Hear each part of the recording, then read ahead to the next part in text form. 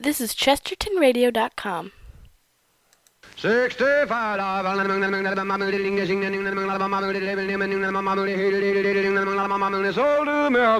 The Jack Benny Program, presented by Lucky Strike. Be happy, go lucky, be happy, go lucky strike, be happy, go lucky strike today. I wooed my gal with music soft and finally won her hand when I got smart and switched right to that happy lucky brand.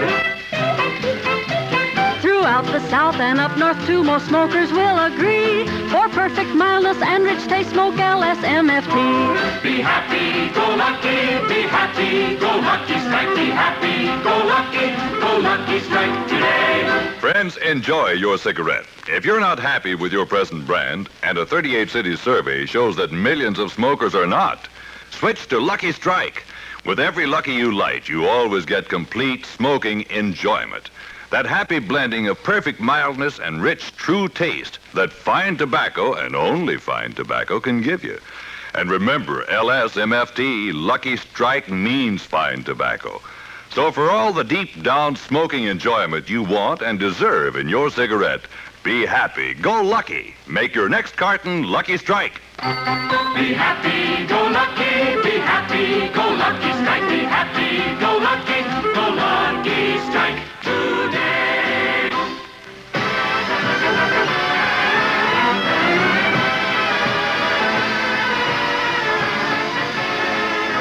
The Lucky Strike program starring Jack Benny with Mary Livingston, Phil Harris, Rochester, Dennis Day, the Sportsman Quartet, and yours truly, Don Wilson.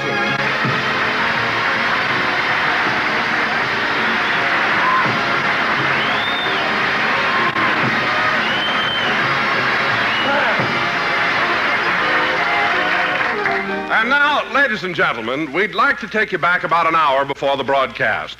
At the moment, Jack is in his dressing room talking to Rochester. Say, Rochester, the rehearsal went pretty good today, didn't it? I guess so. I thought the script sounded very funny, didn't you? It was all right. Rochester, what's the matter? You've been acting kind of blue all day. What's wrong? Well, I'll have to tell you sometime, so I might as well do it now. I'm going to leave you. Leave me? Why? Well, boss, let's put it this way. You know that Bank of America down on the corner by your house? Yes. Well, I've been passing it for 15 years, and just once I'd like to turn in.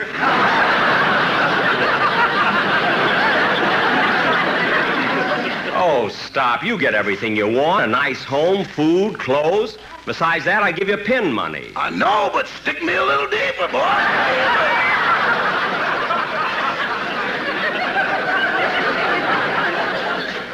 Rochester, I'm hurt to think that money could come between us after all this time. Why, you've been with me for 14 years. 15 years, boss. No, 14. 15. I came to work for you the first year you were 39. Oh, stop bragging. I was 39 before I ever met you. Anyway, Rochester, you're not going to leave me. Yes, I am. I got another offer. Another offer?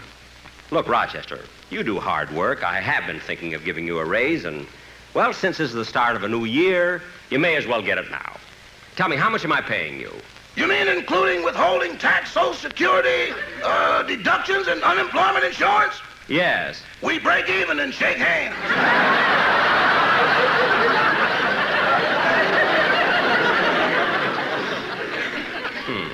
Well, that's all going to be changed. Starting today, I'm giving you a $10 a week raise. What have you got to say to that? Oh, that's wonderful, boss. Wonderful. Excuse me a minute.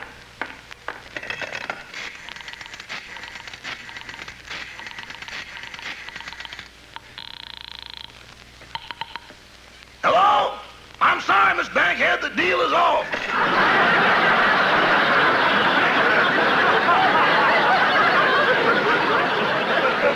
Now, Rochester, I know you're kidding. So stop making up a lot of things. Come in. Hey, Jackson, I've finished rehearsing the band. Good, good. We're going to run through the script again? No, it isn't necessary, Don. Oh, I still have to rehearse my song. We'll do it later, Dennis. Come on in and relax a while. You know, fellas, I was thinking that perhaps we could... Oh, Phil, for heaven's sake, watch what you're doing. You're mussing up my hair. I'm sorry, Jackson. I didn't see it there when I sat down. Well, be more careful next time. Throw it up in the air, Phil. I've got my slingshot. cut that out. I wish you fellas wouldn't upset me right before the show. Oh, now, what's the matter, Jack? Why are you so nervous? Don, you know I'm always on edge right before a broadcast. Jackson, I can't understand you. What do you got to be nervous about? What? Why don't you be like me? Like you? Certainly. When I do a show, I just walk out and stand in the middle of the stage, look the audience right in the eye, and defy them not to like me. I should do that? Yeah, but first marry money, like I did. I knew there was a catch to it. Listen, Phil, when I have to do... Come in. Oh, it's Mel Blanc. Hiya, Mel. Hello, Mr. Benny. Here's that $1 I owe you for the Rose Bowl game. Oh, thanks, Mel. Hey, Mel, you bet on California, huh? No, I didn't bet. Then why do you owe Jackson $1? I watched the game on his television set. All right. See you later, Mel. Yeah, so long. By the way, Don, you should have come over. Oh, I didn't have to, Jack. I was at the game. Oh. And it was really exciting. But the most thrilling thing of all was when Michigan won and they carried Coach Oosterman out of the bowl. That's right. Well, say, Phil, what did you win? Me? Yeah, I saw them carry you out, too.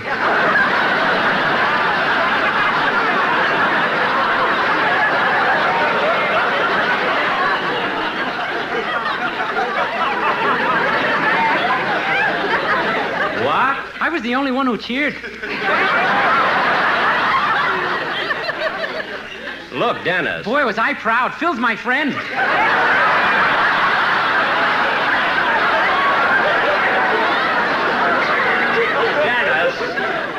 Dennis, you can stop being proud. Out of the 98,939 people at the Rose Bowl, your friend was the only one who didn't know Michigan won till January the 4th. That's your friend over there. Now, Don, would you do me a favor? Oh, hold it. Now, there's the phone. Hello? Oh, hello. How are you? Look, I'm just trying to be polite. Dennis, it's your mother. Thank you. Hello? Oh, yes, Mother. Well, Mother, you told me to take off the ornaments and then burn the Christmas tree, so I burned it. Well, you didn't say anything about taking it out of the house. What? All right, Mother. I'm sorry. Goodbye. Dennis, what happened? Same as last year, our house burned down. Oh, well, fortunately, your mother's a carpenter. Now, Don... didn't expect that laugh. Now, Don... Would you go out on the stage? Don, would you go out on the stage and see that everything is ready for the broadcast? Okay, Jack. I'll go with you, Don. Now, Dennis, while I'm taking care of the scripts, you see that the boys in the band have the music I for beg your pardon, but could you tell me where Studio A is? Well, yes, it's right around the... wait a minute. Aren't you Deborah Kerr? Yes, I am.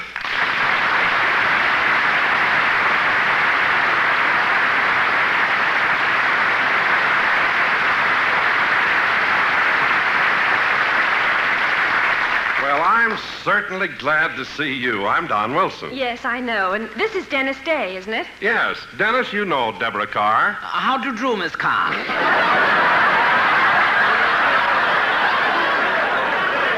Hello, Dennis. Deborah, Jack's in his dressing room. I'll call him. Oh, Jack! Jack! What is it, Don? Look who's here! Well, if it isn't Deborah Kerr. Hello, Deborah. Hello, Jack. Jack, her name is pronounced Kerr. Isn't it, Deborah? Yes, but that's all right. A lot of people make that mistake. What do you mean mistake? It's spelled K-E-R-R, isn't it? Yes, but in England it's pronounced car. Oh. Just like here in America you say Derby, and over there we say Derby. Oh, yes. Well, that reminds me. Yesterday I was in the Brown Derby and I ran into Clerk Gable.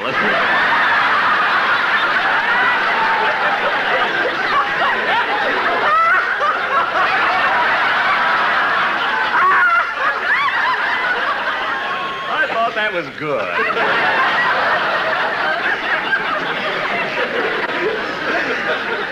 You know, he was having borscht. It's borscht over there, too. Oh. Well, if you'll excuse me, Miss Kerr, but we have a few last-minute things to do before we start the broadcast. Yes, go ahead, Don. Tell me, Deborah, what are you doing here at CBS? I came down to see a television show. Some friends of mine are on it. Oh, really? You know, Deborah, I did a television program. Yes, I know, Jack. I saw it. That was about 10 weeks ago, wasn't it? Yes, and now I'm going to do another one. So soon?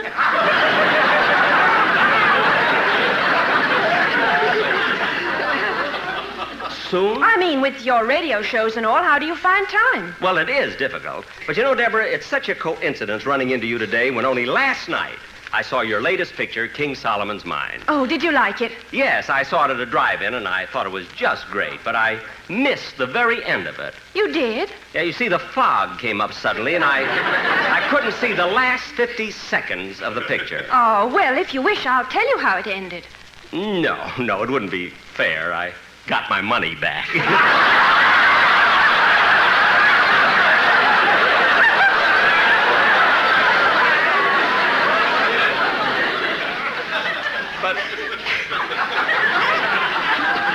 But Deborah, King Solomon's Mines was really exciting, and you and Stuart Granger were wonderful in it.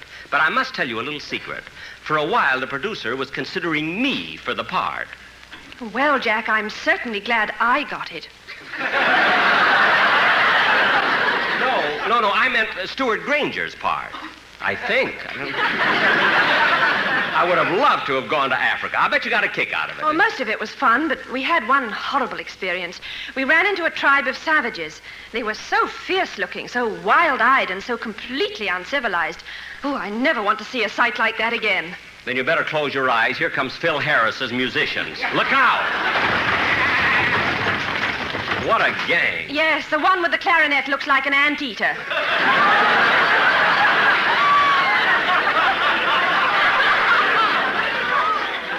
It is an anteater. Phil doesn't know it.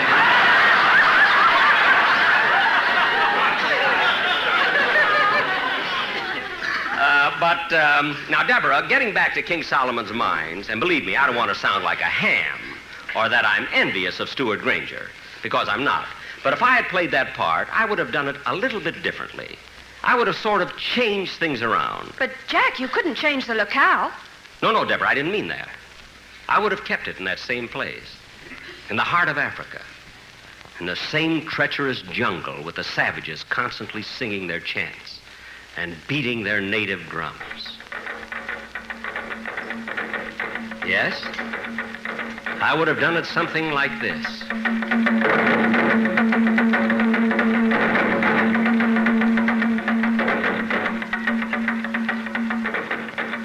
My name is Alan Quartermain. My business is leading safaris through the animal-infested jungles of dark Africa. For 12 years, I had lived among the savages in the Belgian Congo.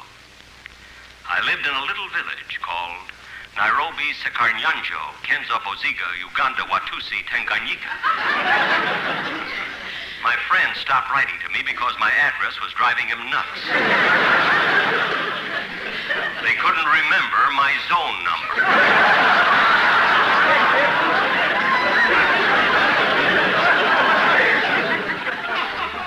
That's why I decided to leave the treacherous life of the jungle and go back to England.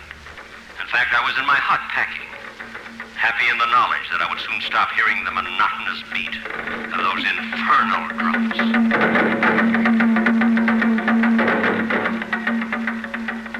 Let me see now. I think I've got everything packed. I can hardly believe it. In 3 short weeks, I'll be back home. Gosh, I haven't seen a civilized woman in over... Ooga boogie.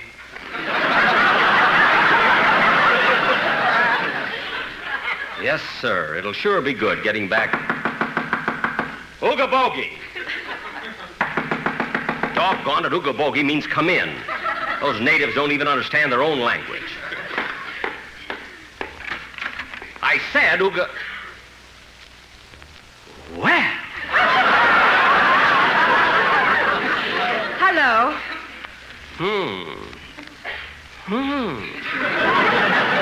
Well, don't stand there staring at me. Aren't you going to ask me to ooga boogie? Yes, come in. Come right in. Are you Alan Quartermain? Her voice was so beautiful. Even the name Alan sounded good to me.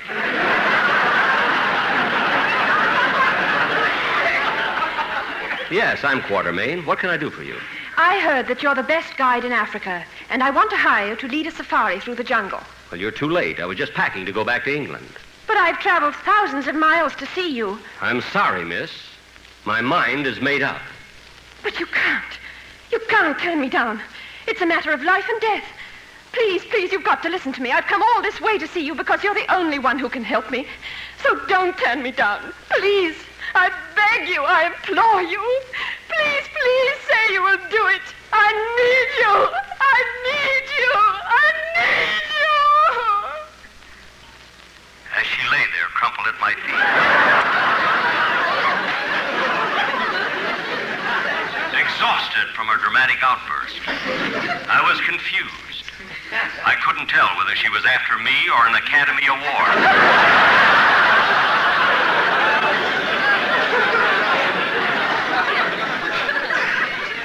I'm sorry, miss, but I've had enough of the jungle, and I'm going back to England. Oh, but Mr. Quartermain, I'm trying to find my lost uncle.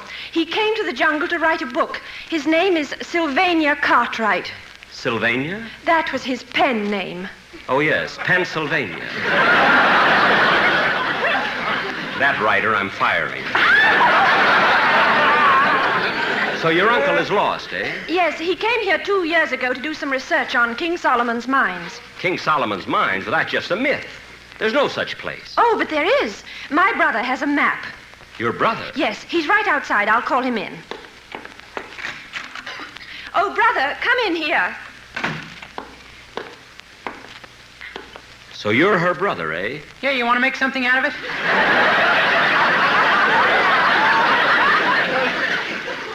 It was then I decided to go on this dangerous trek through the death-infested jungle, if only to lose him.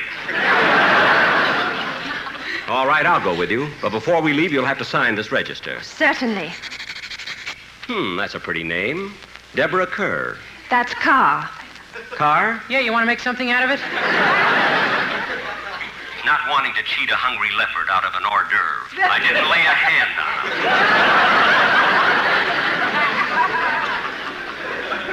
The next morning, I formed a safari. With 22 natives carrying water, food, and supplies, we set out on our dangerous journey. For miles and miles and miles, the natives sang their tribal chant as we hacked our way through the jungle.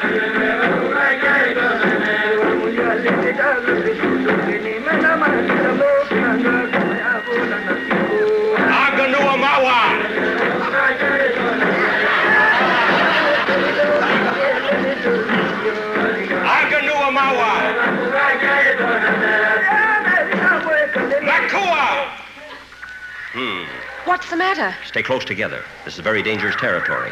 There may be a lion lurking behind every bush. Quiet, everybody. It's that bush. It just moved. The natives will circle it. Then after I shoot, they'll dive in and grab it. What do you think it is? I don't know, but if it's a lion, we'll skin it. If it's a gazelle, we'll eat it. Quiet now. They got it! They got it! Umba kaloda nuwamba!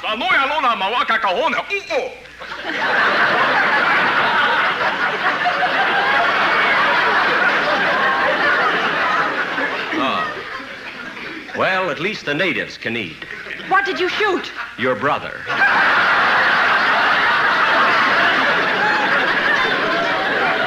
See that hole in his head? Oh, he's always had that. Oh. But you did enlarge it. Oh, I shot him all right, but I still couldn't get rid of him. Our goal was King Solomon's mines, and her brother was the only one who had the map. It was painted on the roof of his mouth. He did it himself. Of course, he had to buy the brush and the paints. He had his own palette.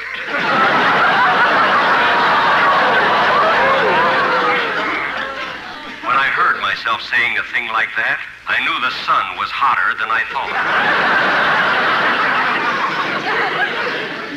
But we had to trek on if we ever expected to reach our first stopping place, the village of Kalawana. As our safari pushed through the jungle, our natives sang their tribal chant.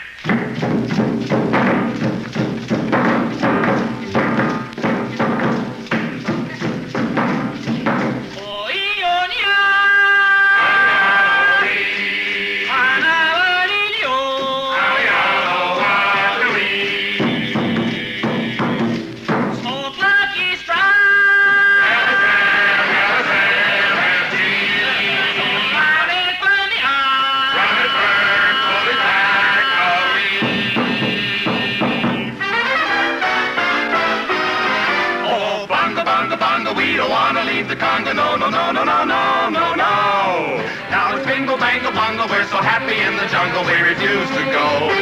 We must admit your video makes us giddy, so let's get this clear. Just as long as we have luckies, we'll stay right here. Oh, bunga, bunga, bunga, you can have your Cucamonga, Anaheim, or a zoo. There is nothing in Kentucky like puffing on a lucky in your own canoe. No puff is ever rough, there's no rough puff in Luckies, you know. So don't forget to take along a lot of Luckies wherever you go.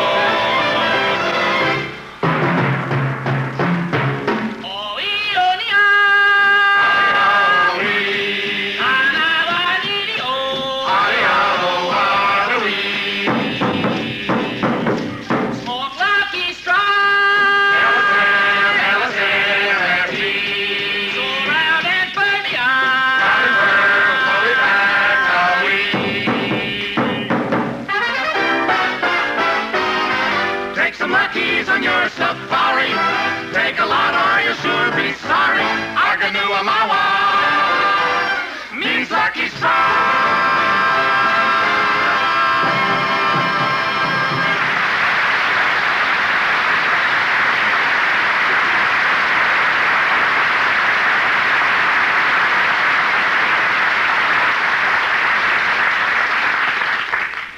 When the natives finished their chant, I thought I heard people applauding. Then I realized it was just two Ubangis having an argument.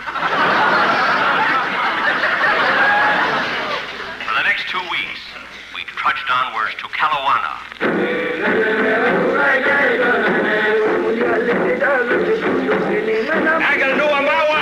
Quartermain. What is it, Deborah? Look at that strange little bird up in that tree. Where? There.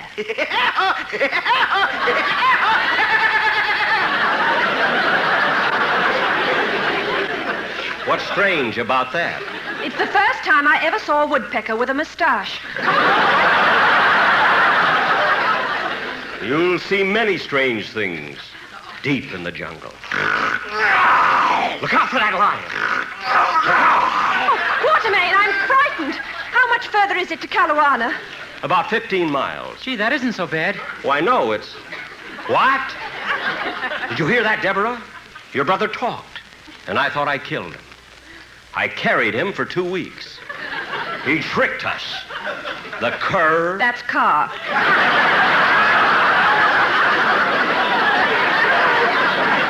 Oh, yes. Come here, brother. Open your mouth so I can look at the map. Come on, open your mouth. Wider. Wider. Not you. I'm sorry.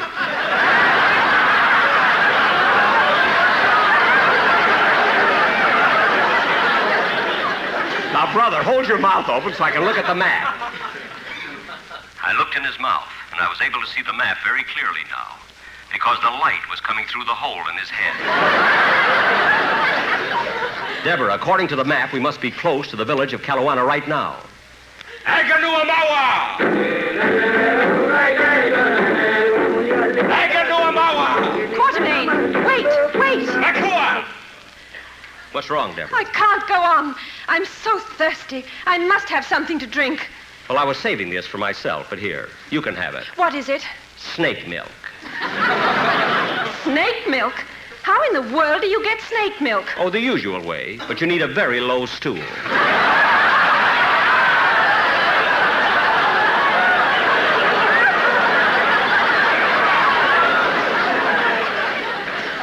Don't throw away the bottle. I get 2 cents back. Let's go. Aganuamawa! Aganuamawa! Nakua! What's the matter, Quartermain? We must be near the village. Look, there's a horse. And there's a pig. And there's a rabbit. What's up, Doc?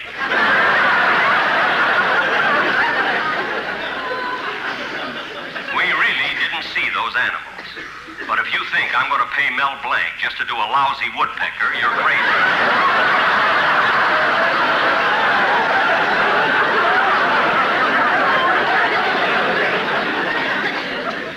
However, we did reach the village Malawana. And as we approached, the native chief came running up to us excitedly and said, Lala Boogie Mala Kola Hananoya. Huh? Lala Boogie Mala Kola Hananoya. Quartermain, this native is asking us something, but we don't understand. I'll find out what he wants. Nula Magina? Lala Boogie Mala Kola Hananoya. Oh, Michigan 14, California 6. Tell me, Chief, where is King Solomon's mines? Maga! Maga! Maga! I mentioned King Solomon's mine. The whole tribe turned on us. Their frenzy mounted. They tied us to stakes and built a huge fire around us. Deborah became panicked. Quartermain! Quartermain! Help me! Help me! Courage, Deborah! Courage! As I stood there helpless, a native, painted in grotesque colors, grabbed Deborah.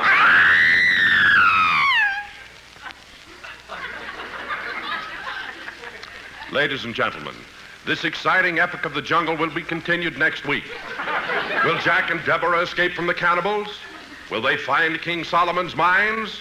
Will Mel Blanc get paid? Tune in next Sunday for the closing episode of King Solomon's Mines. With our special guest star, Deborah Kerr. That's Carr. Oh, yes.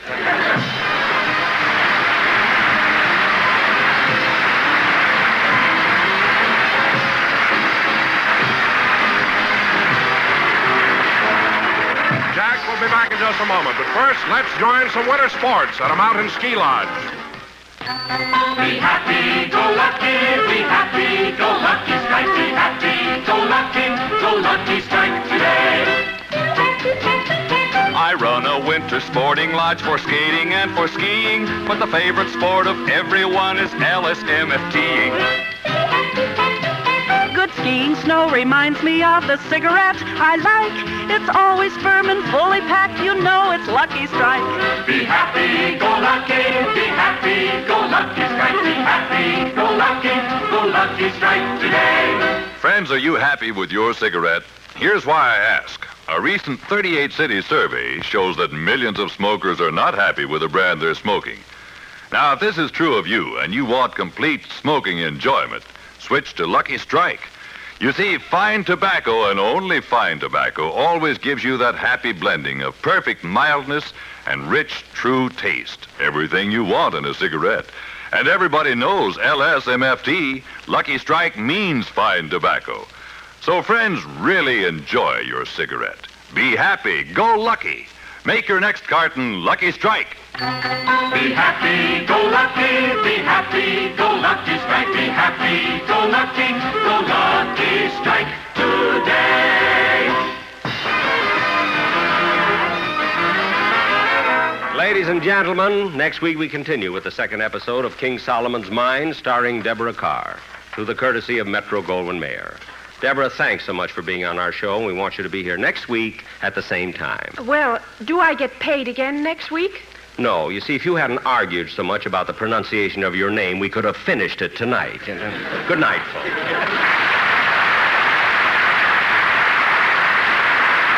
Ladies and gentlemen, when a fella needs a friend, he needs a helping hand.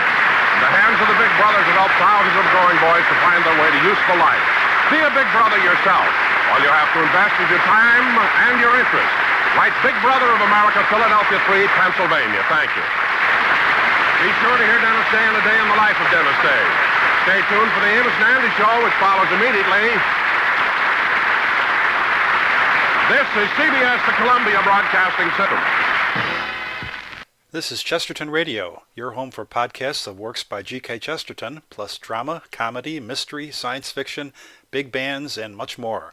The soundtrack to your Chesterton day at chestertonradio.com. Answer the phone. Go answer it yourself. Can't you see I'm patching your overalls? Okay. Hello? How do you do? This is the Take It and Go quiz program. Quiz program? Yes. Can you answer this question? Who discovered America? Columbus. Christopher Columbus. Right! And for answering that question correctly, you have won $15,000 in cash, a new 1951 Cadillac, an electric dishwasher, an 8-piece bedroom set, a cedar chest, your house painted inside and out, an 18-foot motorboat, a 16-carat diamond ring. Henry, why did you hang up? Look what time it is. I want to listen to Jack Benny.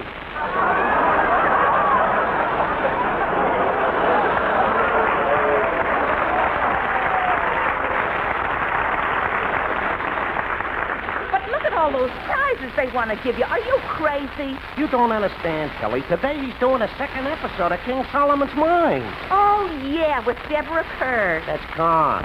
Well, don't stand there arguing. Turn on the radio. Okay. And now, ladies and gentlemen, we bring you the star of our show, that intrepid guide of the jungles of dark Africa, Alan Quartermain.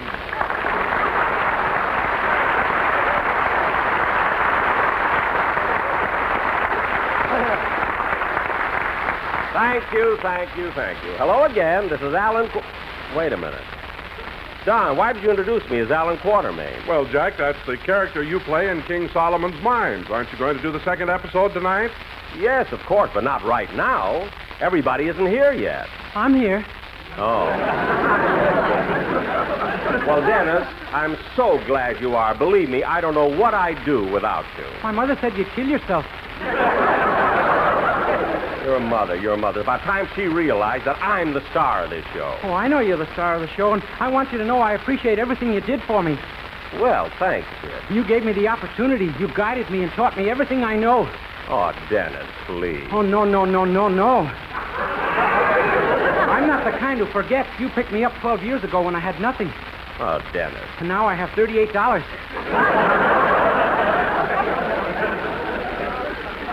$38? Which I save for my own show. Well, you could save on what I pay you, too, believe me. Now, Don. Yes, Jack. Will you please call my house and see if Rochester left yet? Well, what about Mary and Deborah? Rochester's driving them down. Yeah, I hope they get here soon.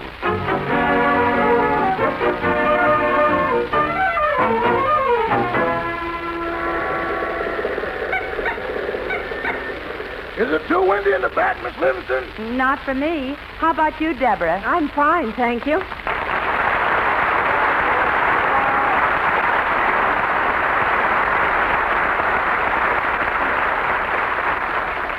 You know, Mary, I'm excited about being on Jack's program again. It was fun last week. Well, you were wonderful in it, Deborah. But tell me something. You made the picture King Solomon's Mines with Stuart Granger, didn't you? Mm-hmm. And on the radio, you did it with Jack. That's right. Well, tell me, Deborah, how would you compare Jack with Stuart Granger?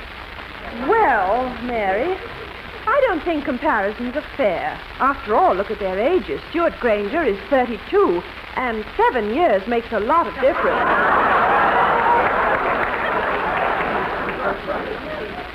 7 years? Did Jack tell you he was 39? No, 25. Oh, no. If Jack gets any younger, CBS won't have to buy him. They can adopt him. Deborah, how did rehearsal go yesterday? Oh, fine, Mary. Jack is wonderful to work with. But we have one love scene where we're supposed to kiss, and I asked him to cut it. Why? Well, with his glasses, when you get that close to him, you feel like you're window shopping.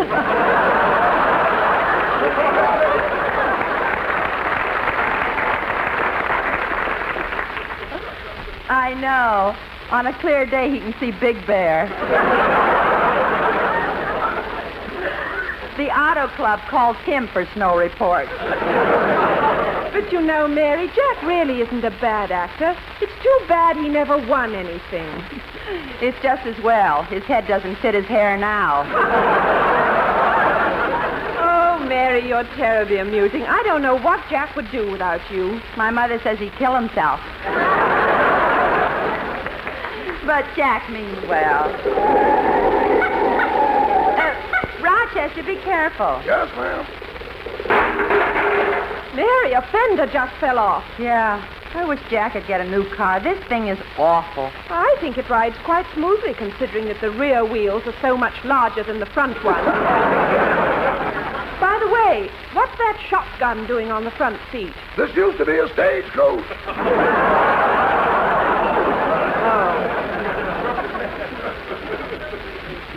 Mr. Benny still has a contract to carry the mail between Santa Monica and Malibu. Rochester. Neither flats nor blowouts nor dirty windshield shall stay this courier from his appointed round. Rochester, stop being silly. There goes a hubcap. Rochester, we lost a fender, a hubcap, and a tail light. I know. Well, aren't you concerned about all those things falling off the car? No, this is the molding season. Rochester, please go a little faster. We're late already, and Jack must be worried about us.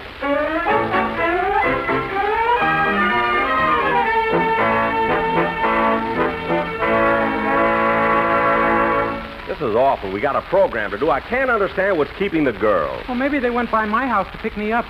Oh, did you tell them to? No. Then why would they go to your house? They're both nuts about me. Oh, for heaven's sake, Dennis, how can you say such stupid, idiotic things? Both nuts about you.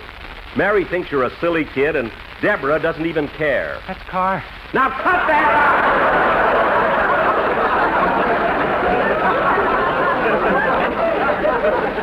Anyway, Dennis, since we can't start the sketch till Mary and Deborah get here, how about singing your song? Maybe that's them now. Come in. Well, I certainly didn't expect to see you, Mr. Don't now speak the phone.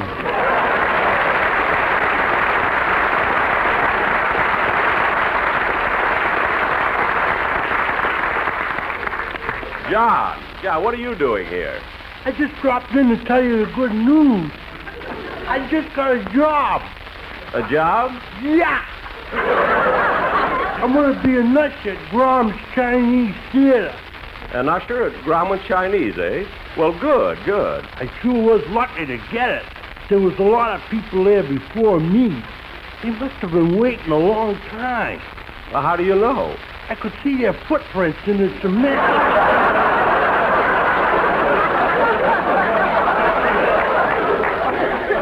No, John, well, never mind. Look, anyway, I know you'll make a very good usher. I hope so. Yeah. They offered me the same job at the Pantages Theater, but I turned it down.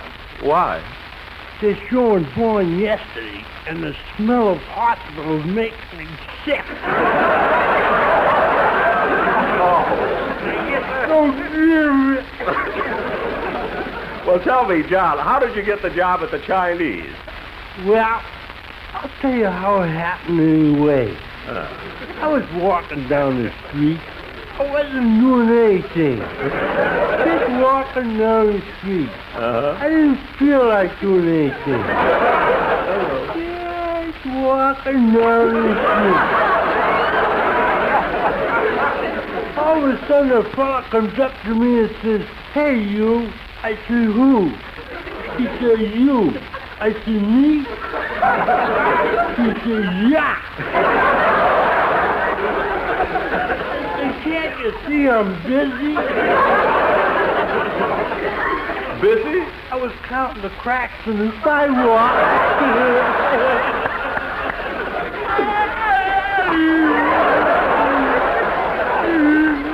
Well, mister, You better watch me. I think awful fast. I'm sure you... Well, good luck on your job, Mr. Savoni. Goodbye. Goodbye.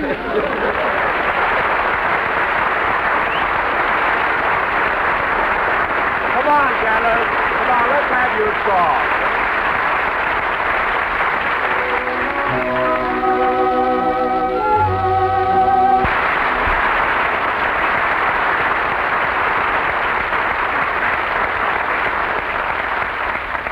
That was Tennessee Waltz, sung by Dennis E. Day and accompanied by a 3-star Hennessy orchestra. Hey, that was a pretty good ad-lib, wasn't it, Dennis? Yeah, it even got a big laugh at rehearsal. Dennis, you weren't supposed to tell. You know, sometimes you do... Hey, Jack, we're here. Oh, hello, Mary. Hello, Deborah. Hello, Jack. Dennis, you're here. We went by your house. You see? All right. Now, girls, you got here just in time because we have to do our play. Now, Mary, in this episode, you're going to be a native princess. And Dennis... Yes? You're going to be Deborah's brother, the same as last week. Now go ahead, Don. Introduce the play. Okay. Ladies and gentlemen, tonight the Jack Benny Jungle Art Players bring you the second episode of that thrilling saga of darkest Africa, King Solomon's Mines.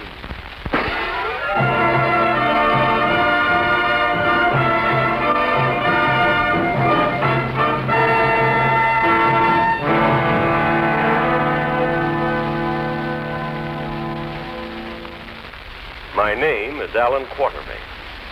My business is leading safaris through the animal-infested jungle of the Congo. Last week, I had decided to give up the treacherous life of the jungle and go back to England. As I was packing a beautiful girl, As I was packing,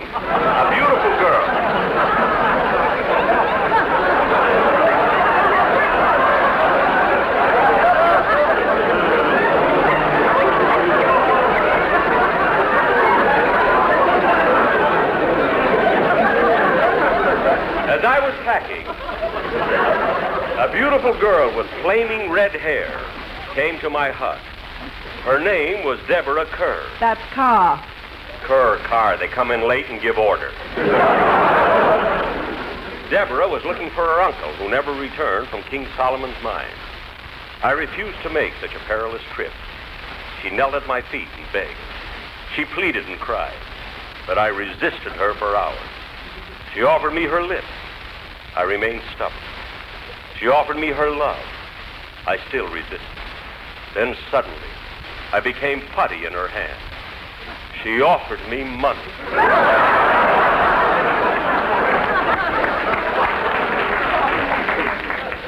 18 days later, with our food and water nearly gone, we arrived at the village of Kalawana. As we entered the clearing, the savage cannibal tribe turned on us. Quartermain! Courage, Deborah, courage! Quartermain, don't let these cannibals torture me. Do something. Talk to them. I will, Deborah. I will. Ogula Kanagu, Wagu Kanoya, Matula. Umbage Waga Lamoa Atuna Sanoko. Quartermain, these cannibals are vicious. How are we going to get away? Quiet, Deborah. I'll amuse them. I'll tell them a limerick. They love those.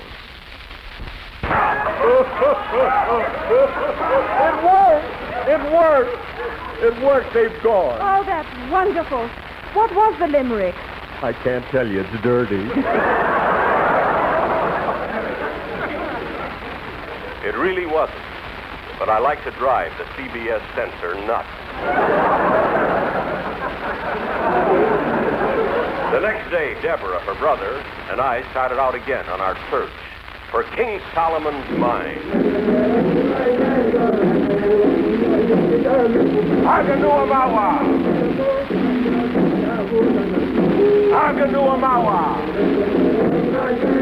Makua!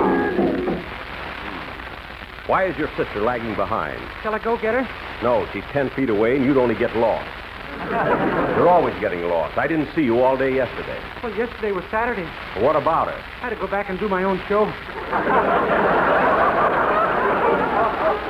I was glad he had returned because the map to King Solomon's mines was painted on the roof of his mouth.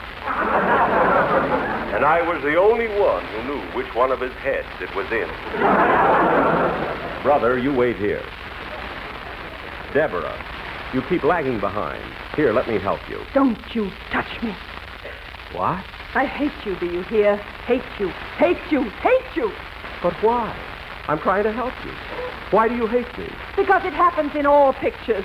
I have to hate you first so I can fall in love with you later. That didn't seem to make sense. In the horn blows at midnight, they loved me in the beginning, but hated me when it was over. I couldn't understand it. What are you mumbling about? Nothing. Aganuamawa!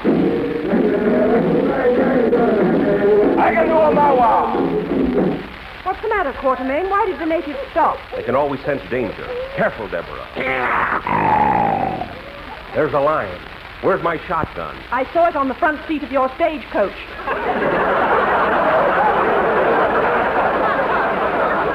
But I brought it with me. Oh, here it is. I think Ooh. We were in trouble. The lion had a rifle, too.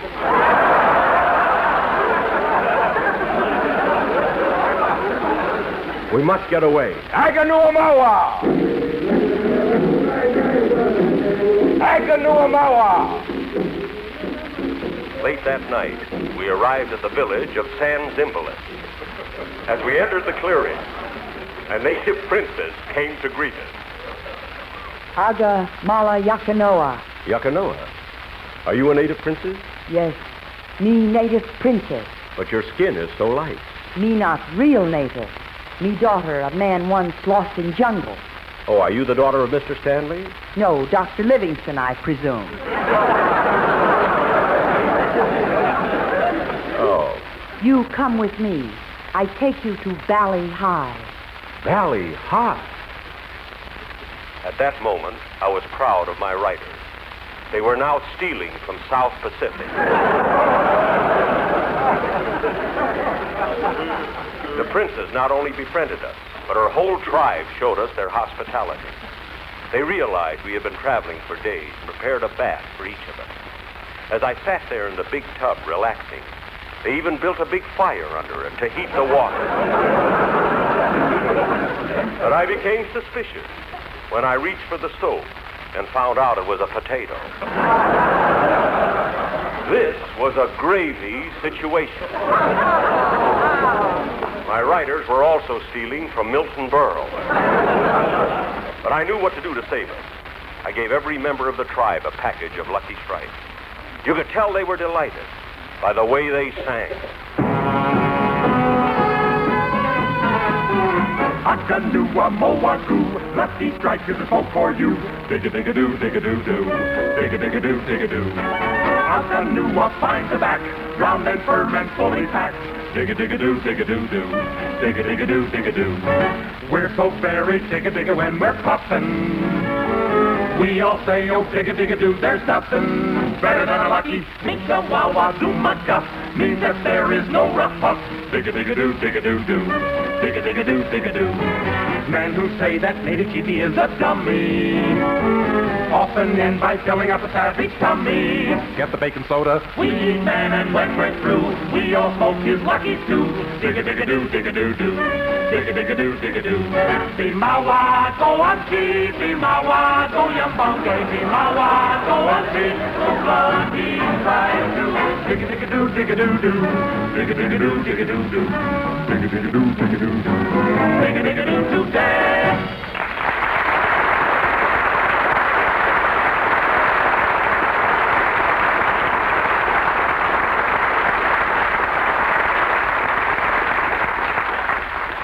When they finished singing, they went into the weirdest gyrations. We stood there spellbound, watching them do their native dance.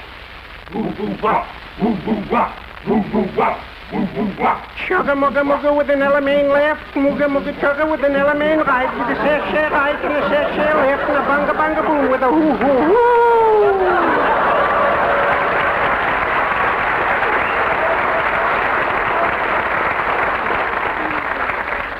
Gee. That must be a tribe from Calabasas. Yeah. Princess, there's something I'd like to know. What you like to know?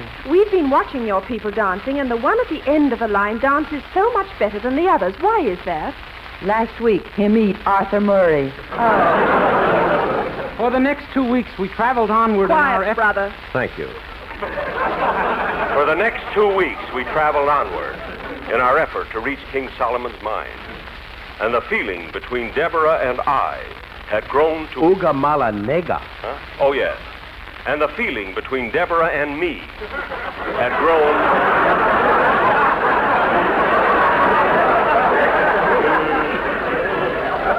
had grown to be more than friendship. We was in love. Each night we sat in the darkness of the jungle, anxious to show our feeling towards each other.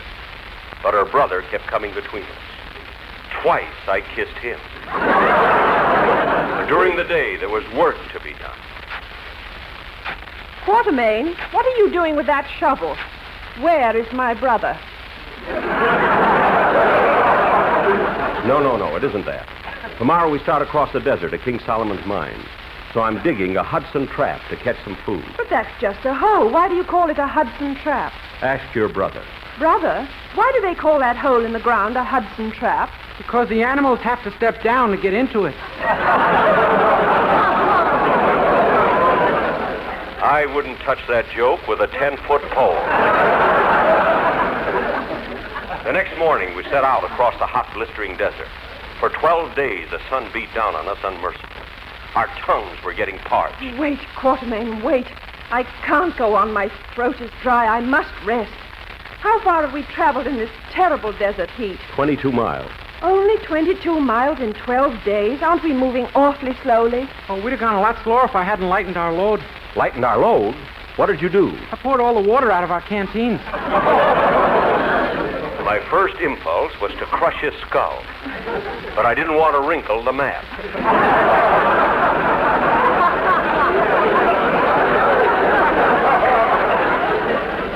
And though we had no water, we still continued on our way. Aganuamawa! Wait, please wait. Makoa! What's the matter? I just can't go on. We'll never reach the mines. This is the end, Quartermain. That's Quartermain. Oh. I begged her to continue. We had to find out what happened to her lost uncle. And 2 weeks later, tired, weary, dusty, and bedraggled, we arrived at King Solomon's mine.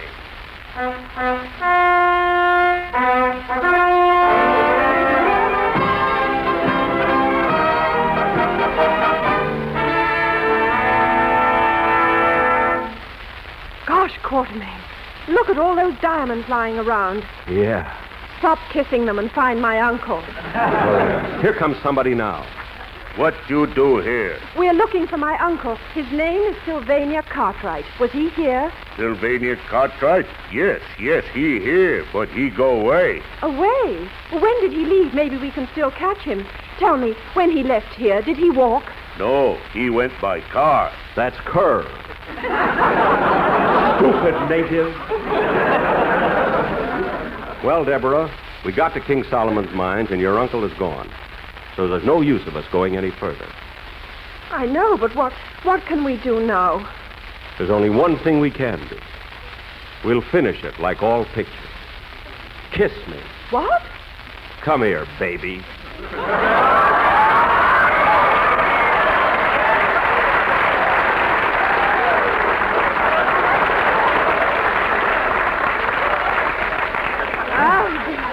What do you say now? Aganuamawa. Well, tell that to Stuart Granger. I'm going home.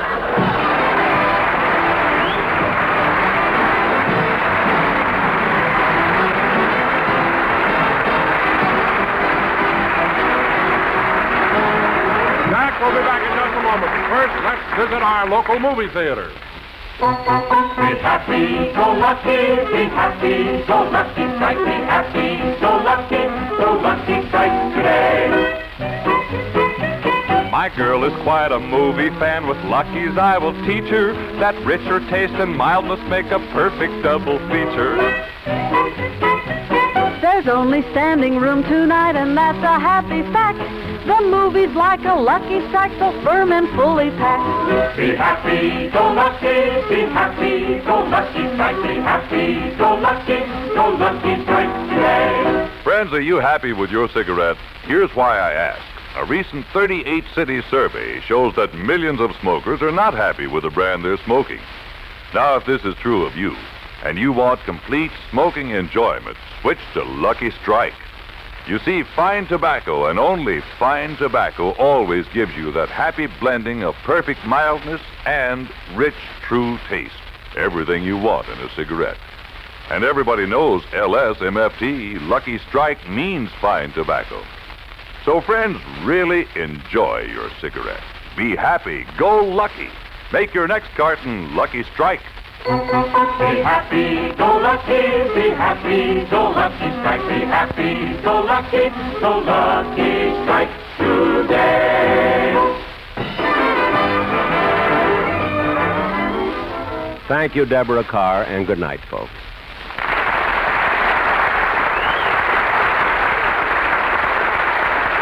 part of John L. C. Savoni was played by Frankie Fontaine.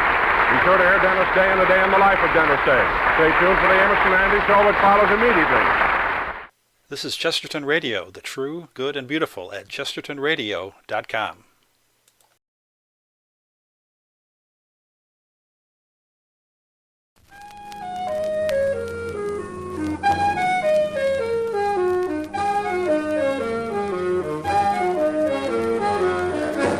Carter Brown, Mysteries.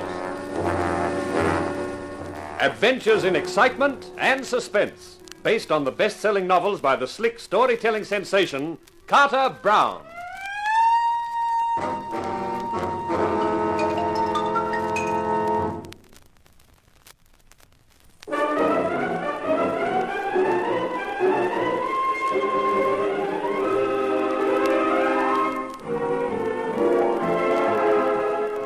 How do you do, ladies and gentlemen?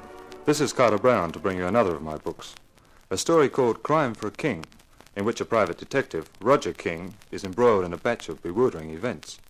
Normally a private eye knows all about his assignment, but in this case our hero is in the dark, which naturally enough makes it hard for him to see where he's going. But he can tell it better than I can, so I'll hand over to Roger King.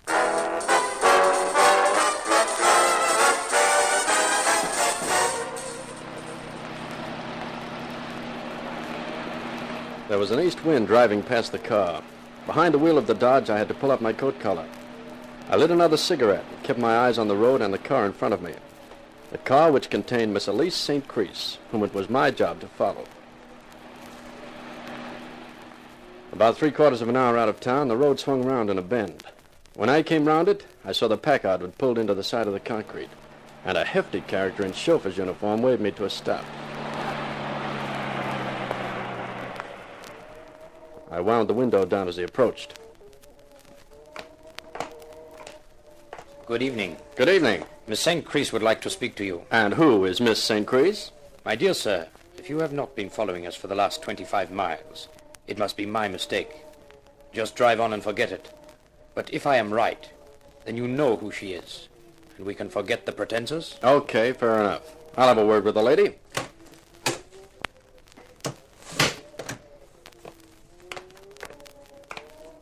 Good evening. Hello. You are the private detective, I presume. Snooper is probably the word you're looking for. Who do you snoop for? Around this time of the year, Santa Claus. Now, what are you expecting in your stocking, apart from a luscious limb? Is wit a necessary accompaniment of your profession? Oh, not really. We throw it in as an extra. You have not answered my question. I have a client who pays good dough for me to trail you. Why should I tell you his name? Because I am curious. Because I don't like being followed around. That's too bad. I don't think I like your attitude. You look like becoming a nuisance. Oh, you'll get used to me after a while. Hey, let's ride in your car and save the juice in mine, huh? What do you say? I say that you begin to bore me. Johnny? Of course. Hey, what? Too late, my friend. Something belonging to the chauffeur, probably his fist, came across my head, and I lost interest in the proceedings. When I came round, I was sitting behind the wheel of my car, with a headache and without the ignition key. The hulking chauffeur must have tossed it in the bushes. But I'd been caught that way before, and I kept a spare in the glove box.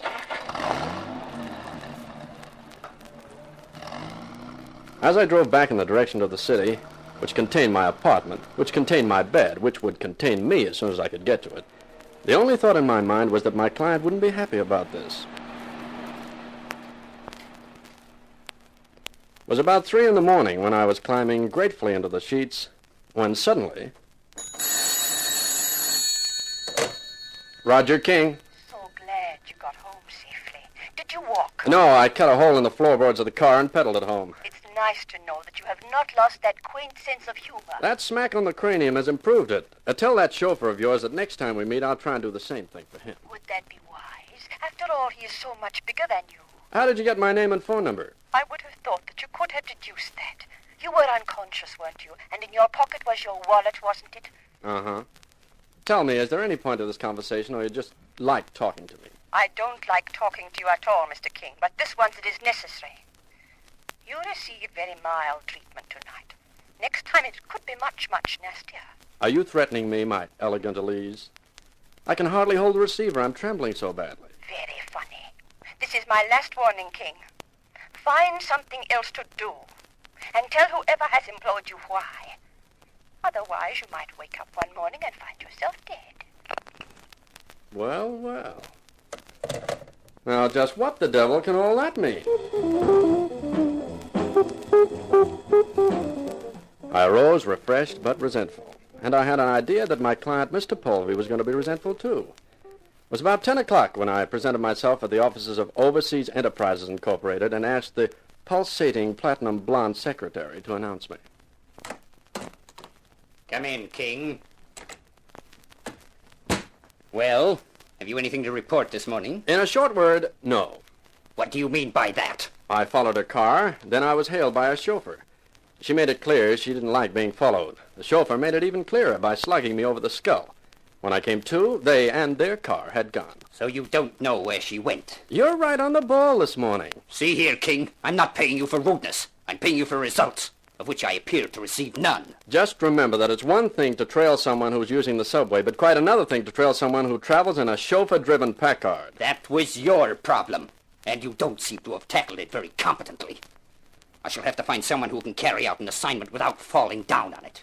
Does that mean I'm fired? In a short word, yes. Well, it doesn't exactly come as a surprise. How about my dough? I shall have my secretary draw you a check. $150 covers it, I think. A lot of money to pay for nothing. But you're not paying me for nothing, Polvey. You're paying for the privilege of discharging me.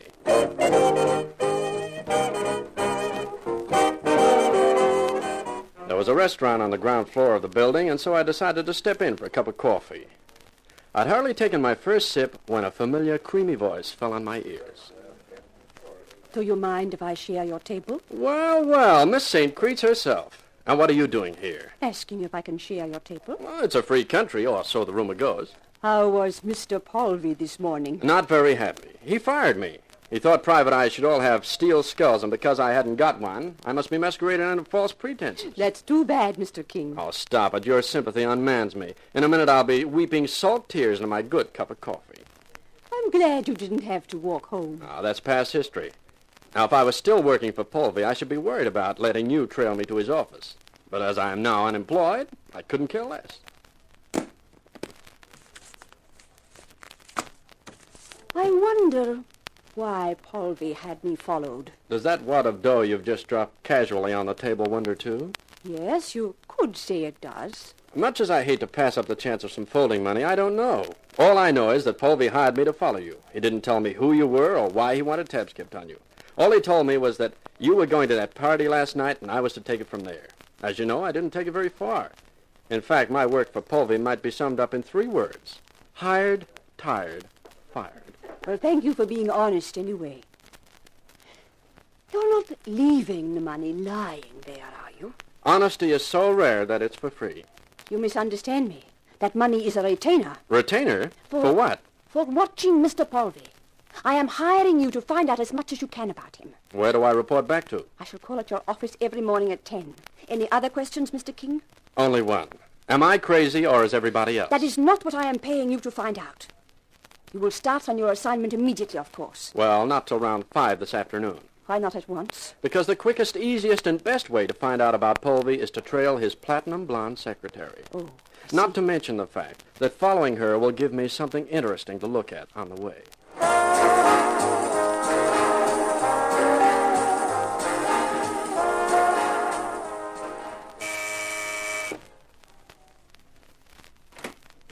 Yes.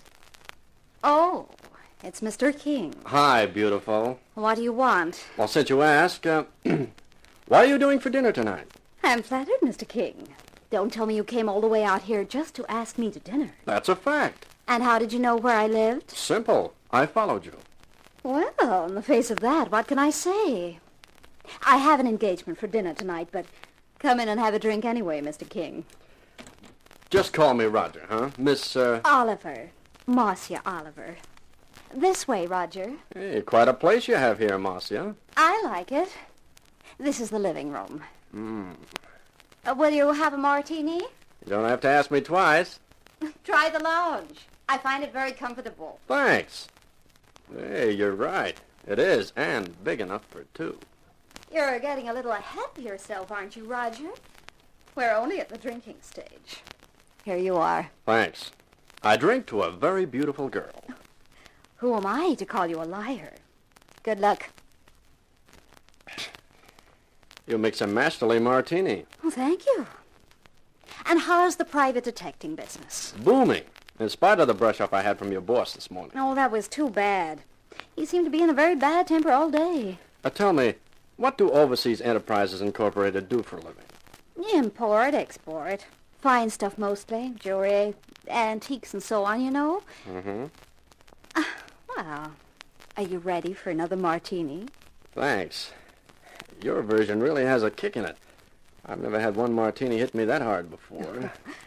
Maybe you've just got a weak head. Not normally, but right now, I feel something like the morning after 2 nights before. Maybe you'd better not have any more. Maybe I'd better not. That one seems... Can't understand. A Mickey Finn. You gave me a Mickey martini. I think it's kind of appropriate. Dope for a dope? You...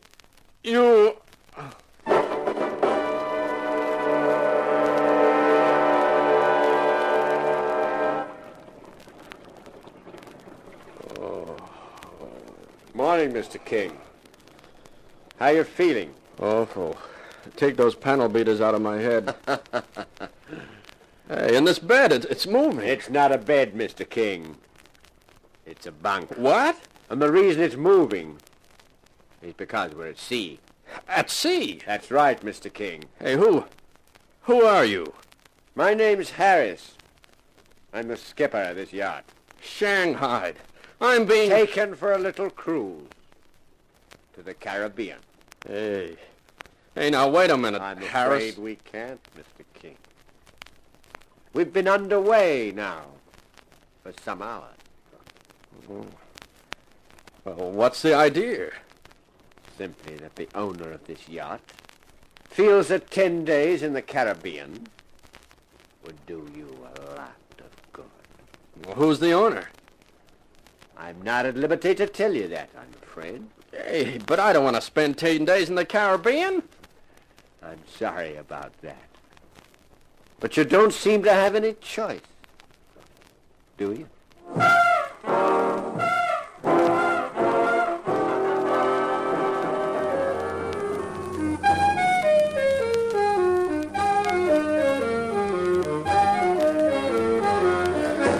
Carter Brown, Mysteries. Adventures in excitement and suspense, based on the best-selling novels by the slick storytelling sensation, Carter Brown.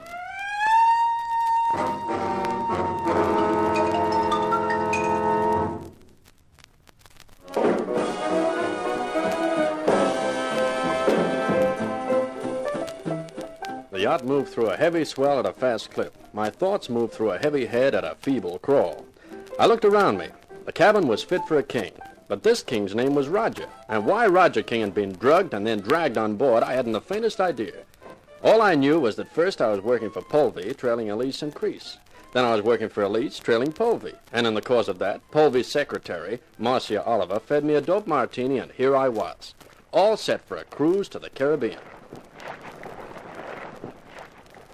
Decided to come up for a breath of fresh air, Mr. King. That's right, Captain Harris, and it feels very fresh. Yeah, the swell's getting heavier.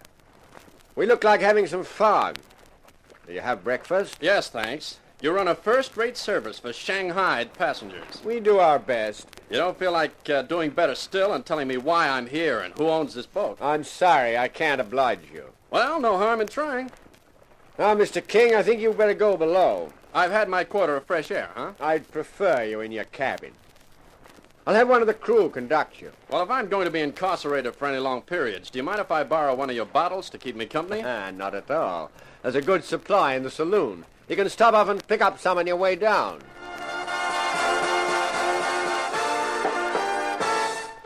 I didn't notice the rest of the day pass, due largely to the bottle, whose contents transferred from it to me made things seem less bewildering. And then it happened.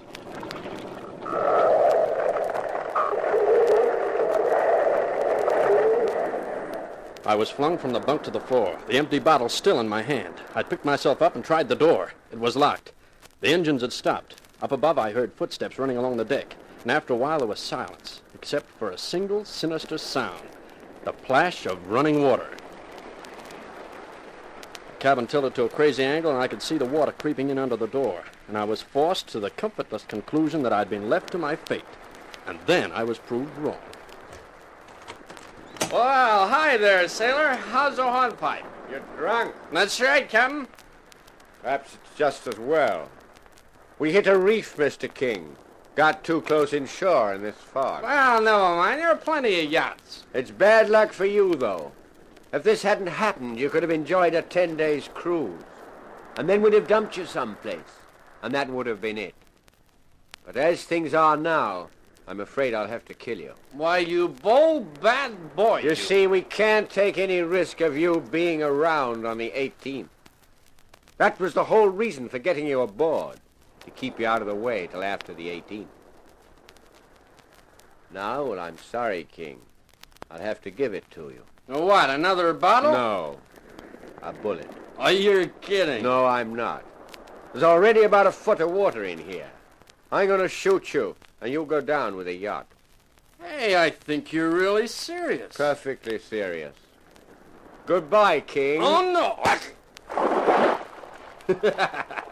I'll bet you never figured I was such a good shot on an empty bottle.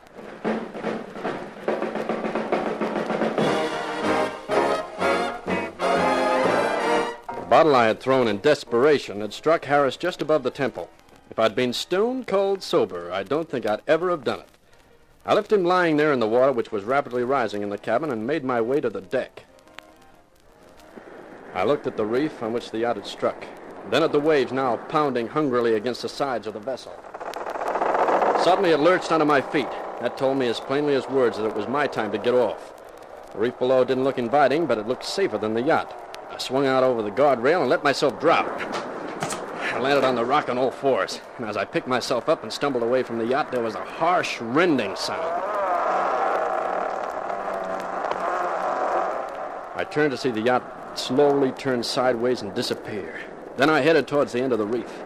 I remember staggering across the slippery rock surface, and then the sudden shock of the ice-cold water, and nothing more.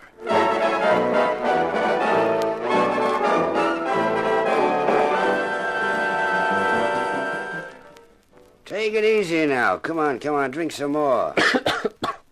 Not so fast now. Gently, Dusty. Yeah, what's this? A bed? Blankets?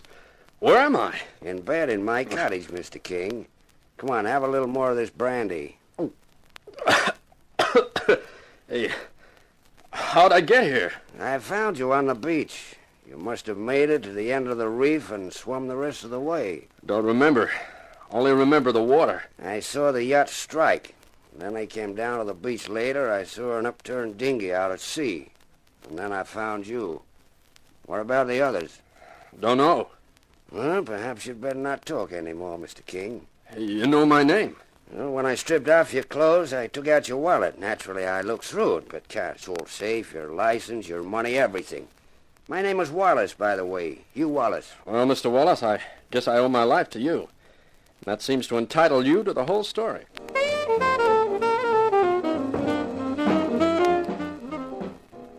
And that's it, Mr. Wallace, right up to the time I saw the yacht go under. The rest of it, well, you know. It's an incredible story. Now, what are you going to do now? Going back to where I came from. I'm annoyed enough now to want a piece of revenge. And another thing, too. I'm curious about that date Harris mentioned, the 18th. I'd like to find out why I had to be kept away until after that. And what exactly is going to happen on the 18th? What about the wreck? I've been thinking about that. You saw an upturned dinghy. Looks as if the rest of the crew must have drowned. I know Harris is dead, and that leaves me the only survivor. I'd like to keep quiet about the wreck for two reasons. One, because to explain Harris's death would be awkward. And two, because with Polvey and his secretary thinking I'm dead, gives me an advantage. But of course, your conscience may insist on reporting the thing, Mr. Wallace. Well, it's up to you. You saved my life, and I won't argue with you on your decision, whatever it may be. I believe your story, Roger. It's too fantastic to be anything but the truth. And I'm only too happy to keep quiet about the wreck. You see, I'm wanted in 4 states for forgery. It was good to get home. It was good to roll into my own bed and sleep 18 hours straight. It was close to lunchtime of the next day when I got to my office and found an irate note from my employer, Miss St. Crease. I flicked the telephone dial to the number in her note.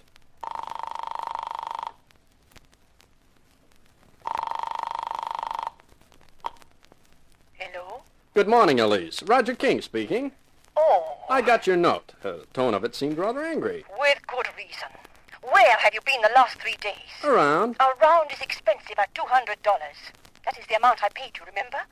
I want more than that. You'll get it. I've been busy. I couldn't wait around my office for you to call. This had better be good. Otherwise, I shall ask Johnny to call on you and convince you that it is better to produce results. Johnny? He was driving my car the other night, remember? Johnny bends iron bars before breakfast, simply because he has to work off his surplus energy. That ape. If he gets near me, I'm liable to forget I'm trying to be a gentleman and break a chair over his head. Oh, I'll tell him that. It will worry him for weeks. Now, look, leaving your playmate Johnny out of the picture for a while, I'm onto something really good. What is it? I can't tell you yet, not until I'm really sure. Mr. King, this begins to sound like stalling to me. Now, just give me 2 more days. After all, as long as you know before the 18th, it's all right, isn't it? Very well. I'm prepared to give you 2 more days. But if I don't hear from you by then, you will really be in trouble. That I can guarantee, Mr. King. So, the 18th means something to you too, baby. The question is, what? And I figure there's only one person who can tell me that.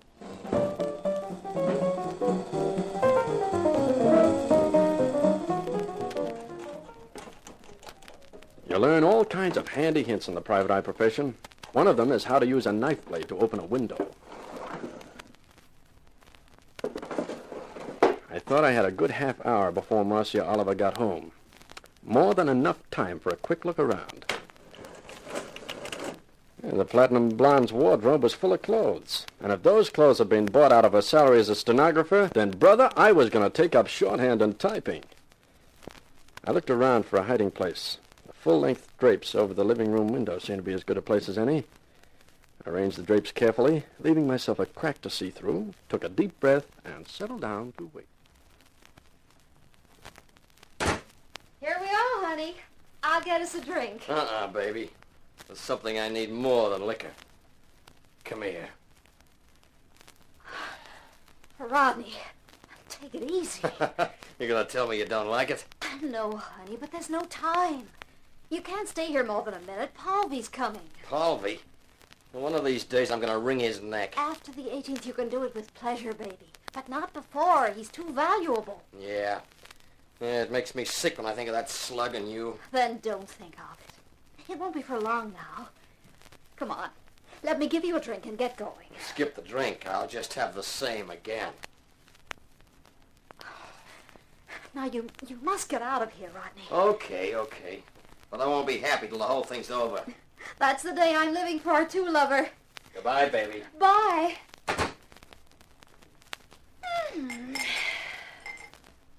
You could pour one for me, too, Marcia. Only this time you can skip the Mickey Finn. You're dead. You mean I should be dead, but I'm not. How did you get in here? Through the window. I've been behind the curtains for quite a while. Oh. Well, I don't know what you want here, but Mr. Palvy will be calling very soon. For his regular visit, huh? Which explains all that expensive clothing you own. If he finds you here, he'll turn you over to the police. I don't think so, baby. Not after that little sea trip you arranged for me, you and Polvy, I presume. I think you'd better give me a little information. If you don't, I'll tell Polvy of the pretty little scene I just witnessed between you and dear Rodney. I'm sure he'd love to hear all about it. What do you want? For a start, the 18th. That's a date everyone seems to be interested in. What happens then? I don't know. Now, baby, don't start with the fairy stories. Palvy says he's pulling off a big deal then. There'll be a stack of money in it, and I'll get some. That's all I know. Well, that could be true, I guess. And why did you slip me that dope martini? I was scared when you said you followed me home. I thought Palvy's wife might have put you onto me. I wanted to keep you here till I could get in touch with Palvy and ask him what to do. And he suggested the sea trip? Yes. I don't think I believe you, but I can wait. When Polvy comes tonight, find out something definite about the 18th. I'll call back around midnight. You'd better know then, or I'll blow the whole works to Pal Povey. So it's up to you, baby.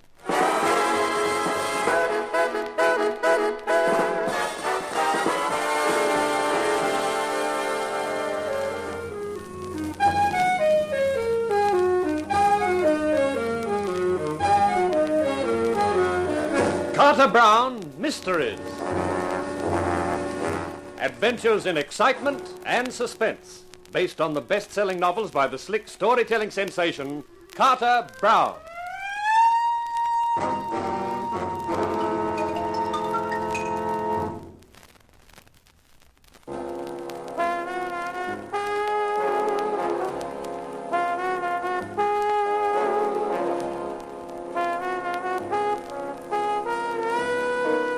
The deeper I delved into the setup, the more it made mystery. It was turning out a king-size problem for a private eye called King. My big bewilderment was concerned with the date, the 18th, on which something was supposed to happen, which everyone was worried about, in one way or another. But I figured I stood a fair chance of finding out what the 18th meant after the ultimatum I had delivered to Marcia Oliver. I was due to call on her at midnight, when I hoped all would be explained. Meantime, I headed for the precinct to pick up my car, which had been impounded from in front of Povey's office. After a long explanation to the police about sick relatives and a $20 fine, I got the Dodge back, and then it was close enough to midnight and Marcia.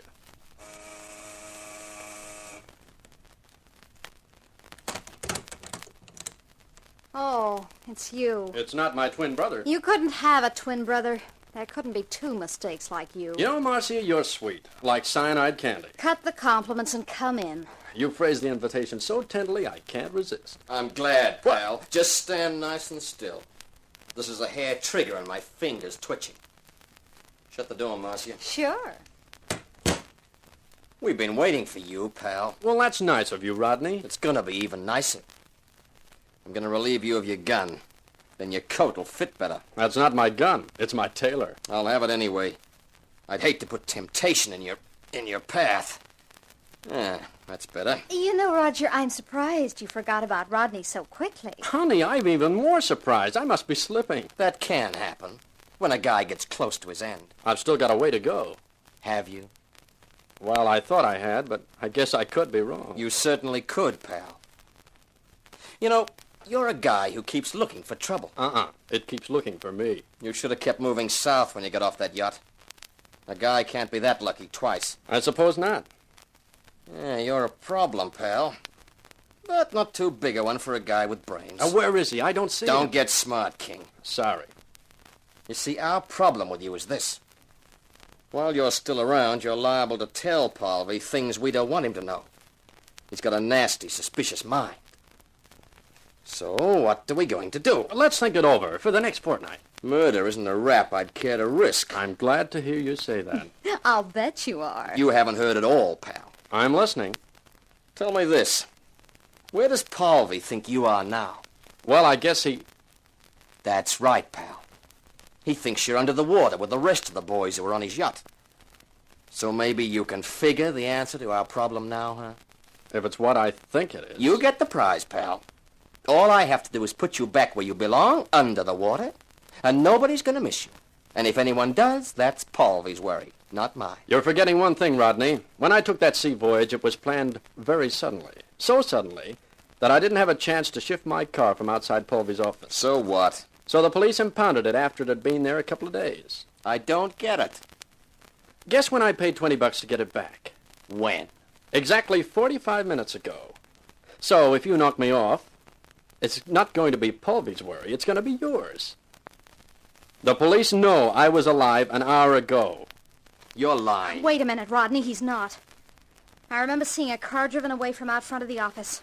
What model is it, Roger? Blue Dodge, 49 sedan. Well, that's it. I saw it. Of all the rotten... No language in front of the lady. Rodney, this changes the whole thing. What are we going to do? I don't know. Well, I think I do. Huh? Let's have another look at this thing. Now that I've proved I'd be a nuisance if you killed me, what about a deal? Such as? You tell me what happens on the 18th, and I'll tell you what I know. How about that? What's your angle, King? I'm not working for anyone. I decided tonight to resign from my latest employer, so I've just got a large slice of curiosity after Polvy tried to get rid of me. Whatever's behind it, there must be dough in it. And I'm not the sort of guy to look sideways at a buck. I'm not even ready to quarrel whether it's an honest buck or not. Oh. Marcia, what do you think? That might be a proposition, Rodney. That's one sure way of keeping his mouth shut between now and the 18th. And we could use someone else that might make the job easier. Yeah, you could be right at that. Okay, King, I'm putting the gun away. It's a deal. Fine. How about a drink to clinch it? I've got a kind of dry feeling. I'll bet with my gun staring you in the face. Yeah, fix the drinks, baby. Sure. Now, it's pretty lucky for you, King. That business about the cops in your car. Yeah, I guess so. You'd have been laying around the bottom of the sea without it. Forget that, Rodney. Here are the drinks. Thanks. You'll forgive me if I don't wait. Hey, I needed that. Okay, Rodney, suppose you give with the story now. Sure. Well, first of all, Polvy. Overseas Enterprises Incorporated, his import-export business, is just a sideline. His real work is jewelry. Polvy's one of the finest craftsmen in the world. Now, when anybody's got something really valuable they want altered or fixed, they take it along to Polvy. He's kept his name pretty quiet for obvious reasons. Of course. He wouldn't want the boys who collect that kind of stuff illegally to get to hear about him. Next, we come to a dame, the Baroness von Oltz. You ever heard of her, King? No. Well, you should have. She owns the Carmel Royne diamond pendant. I've heard of that. She bought it for $500,000. They say it's worth more now. Must be nice to have money. The Baroness arrived here a couple of days ago. It was in the papers. I never read the social columns. You should. Then you might have figured what that date means, the 18th. You see, on the 18th, there's a ball being held in honor of the Baroness von Oltz. Everybody who's anybody in town will be there. And the Baroness will be wearing her pendant. Daylight breaks through. Correct me if I'm wrong. On the 18th, you aim to snatch the Baroness's pendant. I'm correcting you. Polvy aims to have it snatched. What? I may not be the brightest private eye in the business, but that doesn't sound smart to me. You haven't heard the half of it. I hope not. To snatch a pendant like that, you have to love it for its own sake. Nobody'd touch it. It'd be too hot. Sure, you're 100% right. Well? Well, it so happens that when the Baroness arrived here, she found the clip on the pendant needed some attention. So who does she send it to? I'll guess. Polvy? Polvy, the expert who, luckily enough, lives right here. And Polvy has the pendant for 3 days, with cops and guards sitting all over the joint. So what? You're getting hard to follow, Rodney. It'll clear up. Now get this. When Polvy knows he's getting the pendant to work on, he makes an imitation pendant, a pretty good one. Not so good that it'll fool the experts, but good enough to fool the Baroness. When the time comes for him to return the pendant, he's going to return the imitation and hang on to the original. How does he figure he's going to get away with that? How long does he think it'll take before the Baroness finds out she's got a phony? That's right. So Polvy is arranging to have the fake pendant snatched at the ball on the 18th. Oh. You get it now? He has the fake snatched. Then he waits for the insurance company to offer a reward. It's insured for $300,000. And the insurance company won't think there's anything unusual about the pendant being offered to them through a jeweler. I tell you, this Polvy character has some ideas. Very neat. So he collects the insurance on the diamond without having to worry about disposing of it, which he couldn't do anyway, seeing it's so well known. It's really one for the books, isn't it? You said it, Marcia. But where do you and Rodney come into it? That's simple. I'm the guy Polvy's paying to do the snatch. Yeah? Well, that's interesting. Isn't it? But not as interesting as the setup between you and Marcia. From what I overheard earlier tonight, neither of you exactly care for Polvy. You're going to say that again. So my brilliant mind leaps to the conclusion that maybe you two are planning a little piece of double-cross? Right on the button, pal. We got it planned rather cutely, even though I say it myself. You see, I'll be at the ball, and so will Polvy. But while we're busy there, Marcia will be paying Polvy's office a visit and collecting the real pendant. And then? Then we fade quietly into the wide blue yonder until we can collect from the insurance company. So that's it, Roger. Well, how do you like it? It doesn't sound a bad proposition. There's only one thing I don't understand, and that's Elise St. Chris and her boyfriend, Johnny. Who? Elise St. What? Who's she? Marcia, you better pour another drink while I tell you.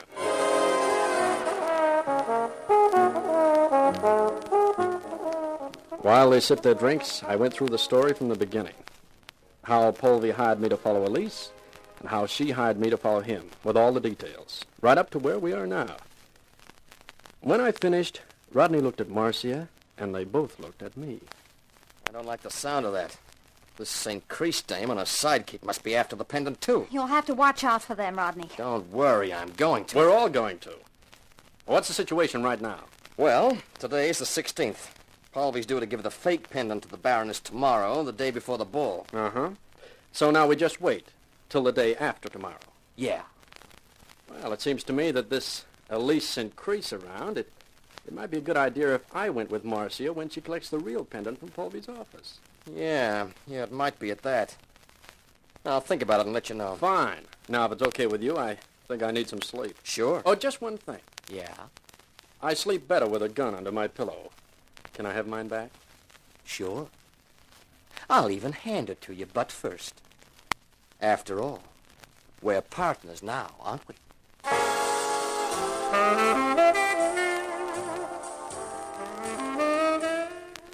The social columns of the papers next morning were full of nothing but the Baroness von Oltz and the coming ball.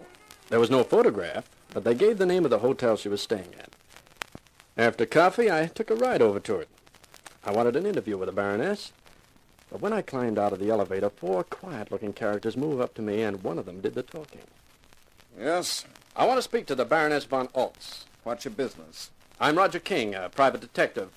My business is private and urgent. Sorry, Mr. King, the Baroness is seeing nobody. I tell you it's important. We've got our orders, and you've heard what they are. But I tell you... Please, Mr. King, don't make a scene.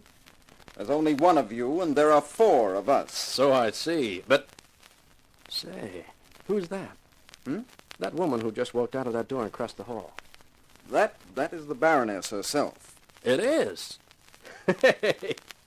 Well, in that case, let's forget the whole thing. I'll go.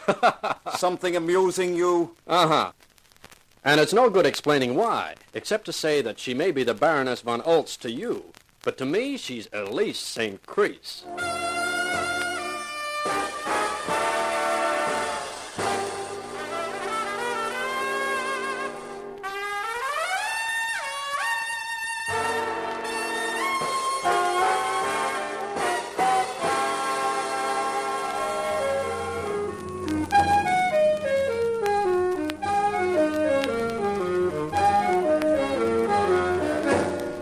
Brown, Mysteries. Adventures in excitement and suspense, based on the best-selling novels by the slick storytelling sensation, Carter Brown.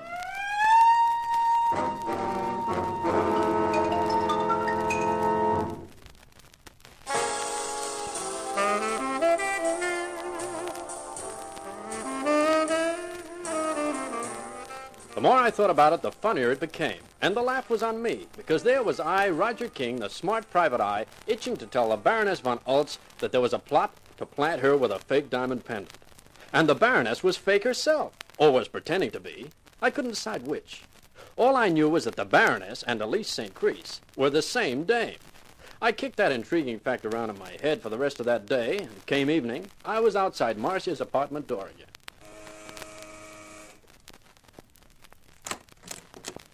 Hi. Hi yourself. Or are you? Not yet, but I've got the wherewithal waiting. Come on in. I kind of thought you'd be calling tonight. Well, that's nice. And so is this room. Cozy lights, warm fire. I pulled the lounge up in front of it. For you and Rodney? Rodney won't be over tonight. Oh. I'll pour us a drink. Why don't you relax? Hey, that's a great idea. I never felt more like relaxing. Me neither. Here we are. Thanks. You don't have to sit as far away as that, do you? Move closer. Here's to crime. Here's to our partnership. What's the setup for tomorrow night? It's all fixed. The ball starts at 9. You pick me up here about 10. We'll go over to Paulby's office and pick up the pendant. Then we head south and meet Rodney. Sounds simple enough. Uh-huh. So we don't have to think about it anymore. Suits me. Roger, you're smart. From right outside the whole thing, you picked up even more than Rodney knew. About the St. Crease woman and everything. Just luck. Private eye has to have some luck sometimes. Otherwise, he goes broke. Now you're being modest. You know, it's not fair. You being handsome as well as clever. Lady, with a line like that, you leave me breathless. Girl has to watch points. You can't be too careful about choosing a man. I'm ditching Palvy only just in time. And there are moments when I find myself wondering whether Rodney's really smart enough to get by. Roundabout now, I think I could move even closer. I think you could, too.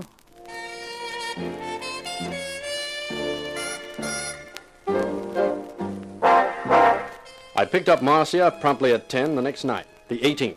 She had 2 of her suitcases packed, and I put them in the boot of the Dodge, and we drove round to the offices of Overseas Enterprises. Marcia had all the right keys, and as the elevator wasn't working, we used the stairs. Hold the flashlight up while I find the key. Sure. It's nice that Povey trusts you so much. Yeah, isn't it? Ah, this is it. Well, come on. Let's not waste any time. It's in his office. You can turn on the light now, I think. Okay. Where does he keep it? In the safe. I don't see any safe. It's a wall model. Behind that picture. Have you got the key to that? It's a combination lock. But don't worry. The picture slides up. Mm-hmm. Ah. 6. No. 6, 2, 7. That's it. And there it is. Oh, look, Roger. The Carmel Royal Pendant. Hey, it's really something, isn't it? Oh, it's beautiful. But not real. Palvy! That's right, Mr. King. Just keep your hands by your sides. This gun and I aren't joking. Why aren't you at the ball? Because that pendant's a fake. As big a fake as you, my dear Marcia. It's very funny, isn't it? I hope you both appreciate it.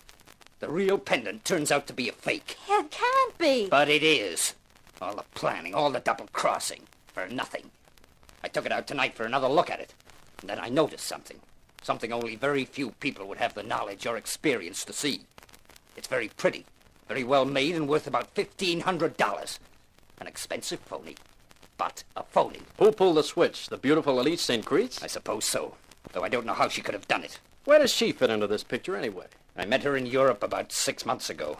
She talked to me in vague terms about the possibility of doing a deal. She didn't mention the name of the Baroness, but the plot was outlined to me. I told her I'd think it over. I did. And when I got back here, I decided there was no good reason for cutting her into the deal. I could handle the whole thing myself. Sure. Why split profits if you don't have to? Exactly. When the Baroness arrived and I got the job of fixing the clip on the pendant, I realized the Baroness was who Elise St. Creets had been talking about. She called me a day or so later and told me she was over here and what about her deal. I said I wasn't interested. Then she threatened me. That was when I hired you to keep an eye on her. Uh-huh. The pieces fall into place. But I didn't think Marcia was planning to double-cross me. Well, you know how it is, Povey. One good cross deserves another. She won't get the chance to try it again. I'm going to kill you, Marcia. And your private eye friend will join you next. Take it easy, Povey. That won't get you anywhere. If you cool down, we can still make some dough out of this deal. What are you talking about? Did you ever see the Baroness von Oltz? No. I'll bet you didn't. She'd take care of that. You see, the Baroness and Elise St. Creets are one and the same. What? That's right. But why would she want to rob herself? I think I've figured that. Was a cunning caper. Even baronesses can be broke, and I think at one stage she must have been so broke that she sold the pendant. Not in its original form, of course. It must have been split up. It's too well known to sell any other way. Yeah. And at the same time, I think she had a fake made. The one in your safe right now. Go on, King. Then dough gets short again, and she gets another idea. If her pendant should be stolen, she could claim the insurance money. But if it is stolen, she has to make sure it doesn't turn up again, because it's a fake. Yes, I'm beginning to see it. Sure. She puts up the scheme to you that she should be robbed of a fake pendant at the ball, the one you would supply while you kept the one you thought was real. She knows the fake one stolen from her will be destroyed, and the original will be returned by you to the insurance company. But here's where you get the big laugh. When you return what you think is the original, Elise, or the Baroness, whichever you prefer, has a look at it and yells fake. The insurance people check up. They find it is a fake. And that means the Baroness collects the insurance dough, and you're left without even a fake pendant. I don't believe it. Can you make the facts fit any other way? Of course not. You're right, Roger. That was why the Baroness couldn't be known as the Baroness to you. That's why she took the name of Elise St. Chris. Of all that dirty double-crossing... Polvey, that doesn't really come well from you. She was just too smart for you. And how do you think we can make money out of it now? We should like to know that, too. What? Watch him, Johnny. I am. You fooled me! I'll... I am afraid poor Mr. Polvey will do nothing anymore. Very stupid of any man to try shooting at a man who is behind him. Marcia, I'd better introduce you. This is the lady we were talking about, Elise St. Chris, alias the Baroness. And the gentleman is named Johnny, alias, I presume, the Baron. So, you worked that out too, Mr. King. It just came to me like a flash. Oh, you have more brains than we credited you with. Like the late Mr. Polvey, he did too. We picked him as a so-called expert who wouldn't notice the fake. But he was a better craftsman than we thought. How did you get here? We noticed Mr. Polvey had left the ball. We thought it might be wise to follow his example. Johnny, we are wasting time. Yes, of course, my dear. We're going for a ride, Mr. King. And I'm going to enjoy our farewell. Though I'm afraid I can't say the same for you. Drop that gun. What in Drop the... it, pal. That's better. I always feel safer when I'm the only guy with a gun. Well, well, well. Just like a daisy chain, isn't it? Polvey holds us up, then the Baron holds Polvey up. And now little Rodney holds the Baron up. Oh, Rodney, I'm so glad you came. Are you? I wonder. I just got an idea in my head that maybe you and King were trying a little funny stuff. Stay where you are, King. It's okay, Rodney. I just want to grab this gun. Get them, Johnny! Oh, no, don't try it, Baron. Freeze. I'm just aching for an excuse to let you both have it. Marcia? Yes, Roger. Go downstairs and call the cops. Wait till they arrive and then bring them up. Tell them I'm here with the Baron and his wife, and we've discovered they stole the pendant. Tell them you're Polvey's secretary and that I was working for Polvey, and he's been murdered. Got it? Yes, Roger. I've got it. I'll be as quick as I can. Well, this is nice and cozy now, isn't it? You know, Johnny, I never liked you from the off. From that time you hit me over the head when I wasn't looking. I assure you the feeling is mutual. But I don't think you've got any nerve at all. Behind that tough front, I think there's only a watermelon. Big talk when you have two guns. Mine and your own. We'll see. Elise, come here. Yes? Here's your husband's gun. Take it by the barrel and walk backwards toward him. If you try to turn, I'll shoot. Very well. Now, we'll see who's the better man, Johnny. When she gives you the gun, Elise can count to 3, and then we'll fire. You are going to fight a duel with me? Unless you're too scared. That I have never been accused of. Okay. Hand him the gun. Now start counting, honey. 1. Make your last wish, King, quickly. 2. 3. You hit him, Johnny! You hit him! But not so badly as he hit me. Don't go for his gun, Elise. It's only my shoulder that's got a slug in it. I can still pull a trigger. You've been a sucker, Baron. How? There was only one thing wrong with the setup. When the cops turn up, I could explain Rodney's death. He could be one of Polvey's assistants who turned up because he wanted to rescue us from you. But the trouble was that though he was shot with your gun, Johnny, it had my fingerprints on it. Now it has yours. Why, you... We shall tell the police the truth. And who do you think they'll believe? They're coming now. Smile, suckers.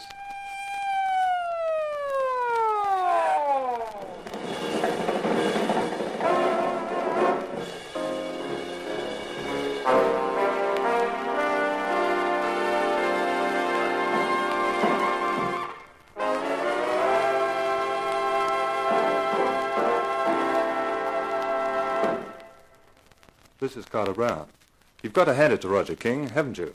He may have been befogged in the beginning, but he came in fine at the finish. I couldn't let him do anything else, could I? He's a hero. My next book's got a different kind of leading character, Richard Van Bryden III. I've called his saga Malice for a Multimillionaire because that's what he is. So this is Carter Brown saying so long for now. Be seeing you.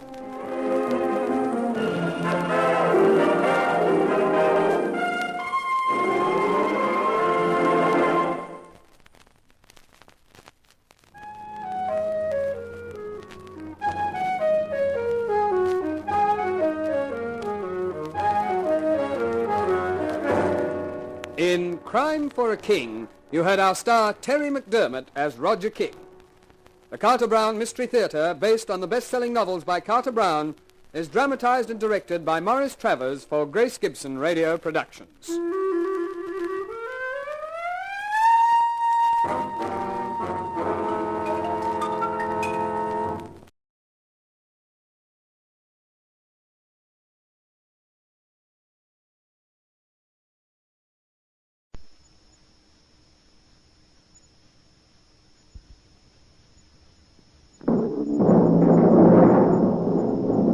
From New York, where the American stage begins, NBC presents Best Plays, transcribed with John Chapman.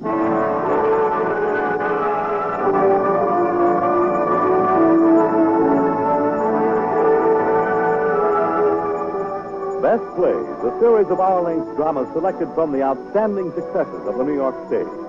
Now, John Chapman, drama critic of the New York Daily News, is here to introduce Wendell Corey and James Westerfield in Detective Story by Sidney Kingsley.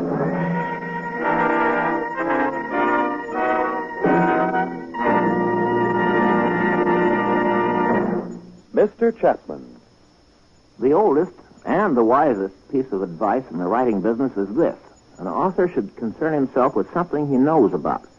But that does not mean that the author should hold himself down to past experience and knowledge already acquired. One playwright who is not afraid of tackling a new subject is Sidney Kingsley, the author of our best play, Detective Story. Kingsley spent more than a year with the police of New York, learning and listening before he started putting his play down on paper. This is one reason why Detective Story is an uncommonly good drama. Its author knew what he was writing about and whom he was writing about. The other reason for Detective Story being a best play is that Sidney Kingsley is one of our best playwrights. For our performance now, we have Wendell Corey and James Westerfield as the two plainclothesmen who are most concerned in exciting events. Our setting is, obviously, a drab, dingy, but efficient station house.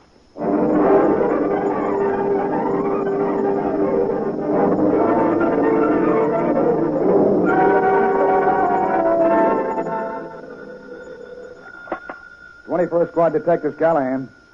"Yes, madam. What's your name?" "Address?" Okay, miss. "Phone number?" Yes, sir. Plaza 33598. Brown. Have you got a list of the missing items? Here. Help, yes. Jason. Any cash? Oh, you do? One of the servants, eh? All right. Okay, lady, we'll send a detective over right away. Out of the heights. Yes, madam. Oh, Mitch, got a squeal for you here, west side. 21st Squad Detective Callahan.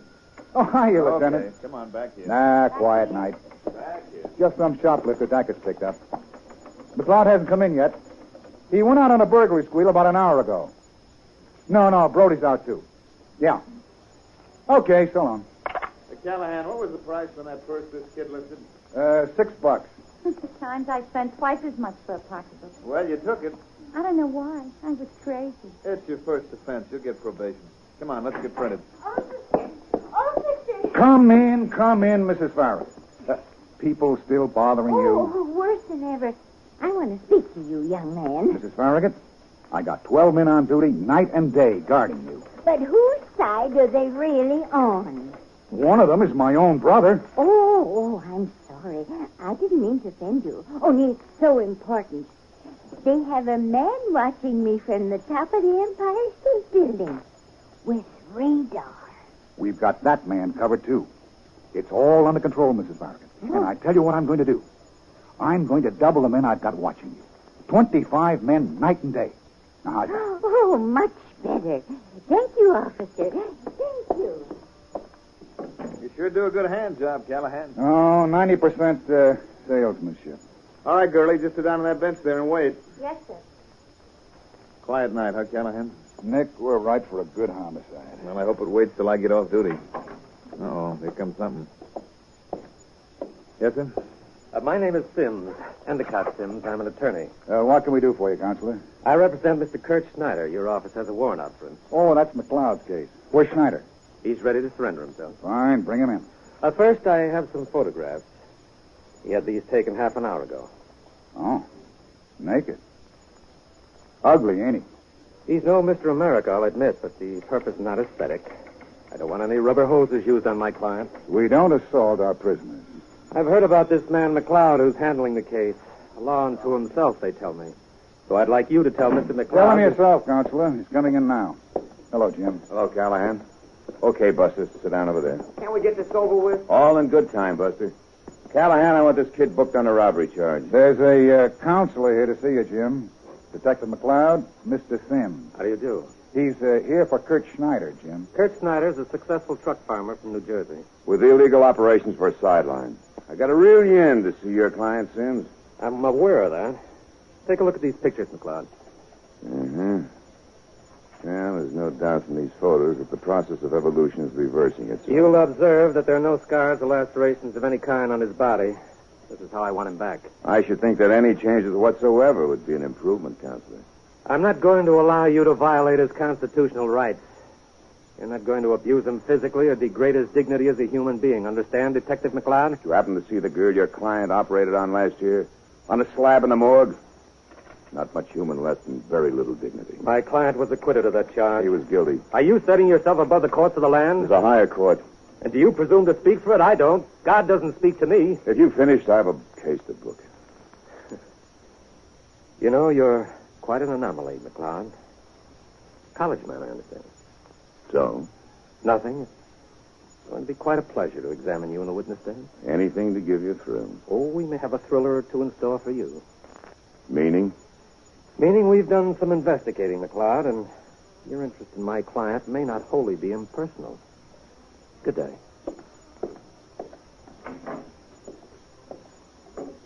What did he mean by that remark, Jim?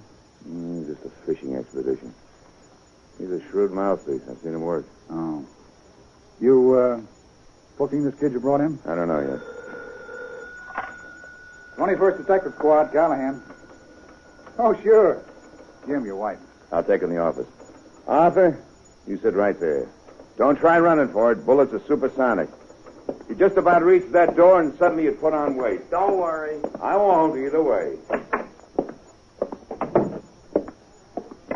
Hello? Hello, darling. What'd the doctor say?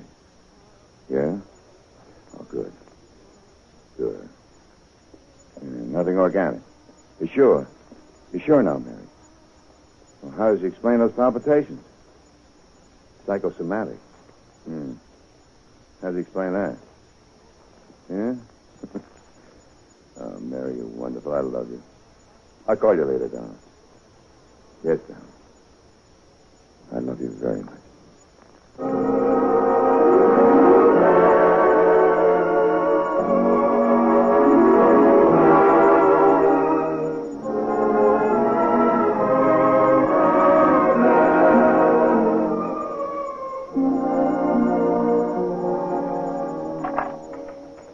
First Squad Detectives, Callahan. Uh-huh. Okay. Yeah, he's here now, Lieutenant. Okay. Hiya, Brody. What do you got? A couple of tough customers. Oh. Get in there, you two. Sit down. All right, quit jumping. I'll do more than that. Now sit down. What are these two? Burglars. Patrolman Barnes caught him. I was right across the street when he hears them scream. As he come running down the stairs, he collared him. The big skinny one put up a struggle. I was walking down the stairs minding my own business. See, the copper jumps on me and starts beating me up. All right, loudmouth, sit down. We'll come to you. Hey, where's my partner? Jim, inside. His wife's on the phone. What's doing? Oh, one sharpie, one thief. The good-looking young fellow over there is Jim Squeal. Listen. Charlie, boy, I said sit Listen, you think down. I'm crazy to do a thing like a robbery? Down. Any weapons? Oh, this one we found a loaded 22. What's your name? Louis Appa. Are you carrying this gun, this Jimmy? Yeah. You're a bad boy, Louis. What's more, you're a bad thief. Don't you know a good thief never carries a loaded pistol? It adds 5 years to your sentence. Hello, Lou. What do you got? Hi, Jim. A couple of cats. Barnes dropped them. The big one looks familiar. Empty your pocket, String Bean. Lou, you take a look. Yeah, look at the roll of government certificates. How much you got there, Charlie? $1,400. Don't you trust the banks? When you in stir last, Charlie? Me in jail? Never, I swear on a stack of Bibles. What you be now? I ain't got none. You sure? On my mother's grave, I swear I got no B card. You just gave yourself away, Charlie. How do you know what a B card is if you never had one? Friend him, Callahan. You'll find he's got a sheet as long as your arm. I swear to you, I get down on my knees to you. Get up, you ape. I can smell you, Charlie. You're a cat burglar, a real murderer. What about the kid over there, Jim? I'm getting to him right now. Mind if I listen, Jim? Help yourself. Okay, son, on your feet. Yeah. What's your full name? Kindred. Arthur Kindred. Empty your pockets, Arthur. Okay. Sit down. What'd you do with the money? I told you. Tell me again. I spent it. All of it? Yes. And doing the hot spots, I see you got matches from the store club. Some. Any money left? How far can you go with $400? The employer says it was $480. I guess he knows. Ever been arrested before? No. What's the pawn ticket for? Textbooks. College man? I was. Graduate? No. What stops you? World War II the first time. Foolish question, foolish answer. How old are you? 27. What branch of service? Navy. Married? No. Now, what's his name on this card? Joy Carmichael. Nobody. Maybe I better give her a ring, huh? Well, what for? She doesn't know anything about this. You wouldn't lie to me, would you, Arthur? Why should I lie? I don't know. Why should you steal? It's because you're no good, huh, Arthur? The judge asked me, I'm going to throw the book at you. Got the money? He doesn't know. Let me try. Sonny, you look like a nice boy. How'd you get into this mess? So what is this? You going to give me a lecture, too? Now, don't get funny with me, Sonny. I'll slap you right through the floor. Sit down. Now, how'd you get into this mess, son? I don't know. You get trapped. Where's your money? Gone. Spent. Tell me why you did it. I'm sorry, I can't. You're wasting your time, Lou. Here, there's a name on this card, Joy Carmichael. Phone her and get her down here. No. Take it easy, son. Now, please, don't drag her into Go it. ahead, Lou. Look, Sonny. You just sit there until I finish with this cat burger and we'll have another talk. And remember what I said about putting on weight. Okay, Louis, while your partner's being printed, we'll have a little talk, huh? Go ahead. You're in trouble, Louis. Bad trouble. Now, you help us, we'll help you. We'll ask the DA to give you a break. Now, tell us the truth. How many burglaries you committed? Be a man. You could drop. Face it. You know, Louis, Charlie lets you carry the gun and the jimmy. You're the one that's going to burn. Ever think of that? Don't you see how he's crossed you? Anything out of this one? He'll talk. Did you call the girl? Not in. I got a kid's sister. Says she's coming down. Good. When were you in jail last, Louis? Look, Louis, we're going to fingerprint you. In 20 minutes, we'll know your whole record. Make it easy for yourself. How many burglaries? What'll I get? Where were you? Elmira, I got out in March. How long in? 3.5. What for? Burglary. Well, I give you 7.5 to 10 if you cooperate. Otherwise, 15 to 20. What do you want to know? How many burglaries? 9 or 10. That's better. Where's the stuff? I gave it all to Charlie. He was in on it then. Yeah. He sell it? Yeah. Where? Boston, I think. You think? Didn't he tell you? No. You're a bit of a schmo, ain't you, Louis? Louis is all right. He's cooperating. How much Charlie give you? Maybe 500. What? The stuff was worth 40 grand, Louis. Charlie said it was mostly fake. Here's a list of the people who were robbed. See for yourself. Holy mackerel. Louis, you've been robbed. Where's Charlie's flat, Louis? 129th Street West. I know the number and I can take you there. Good. Callahan. Yeah, Jim? Our boy here has decided to cooperate. Get somebody to take him back to his partner's flat. Probably loaded with stuff. Okay, Jim, right on it.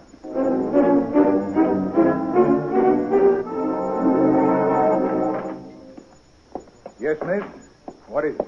Excuse me, I'm Susan Carmichael. I was told a friend of my sister's is being held here. What's his name? Arthur Kindred. I was told to see a Detective McLeod. Oh, yeah. Jim, somebody hear about your squeal. Okay. Hold on, miss. You Miss Carmichael?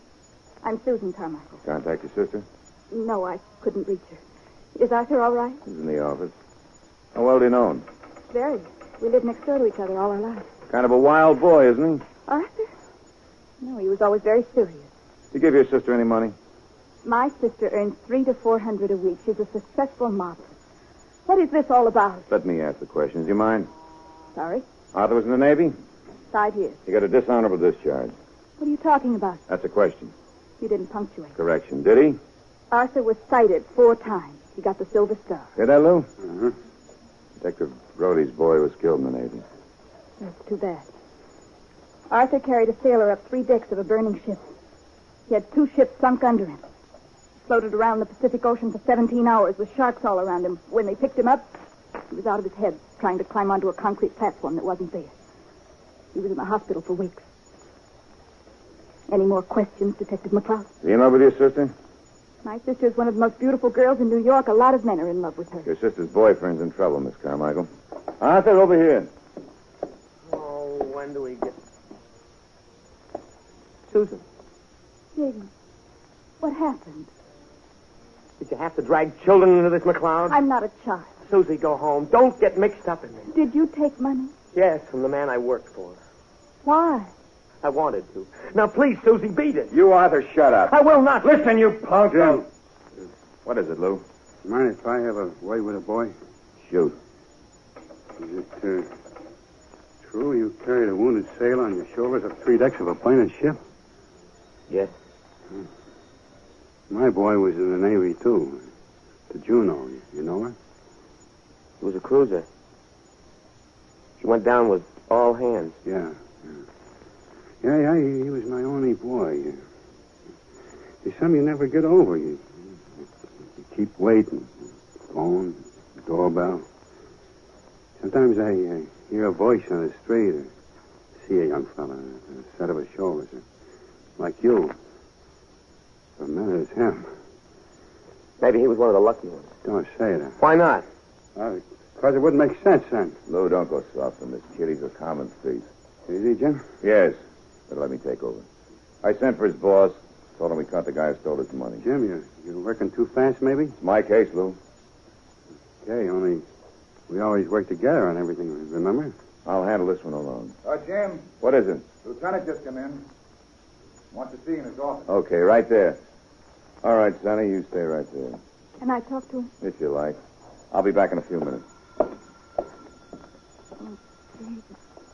That man, that McLeod, he's like an insane man. All he wants to do is punish you. I can see it.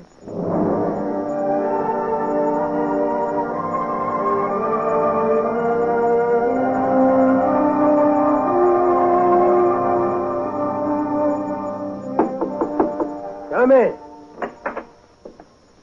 Oh, hello, Jim. Callahan said you wanted to see me, Lieutenant. Sit down, Jim. I just ran into Kurt Schneider's attorney downstairs. He tells me Kurt is coming in. So he says. Been waiting a long time for this, haven't you, Jim? A long time. You have some personal angle? No, why? Schneider's attorney hinted that you might have one. Special. Are you sure, Jim? I'm sure. What do you imply? Oh, nothing specific, just vague hints. You can write those on the air. Now that he's coming in, just what sort of a case do you have against him? There's a girl, Miss Harris, in the hospital. Critical. I called the DA's office, and I'm taking Schneider over to the hospital as soon as he comes in. Anything else?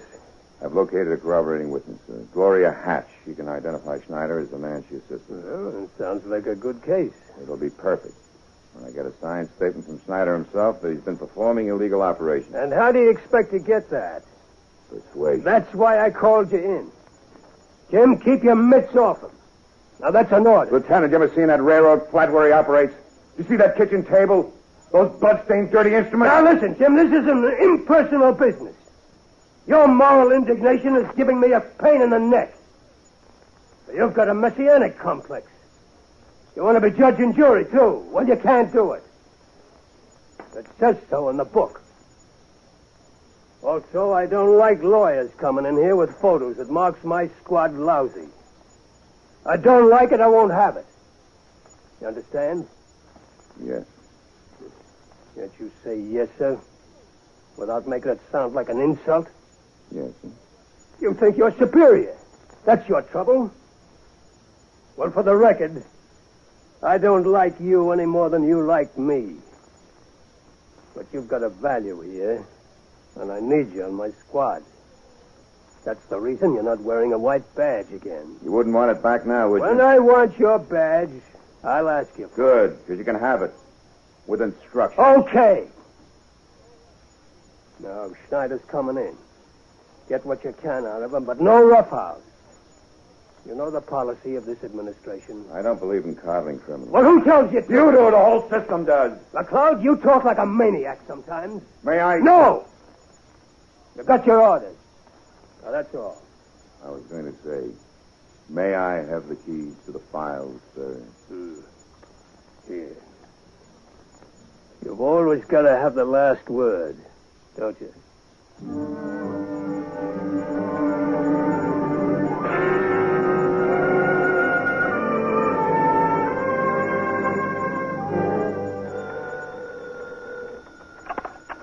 First Squad Detectives, Callahan. Send him in, Sammy, will you? Jim. What? Kurt Schneider's coming in with his mouthpiece. About time. Give me 5 or 6 men for the lineup, will you, Callahan? Okay. Sammy, ask a couple of the boys downstairs to get in the civvies for a lineup, will you? So what's up, Jim? I got a witness coming in who can identify Kurt Schneider. Her name's Hatch. Keep her outside and we can get set up. Okay. Here comes your boy.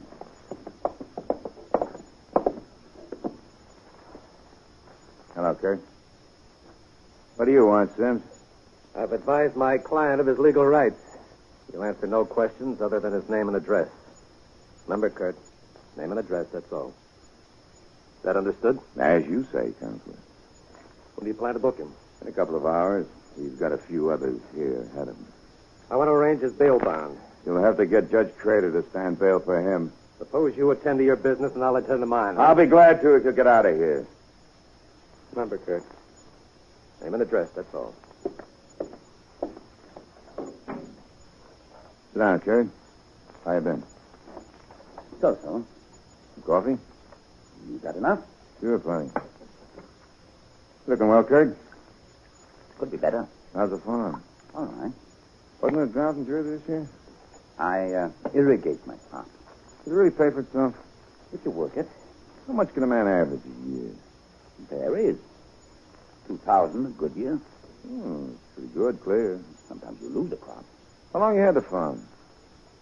11 years. And you averaged 2,000 a year? About.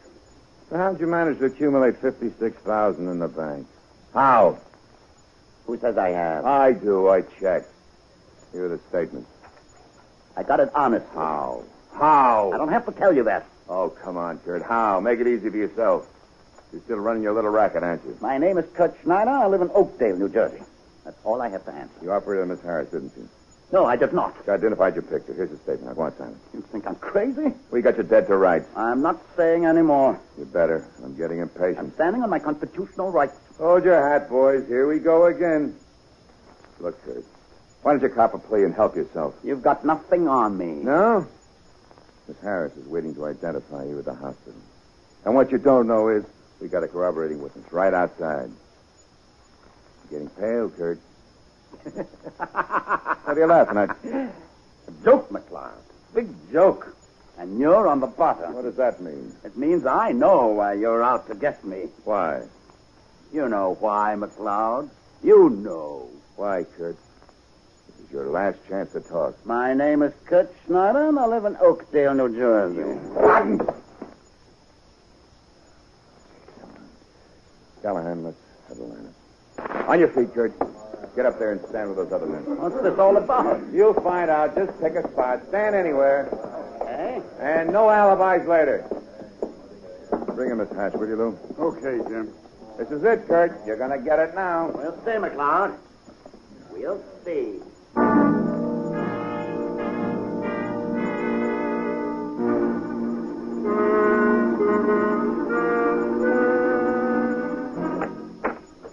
Detective McLeod? Miss Hatch? That's right. Yeah, it's a nice piece of mink you're wearing. Rushing the season, aren't you? Oh, a little, maybe. New? Why, yes. It's nice of you to come down and help us. Don't mention it. What do I do? Well, just look over the 7 men standing on the line up there. If you see the man who performed that operation on the Harris girl, touch him on the shoulder, okay? Okay. He ain't there. You haven't even looked. I did. You haven't looked. Not at me, over there. I never saw any of these guys in my life. You identified a picture. What are you trying to do? Make me give a wrong identification? I never saw them. You're a liar. That That's what I get for coming down here. You cops are all the same. Give you a lousy tin bag and you think you can push the world around. Listen, you little tramp. What did you call me? What did you call me? Just a minute, Luke. Now listen, Miss Hatch. Jim. What? Private. Okay, what? DA's office just phoned. The Harris girl died. When? A couple hours ago. Why would we inform? Search me. There goes the case. What about Gorgeous? Somebody reached her. I guess you just have to go through the motions now. The DA says can't get an indictment on thin air. Okay. Let me handle it. You still want me? You can go. You've earned your mink. I hope you enjoy it. Say, who do you think you are, anyway? Get out. Take a couple of drop-dead pills. I'm Get going to see my lost. lawyer about this. Oh, why do I do this to myself? Why am I wasting my life here? I could make more driving a hack. I like books. I like music. I have a wonderful, wonderful life. I should have my head examined. All this work, these hours. What for? It's phony. The Hatch girl was reached, huh, Jim? Democracy in action, Lou. A Rube Goldberg contraption. 3,000 wheels. It goes... Yeah, that's why I like it. Get an aspirin? Yeah, right here. Yeah, I was talking to Judge Mendes last week. He just got on the bench last year, you know. 29 years, a lawyer. He figured this would be a cinch. He's lost 40 pounds. He's a nervous wreck. He said to me, Lou, I got to sentence a man to death tomorrow. Who am I to do that? It takes God to judge. Bunk. Yeah, I'm quoting Judge Mendes. Then he's corrupt. Evil has a stench of its own, Lou. A child can spot it. I know. My own father was one of them. No good. Every day of my life, I saw him abuse and torment my mother.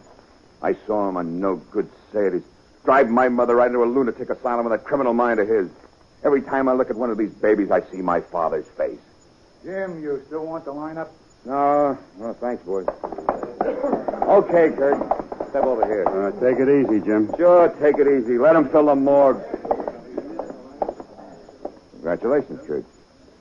Harris girl just died.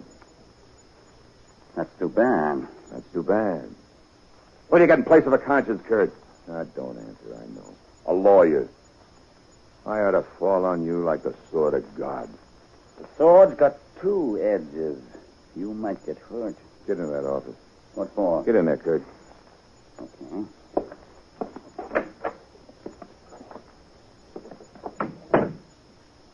What are you going to do? I want a confession, Kurt. A signed statement. Look, McLeod. As soon as you book me, I'm out on bail. You don't frighten me, McLeod. You know why? Because I got plenty on you, too. I know why you're so vindictive, and I'm telling you, watch your step. Because I've got friends, too, downtown, with pull. Lots of pull. Have you? What do you know? Ain't you the big shot? You got any friends with push? Like this? Shut it out. Don't, McLeod. No! Please, you scum. Everybody else is going to let you go. The courts, the juries, the judges. Everybody except me. I'm just going to kick you right in that yellow belly. What's going on here? Get up, Kurt. Get up. Something inside. Wrong. He hit me. Take it easy, Kurt. You'll be all right. Nick, Dacus, get an ambulance quick. Yes, sir. What happened? Did he resist you? No. No. Why, you lunatic. Didn't I just get through warning you to lay off? He's trying to kill me. Sammy Jacopetti. Same thing. You got him after me, too. Sammy Jacopetti. What? Sammy Jacopetti? Well, who's he? What about him? Well, try to tell me, Kurt. See. He's unconscious. Nick, wet some towels. Hurry up. Okay, McLeod. Who's Sammy Jacopetti? I have no idea. What happened? He got fresh. He begged for it, so I let him have it. Don't con me, Jim. That ain't all. What about Jacopetti? I know Jacopetti, Lieutenant. He's a policy man, a cheap racketeer. Find him. Bring him in. There's something fishy going on between you and this one, McLeod. And if you're holding out, so help me, I'll have your head served up on a plate.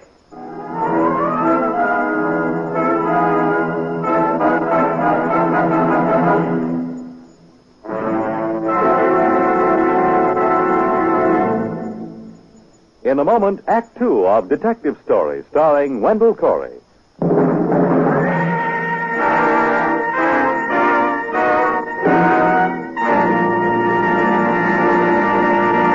Now, Act Two of the Best Plays production of Detective Stories, starring Wendell Corey and James Westerfield.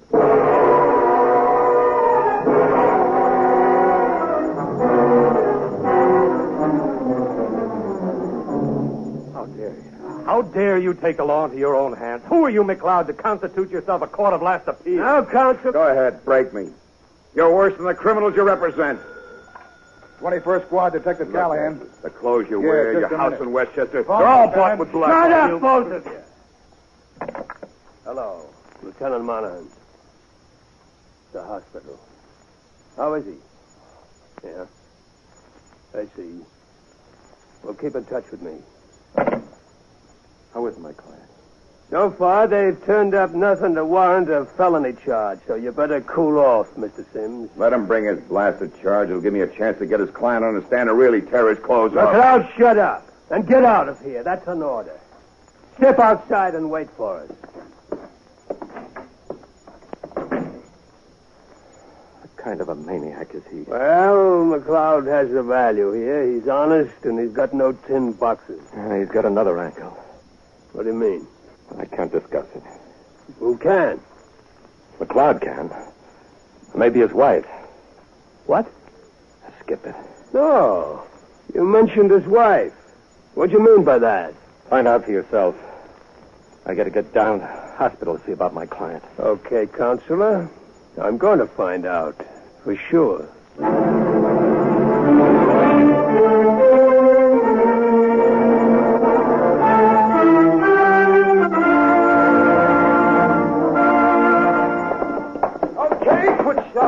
Get in there, Charlie. Okay. Now, take a look at this stuff we found in your apartment. You never found that stuff. Where'd you get it? What's the use of talking? You never believe me. Charlie, you see this? It's a blackjack. A persuader. Yeah, well, go ahead. Beat me. Beat me unconscious. Go ahead. Now, you're too eager, Charlie. You know, some of them creeps like it. Gives them a thrill. Hey, look at that kiss run, Charlie. I'm a sucker for any right. I'll lay off. Hey, why don't you be professional, Charlie? Don't hang your head in shame. You want to be a burglar, so you're a burglar. Be a good one. Be proud of your chosen profession. Well, you're no bum, Charlie. You wear a $100 suit. Hey, wait a minute. Take off that suit, you Let bum. go. The owner's name is still inside. Jerome Armstrong. Did you say Armstrong? Yeah. That's an old squeal of mine, Brody. There was a rap connected with it. What do you say, Charlie? I don't know nothing. He's ignorant and he's proud of it. Okay, Charlie, sit down. Nick, you and Callahan get on the phone. Match this loot with the list and start calling the people who reported it stolen. Excuse me, sir. Yeah? I'm looking for a Detective McLeod. My name is Pritchard. I understand you arrested an employee of mine, Arthur Kindred. Oh, you'll find McLeod in the squad room with your employee. Just walk right in. Thank you. Charlie, I want to talk to you. Excuse me. Oh, come in, Mr. Pritchard. Is this the boy? Yes. That's Arthur. Did you get my money back? I'm afraid not. You be in court tomorrow? I certainly will. We can count on you? When I make up my mind, I'm like iron. Mr. Pritchard, please. Who is this young woman? I'm an old friend of Arthur's. Well, what do you want? If I signed a promissory note for the money, would you drop the charge? Young lady, I've seen 1,000 like this one. Now, take my advice and... Jim. What is it, Lou? The lieutenant said to tell you he wants the complete file on the Cotsworth squeal. Oh, for Pete's sake. Now, he says. Okay. Keep an eye on this one, will you? Yeah, sure, go ahead. Mr. Pritchard, you can't send Arthur to jail. Young lady, once I saw a picture, Les Miserables, but dandy. This Jean Valjean, he steals a loaf of bread and goes to jail for 20 years. He was starving. My heart went out to him. But Arthur here wasn't starving. He went to cabarets with my money. Mr. Pritchard, maybe once a year we get somebody in here who steals because he's actually hungry, and we're all on his side. Of course. But why did Arthur steal? I did it because I was hungry. What? Hungry. I'm sorry.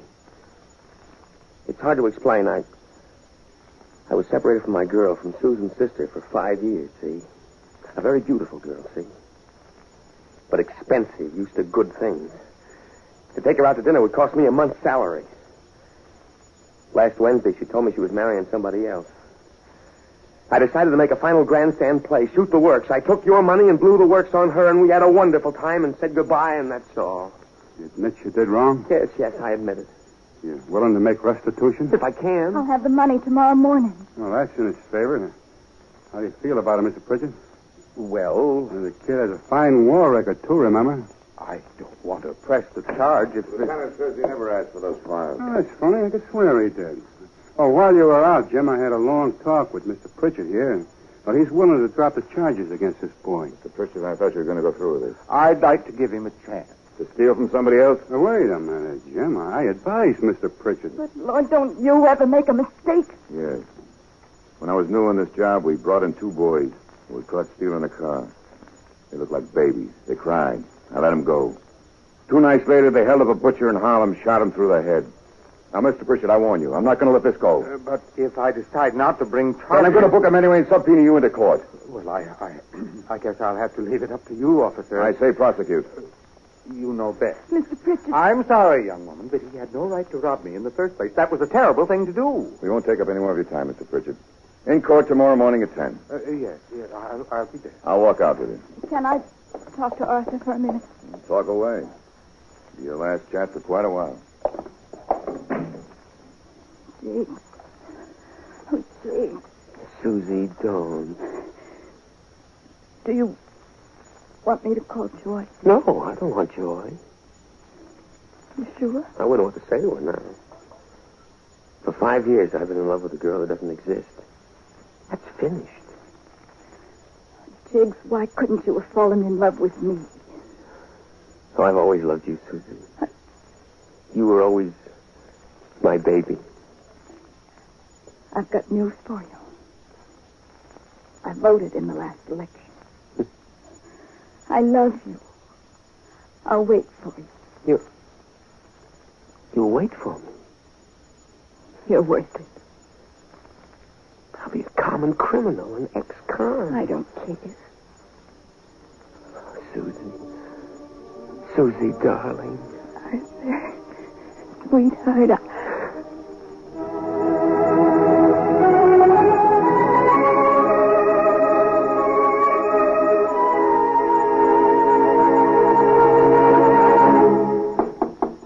Come.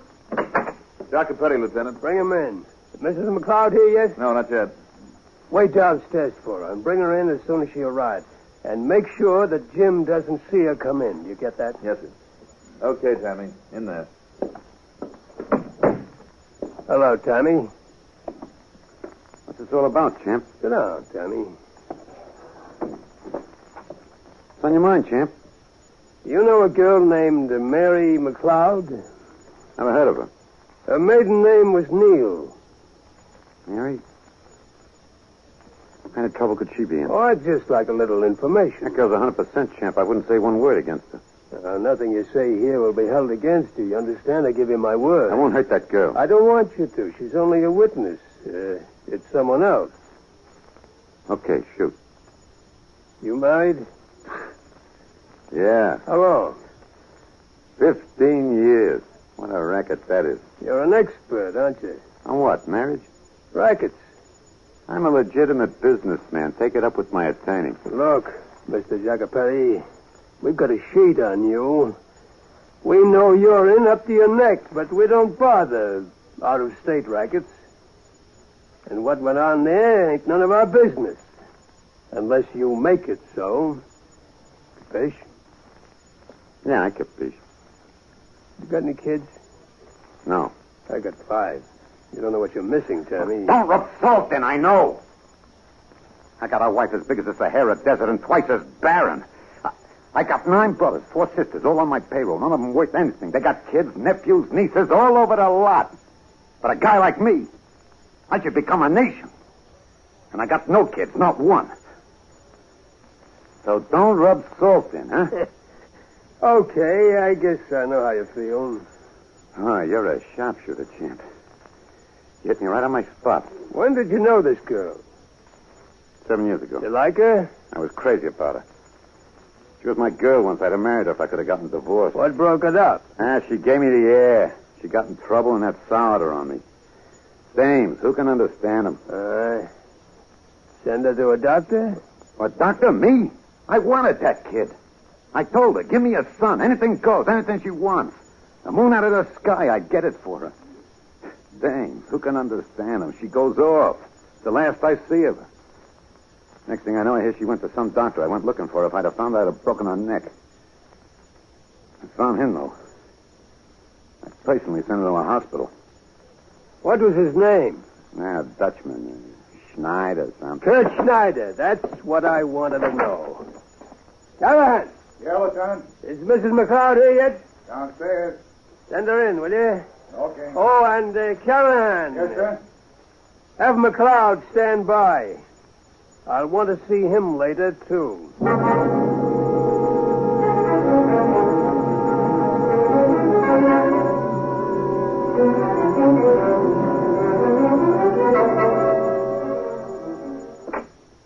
Come in, Mrs. McLeod.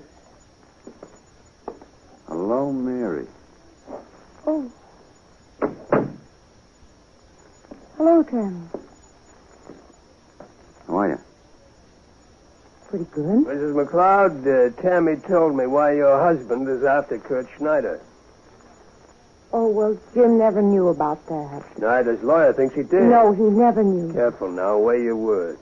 Any minute that phone will ring. If Schneider is critically hurt, this case goes to homicide. Schneider's hurt? Your husband beat him. Oh, but he didn't know. I swear he didn't know. That's something I had to find out for myself. Send in McLeod. Now, don't either of you say a word until I talk. You wanted it. Well, Mary, what are you doing here? What's this, Lieutenant? What's my wife doing here? I sent for her. Why? This is Tammy Jacopetti. Hi, champ. What's this about, Lieutenant? Schneider! Why did you lie to me, Jim? I never lied to you. Lieutenant, may I please? Yeah, go ahead. Jim, the lieutenant won't believe that you know nothing about this. I tried to tell him. About what, Mary? Dr. Schneider. What's he got to do with you? Jim, this man you struck was Dr. Schneider. Don't keep saying that, Mary. He's no doctor. Not I thought he was. I had occasion to see him once. What? It was a long time ago, Jim. Lieutenant, I told you he didn't know anything about it. What's this hoodlum here got to do with it? Well, Tammy and I, we were going together. I see. It was long before I met you. Okay, diagrams aren't necessary. I know how you feel, champ. I beat up Schneider myself when I found out why I even... Shut up! I don't have to take that from you, champ. Touch me again, I'll tear your arm out of the Cut that out, McLeod. 1 second, I'll flatten you myself. Do you mind if I talk to my wife alone? Come on, Tammy. Let's go. Sure. So long, champ. Goodbye, Mary. Good luck.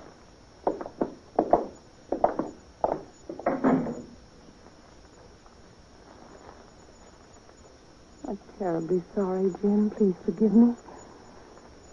Is this Schneider badly hurt? He's only acting. You sure? Yeah. Oh, thank God for that. My immaculate wife. I never said I was. You never said you weren't. Why didn't you tell me? I loved you. I was afraid of losing you. How long did you go with him? A few months. How many? About 4. 4 isn't a few. Oh, I suppose not. To give you money? No. To give you presents? Yes, you gave me some presents, of course. Expensive ones? I don't know. What do you mean you don't know? I don't know. What difference does it make? This difference. I just as soon Snyder died. I just as soon go to jail for 20 years and find out this way that my wife was... Don't say that, Jim. I didn't invent the word. I don't care what anybody says. I only care about you, Jim, and it's not true. You know it's not true. I thought I knew you. I thought you were everything good and pure. And with a pig like that... Jim, don't judge me. Try and understand. Right and wrong aren't always as simple as they seem to you. I was alone. I was big city lonely. This man paid me a lot of attention. I was flattered. I thought he was romantic and glamorous. I thought I was in love with him. You trying to justify yourself in those terms? No, not justify. Explain. I was wrong. I know it. I discovered that for myself. When? Just now? Oh, Jim, I'm trying to make my life everything you want it to be. If I could make my past life over, I'd do that too, gladly, but I can't. I made a mistake, I admit it, and I paid for it plenty. Isn't that enough? Jim, please understand. What's it understand? You kissed him. He held you in his arms. You went to Schneider. You, everything I hate, everything, even murder. What's there left to understand? All right, Jim, I'll go.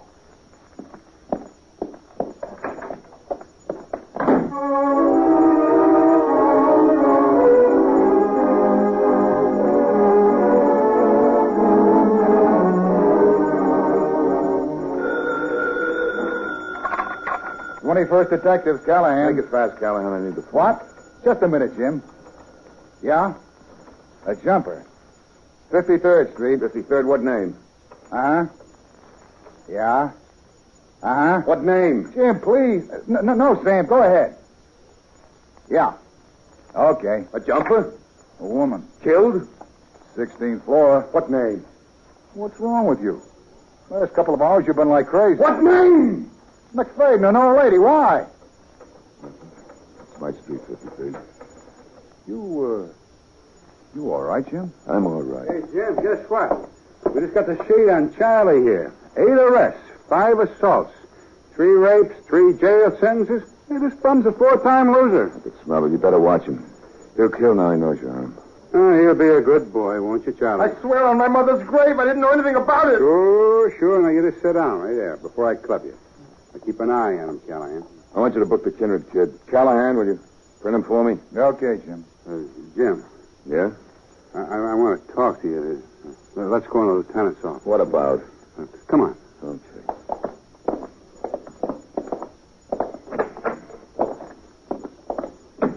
Well? Jim, I've been your partner for 13 years. I ever ask you for a favor? What is it, Lou? Hurry up. I got a headache. That kid outside, that Arthur Kindred. I want you to give him a break. You know better. I can't adjudicate the case. What do you think you're doing? What makes him so special? Well, he reminds me of my boy. How can you compare? Mike was a hero. Why? Because he got killed? Listen, Jim, there are thousands like this kid. We don't even understand him, but we got to help him. I didn't understand Mike until it was too late. How about it? I can't do it. Louder, please. I don't seem to hear so good out of this ear. What do you mean you can't drop it? The complainant left it up to you. Be logical. Logic. You logic the life out of a thing. Heart. The whole world's crying for a little heart. No dice. Jim, what do you got in your chest? A stone? Lou, lay off, will you? Can't you see I'm drowning in my own juices? Jim, what is it? Mary. She went to Kurt Schneider. She and Jacopetti. Oh, boy. It was years ago. It was true. True? Are you crazy? True. Jim, don't be a fool. Pick up that phone. Call her. I can't. Jim, you remember what you were like before you met Mary? You're like a stick, thin, dried up, lonely, cold. Remember? Yeah. She gave you some tenderness and warmth. Come on, the first time. I know, Lou, I know. Pick up that phone, Jim, and call her. Call her before it's too late. Lou, I don't know. Yes. Mary. Excuse me, Jim, I'm leaving. I thought I'd come up and tell you. And here are the keys. Come in, sir. Excuse me, I got a case to finish. Shut the door, Lou. My taxi's waiting. Send it away. No, my things are in it. Now, let's not drag it out, Jim. Mary, we can work this out. I've been thinking about it. Have you? It's possible. No, I don't think so, Jim. I'm not sure I want to. Wait a minute. Wait 1 minute. I don't get this. What are you so bitter about?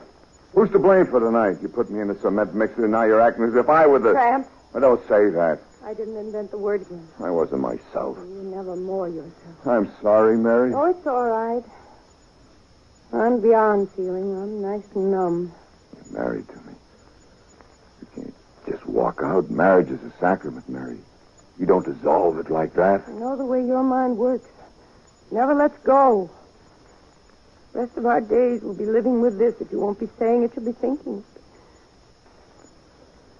No good. It won't work. Why didn't you ever tell me? If you'd come to me once. Just once. What good would it have done? Would you have understood? Would you have been able to forgive me? Wasn't I entitled to know? Yes. Well, why didn't you tell me? I cannot go on with this again and again and again. I refuse to. If I didn't love you and need you so, it'd be so simple. Simple. You go home now and wait a little while. No, that won't help us. Now, please, I'm so tired. Let me go now, Jim. To what? What do you go to? You who turn on every light in the house when I'm not Let there. me go, Jim. You who can't fall asleep unless my arms are around you. Where'd you go? Now, the taxi's waiting. Please, Jim, let me go. You go without a tear? Oh, I wouldn't say that. One or two, perhaps. I haven't got many left. You'll find them on the pillow. Mary, you just don't stop loving someone. Or do you think you're kidding? No one. Least of all myself. Mary, I love you. Well, then, help me. I'm trying to be a human being. I'm trying to bundle myself together. It took every bit of strength to go this far. Help me, dear. It's no use, sweetheart. It's no use. I couldn't go home if you weren't waiting for me with the radio going and the smell of coffee on the stove. I'd blow out my brains. I would, Mary. If I went home to an empty flat, I wouldn't dare take my gun with me. Now powder your nose and put on some makeup. Jim, there's a mouthpiece out here to see you. Okay. I better go home. The taxi bill's going to break us. I'll let it. I'll be right back.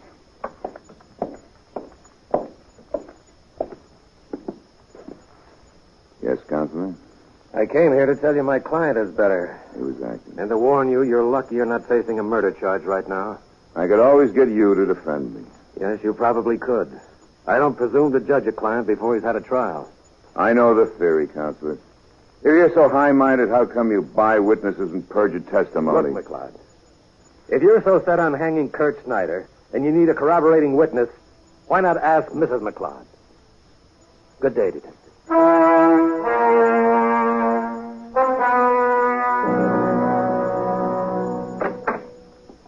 What's the matter, dear? You spoke to Kurt's lawyer. This has been our black day. Yeah. I'm sorry, darling. And yet, in a way, I'm glad it's out in the open. This has been hanging over my head for so long. I've had such a terrible feeling of guilt all the time. All right. I needed help, and there was nobody. How long was that for I met you, Mary? 2 years.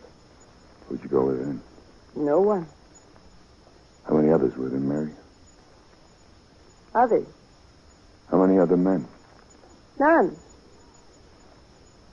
What's the matter with you, Jim? Wait a No, minute. what's the matter with you? I'd give everything I own to be able to take out my brain and wash away the dirty pictures you put Dirty there tonight. pictures? Yes. Oh, I see. I see. Yes, that would be convenient if we could. But when you wash away what I may have put there, you'll find you've a rotten spot in your brain, Jim. It's growing, I know. I've watched it. Mary, that's enough. No, let's have the truth. I could never find it in my heart to acknowledge one tiny flaw in you because I loved you so. And God help me, I still do. But let's have the truth for once, wherever it may lead. You think you're on the side of the angels. You're not. You haven't even one drop of ordinary human forgiveness in your own nature.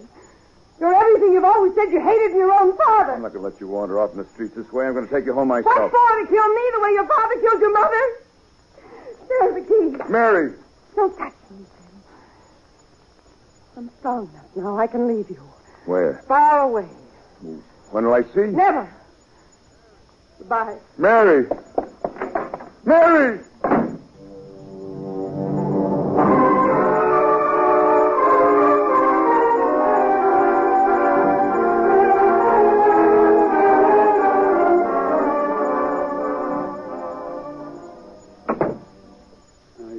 Sit there all night. Go on home. Home? I know home. You drove her away, didn't you? Why? Why do we do these things to ourselves, Lou? I built my whole life on hating my father. And all the time he was inside laughing. Maybe he was crying, the poor idiot. Come on, we have to take Charlie boy down to the tombs. It'll give you something else to think about. Okay, Charlie, on your feet. This is it. I didn't do nothing. Sure, I know. Come on, stand up. Okay, copper. I'll stand up. But before I go... Yeah? This! Lou, look out. He's got your gun. Callahan. Okay, drop it. Drop it or this copper gets it. Drop it, Callahan. He's a 4-time loser. He'll kill Lou. That's better. Rot in jail for the rest of my life? I take 5 or 6 new coppers with me first. He can't get by the outside. Shut up! One word, one move, anybody. Oh. What are you laughing at, copper? I was wondering when you'd get around to it, Charlie. Shut up! Sit down. Give me the gun, Charlie. Don't come closer, copper. I said give me the gun. Copper! I'm coming, Charlie. One more step. The gun. Jim, look out. Okay! Grab him.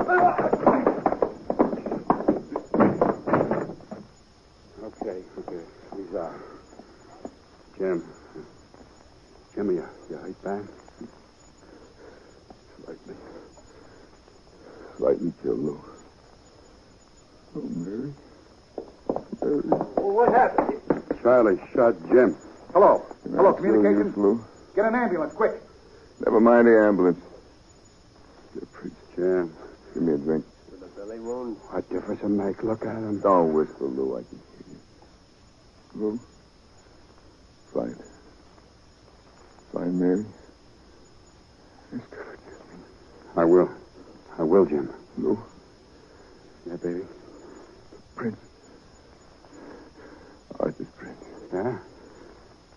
Tear him up. No case. Plain withdrawal. Lieutenant. Name the Father, Son, Holy Ghost. Give you all the free. Oh, my God, I'm hardly sorry for having offended me. I detest all my sins because I dread the loss of heaven. He's dead. I firmly resolve, with the help of thy grace, to confess my sins and to do penance and to amend my life. Amen. Okay, Arthur, go on home. Don't make a monkey out of me. Don't make a monkey out of me. I won't, don't worry. Hello, Communications Bureau. Don't mention it. Notify the commissioner, the DA, the homicide squad. 21st Precinct detective shot. Killed. Name, James McLeod. Married. Wife, Mary.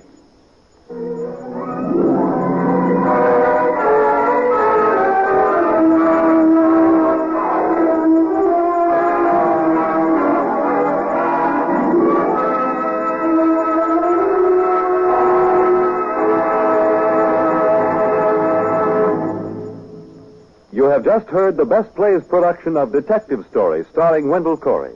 And here once more is your host, drama critic John Chapman. What a wind-up, and what a play. As an old police reporter, I know that this one has been real. And you must, too, even if you never were police reporters. Because we have had a vivid performance by Mr. Corey, Mr. Westerfield, and their fellow players. Next week, we shall again concern ourselves with melodrama, but melodrama of a more fanciful sort. The title is Ladies in Retirement, and our actresses will be Carmen Matthews, Evelyn Varden, and Mildred Natwick. Quite a cast, I might add. This is Chapman saying goodbye until next week. Detective Story was transcribed and adapted for radio by George Leckert. Heard in the cast were Charmaine Allen as Mrs. Farragut, William Lally as Sims, Matt Crowley as Callahan, Peter Capell as Kurt, Raleigh Bester as Miss Hatch, Ted Osborne as Pritchett, Elspeth Eric as Mary, Mandel Kramer as Docus, John McGovern as the Lieutenant, Elaine Ross as Susan, Nat Poland as Charlie, and Leon Janney as Arthur. Recreating their original Broadway roles were Alexander Scourby as Tommy and James Westerfield as Brody. Best Plays is an NBC production supervised by William Welch and directed by Edward King. Your announcer is Fred Collins. Tonight, listen to Confession on NBC.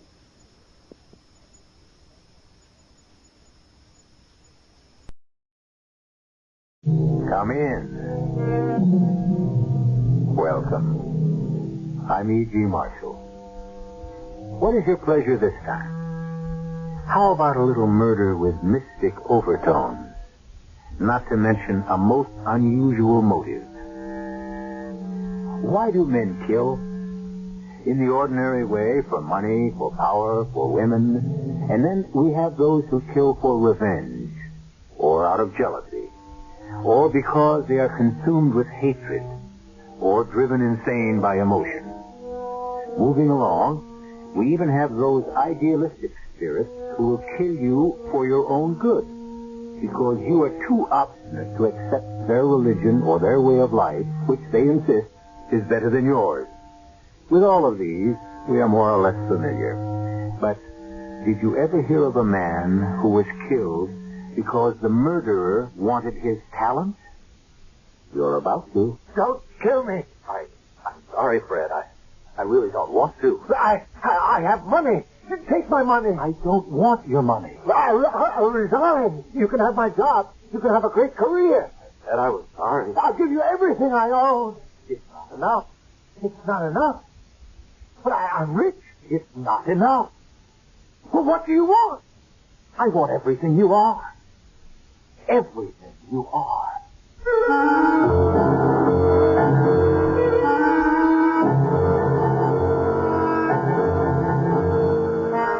Our mystery drama, A Death of Kings, was written especially for the Mystery Theater by Sam Dan and stars Mercedes McCambridge.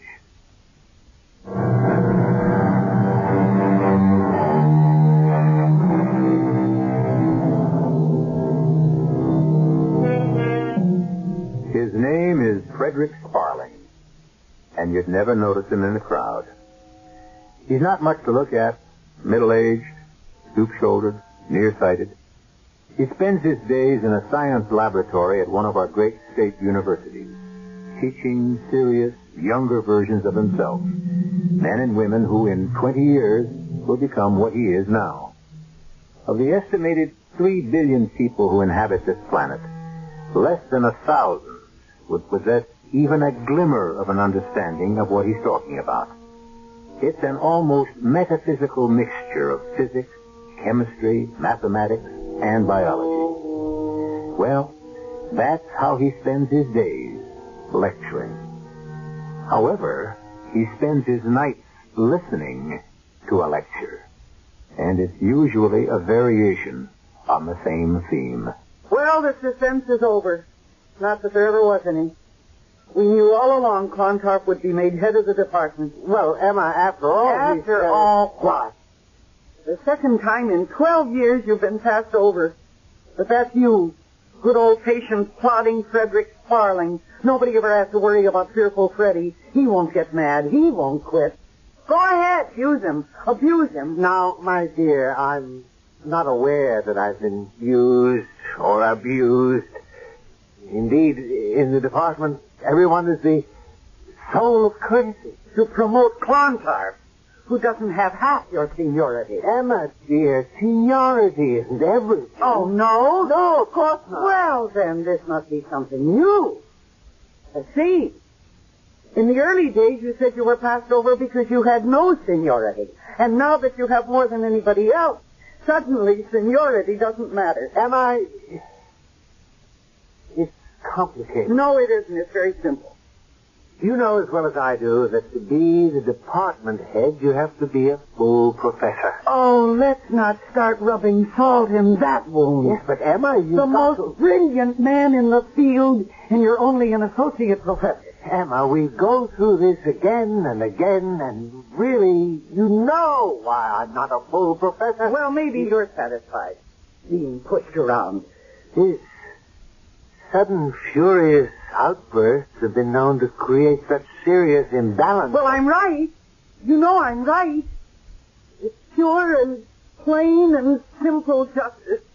Chemically, you risk death from oxygen deprivation. Oh, I'll die.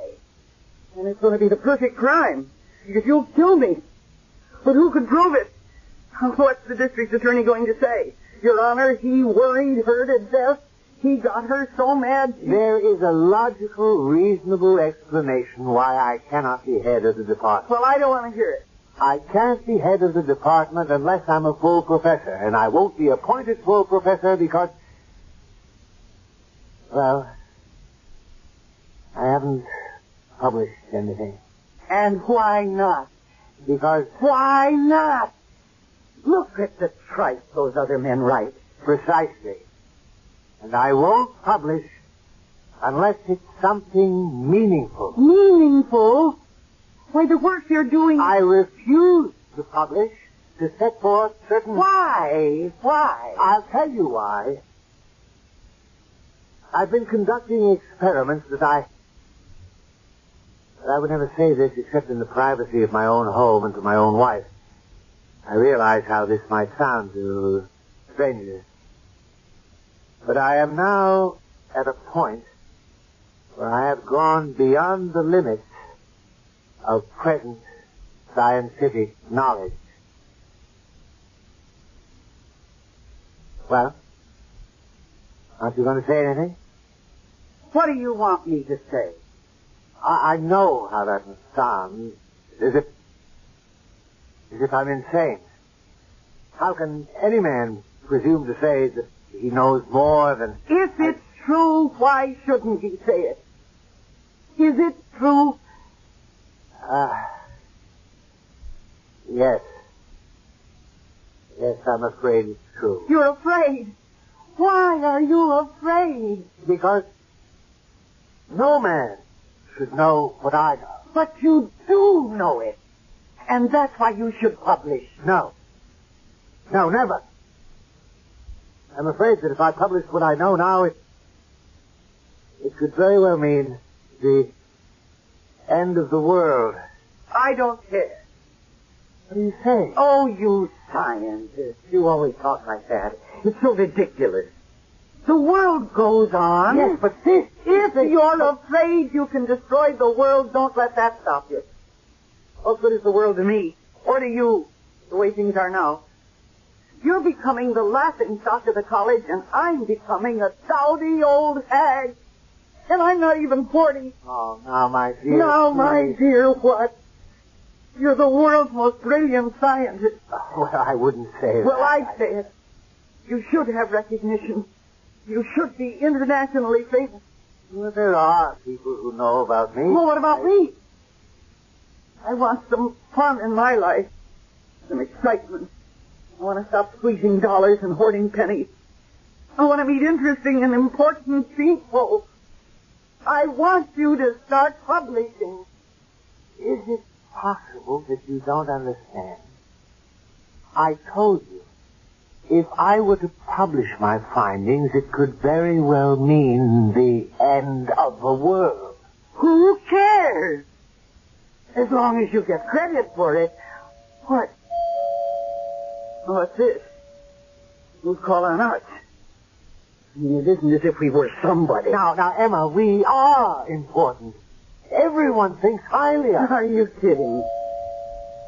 Well, aren't you even curious? About what? About who's at the door. Oh, yes, I know who's at the door. You do? It's Alex. Alex? Alexander Thornhill. I never heard of him. He's one of my students, one of my graduate students. Brilliant fellow, but he, Yes? But he's having some financial difficulties, so I told him he could, stay here for a while. You what? But we do have a spare room. Well, you just tell him. But he has no place to stay. What am I running here? A hotel? He'll have to leave college. A brilliant mind will be lost to science. Science? There's too many brilliant minds now. You just tell him you made a mistake. Emma, you... Go ahead. Make me the villain. Just tell him that your wife disapproves. But, Emma, this young man must have a place. You won't tell him. All right, I'll tell him. I'm coming. Wear out the bell. Look here. I'm Mrs. Farling, and I want to tell you that Good evening. I'm so happy to meet you. It's a pleasure. I thought Dr. Sparling had told me all about you, but I see now he's really told me nothing. Is that Alex Thornhill, Emma? Yes, it's Alex, Professor. Won't you come in? Oh, thank you. Thank you so much. Emma? Miss Alex Thornhill. Alex? My wife? How do you do? Have you, had your supper? Frankly, no. Emma, we should have quite a bit of the roast left. Why don't you fix a bite for Alex while I see to the spare room? Well, Alex, I thought you were bringing all of your things. I did. Everything I own in the world. In that little sack? Well, let me get your room ready, and meanwhile, you two can get acquainted. Excuse me? Yes. He didn't ask you, did he? What do you mean? Oh, well, I can tell you're not overjoyed to have me stay here. Well, why do you say that? Are you sure I won't be in the way? Why would you be in the way? Oh, I had the feeling. No, actually, we have a big house here, and we should share it with, well, you must be hungry. I'm starved. I'm sorry, because I don't think you'll enjoy dinner. Oh, why not? Well, the professor has all kinds of quirky diet things. He has a peculiar nervous system. He can't have salt or spices or anything that's good, so we have a pretty tasteless cuisine around here. And besides, I'm a terrible cook. I admire women who can't cook. You do? Sure. Shows they've been putting their time to better use. I have the feeling that I've been standing in a peat bog for the past 15 years. Oh, why did I say that? Probably because it's true. Well, of course it's true, but that's no reason to blurt it out to a perfect stranger. Am I really a stranger? I don't know what's the matter with me. I met you just a couple of minutes ago, and here I am just about ready to tell you the story of my life. Oh, I'd love to hear it. You probably know it. Dating, aging wife of an obscure professor. Well, forget it.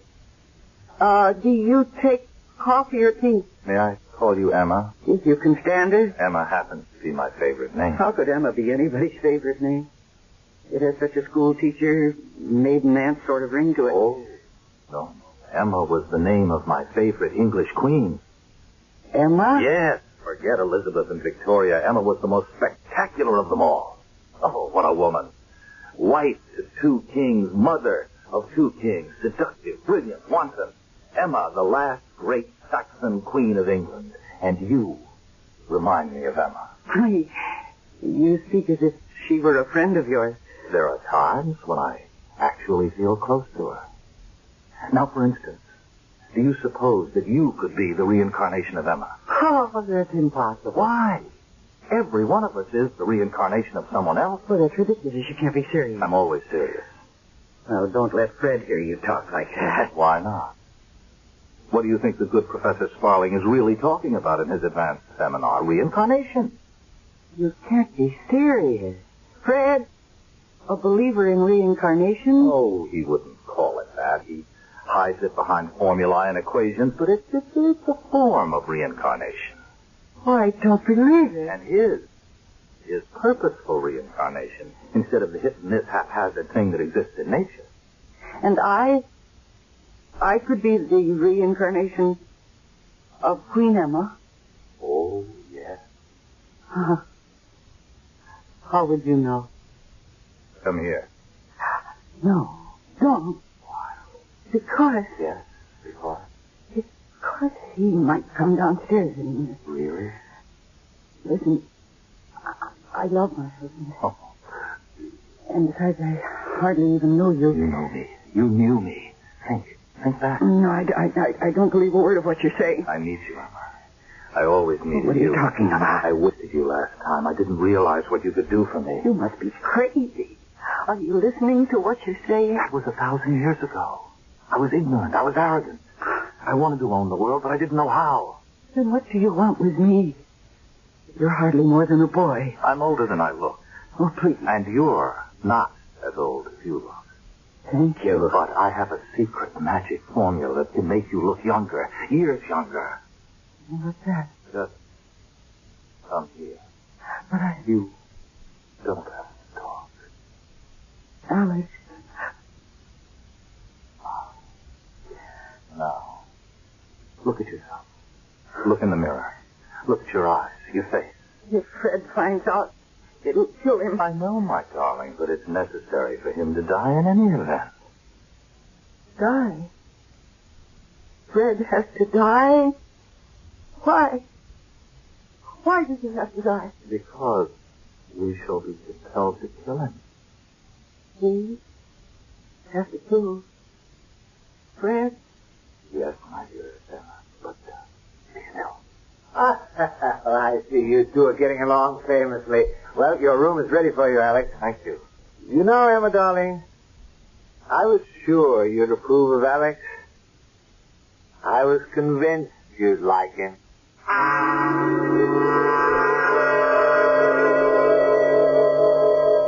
The amenities, the niceties, the small talk that makes up so much of the ritual of our lives. I was sure you'd approve of him. I was convinced you like Alex. If the good professor only knew how much Emma approved of and liked Alex. You may find out when I come back shortly with Act 2.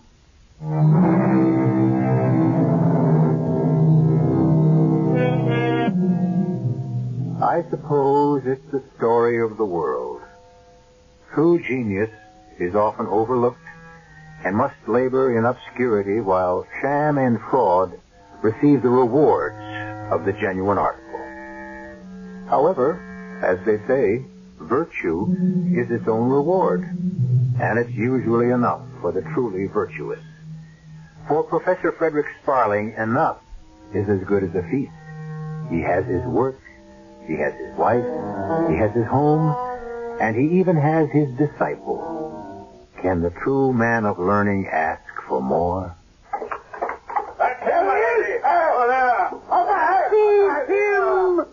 Seize him! No, pity me! Pity me, my lady! Pity? What has pity to do with the line of succession? Please, my lady, please! Out! Forward! Kill him! No! No! Kill him! Kill him! Kill him!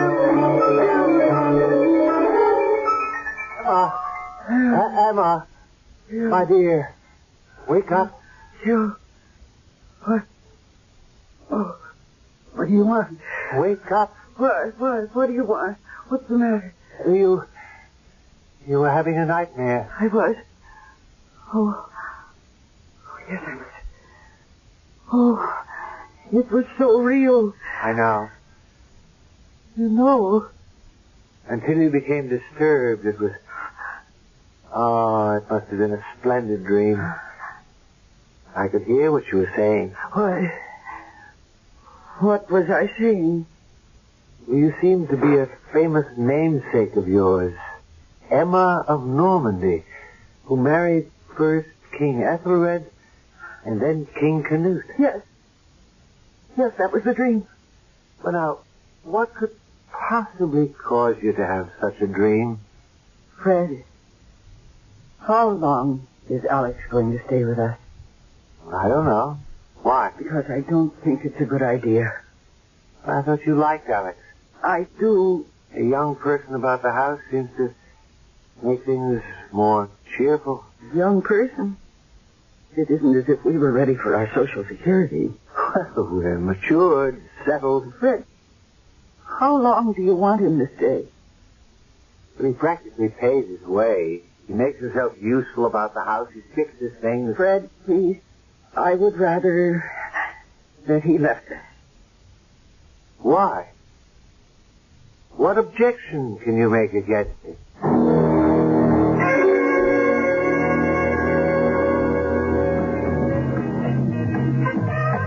Alex, I don't think coming to a place like this is such a good idea. Why not? Well, really, we shouldn't be seen together. Who's going to see us? When is the last time you went out dancing? I don't remember. When is the last time you had any fun? I can't remember. Alex, I want to tell you something. Do you want me to leave the house? How did you know? Because you're being Emma. Queen Emma. Oh, please, Alex. Don't you see how your life runs parallel? She was also married to a Fred Sparling, except his name was Ethelred. Ethelred the Un... Oh, that's nonsense. Why? Well, how can it be anything else? His world fell apart, but not hers. She knew what to do. She prepared for the future. And so when her husband died, providentially, they say she may have had a hand in it. Why are we talking about this? Is it painful? People don't die. Oh, now I know you're crazy. The outer shell, the hull, the husk, that wears out. But what's inside can never be destroyed. Please take me home. The genius of a Da Vinci, a Beethoven, the evil of a De Medici, what happens to it? It goes on living. It finds itself another shell, another husk, another covering, another temporary shelter. You can't prove that. Do I have to? Doesn't it make sense? You could have been Emma. Emma of Normandy. I am not the kind of woman who leaves her husband. Even if you're unhappy? I'm more than just unhappy. I'm frustrated and I'm bitter and Oh, what's the difference? I made a vow. So did Emma of Normandy. If I hear one more word about Emma of Normandy, I'll walk out of this place. Oh, I'm asking you. Just look around you. Look at all these really attractive girls. Some of them are half my age. Look at how they're looking at you so boldly and invitingly. Why do you want me? Oh, I know your problem. You're afraid this is just a lark for me. And when it's over, I'll walk out on you. Well, won't you? No, I couldn't. Because after Fred is gone, I'll need you more than ever. Why do you keep saying after he's gone? Because he has to go.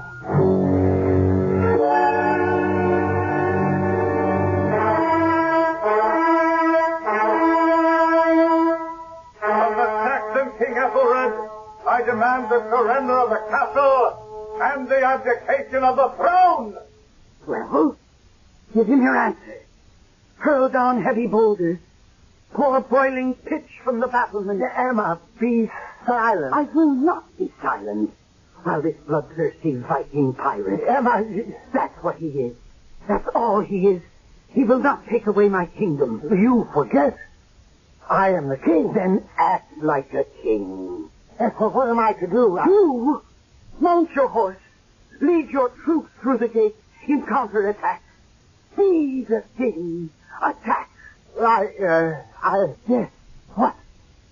I shall have to consult with my counselor. And meanwhile, we shall lose the kingdom. No. We shall consult and discuss and hold a parley. What is your answer, Saxon king? Let your sword answer him. Let your sword find his heart's blood. Emma, I must listen to my counselor. Your counselors, ignorant, half-witted, traitorous. Now, Emma, really, you have said too much. What is your answer? We shall storm the gate? We answer death.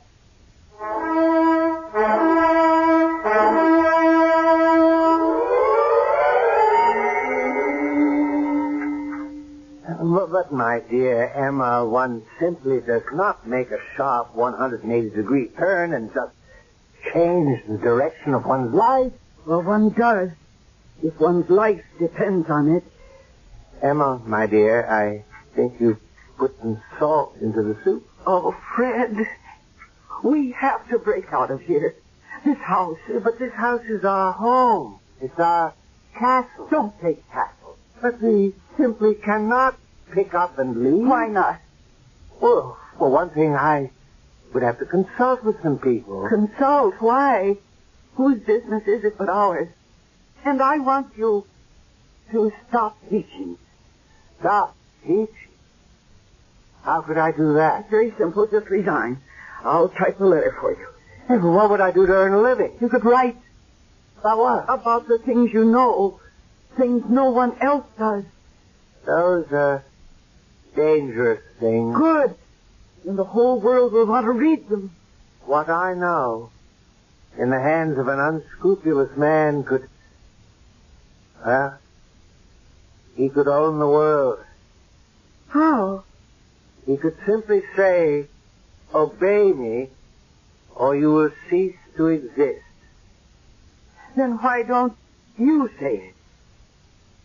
Because I can't. Why can't you? Because I can't even explain it. Try. No, don't you see? A man isn't just what he knows. What he knows is a dynamic part of everything that combines to make his personality. This knowledge is only a part of me. There's the rest of me.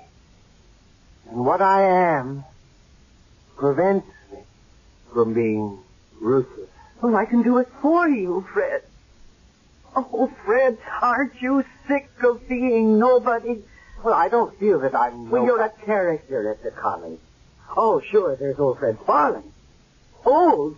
You're hardly 45. Harmless old Fred. Teaches our seminars. Way up in the clouds there. All that theoretical stuff. Has no practical application. Now, Emma, you're beginning to secrete adrenaline. I know that, Fred. Too much. What do you expect? You have to secrete enough for two. Yours never flows. Your heartbeat, your pulse, your respiration. Oh, damn it, Fred. Those are the vital signs of life. Don't you ever get mad. No. Well, I see no point to anger. Well, maybe this will make you mad. Your star pupil, Alex. Ah, brilliant lad. He's more than my star pupil. He's my disciple. So much the worse. Alex, his life depends on your generosity. Without you, his education would be finished. Now, please, Emma, one doesn't flaunt charity. Without you, he wouldn't have a place to sleep. We are commanded by a higher power than ourselves to share what we have. It's our duty to share. Is it? Of course. Everything? Yes, Emma. We must share everything we have. Even our wives? What? What did you say? I want to know if a man is required to share his wife. Darling, what does this have to do with everything? Alex?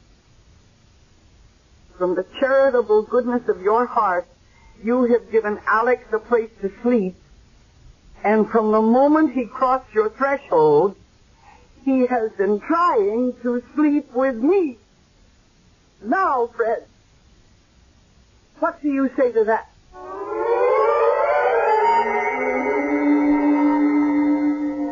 There are an infinite number of replies a man can make when his wife says what we just heard Emma say. I'll kill him. Or he could say, I'll congratulate him. He could say, well, that's gratitude. Or he could say, you must admit my friend has excellent taste. Who knows? We all will when I return shortly with Act 3.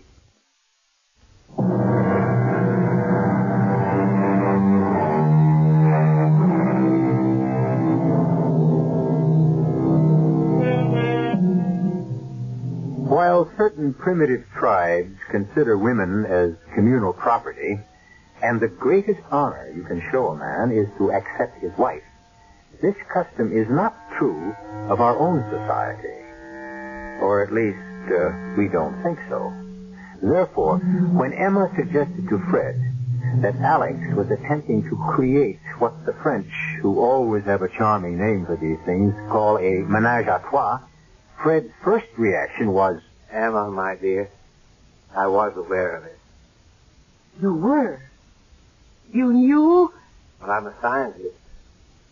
And what, after all, is science but observation? Observation and deduction. And you can just sit there and eat your soup? Why not? It's delicious soup. Alex is trying to get me to betray you. That's a charming, old-fashioned term. Oh, I can't believe we're having this conversation. Why? Because you're incredible. Would you feel better if I commanded Alex to leave the house? Well, you should do something. No. You should do something. Me? You should either discourage him or... Or? What? Well, my dear, you lead him on. That's a lie. If you want him, does it matter where you have him? Here or somewhere else? I want to do something about us. You keep telling me you can be the most powerful man in the world. Well, how can I be satisfied just to be a dowdy, do-nothing, stay-at-home drudge? Emma, let me tell you that scientists labor in the darkness. Now and then, fate, providence, the higher power, gives us a sudden, searing flash of insight. For a brief, awful moment, the curtain is drawn and the brilliant light of knowledge is burned into the soul. Perhaps it was a joke. A joke? A celestial joke to make that revelation to me. Perhaps it was known that I couldn't use it.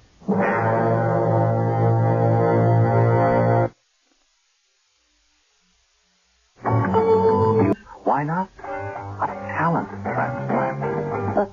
Talent is... Is what? It's a quality. People have it. It exists. It can be removed. How do you know? Fred told me. Fred showed me. He showed you? Yes, in the lab. On animals. Oh, I don't believe it. Listen. We have made vicious dogs out of calm dogs, smart dogs out of stupid dogs, and the other way around. But that's unbelievable. The mentality, the personality. He knows how to isolate those forces and transplant them. How? By surgery? How could you ever perform an operation? It's psychic surgery. I don't believe it. What will happen to Fred after you... He'll be dead. But that's murder. That's freedom. Freedom for you and me. He's a fool. He has unbelievable powers. This psychic surgery is the least of them. He could rule the world. He has scruples. I have no scruples. Now, what do you say? I say... When?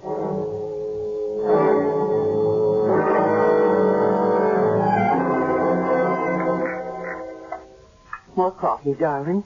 Oh, yes, I think so.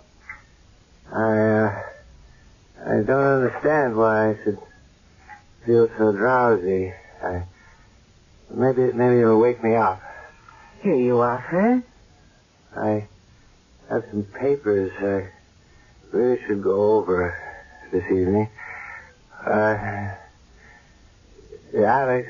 Yes, Professor? We really should check the results of those experiments. If you're feeling up to it. Oh, yeah.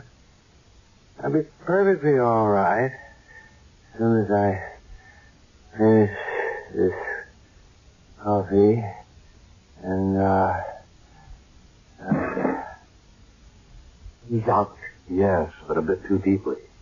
You put too much of that. What should we do? It's all right. He'll come around. We only need him to be semi-conscious. How are you going to... Hand me those needles. No. One at a time. Mm. All right. Now, cut away his sleeve. Yeah. All right, careful. Good. Now, swab his arm with the alcohol. And let me just plunge home the... There. Alex, I'm frightened. Oh, please, it's too late now. Hand me the needle on the other end of that wire. Is it like a blood transfusion? No. How can it be a blood transfusion? It's not a tube, it's a wire. Here, swab my arm with alcohol. Yes. And hand me the needle. Be careful. I know how to do this. And you told me that Fred will be dead afterwards. Won't the police... Don't worry, the doctor will see only natural causes. Heart failure, shock, no way to prove murder. Now, get that little box that I hid on the shelf. Quickly. Emma. Oh. Emma. He's coming too. Don't worry about it. When this is over, I'll be unconscious.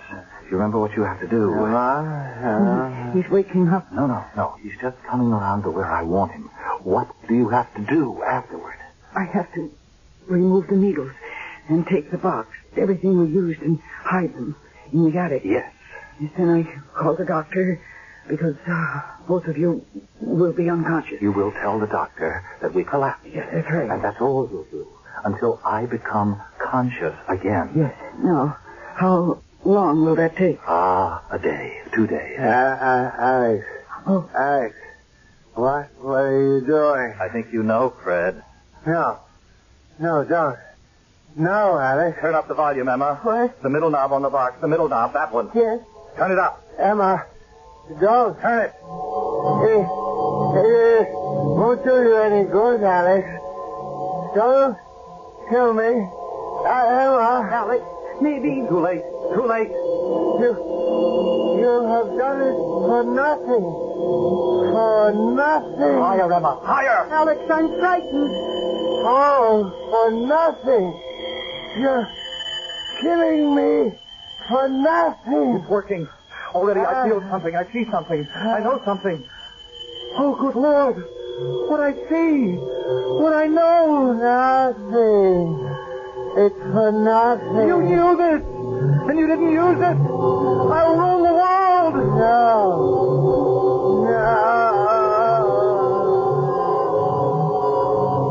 Alex.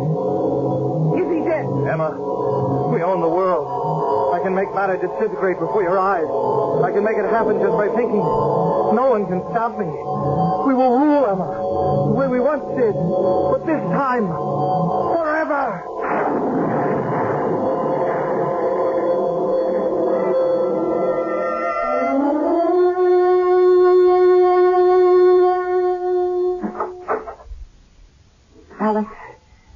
Alex, darling. What? You're coming out of it. Alex, speak to me. Oh, Emma. Emma. Your voice is so different. It's so familiar. Well, is everything, all right? Oh, yes, darling, yes. The doctor came after you fell unconscious. Yes? Yes, and I did everything you told me. I hid the apparatus, and I said that you two had just collapsed at the table. And the doctor and the police had a fine time with all that. Emma. But it's over now. And no one suspects. We did it, my darling. We did it. And now, let's live. Emma. Here, I brought you a cup of coffee. Oh. Come on, drink it. You'll feel better. And then I'll prepare you some dinner. Thank you, dear. Thank you. Oh. What is it? Oh, sugar. You put sugar in this. You know I can't tolerate sugar. Alex. I mean, how many years have you cooked for me, dear? No sugar, no spices. I have a very delicate metabolism. Alex, what are you saying? Oh, I must get up. I must get to the laboratory. No, we're leaving. We're going to be rich. What are you saying, my dear? Whatever gave you such... You're not Alex. Well, of course I'm Alex. But you're talking like Fred. Well, I must talk like Fred, and then think like Fred, and act like Fred. But you said if you transplanted his talent... Well, yes, I have his talent, but I also have his personality. You see, I am Fred. Oh, no. We'll be happy here, and I'm very happy with our work, our home. What more could we ask, Emma? Call yourself a king. A king. What are you saying? You are a fool and a coward. Emma. I never want to see you again. I'm going to him. Let go of me. No, Emma, no. I must take you to a doctor. I want the pirate. The Viking pirate. We could rule the world. Yes, dear, I understand. Now, I'll take you to the doctor and you'll feel better. Help me find my Viking pirate. Yes, dear. Of course I'll help you.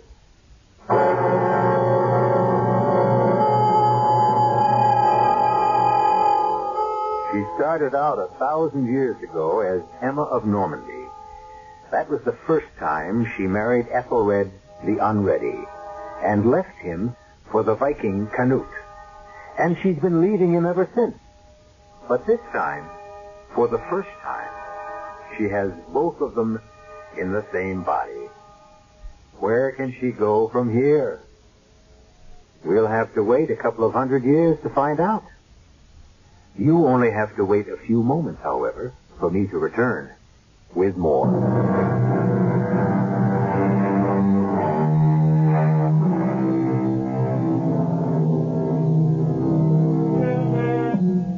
A poet says, inside us all faintly echo the softest notes of a forgotten melody. Where did we once hear it? And when did we sing it? Sometimes in the absolute loneliness of the darkest night, there is a whisper. Is it a vagrant breeze? Or someone calling out, reaching out from the bottomless well of the past and saying, remember me? Once I was you. But perhaps things are best left the way they are. Perhaps there are things best not remembered. Our cast included Mercedes McCambridge, William Redfield, and Robert Dryden. The entire production was under the direction of Hyman Brown. And now, a preview of our next tale. I'm sorry, son, I didn't understand. Those were the 6 words. Sorry for what? For remembering me. I wouldn't expect her to forget immediately, of course. That would be unreasonable. But as soon as possible, put me out of her mind. My life on earth was over. I'm sure she meant well, your mother. After you're here a while, you...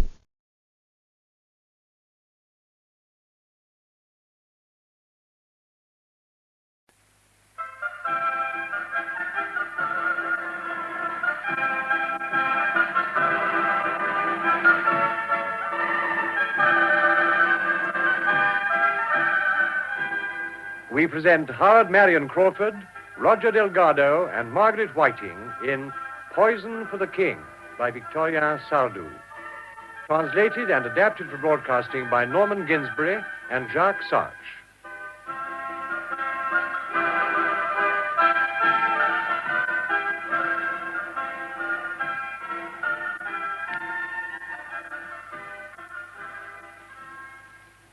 A plot to poison the king.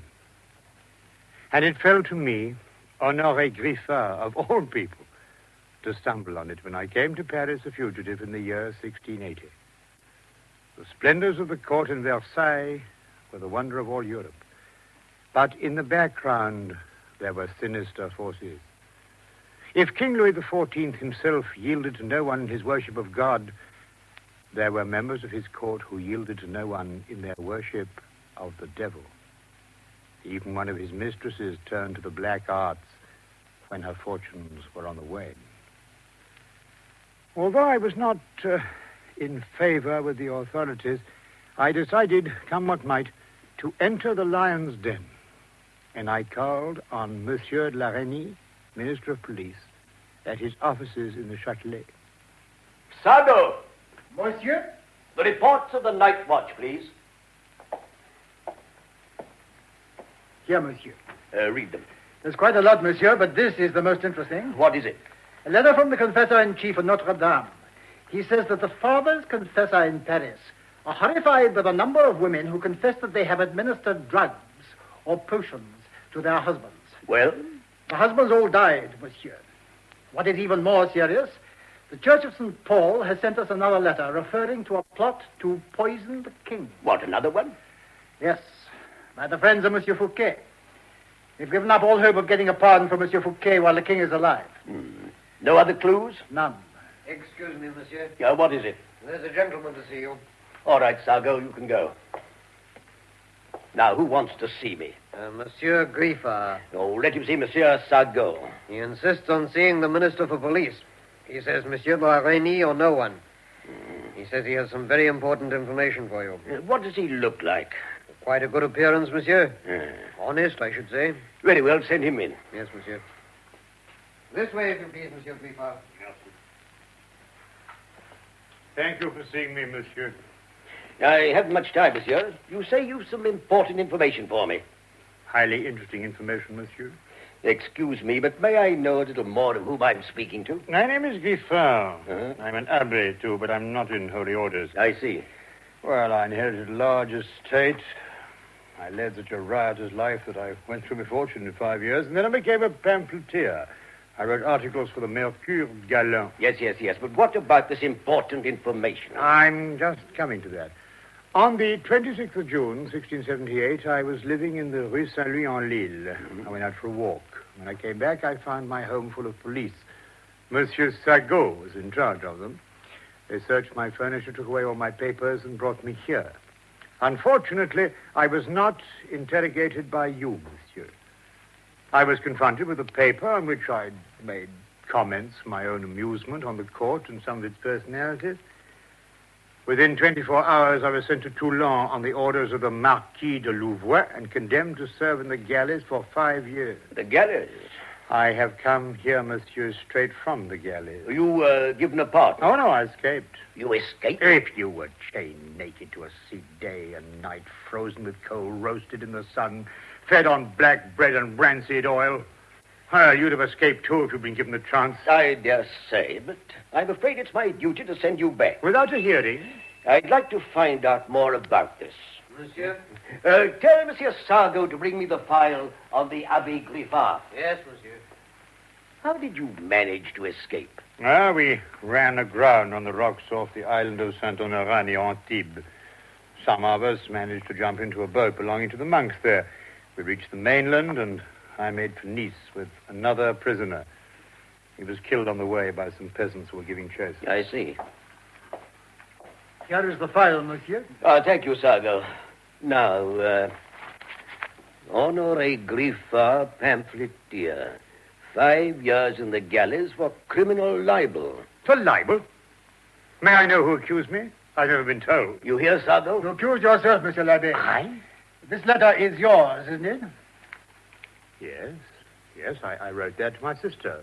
I never finished it, and I never posted it. No, it was a most unusual case. You must have been writing in front of your window. Yes, I was. And then you went out? Yes. And your letter blew out of the window. Into the street? Where it was picked up by a passerby. I see. Who took it to the commissioner of police. Filthy. Who caused inquiries to be made there and then, and this paper came to light. Together with a number of letters from Amsterdam, which led us to believe that Monsieur l'Abbé was corresponding with the pamphleteers of Holland, who are His Majesty's bitterest enemies. Never. Give the Abbé a seat. Oh, thank you, monsieur. Leave us, Sardou. Monsieur Griffin, would you mind reading out this passage in your letter? Beginning here. As for news... Yes. As for news, my dear, there's nothing very interesting, except that the Marquise de Montespan has just presented the king with their 7th child. As her husband is still alive, the child will be legitimized like his 6 predecessors. The superb little chateau at Cagny, which His Majesty had built for the Marquise, is now to be converted into a palace, large enough to house the royal brood. The lady's husband is suppurating with indignation, but his father is beaming with pleasure. He regards his family's name and fortune as well and truly made. Well, what do you think of that, monsieur? Well, I think the same as you, judging by your little chuckles of approval. You're wrong. My chuckles signified approval of your sentence. I see. Well, perhaps it was too severe. Yes, I agree it was. Now, what is this information you want to give me, and what do you expect in return? In return? I don't even expect to be paid for my furniture that was sold to swell the coffers of the treasury. Nor for my watch, which was, impounded by Monsieur Sardou. Did Sardou impound your watch? Yes, he did. But I want nothing except my release and the right to come and go freely and safely. I wouldn't call that excessive. I hoped you'd agree. I do. Well, what now? Now, monsieur, I may have to assume the role of a spy for the police. What? I don't relish it, but I happen to have a conscience. And if I don't do something, I become an accomplice of murderers. An accomplice of murderers? Yes, monsieur. Of the people who murdered, among others, the Duc de Savoie. You know who they were? My fellow prisoner who escaped with me told me quite a lot. His name was Carlone. He was deeply involved. Go on, Monsieur l'Abbé, go on. There is a secret society of these murderers. They work for their own ends or merely for money. Now and again you manage to apprehend one of them, but the organizers always elude you. I think I can show you how to cast your net and draw them all in. How are you going to do it? I think I've discovered the headquarters. Where? Not so fast, monsieur, not so fast. At the moment, I only have clues. I must follow them up, and we must be careful. We mustn't let our quarry take fright. I'm mingling in a world which I never knew before, and I'm discovering quite a lot. In 24 hours, I shall know much more. I shall be able to say, this is the place where the murders are planned, and these are the murderers. And then I shall withdraw and leave the rest to you and Monsieur Sardou. You'll need help from Sardou, won't you? Yes, sir. Monsieur?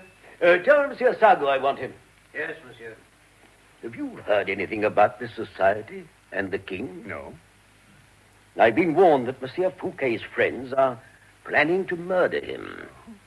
Sardou, listen carefully. Monsieur Griffard has some very valuable information about the people we were discussing before his arrival here. I want you to carry out, to the letter, the instructions he will be giving you. Monsieur Sardou, will you go with your men to the Porte Saint-Denis tomorrow morning at... what time do you make it now? 10:05, monsieur. By my watch? Your watch? No, monsieur, that is my watch. Don't you remember? Yes, perhaps. Sardou. Yes, monsieur? Give the watch back to Monsieur l'Abbé. Certainly. There, monsieur. Thank you. 10 o'clock tomorrow morning. Is that all? For the present, yes. And now, Monsieur de la Reynie, may I go? Why not? And good luck. Thank you. Well, what do you make of that, Sardou? I shall know perhaps tomorrow. Monsieur le Chevalier de Tralage is waiting to see you, monsieur. My nephew. Show him in. Yes, monsieur. This way, monsieur. Hector. Monsieur. All right, Sardou, you may go now. Have you come straight from Saint-Germain, Hector? No, I happened to be in Paris, so I came to pay my respects. I'm glad. I wanted to see you. You're going to get some very plain speaking from me. Yes, monsieur. Now, I made you secretary to Madame de Maintenon, didn't I? You did, monsieur. And I'm very grateful. She's grown quite fond of you. Yes, she seems to be. But just when you're on the road to fame and fortune, you take it into your silly head to make up to whom? I don't know, monsieur. Oh, yes, you do. You fell in love with a certain Mademoiselle d'Ormoise. You seduced her and promised to marry her. Then she became lady-in-waiting to Mademoiselle Fontange, and you transferred your affections to Mademoiselle Fontange. Well? Well, I didn't think you'd be very pleased if I did marry Mademoiselle d'Ormoise. She has no family and no fortune. Never mind about d'Ormoise. I'm asking you to bring your association with Mademoiselle de Fontange to an end. For one thing, you're poaching on the king's preserves. Besides, if Madame de Maintenon hears about it, you will be dismissed, and that will be the end of all our hopes for you. Oh, monsieur, let me explain. There's nothing to explain. But let me tell you this. Of the 3 women who are rivals for the king's favors, Maintenon is the one who's going to win. The Marquise de Montespan has had her day. She's too arrogant, too ignorant, and too extravagant. Fontange is already in a precarious position. Her health is poor, and her looks are beginning to go. And the king has no patience with women whose looks are beginning to go. Now, Madame de Maintenon has health and beauty and intelligence. She despises the ladies of the court and makes no secret of it. His Majesty calls on her every afternoon. They're together for several hours. Precisely. She is the future, I tell you. So follow her star, my boy, and your future is assured. Thank you, monsieur. I shall break off all connection with Mademoiselle de Fontange. Good. And as for Mademoiselle d'Ormoise... I think you'll approve of what I do, monsieur. We'll talk about that some other time. Are you going straight back to Saint-Germain? Not till this evening. I'm dining with the Rochester Bouillon, and then we're going to visit Madame Voisin, the clairvoyant. Madame Voisin, my boy, if you take my advice, you'll have nothing to do with such people. La Voisin's establishment consisted of a luxuriously appointed house in the fashionable Rue Beauregard, which was not surprising in view of the elegant clientele who sought her out. What did surprise me was her appearance. She was matronly, but attractive, and over her ample figure she wore A crimson velvet robe encrusted with silver eagles and lined with ermine. Oh, yes, she was soothsayer to the life. I say, who's the girl in front of La Voisin's door? That's Jeanne. She's on guard. La Voisin's keeping us waiting a long time, isn't she? If you want to make certain, you have to make an appointment long in advance. Have you ever consulted her? Good heavens, yes. Oh, does she do anything else apart from telling fortunes? She's a clairvoyant, oracle, wise woman, everything. She reads cards, crystals, and the stars. She advises on the law, arranges loans, and finds you excellent servants. You tell her everything she wants to know about you. Oh, you sneer at everything. Why do you come here at all? Madame Voisin could do without your custom. I come to see the lengths to which human credulity can be stretched. Who's that fellow over there with the grey hair? The fat one? Yes. It's the Abbé Guibourg. Oh. He's always here, so devout, too. The other man in the red wig is Monsieur Lesage, the astrologer. Oh. Ah, here's Madame Voisin's daughter, Marguerite. Ladies and gentlemen, my mother asked you all to excuse her. She won't be able to see anyone else today. She shouldn't have kept us waiting if she didn't intend to see us. It's disgraceful. Ladies and gentlemen, Mother is just as upset as you are, but she's very tired and not well enough to see anyone today. I think it's not right.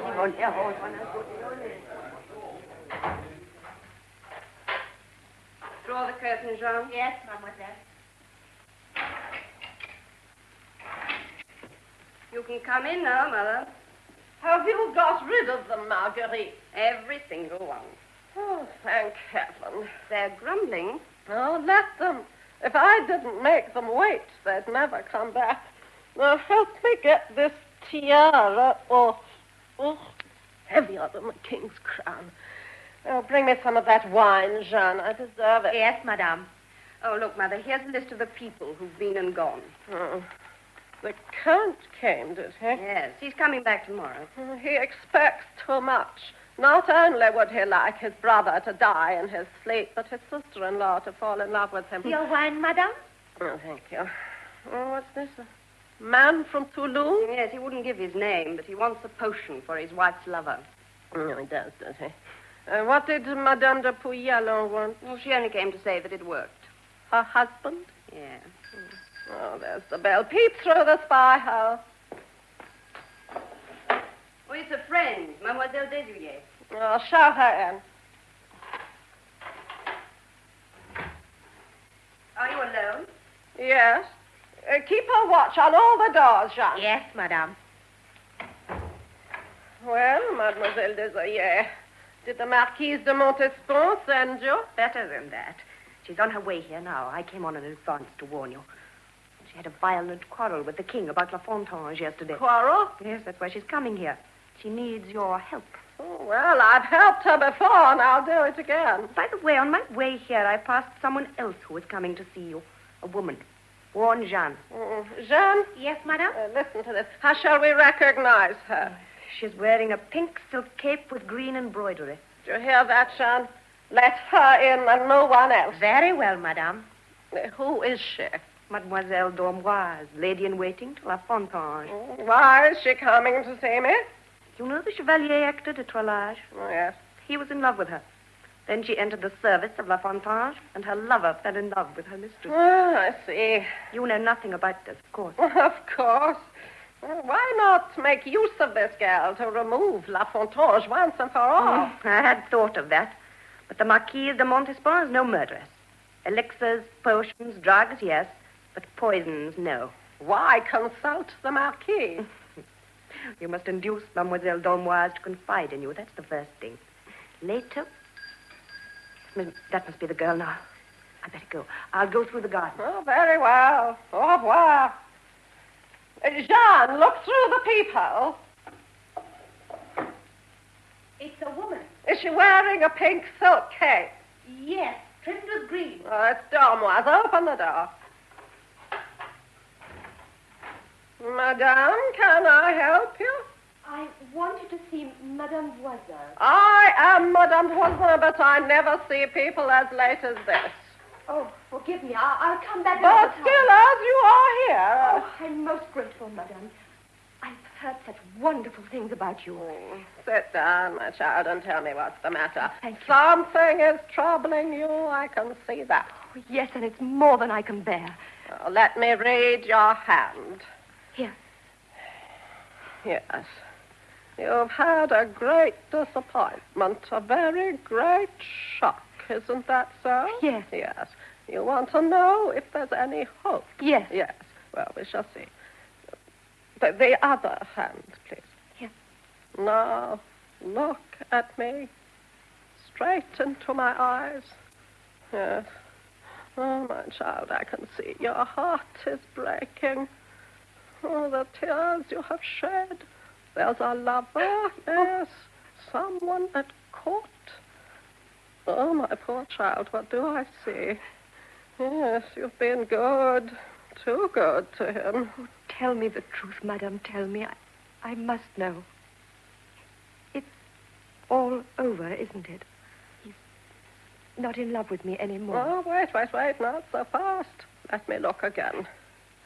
Oh, good gracious, the love line. Extraordinary. No. The break is not complete. Not at all. Then he still loves me? Undoubtedly. But there's another woman. A woman with red hair. That's right. Not a very nice woman either, but a great figure at court. And so beautiful, too.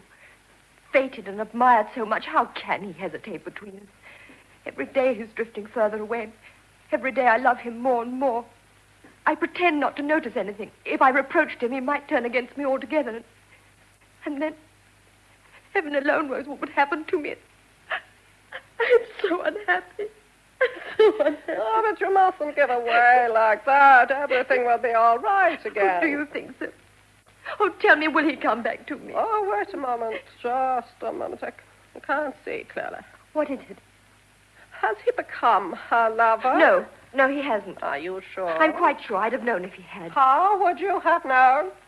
When you're in love, you always know things like that. Then you must fight for him, my dear, and I have something that will help you. Oh.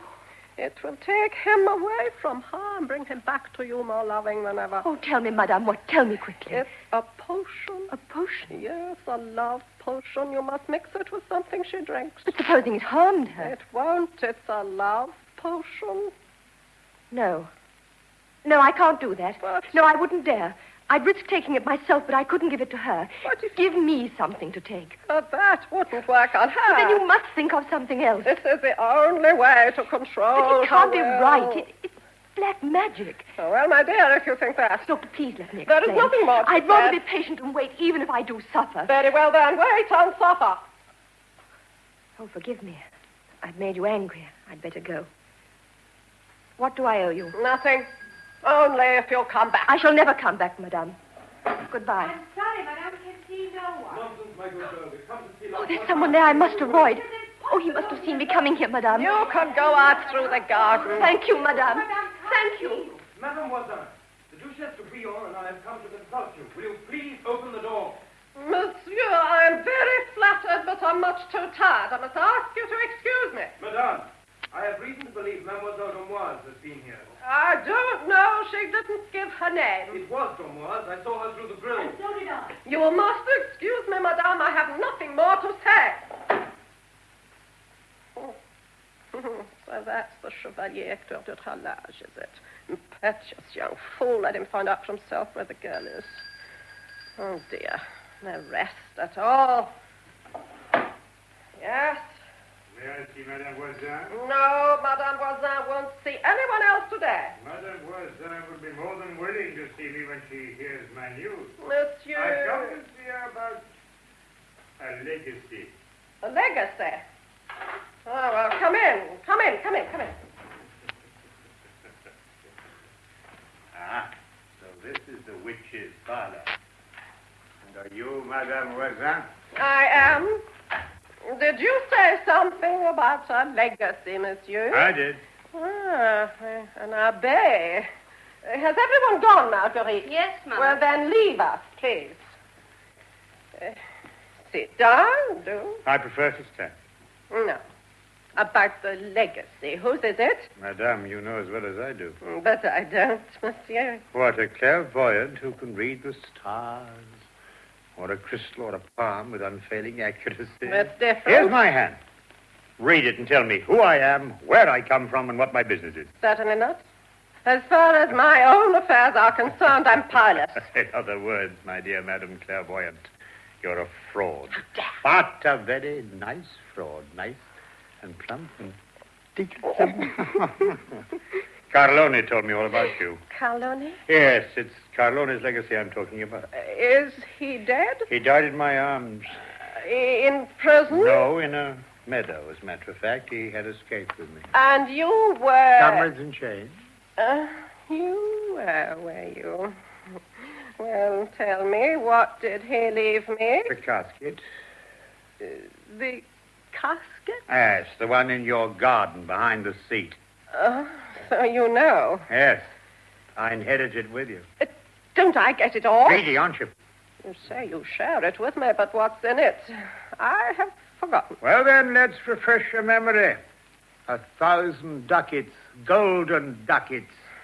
Where is your proof that you're entitled to a share? Share. Let's be accurate. If he'd left it all to you, you clever girl, he wouldn't have bothered to tell me anything about it, would he? Haven't you anything in writing, a signature or something? A signature? When we were running for our lives? Shall I remind you where the money comes from? Oh, heavens alive, it's so long ago. It's his share for his part in the murder of the Duc de Savoie. Did he tell you that? My dear friend Carlone had no secrets from me. Still, he might have left me more than a half share. No. You're not going to try and swindle me, are you?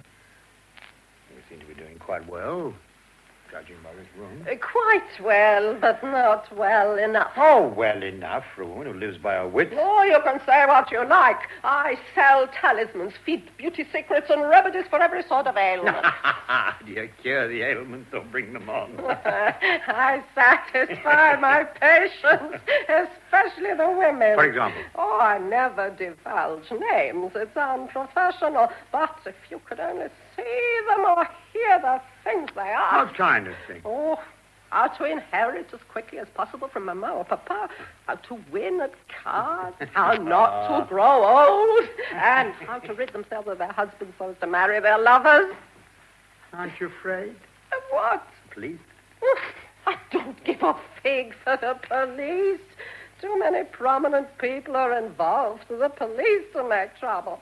Besides, the devil looks after his own, doesn't he? I rely on him quite a lot. You believe in the devil? Yes. You believe in God? Yes. How do you manage to keep on good terms with both of them at the same time? To each his due. Oh. I go to Mass on Sunday, I go to confession twice a year, and I fast on Fridays. But for good business and a good time, give me the devil. You'll be damned. I repent at the last minute, and God will forgive me.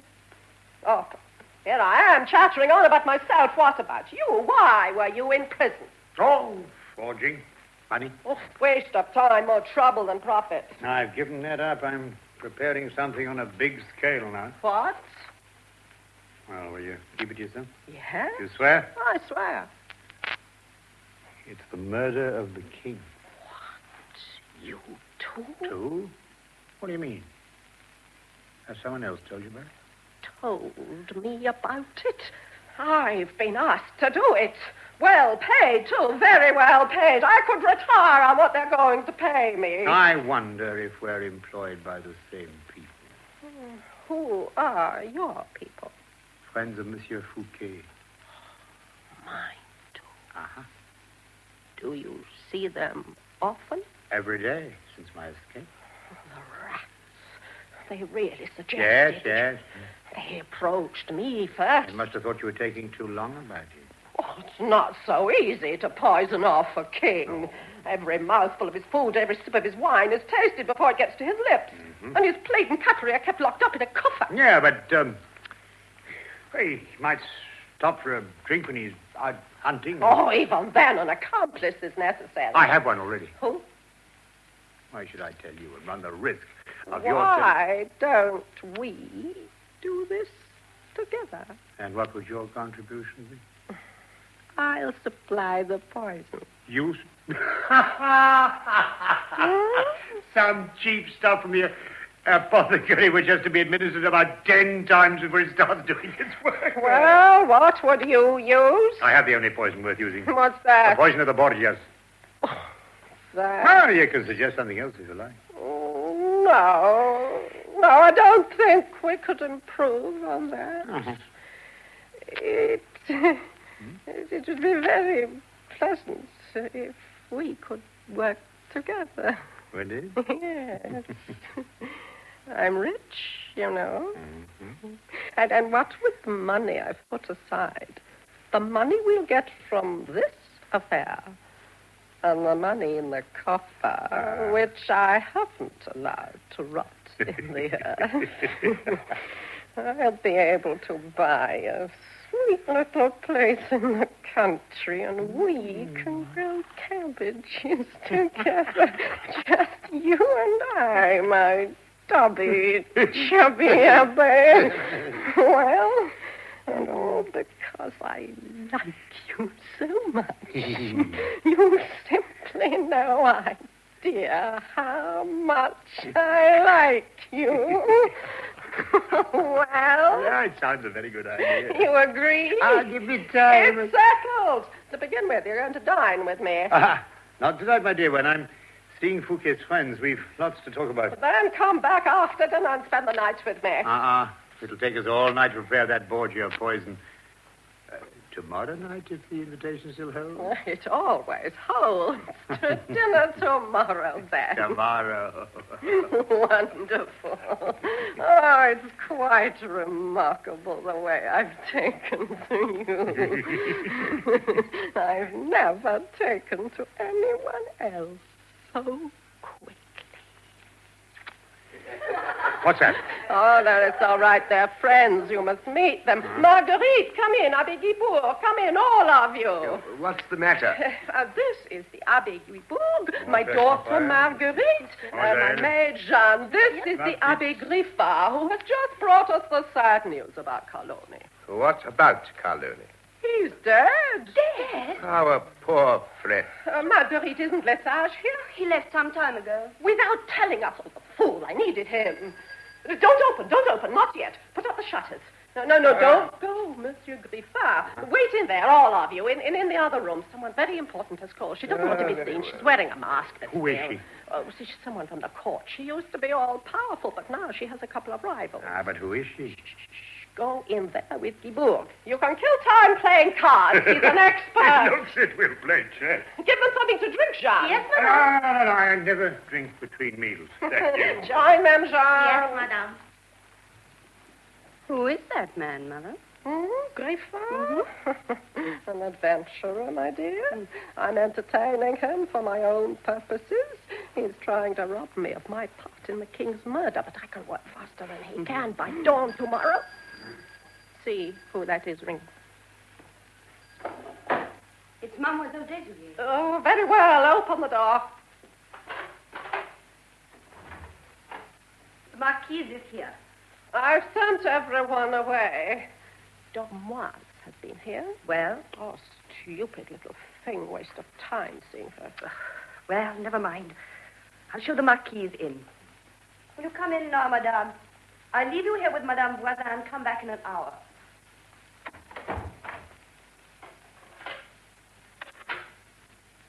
You're sure we're quite alone, Voisin? Quite alone, Marquise. Let me take your cloak. Oh, what magnificent ermine. Where can I put this mask? I'll put it on the table. Here. Thank you. Oh, here I am again, Voisin. I'm worried to death. What is it, Marquise? The king tried to quarrel with me yesterday. All over that dreadful Fontange. Mademoiselle Fontange? Yes, what a scene. 3 days ago at Villa Cotteret, she was trying to show herself off as a dancer. It was so ridiculous. Everyone was sniggering behind their fans. And then she complained to the king that I had been laughing at her. And the king was so angry with me that I cried all night. Oh, my poor Marquise. Oh, Voisin. The king doesn't love me anymore. Ah, Marquise, you've said that before, haven't you? This time it's true. No. And all because of a creature I was stupid enough to throw into his arms. You? Yes. He always likes fresh fruit. So I produced Mademoiselle Fontange. She's an nonentity, I thought. I'll be able to control her and the king. Well, till he gets tired of her. And then? Then she showed what a mean, spiteful creature she was. She had the insolence to reproach the king for spending so much money on me at Climactic. But that proves how much he still loves you, Marquis. Doesn't prove anything of the sort. He wants me to retire gracefully. So he's gilding the pill. That's all. But it's not only La Fontange. He'll soon get tired of her with that awful red hair of hers. It smells just like a squirrel. No, it's not Fontange I'm afraid of. It's the other one. She's going to supplant both of us. Madame de Maintenon? Yes, and she was my handiwork, too. I forced the king, against his will, mind you, to make her governess to our children. Well, how could I know that the king would fall in love with a handmaid? And now he's going to make her a marquise. A marquise, if you please, like me. Well, Marquise, you must fight. That's why I'm here. There's only one way. It's never failed. A black mass. Yes. Remember our successes in the past. The first black mass got rid of Mademoiselle de la Vallière and sent her into a nunnery. The second one resulted in the birth of your son by the king. Yes, it brought the Duc de Maine into the world. And the third one brought the king back after you had become estranged. You remember how he picked you up in his arms and carried you straight off to his bedroom? Of course I remember. It was my greatest triumph. Now, tell me, could I have a proxy at the mass? Couldn't my lady-in-waiting take my place? No, Marquise. Against such redoubtable antagonists as La Fontange and La Maintenon, your presence is absolutely indispensable. It's so distasteful. You can wear your mask, Marquise, and no one will know who you are except me and my daughter. Are you sure? Of course. Your name will never be mentioned. But who will say the mass? The Abbé Guibourg, he always does. And Le Sage? Yes, Le Sage will be server. Well, Marquise? Very well, if I must. I suppose I must. It's essential, Marquise, I assure you. But when? And where? Why, here. And now. Can it be arranged as soon as that? Yes. I foresaw it, and I've made all arrangements. You're so clever, Voisin. Marguerite! We shall have to prepare the potions tonight, Marquise, after the ceremony. My daughter will take them to Mademoiselle de Zoyer at Saint-Germain. Very well. Marguerite, get everything ready upstairs. Yes, Mother. Is Gilot still with you, Marquis? Yes. Then he must mix the potion with the king's drink, just as he has always done last thing at night. I see. Now, will Marquis go upstairs and join Marguerite? My mask. Let me put it on first. There. I'll join you soon. Thank you. Monsieur Griffard, you may come back now. Exactly. Your friend the Abbé Guibourg even cheats at chess. Well, where is the great lady? Gone up there. Ah. It's a good thing I made you stay. You're going to take the place of Le Sage. Take the place of Le Sage? Yes, in our black mass. Black mass?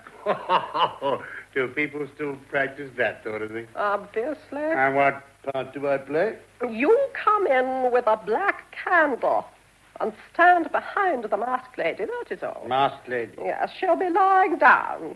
She won't see your face. In fact, she thinks you're Le Sage. Don't say anything. One word even might give you away. As soon as it's over, blow out your candle and go. We won't need you to prepare the potion tonight. And how long will the service take? Don't worry. The time will pass quickly enough. We're ready, Mother. We're coming. Is Guibourg with you? Yes, Mother. What's he got to do with it? He's going to officiate. Come along. Take this candle and follow me. Guibourg and me. Two abbés. What more could the devil want?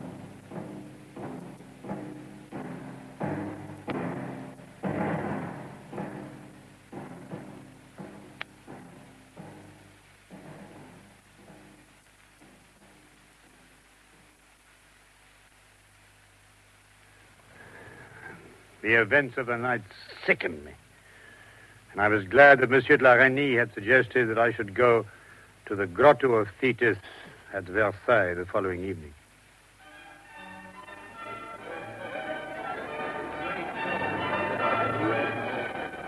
The grotto was lit by the flames of 1,000 candles and torches. Oh, it was a beautiful evening. Moving through the cypresses and the statuary was a pageant of silk and brocade. All the beauties of the court were there, awaiting the arrival of the king for a fête galante.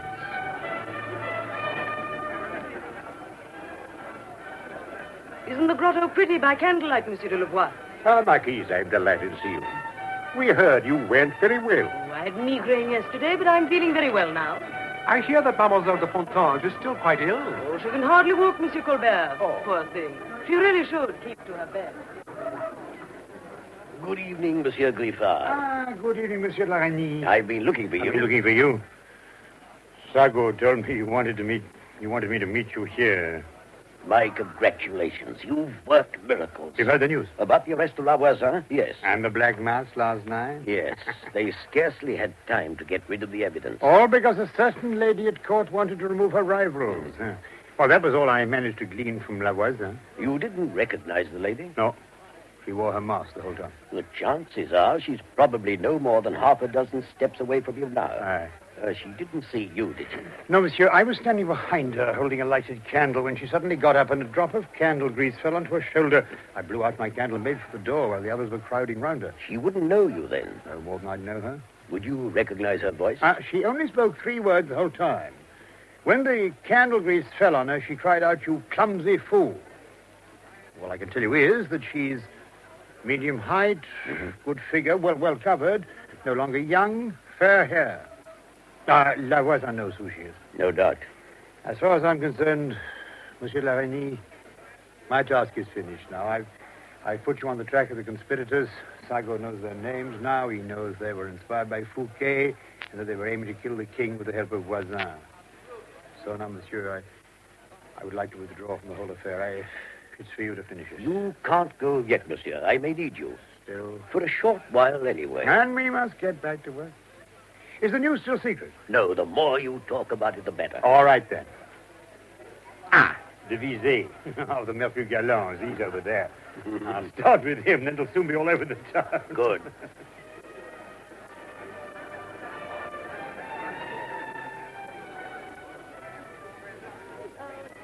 My dear Visée. The Abbey Griffard? Surely not. Yes, it is. Oh, we thought you were dead. Well, here I am. I've been away. Business? No, pleasure. Have you heard the latest news from Paris? The arrest of the fashionable clairvoyant. You don't mean La Voisin? Yes, Voisin. Why? For practicing witchcraft and selling poison. Please, forgive me, monsieur. Mademoiselle. Did you say that La Voisin had been arrested? This morning. Are you sure? I was present, mademoiselle. Thank you, monsieur. Pray excuse me. Who was that? Well, Mademoiselle Desiree, a friend of the Marquise de Montevs. I see. He's a friend of the Marquise. And now, if you excuse me, while I spread the news. Go on. Why does it matter to the Marquise that La Voisin's been arrested? Could she have been one of her clients? Desiree is telling her the news now, and she's not taking it any too well. You'd think her own daughter had been arrested. Oh, no. Smelling salts, no. What was it Voisin said? Someone from the court? She used to be all powerful, but now she has a couple of rivals. The Marquise has a couple of rivals. La Fontange and La Maintenance.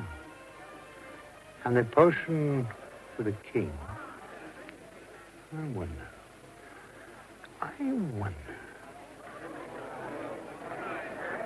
Good evening, Mademoiselle D'Ormoise.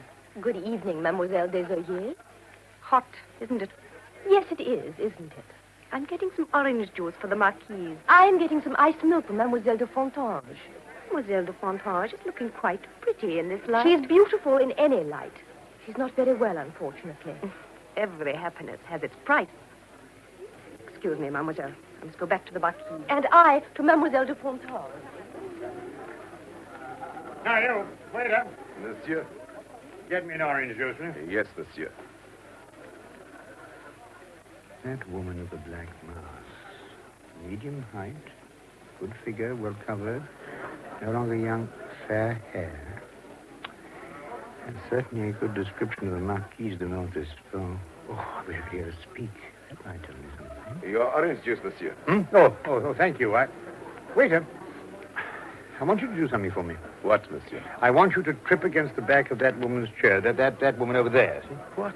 The Marquise de Montespan? Yes, I'll give you 5 francs. I wouldn't dare. 10 francs. Well, monsieur, I'll try. Now we'll see. And if it is she, I'll be well advised to keep it to myself. And now, let's watch. He's there. Oh! Clumsy fool! You clumsy fool! Ah, now we know. That's the woman. Nothing much. It won't stay. You walked right into my chair. Are you feeling better now, Marquise? You mean about Lavoisier? Well, I was certainly shaken. We'll have to send her a message. She can't open her mouth. If she keeps quiet, we can save her. King. I can see the king. He's coming through the trees. He's coming into the grotto.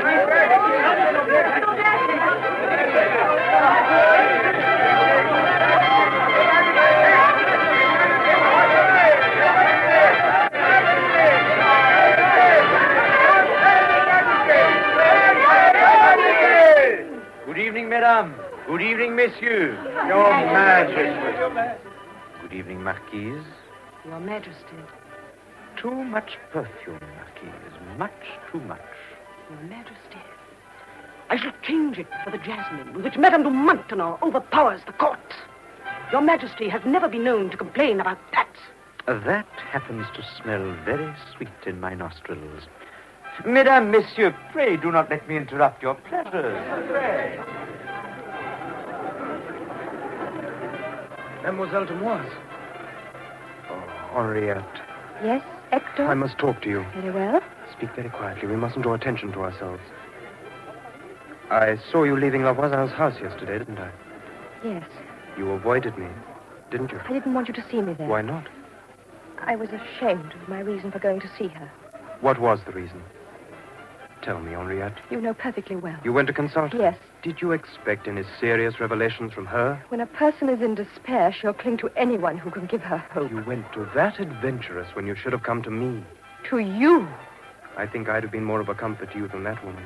Hector. I'd have told you that I'm thoroughly ashamed of the way I've treated you. Oh, Hector, if I could only believe... Oh, believe me, my darling, believe me. Look! Mademoiselle de Fontange has fainted. Oh, I must go to her. What is the matter? Mademoiselle de Fontange has fainted, Your Majesty. Move away, please. Right away, everybody. Give her air. Smelling salts, Desiree. Undo her bodice. Now, the doctor's here somewhere. Call the doctor. Dr. Kerr. Dr. Kerr. Doctor, over here. Make room, if you please. Make room, please. Your Majesty, what has happened? Mademoiselle de Fontange has fainted. She's not very strong, poor woman. It might have been the heat. She was complaining of the cold. Are you in pain, madam? Where is it? Here? Ah. Mademoiselle d'Ormoise gave her some iced milk. Did you? Oh, yes, monsieur, she asked for it. And after drinking it, she... Oh, a few minutes after. She must go to bed at once. Lift her in the chair. Now, that's right. Carefully now. I'll look after you. Doctor, surely you do not think that... Who can tell, Your Majesty? Your Majesty, it's exactly what happened to Madame de Maintenon after she drank that chicory water.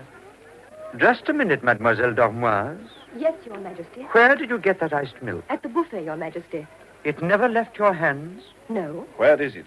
On that little table there, monsieur. What's left of it. Waiter, put this dish away in a safe place. It's not to be emptied and not to be touched by anybody else. Yes, monsieur. Surely nobody suspects me of... You seem very keen to defend yourself, mademoiselle. At present, no one is accusing you. But Your Majesty... Go home and await my orders and those of Monsieur de la Reynie. Minister of Police? Oh, God, they do suspect me. Ladies, you may retire. Your Majesty.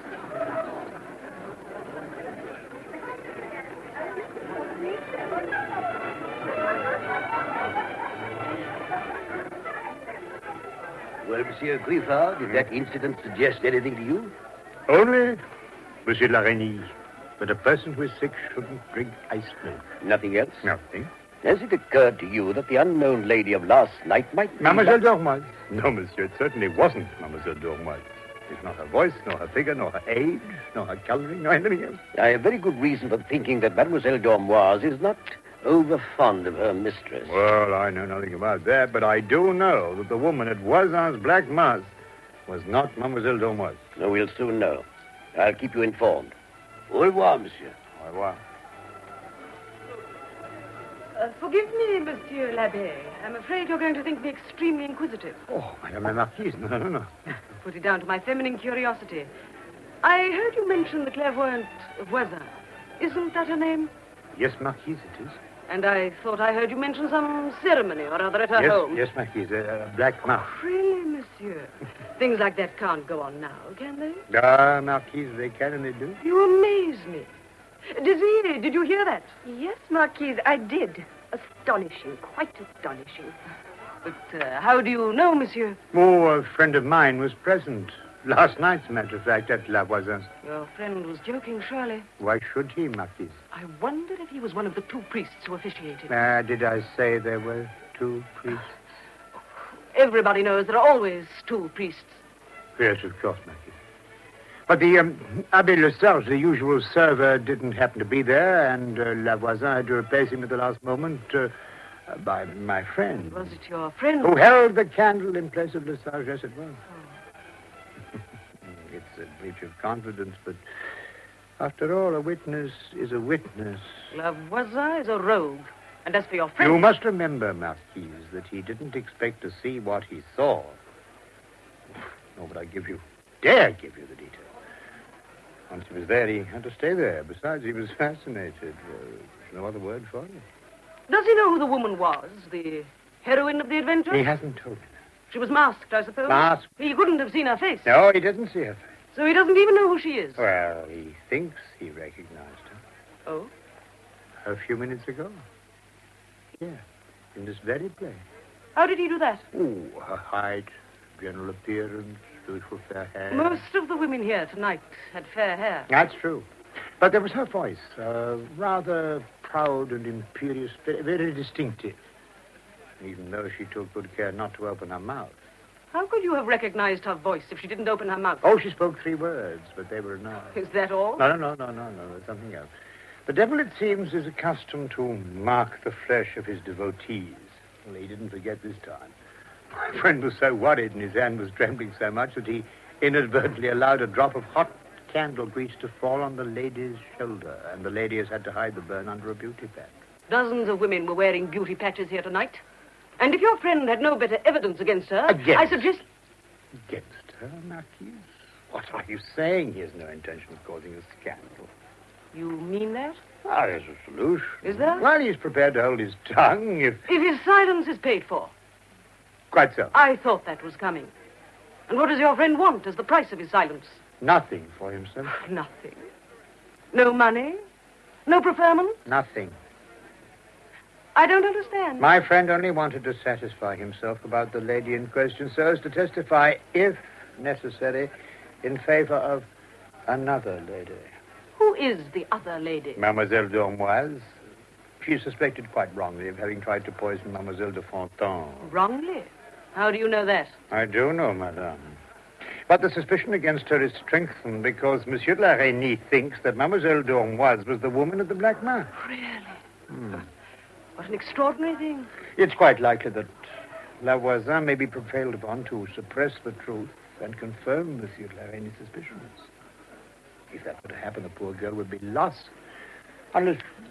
Well, unless the great lady with whom she has the privilege of being confused uses her influence with the king to have the matter hushed up. In which case? My friend would feel satisfied and would obliterate from his mind all memory of the lady at the Black Mass. And otherwise? He will tell the whole story. To Monsieur Larigny? To the king. Without corroborative evidence? You have enough of that.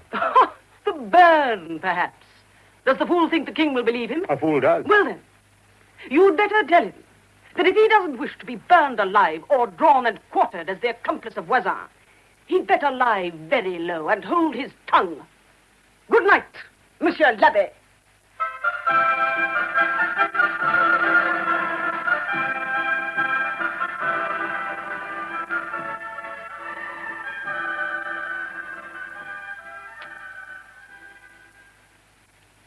Sardou. Monsieur? Has the Abbé Griffard been here? Not yet, monsieur. I'm expecting him. Let me know the moment he arrives. Yes, monsieur. Monsieur le Marquis de Louvois and Monsieur le Marquis de Colbert have just arrived. Ah, the King's Minister, Sardou. We mustn't keep them waiting. Send them in at once. Will you come in, monsieur? Good morning, monsieur. I've just arrived from Saint-Germain. His Majesty told me that you would be calling on me. His Majesty is commanding Monsieur Colbert and me to take part in the interrogation of Mademoiselle d'Ormoise. I've ordered her to be brought here. I'm sure you will be pleased to know that Mademoiselle de Fontange is out of danger. But an attempt was made on her life all the same. I hear it was an Abbé Griffard who first brought this secret society to your notice. Does the king know about this, Abbé? The king knows everything. He even knows about the uncanny ceremony which Monsieur Griffard witnessed. I'm presenting the Abbé to the king tonight. His Majesty wants to ask his own questions. Monsieur le Chevalier de Tralage is here, monsieur. Bring him in. Yes, monsieur. Enter, monsieur. My nephew, the Chevalier de Tralage. Your servant, gentlemen. Hector, this is Monsieur le Marquis de Louvois. Monsieur. Monsieur le Marquis de Colbert. Monsieur. My nephew is here as a witness, if necessary. Sit down, Hector. Tell me, Monsieur Sardou, has La Voisin said anything yet? No, monsieur, not a word. As a matter of fact, she seems quite calm and self-possessed. But there's an explanation. We found a note on her. All it said was, keep a still tongue, we will protect you. Mademoiselle d'Ormoise is here, monsieur. I'll send for her shortly. Yes, monsieur. Hector. Monsieur. I found out that you called at La Voisin's on Saturday afternoon, just as Mademoiselle d'Ormoise was leaving. I did, monsieur. Well, let me tell you that she is facing a very serious charge because of that visit of yours. Oh, but monsieur, she could never harm anyone. We'll soon find out. Monsieur Sardou, will you bring Mademoiselle d'Ormoise in here? Yes, monsieur. This way, mademoiselle. You may sit down, mademoiselle. Thank you, monsieur. I don't think I need remind you of the charge against you. Last Saturday afternoon, you called on Madame Voisin. Yes, monsieur. Monsieur de Tralage called on her later. Yes, monsieur. Did you avoid him? Yes, monsieur. Why? I went there because of him. But he knew nothing about it. But what was the object of your visit? I was broken-hearted, monsieur. I went to consult Madame Voisin.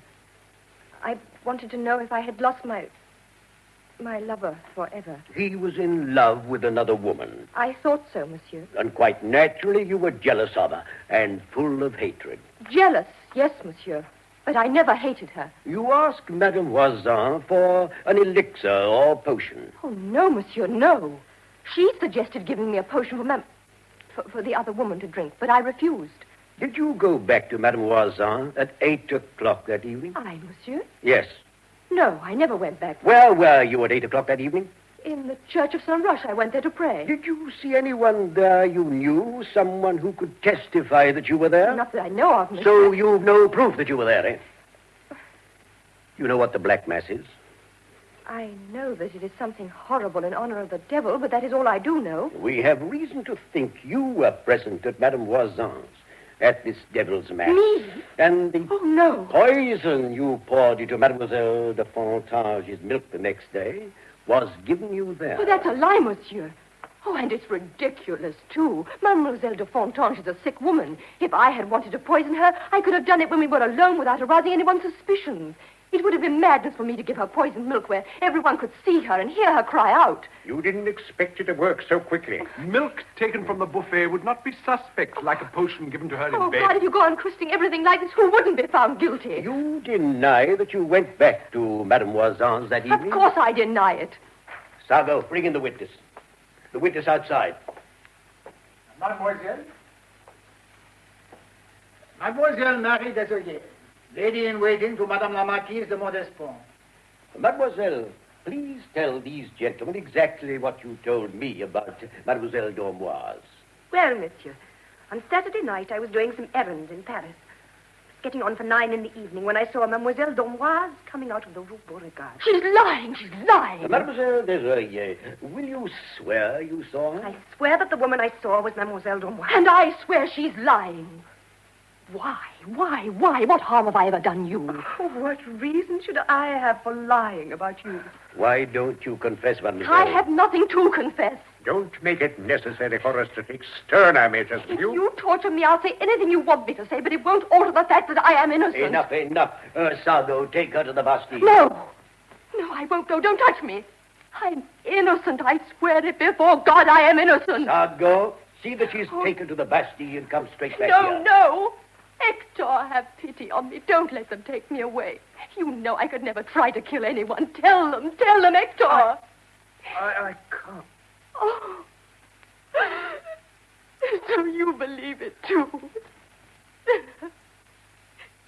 Take me away now. Take me away. You may leave us now, Hector. Let this be a lesson to you. I'll never forgive myself. Well, monsieur, are you satisfied that Mademoiselle d'Ormoise is guilty? Monsieur de Louvois? Yes. Monsieur de Colbert? Yes. Then we won't keep you any longer, Mademoiselle Desiree. Thank you for your testimony. Thank you, monsieur. Good day. Monsieur Gripper. My dear Mademoiselle Desiree, I don't think you should leave us like this. Let me pass, Monsieur Gripper. Why, it's our Abbey. Come in, Monsieur Griffard. Don't let that woman leave here. What's all this about? No one can explain that better than Mademoiselle Desiree. Mademoiselle Desiree? Yes. She will tell you that last night in the grotto of Thetis, I had a very revealing conversation with a very important lady, and as a result, I thought it wise to report it to you. Good day, Monsieur Sardou. Well, Sardou? I've sent Mademoiselle d'Ormoise away under escort. Good. Now, Mademoiselle, what have you to say to the Abbé? Don't believe a word that man tells you. I'm not going to tell them anything. I'm going to leave it all to you, Mademoiselle. This man is a criminal, monsieur. He has sworn to destroy us. Yes, go on, my dear. Go on. Tell them everything. You devil! Destroy whom? Who is us? Me and... And who? The Marquise. The Marquise de Montespan? Yes, he's threatening to denounce her for her part in this affair. What? The Marquise? Now, monsieur, you know. Thank you, Mademoiselle Desiree, for having spared me the trouble. It's absurd. The man must be mad. Monsieur Laraigne, will you read this deposition by Madame Voisin's daughter? Excuse me a moment, monsieur. Take Mademoiselle Desiree away, Sardou. Are we to set her free? No, she's to remain in custody. What? The lady in waiting to the Marquis? Monsieur, I complain to the Marquis. Take her away. Very well, monsieur. I tell you, I complain to the Marquis. Take her away, Sardou. Monsieur, Madame Voisin's daughter has been interrogated. I'll read what she said. Question. Where were you when your mother was arrested? Answer. I had gone to Saint-Germain with the potion prepared that night after the Black Mass. Aha. Question. Who did you take it to? Answer. To Mademoiselle Desiree. Question. What was the potion? Answer. A love filter to preserve the king's love for the Marquise de Montespan. Good heavens, it's incredible. The Abbé Guibourg has been questioned, too. He confesses that he said the mass in question on that Saturday night for the Marquise de Montespan, who was wearing a mask, and that he has said it several times during the last 6 years. Madame Voisin's daughter and her maid confirmed the facts, dates, and details. Monsieur Griffard, do you formally accuse the Marquise? Was she the masked woman at the Black Mass? She certainly was. Have you told her what you know? I have. Did she admit it? No. Ah, well then. I should have said not intentionally. She gave herself away. When she realized what she'd done, she threatened to have me drawn and quartered if I as much as breathed her name. I think we should discuss this in private. Would Monsieur Griffard leave us for a few minutes? No, Monsieur Griffard, would you wait in Monsieur Sardou's room? As long as you like, gentlemen. You are very polite to this pamphlet here, Monsieur de Remy. Why not? He's done us a great service. Ah, yes, and we may suffer for it if we're not very careful. Even if we think the Marquise is guilty. Well, I'm afraid I do. Well, so do I. That's why we must be very careful not to bring her name into the trial. Apart from us, nobody must know about the Black Mass. It would cause great pain to His Majesty. It would shock his subjects. And it would give his enemies in Europe a weapon which they wouldn't hesitate to use. We are not going to give them the chance. In brief, whether the accusations against the Marquise are true or false, her name must never be mentioned. Do you agree, Monsieur Colbert? Yes, I agree. All the same, Monsieur, we must not lose sight of the fact that I've told the king everything I knew or thought I knew about this wretched affair. He knows about that secret ceremony the other night, and for him that infamous mass is connected with the attempt to poison Mademoiselle de Fontange. In fact, His Majesty is waiting now for the result of the first interrogations. How are you going to deal with that, Monsieur de Louvois? There's only one way. We must recommend to His Majesty that Mademoiselle d'Orboise is treated with mercy. What, on the assumption that she's guilty? Naturally. But, Monsieur, that's rather drastic, isn't it? Can you think of a better way? I'd prefer a way that would assume that the Marquise and Mademoiselle d'Orboise were both innocent. Impossible. If we find d'Orboise not guilty, the king will want to know who is guilty. And we'll have to tell him. No, the crime can't be passed over. Someone must be punished. If not, the inquiries and interrogations will be intensified, and the truth will out. If Mademoiselle d'Orboise is found guilty, it will prevent all that. And it will provide a shield for the Marquise. The obvious course is this. Suppress the interrogations, consign Madame Voisin and her entourage to prison, and in a month, the whole affair will be forgotten. Not one single accuser of the Marquise will be left to tell the tale. Forgive me, Monsieur de Louvois. There will still be one. The Abbé? And the king intends to interrogate him. Oh, the Abbé is much too clever not to fall in with our ideas. Call him, monsieur, will you?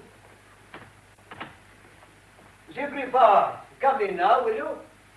Thank you, Monsieur de Remy. Take a seat, Monsieur Griffard. Thank you, monsieur.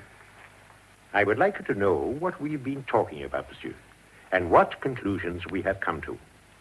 We have decided that it would be in everyone's interests to suppress the interrogations.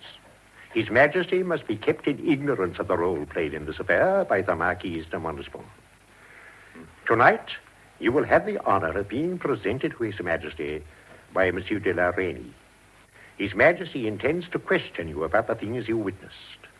Your statements to him must agree on all points with ours. By which you mean, monsieur? That you were unable to recognize the central figure of the Black Mass. Well, as far as I'm concerned, the Marquise need never be mentioned. Ah, good. I agree. But what about Mademoiselle d'Orboise? We are coming to that. Is she going to be set free?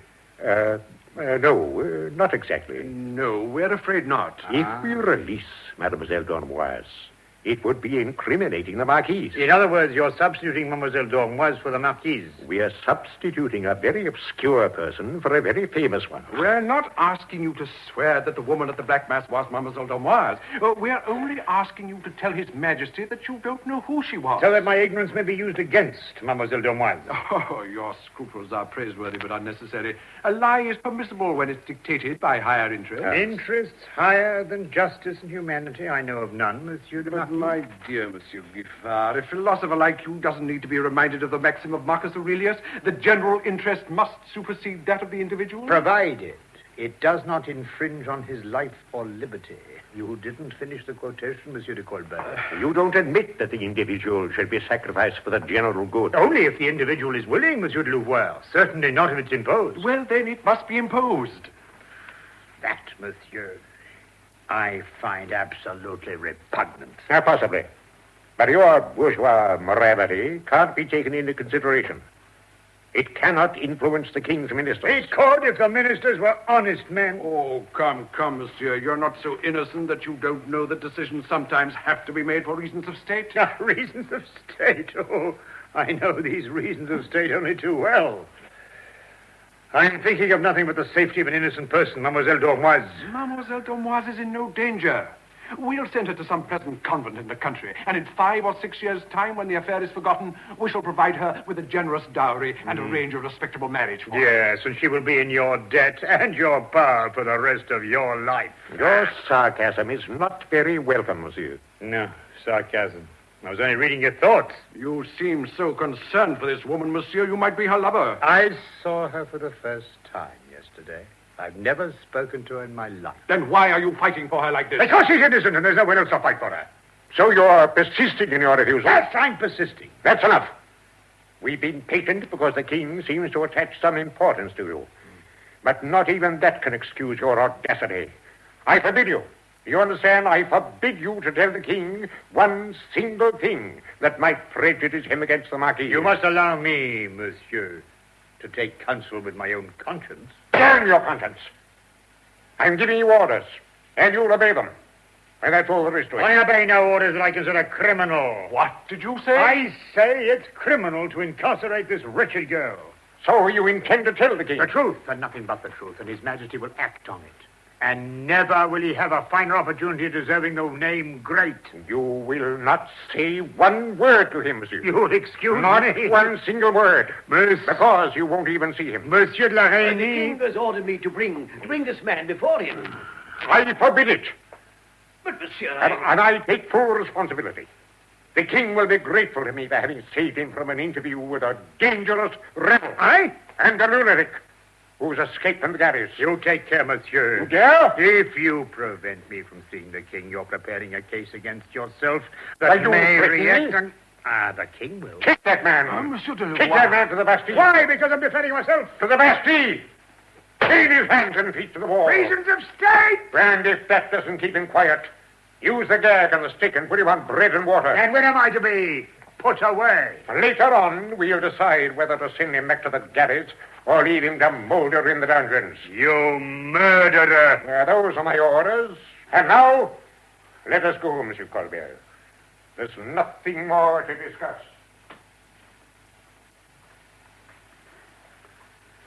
Monsieur de la Reine, you gave me your solemn oath that whatever happened, I would be free. Yes, Yeah, but but free, monsieur. You gave me your promise. And here I am under arrest. it's Monsieur Louvois' order. I must abide by it. You're under arrest. Oh, I... But every prisoner has the right to try to escape. What? Make a dash for it. There, the door's open. And good luck. monsieur, I knew you'd never go back on your word. Where are you going? To Saint-Germain, to see the king.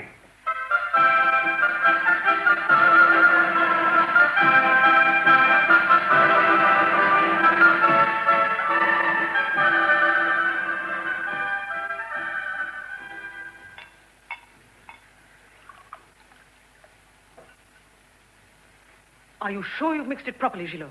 Yes, madame. Exactly as I told you. Yes, madame, as usual. I'm most anxious he should have it tonight. He will, madame. I will put it over here where he is bound to see it. Madame may rest assured it will have the effects she desires. The king. Come, Gillot, this way. You'd better go back to my apartment. I'm supposed to be on duty. Your Majesty, Monsieur Louvois decided that the Abbé Griffard was not a fit person to be given an audience by your Majesty. He ordered me to send him to the Bastille. Monsieur Louvois countermands my orders far too often. I will not tolerate it much longer. Have the Abbé brought here. I'm afraid he's escaped, your Majesty. He has quite a genius for escaping. Well, then find him. He'll be delighted to be found, I'm sure, your Majesty. Has Mademoiselle d'Ormoise confessed? Far from it, your Majesty. The doctor tells me he can pass no opinion about the poisoning. All the same, Mademoiselle d'Ormoise would be guilty of having attended that sacrilegious mass. I have brought your Majesty the first interrogations. They compromise a great number of people, and I've already had them arrested. But there are other people, still more important, and I would like your Majesty's opinion before making any further move. Sit down, de la Reine, and let me see the results. I won't waste your time with Madame Voisin's accomplices. Excuse me, Your Majesty. Chevalier Monsieur Hector de Pralage has a letter that he wishes to deliver personally to you. Let him come in. I have a letter, Your Majesty, from Madame de Maintenon. She asked me to wait for an answer. Give it to me. A Monsieur Griffard, who claims to be well known to Monsieur de la Reine, is here with me now. He states that Your Majesty has expressed a wish to see him. That is our Abbé, is it not? Yes, Your Majesty. He insists that it is a matter of the greatest urgency. What am I to do? Monsieur de Tralage, go and bring the Abbé here at once. Yes, Your Majesty. Now, Monsieur de la Reine, read me those names. But, Your Majesty, some of the names will be so painful to you that Monsieur de Louvois thought that you should be Monsieur de spared. Louvois is too zealous. I expect my orders to be carried out to the letter. I want the truth, the whole truth, so that justice may be done regardless of rank, title, or sex. Now, monsieur, read out those names, whoever they are. Forgive me, Your Majesty, but I... Oh, give me the list, monsieur. What's this? Madame la Marquise de Montespan? Yes. La Marquise, but have you taken leave of your senses, man? It's impossible. But they're lies. They must be lies. We thought the same at first, Your Majesty. Unhappily, they are only too true. Monsieur de Colbert and I, and Monsieur de Louvois realize it as well. Ring that bell, will you? Your Majesty? Madame la Marquise de Montespan is on duty here. Tell her I wish to speak with her at once. Let her wait for me in the anteroom. Yes, Your Majesty. And Monsieur de Trelage and the Abbé Griffard are waiting to see you. Monsieur l'Abbé has never seen these interrogations, and yet he could corroborate them. Yes. Yes, bring them in, will you? And send Madame the Marquise de Montespan to me at once. Yes, Your Majesty. His Majesty will receive you, gentlemen. Monsieur de Trelage, I want you to wait in that room over there. Yes, Your Majesty. Now, Monsieur l'Abbé. Your Majesty. Come over here, will you? Are you quite sure that the information you have given Monsieur de la Reynie is accurate? If I had any doubts, Your Majesty, I would not have been so insistent on seeing you. I see. Then you insist that the person you saw at Madame Voisin's was the Marquise de Montespan? Yes, sire. If you are lying, or even if you are only mistaken, you know what the consequences will be for you. Yes, sire, I know. And I would never make these accusations if it were not to save someone who happens to be innocent. Monsieur de la Reynie will tell you who that person is. Mademoiselle d'Ormoise. Have you any proof? Irrefutable proof. Give it to me. If Your Majesty will forgive me, the evidence would be more convincing if it were given by Madame la Marquise herself. Yes, I agree. Stand over there, Monsieur Griffard, behind the curtains, out of sight. Yes, sir. That's right. Now, la Marquise is waiting in the anteroom. I will call her myself. Madame la Marquise? Your Majesty sent for me? Yes, I want to talk about this affair of Madame Voisin. You want to tell me who has been incriminated? Yes. The list is there. Look at it. Me? This is quite fantastic. Did Monsieur de la Reynie bring you this nonsense? You think it amusing? Oh, you don't expect me to take it seriously, do you?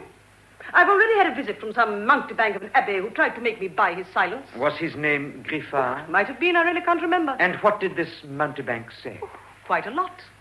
He told me he was going to denounce me to Monsieur de la Reynie. Hasn't he told you that he saw me at that clairvoyance? And that I took part in some unholy ceremony or other? Yes, he did tell me that. And you allowed him to say such things about me? It's my duty to listen to anyone and everything, madame. I don't expect you to listen to lies which are a slur on my character. Do you expect me to listen? Oh, does Your Majesty I really want think to that get I to would... the bottom of this affair, and I intend to do so. You don't believe me capable of I shall actually doing believe anything? whatever is proved to my satisfaction. If that abbé is lying, he will pay dearly. But if he's telling the truth... Truth? You don't think that list was compiled we'll by me or that I had soon anything... see. Mr. Griffard, come here. Your Majesty. That man? Here? Do you expect me to bandy words with him? You must prove that he is lying and that you are telling the truth, Marquise. I won't reduce myself to the level of that lying Griffard, or whatever his name is. Keep quiet for a few moments, will you? But Your Majesty, how will Monsieur you... Griffard, do you affirm that Madame la Marquise was present at the ceremony the other night? I affirm it, sire. What? You dare... You say you have proof, monsieur. Proof as positive as Your Majesty could want. What is the proof?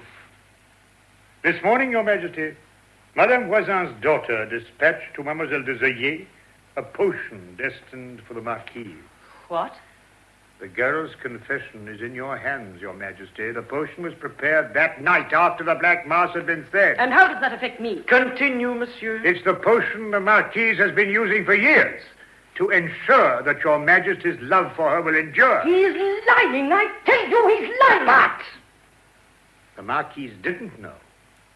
that Madame Voisin was plotting with the friends of Monsieur Fouquet to kill their king. What? The potion which the Marquise was to mix with your drink contained a deadly poison, Your Majesty. Oh, my God!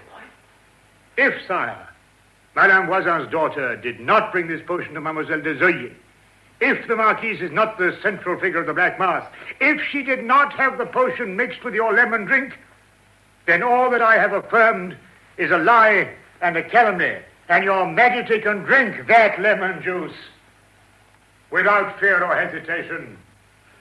Here is the drink, Your Majesty. Let me pour it into this goblet. If I have told you the truth and you drink this, you will be dead in a quarter of an hour. Well, madame, shall I drink it? I... Give me that goblet, Cliffhanger. Here, Your Majesty. Well, madame, shall I drink it? No! No, stop! Don't drink it! Monsieur, will you wait in there, please? I will call you later. Well, is it true? Is it true you went to that witch Voisin? You took part in that horrible mess? You mixed her filthy potions with my drink, did you? Answer me! If I did, whose fault is it? You forced me to it. If I'm guilty, you're guilty too. You've deserted me and driven me to despair. I forced you to it. But you humiliated me in front of all your other women. Oh, I know most of them were only passing fancies, but oh, didn't they keep me in my place while their little reign lasted? And now it's your Fontange and your Maintenon. It was to save you from them that I went to La Voisin. Oh, it's horrible. Horrible. Whatever I've done out of love for you. How was I to know they were going to poison you? Even that so-called abbé of yours admits I was innocent of that. Read that document. Read that document. Read about the infamies you practice with that dreadful woman. I've nothing left for you now but contempt. Why not tell the truth? Why not say that you're tired of me, that you're glad to find an excuse for getting rid of me? You call the facts in that document an excuse, do you? Do you? I suppose you'd like me to retire to a convent now, like so many of your discarded mistresses. It would be one way to atone for your sins. Not in 1,000 years. I've nothing to atone for, and I don't see myself as a nun. Oh, no. You still see yourself as a woman with ambitions, a woman who loved the king in me, but never the man. A woman who loved the favors I showered on her, the gold I lavished on her, the luxuries I was... Luxuries! Yes! You were proud enough of those luxuries. They all added to your glory. Why, you spent as much on me as you did on your fountains at Versailles. As for my ambition, what about yours? It's not enough for you to be flattered like a king. You have to be worshipped like a god. Everyone who crosses your bedroom has to bow to your bed, whether you're in it or not.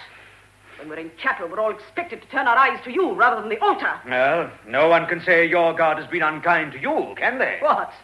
A man who expects submission to his every whim? I must ride to the hunt with you even when I have a fever. I must feed your carp in the lake at Fontainebleau a few days before my child is born. And I must shiver in a corner because you suddenly take it into your head to have the windows flung open in midwinter. I had to clear the air from that abominable perfume of yours. Don't pretend you hate the perfume I use. Even La Maintenon would say the same as I do. La Maintenon would say that you are an insolent trollop. Well, she's such a virtuous one, isn't she? There is no need to insult Madame de Maintenon. There is nothing in our relationship. Oh, hasn't it happened yet? Is she still keeping you in suspense? Hold your You shall be warming your bed soon enough. Old libertines always finish up the chamber. Hold your tongue, I say! Don't shout at me. Anyone would think I was hitting you. You will leave the court, do you hear me? You will leave here first thing in the morning. Will I? Yes. You'll settle down in a convent that I shall choose for you. Do you really think you're going to bury me alive? Me? The Marquise de Montespan? Yes, you. You will leave here tomorrow. Not tomorrow or ever. You're not going to get rid of me as easily as that. Huh? Am I the mother of your children or aren't I? Our eldest son may be king one day. If I left here, the whole world would soon be talking about it. You couldn't face the scandal. Scandal? Yes, Your Majesty. There's only one thing you can do. Suppress the whole affair. Get rid of that list and those papers. And in particular, get rid of this abbé of yours. If it were not for this abbé, I'd be dead by now. And as for me, I'm staying here. I shall retain my rank, my titles, my property, and go on receiving homage from the whole court. But as for your love, That you can keep. History will remember me as the woman you loved in your years of glory when you were young, handsome, and victorious. And now, Your Majesty, go to La Maintenance.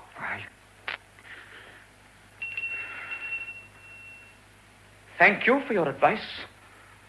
I intend to take it. Your Majesty? Light the Marquise back to her quarters. Good night. How dare she?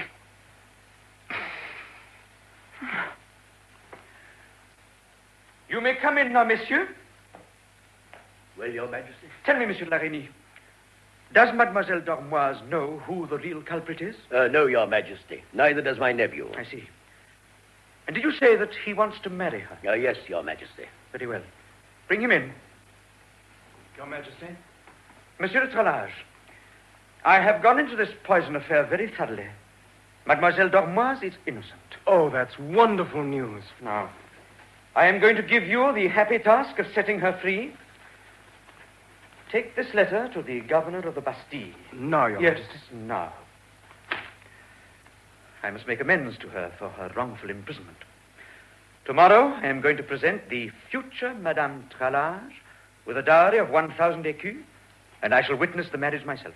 Oh, Your Majesty, how No, can I... don't say anything. Get along with you. Yes, Your Majesty. Now there is only one witness left, the Abbé Griffard. The man who saved your life, Your Majesty. Yes. Mr. Griffard. Sire. You know too many things that you should not know. Me, sir? I know nothing at all. Absolutely nothing. What exactly is the price of your ignorance? My liberty, sir. Nothing else. You may consider that enough, but I do not. Well, as Your Majesty is kind enough to insist, a position, however humble, in the Royal Library would be something beyond my wildest dreams. I think we can go some way beyond your wildest dreams, monsieur. You are going to be my assistant chief librarian, and that is not enough. Not nearly. But it is enough for tonight. Good night, monsieur. Good night, Good night, Your Majesty.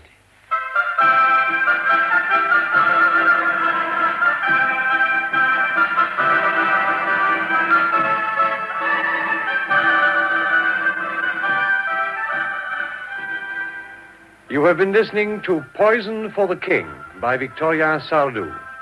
This was the cast. L'Abbé Griffard was played by Hard Marion Crawford, Louis XIV, Roger Delgado, La Marquise de Montespan, Margaret Whiting. De Colbert, Ivan Brandt, Mademoiselle d'Ormoise, Elizabeth London, de la Reynie, George Merritt, Sagot, Richard Williams, Hector, David Spencer, de Louvois, Balliol Holloway, Lavoisin, Betty Bascom, and Mademoiselle Desœuillets, Sheila Grant. Other parts were played by Barbara Greenhalgh and members of the BBC Drama Repertory Company. The play, which was recorded, was translated and adapted for broadcasting by Norman Ginsbury and Jacques Sarch, and was produced by Wilfrid Grantham.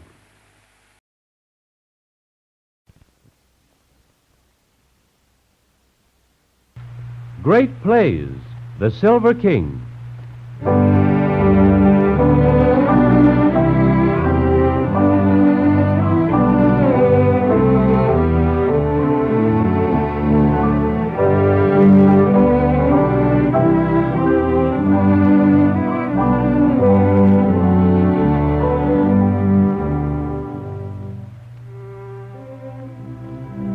I held it truth with him who sings on one clear harp of diverse tones, that men may rise on stepping stones of their dead selves to higher things.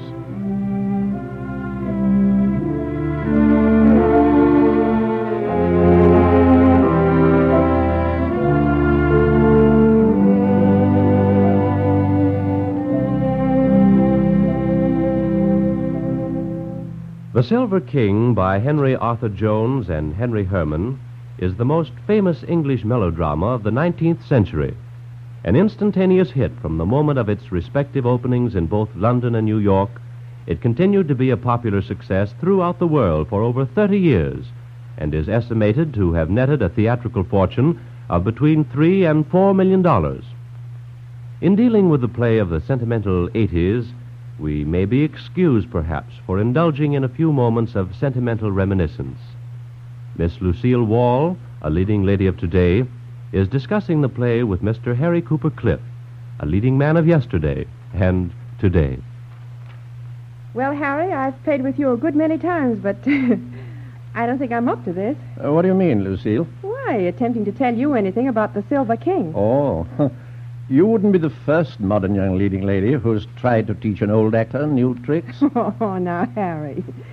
Well, anyway, I've been studying my part, and I've dug up a few facts about the play. So? Yes.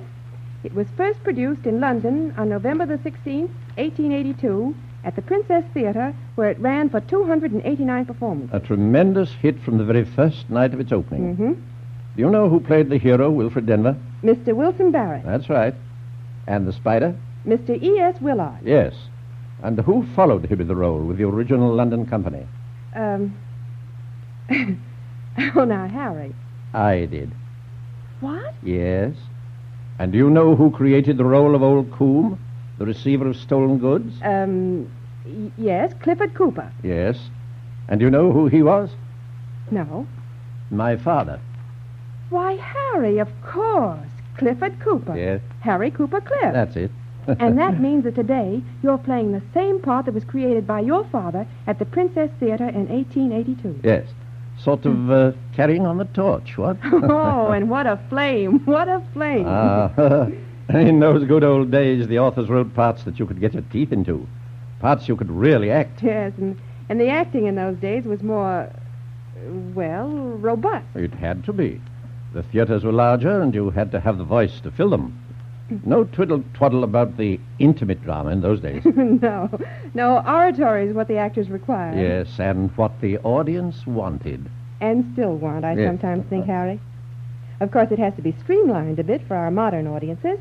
And that reminds me, Harry, among our listeners today are several who saw the original 1883 New York production of The Silver King. Oh, really? But one listener in particular we're very, very proud of. Mr. Arthur Wallach, son of the famous actor-manager Lester Wallach, and the only living founder of the Lambs Club. Mr. Wallach arranged with Henry Arthur Jones for the New York production of the play at Wallach's Theatre on January the 27th, 1883. Last week, on April the 15th, Mr. Wallach was 91 years old. Good gracious. Mm-hmm. So to him today, in honor of his 91st birthday, we wish to dedicate our radio performance of The Silver King. Oh, that's wonderful, wonderful, wonderful. And he didn't forget you members of the cast either. Oh? We asked him if he had any message for you, and a humorous twinkle came into his keen eyes, and a warm smile glowed on his face, and he said, "Tell them I hope they do well." Oh, really? Well, I hope we do. So now, for Mr. Arthur Wallach, The Silver King.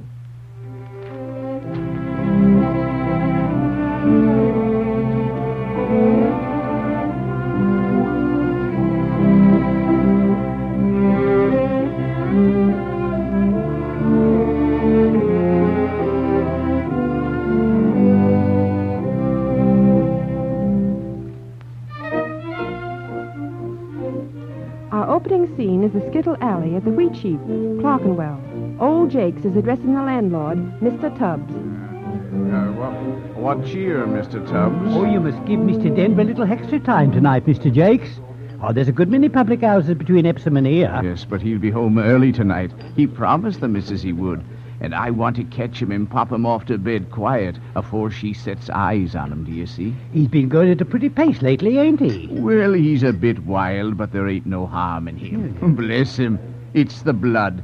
He's got too much nature in him. That's what it is.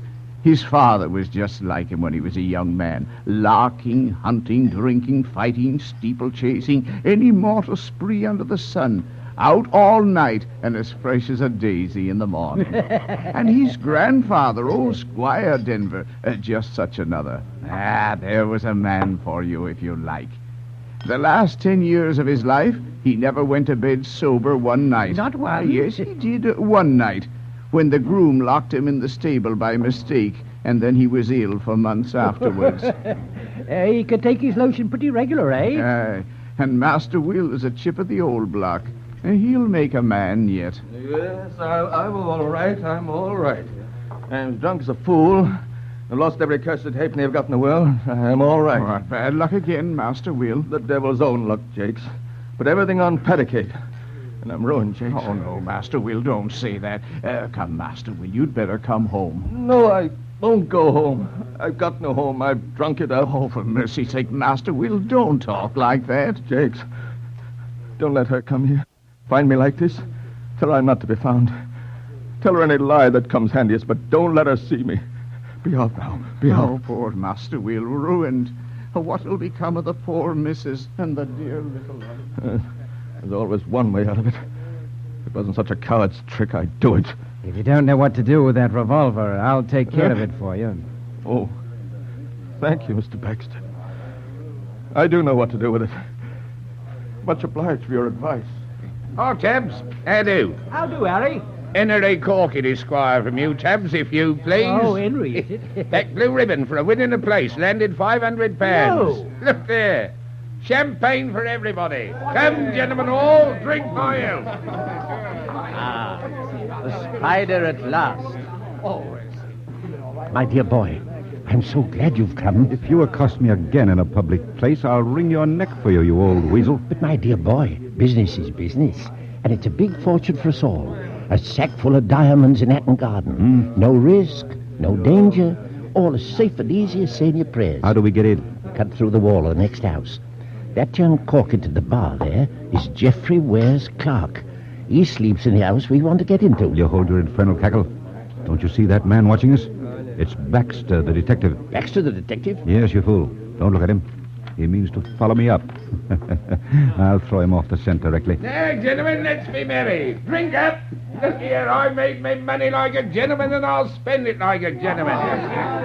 Just relieve that young fool of those notes while I draw off Baxter's attention. You'll be able to get hold of him when you've picked his pockets.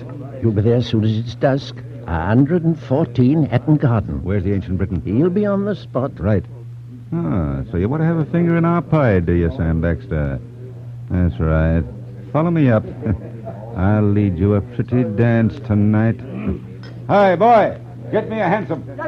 Hey, gentlemen, float if I don't stand you another bottle of champagne. I've got money enough. Here, what's this? Somebody stole me money. What? Nonsense, Henry. There ain't no thieves here. Yes? Steal again. I felt it's gone. Somebody's got it. Somebody must have it. Now, come, gentlemen. No larks with the poor young fella. If you've got his money, give it back to him. I'm ruined, you know. I'm ruined. Why, of course. That man must have it. Which? Why, Baxter. The man with the billycock hat and check trousers. I saw him sneaking round your elbow. He's got it. Which way did he go? This way. Come on. I'll help you catch him. Oh, I should know the rascal again when I see him. Come on. Come on, gentlemen. Help me find him. I'm ruined. I'm ruined. There's another man ruined. Cheer up. We'll go to the dogs together. Tubbs, give me some brandy. You've had enough, Mr. Denver. I'm the best judge of that. It's a free country. Anybody can drink himself to death at life. All right, it's your funeral. There, what? There you are, my fine fellow. I think my plan's working pretty well. I think Nellie had better married me after all. Stick to it. I'll bring you to the gutter. I'll see you in the workhouse yet before I've done with you. Well, Will, how are you? I'm 3 parts drunk and the rest mad, so keep out of my way, Geoffrey Ware. Nonsense, Will. I never saw you looking so bright and sober. I'm very glad for Nellie's sake. Whose sake? Mrs. Denver, excuse the slip of the tongue. She was once engaged to me, you know. She knew better than to marry her, didn't she? Yes, it seems she did, for she married you. Yes, and she'll stick to me through thick and thin. Why, you sneaking cur. You think my wife can't see through you? Oh, come, Will. I don't bear you any grudge for taking away my sweetheart. I'm only too glad to see what a nice, kind, sober husband she's got. I warned you once, and take a fool's advice and keep out of my way. The devil's in me tonight, and He'll break out directly. Oh, well, take care of yourself, dear boy, for my sake. Give my kindest regards to Nellie. You cur! Will. Nellie, you here, you in this place. Yes. Isn't a wife's place by her husband's side? Not when he's such a husband as I am. You go home, my darling. You go home. I'll come by and by. No, my poor Will. Come now. Nell, I've lost every sixpence I've got in the world. Tomorrow you and the chicks will be starving. Nell, my bonny girl, look at me. What made you marry a drunken brute like me? Because I loved you. I love you still. Oh, never mind the past, dear. Come home and make a fresh start tomorrow. Oh, I can't. I must go on. Oh, don't say that, dear. You must stop yourself for my sake. Sweetest, truest wife a man ever had. And married to such a wretch as I am. Don't you come here. You only make me think of what a brute I've been to you. Will, I've just put our little Sissy and Ned to bed. And they said, God bless, dear father. Oh, don't teach them that. Don't teach them to pray for me. Teach them to curse and hate me. Go away, Nell. Go home, my girl. Go home. No. Tubbs, give me some brandy. Don't keep me waiting. Another brandy, Mr. Denver?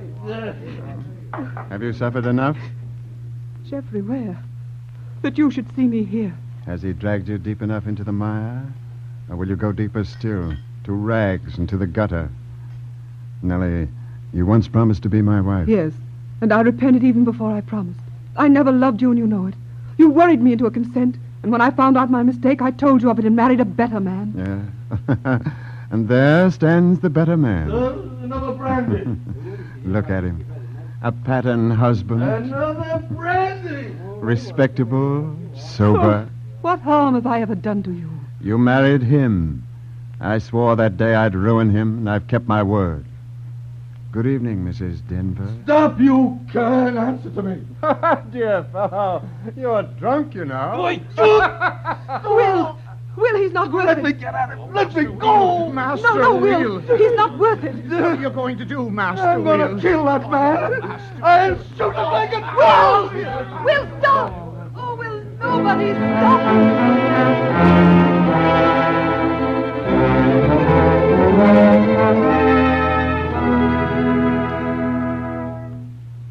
We follow Coombe and Corket. You say you don't know the numbers of the notes, eh? Yeah, only got them off the bookmaker this afternoon. I never took the numbers. Ah, that's lucky. Well, you see, the man got off with your money. Yes, but I say you won't split on me, will you?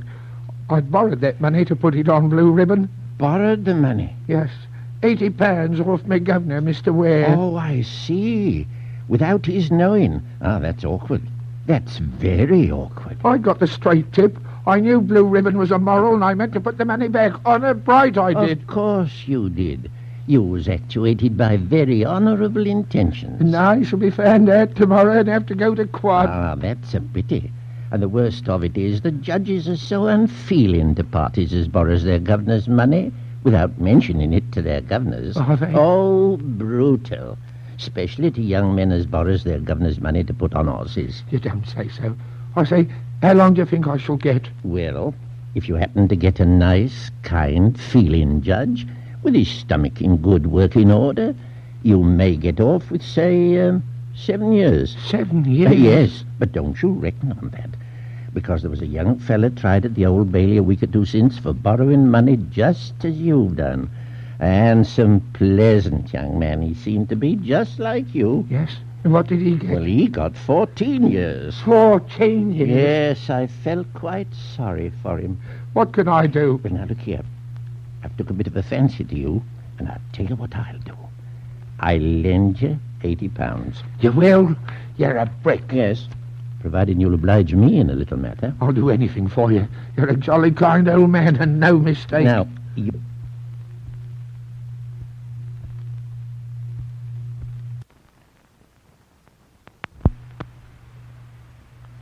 You live at 114 Hatton Garden, don't you? Yes.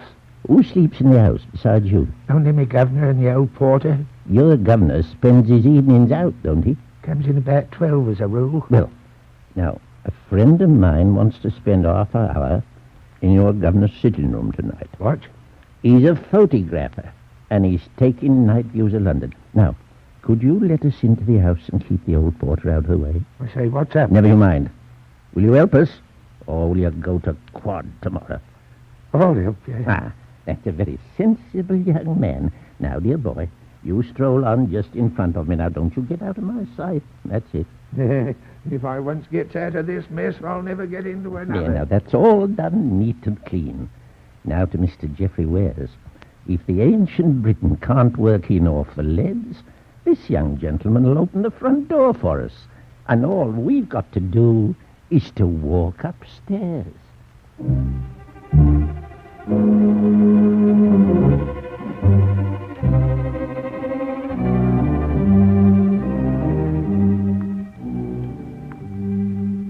All clear? Yes, Captain. Mr. Ware is going out for the evening. Light.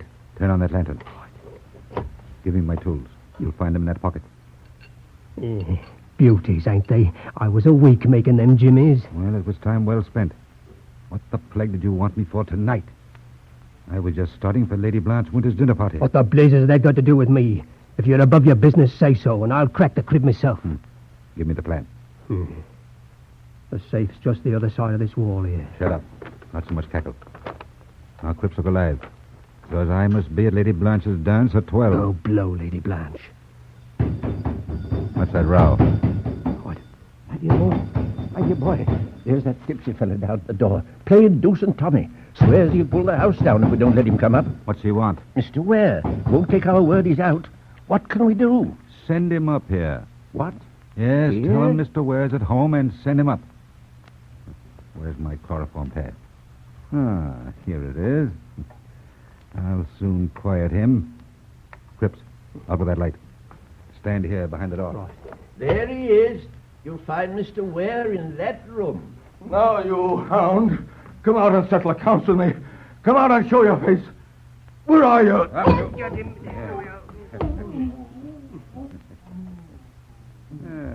A whiff of that does it. That revolver. Take it away from him. Put it on the table.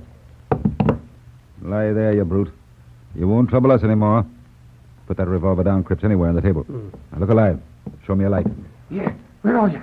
I say, clear out of this, all of you. Here's my governor coming back. He's left something. Crikey, here he is. Hello? Well, what are you doing here? Who are these men? What business have you here? We are friends of your clerk. He insisted on our coming here to spend the evening with him. But if you'll excuse me, I have an appointment. Wait a bit. I want this thing cleared up. Oh, these are burglar's tools. A revolver. Help! Murder! Thieves! Take that, you fool, since you won't be quiet. My dear boy. He's killed him. This is He's terrible. killed him. He's all swing for this. You will if you don't keep your mouth shut. We must risk the ledge. Come on out the window. We mustn't be seen coming out of the door. Come on, Spider, or else they'll follow you for this. I've gone a step too far this time. The fool. Why wouldn't he let me pass? I thought I heard a noise like a shot. I must have been dreaming. Hello, who's this? Why, it's Mr. Denver. How did he get in here? Mr. Denver, wake up, sir. Drunk again. Dear Mr. Denver, wake up, sir. All right. Don't be in a hurry. Where am I? You're in Mr. Ware's room at Hatton Garden, sir. Oh, yes, of course I am. Shall I light you downstairs, sir? No, I'll go soon. Who is it? Leaker? Yes, it's Leaker, sir. You know me, Leaker? Oh, yes, I know you, sir. I'd better let him stay. He won't do any harm. I'll leave you the candle, sir. You can go home when you've quite woke up. Good night, sir. I'm going to bed. Mind you latch the street door when you go out. Good night. That's the street door. All right, Leaker. What am I doing here? Well, this won't do. Get home. Get home, you drunken scoundrel. Oh, my head. What's the matter with my head? Oh, what place is this? Oh, Geoffrey Ware's room. I remember. What's that? Why, that's Geoffrey Ware. What's he doing here on the floor?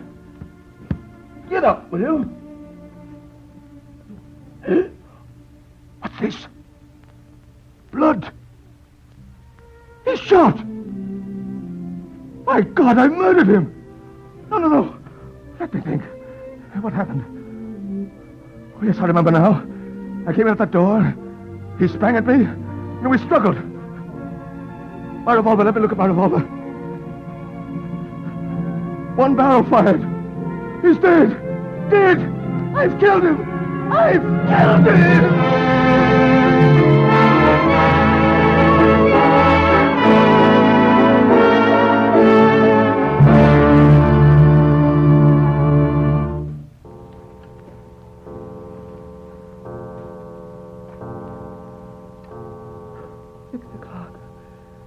Will he never come? Mrs. Well, Jakes, I can't see nothing of him, Mrs. you don't think he's carried out his threat? Oh, not he, Mrs. Don't you fear. Mr. Will won't do no harm. Now, don't you sit up any longer, Mrs. Oh, I'm used to it, Jakes. I'm used to it. Oh, but I'm forgetting, Jakes. You must be very tired. Go and get some sleep. Very well, Mrs., if you wish it. Yes, there's a good Jakes. Good night. Not good night, Mrs. It's good morning. Oh, it was the dawn of a new and happy life. Will! Don't touch me. You don't know what I am. Keep away from me. Oh, Will, not that. Not that. Oh, for mercy's sake, say it's not true. Oh, I could. This is true. I've killed him. Oh. How did it happen? I don't know. I was mad, dazed. I went to his room. It was dark. I called out for him. He sprang upon me from behind the door. We struggled. I suppose my revolver must have gone off, and then... I don't know what happened. Oh. The next thing I remember was Leak at the porter woke me and left me. I looked around the room, and there he was. Dead, shot by me. Oh, my poor Will. Don't touch me, I say. There's blood upon my hands. What time was it when it happened? I don't know. A little before 12, I think. You mustn't stay here. This will be the first place they'll search. You must go to one of the big railway stations and take a ticket for a long distance.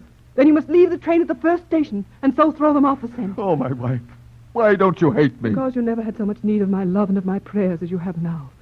Oh, we're wasting time. What money have you? Not a shilling in the world. Nor I. Oh, you will be lost, and all for want of a few pounds. No, Mrs., he shan't. I've saved up a little money against a rainy day. Oh, Jake. And Master Will is as welcome to it as if it was his own. Quick, get the money. Oh, wait. Yes. Your master must have some disguise.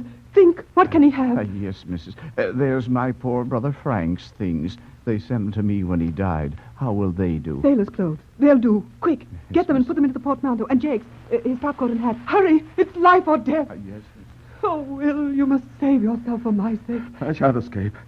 They'll soon run me down now. No, you must escape. You shall. Oh, how I will pray for it this night. And you will do your utmost for my sake. Yes, I will. Here you are, Master Will. Oh. You'll find poor Frank's clothes inside. He was about your figure. And here's the money. There's nearly £40. I can't take your savings, Jakes. Don't say mine, Master Will. It all came from you. And if the last drop of blood in my old heart could save you, you should have that as well. Quick, dear, you must take it. Give me a few pounds. Then I'll shift for myself. Here, you keep the rest. For her. You'll take care of her, won't you, Jakes? You needn't ask me that, Master Will. Oh, Will, that ever we should part like this. What's that? They've come for me. A chap with a billycock hat and check trousers. Must be a detective. What shall I do? This way, quick. We'll try to keep him. Goodbye. Oh, my wife, forgive me. Forgive me. Go for your life.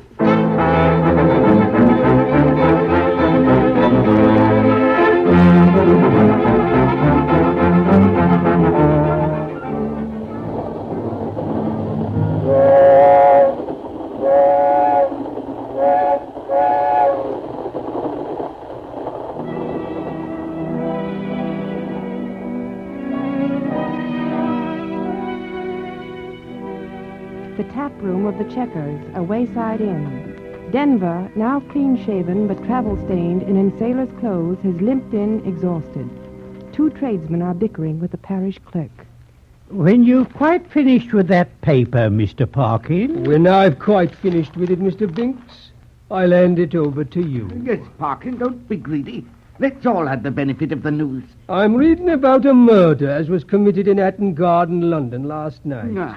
I like a good murder. It's very pretty reading. Have they found out who done the murders you're reading about, Mr. Parkin? Oh, yes, a party by the name of Denver. There ain't no doubt about it. Ah, that's a pity. It takes away all the interest and excitement. Parkin gets more hoggish over the paper every day. Read it out loud, Parkin, then we can all hear it. Very well, gentlemen, if it's the wish of the company. I think it's my turn to read out loud tonight, Mr. Parkin.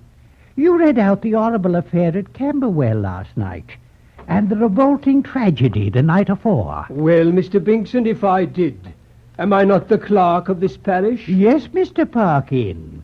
But because we're obliged to listen to you on Sundays, when you've got us in church and we can't help ourselves, is no reason why you should bully-rag us on weekdays when we got the right of reply. Perhaps you're not aware, Mr. Binks, that the Lord Bishop of this diocese has particularly admired my reading of the Psalms. Very likely, Mr. Parkin.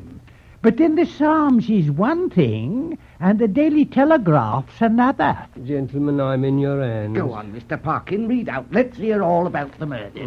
Wilfred Denver, a young fellow of good connections who has lately been leading a life of gambling and dissipation, and who had returned from the Derby in a drunken frenzy, aggravated, it is said, by heavy betting losses. Wheeler! I really cannot read, sir, if you interrupt. Who asked you to read? You talking about the Hatton Garden murder? Yes, sir, we are. Oh, I know Hatton Garden very well. Have they discovered anything fresh? No, that's only the morning paper. The evening paper ain't come yet. They hope they catch the man before long. Oh, I expect they'll soon run him down. Yes, I expect so. Stranger in these parts, eh? Yes. No, I know them little. Sailor, eh? Yes. Oh, where might you be making for, I'm sir? going to join my ship. And where might that be, mate? She's Oh, what the devil's that got to do with you? Waiter! Yes, sir. Show me to a private room where these men can't pester me. Pester him? Why, what's the matter with him, eh? Pester him, indeed. I wonder who he He's a is. madman, that's what he is. Did you notice how he said? Perhaps he's escaped from somewhere. Right Let's go this put way, Mrs. sir. Buttons on our guard. He's a dangerous character to have about the air. Here you are, sir. Thank you. You look tired. Yes, my girl, I am. What's the matter with your foot? Eh? Oh, nothing. Oh, that's a fib. You're quite lame. No, I walked a good bit today. I'm dead beat. Never mind. You'll be better tomorrow. Yes, I shall be better tomorrow. Bring me some water, will you? Yes, sir. Anything else? You get the London evening paper here? Yes, sir. It generally comes about this time. Let me have it the moment it comes. Don't look at me. There's a good girl. Now, go out, shut the door. Don't let me be disturbed. Poor fellow. I wonder who he is. How long will it last? Wonder if anyone saw me jump from the train. Must be about 8:15. And yesterday at this time I was innocent. Yesterday he was alive. I could laugh and play the fool. And now... Oh, God, put back the universe and give me yesterday. Too late. Heaven work out some way of escape for me. Not for my own sake, not to shield me from the just consequences of my crime, but for the sake of my dear wife and innocent children. Yes, sir. There you are. Thank you, my girl. You ain't a bit like a sailor. Why not? What makes you think that? Oh, sailors are always hearty and jolly and want to kiss me. I know you've hurt your foot. I wish you'd let John the ostler see it. He's as good as a doctor for sprains. He'll tell you what to bathe it with. No, let me alone. That's all I want. Well? Paper, sir. Oh, thank you.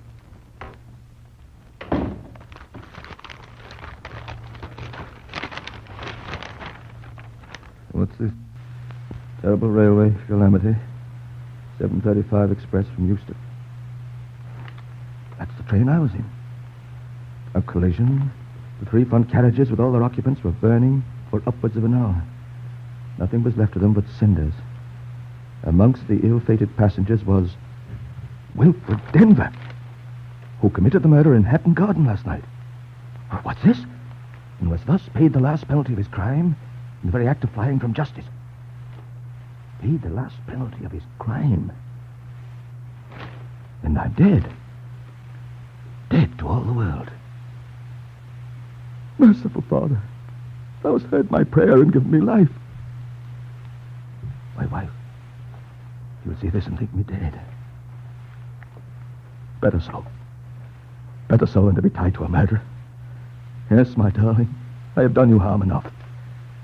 Now I'll set you free. How far is it to the station? A mile, sir. There's a late train down to Bristol, isn't there? Yes, sir, the down night mail. Order a horse and conveyance to meet it at once. Yes, sir. I'll reach Bristol tonight. Wilfred Denver is dead. Tomorrow, I begin a new life.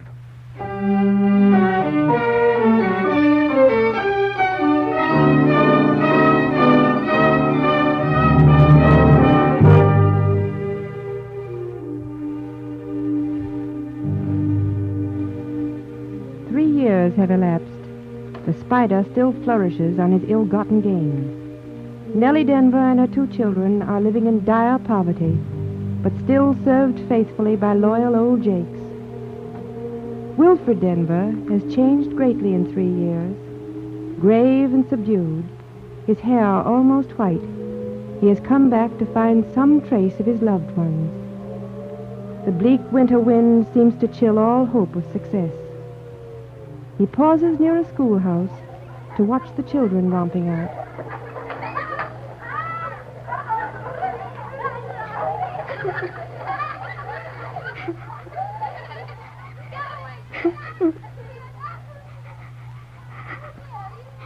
Why are you crying, my dear? The girls won't play with me. They won't speak to me. Why, how's that? What makes them so cruel? Come, tell me all about it.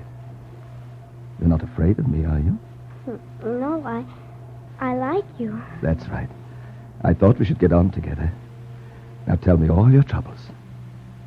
Why won't they play with you? You won't tell anybody, will you? No, I promise you. It'll be a secret. They say my father killed a man. Oh, that makes you turn away from me. No, my dear, don't think that. Tell me quick. What's your name? Sissy Denver. Sissy Denver. My own child. Why are you crying? Never mind me, never mind me. Where do you live? In here. In there? In that wretched hole. Who else lives with you, Sissy? Mother and Ned and our old Jakes. You don't know old Jakes. I do love him. God bless him. Where are the others, Sissy? I dare say Jakes has gone to get some work, and Mother isn't at home. We can't pay our rent, and she's gone to ask the gentleman to let us stop on for a few days. Ned's in there. He's asleep. He's been very ill. Ill? Not dangerously ill? Yes, but he's getting better. If he could have nice things to eat, he'd... So he shall. Everything that money can buy. Here, take this purse, and you'll find plenty of money in that. Is that for Mother? Oh, that's kind. What will you do without it? Well, I've got plenty more at home. And now, I wonder if you'll give me a kiss. Oh, yes, that I will. I had a little girl of my own once. When I kiss you, it seems as if she came back to me again. She's dead, then? Yes. Dead. To me. I know I should have been very fond of you if you'd been my father. God bless you, my darling. You mustn't mind when your schoolfellows speak unkindly of your dead father. I won't. I don't believe it's true. I don't believe he was a bad man. Because if he had been, Jakes and Mother wouldn't have been so fond of him. Always think that, my dear. Always think that. Here, dear. This scarf will keep a little of the cold out. Oh, isn't it pretty? There now. Run to find your mother. Give her that purse. Oh, yes, that I will. She's gone to Mr. Skinner's, that nice big house across the street. Run on, then, my brave little queen. Hello? What are you doing here? And let's have a look at your face. Master Will, It's Master Will come back from the dead. Oh, say it's really you, Master Will. Yes, it is I. Come back, as you say, from the dead. My wife, is she well? How is she? Has she suffered much? Does she ever speak of me? Oh, Master Will, I can't tell you what she had to go through. It's been a terrible fight for her, but she's borne up like an angel. Oh, sir, you've come back at the right time. We're nearly starving. Starving? Well, it's all over now. I'm rich, Jakes. I'm rich. When I left England, I went to the silver mines of Nevada. I had to struggle hard at first and could only send you a few dollars. I was almost starving myself. But one morning I struck a rich vein of silver. Today I'm richer than I can count. Then I sent you $1,000. But none of it reached you. No, sir. You see, we've changed our home so often, and she always took care not to leave our address for fear... For fear, yes. My wretched story should follow you, I see. Oh, sir, don't say any more about that. That's all past now. And Miss Nellie, she'll go mad with joy. No, she mustn't know, Jakes. Not know? Not tell No, her, not Master yet, not yet. Listen, Jakes. I've come back to England with one thought, with one resolve, to make her happy. Whatever happens to me, that I will do. Surely, Master Will, you are safe after all these years. I'm known as John Franklin, Kensington Gardens, London. But I shall never be safe till I stand in the dock to answer for my crime. I shall be safe then. I've started 100 times to give myself up, but I've always been held back by the thought that I was not myself that night. But it will come, Jakes. What'll come, sir? Detection. If I were to join her, suspicion would be aroused at once. I might be discovered, dragged from her side, tried, condemned, and hanged. Oh, Master Will, if the missus could but know, if she could. Not yet, know. Jakes. Now listen. You shall take her from this poverty and put her in her old home with everything that money can buy. And then, when I have made her rich, cheerful, contented, I'll ask myself whether I may dare to throw the shadow of my life across her happiness. In the meantime, promise me, swear to me that she shall not know. Why, of course, Master Will, if you wish it. God bless you, my dear old Jakes, for all your kindness. God bless you. I shall never be able to repay you.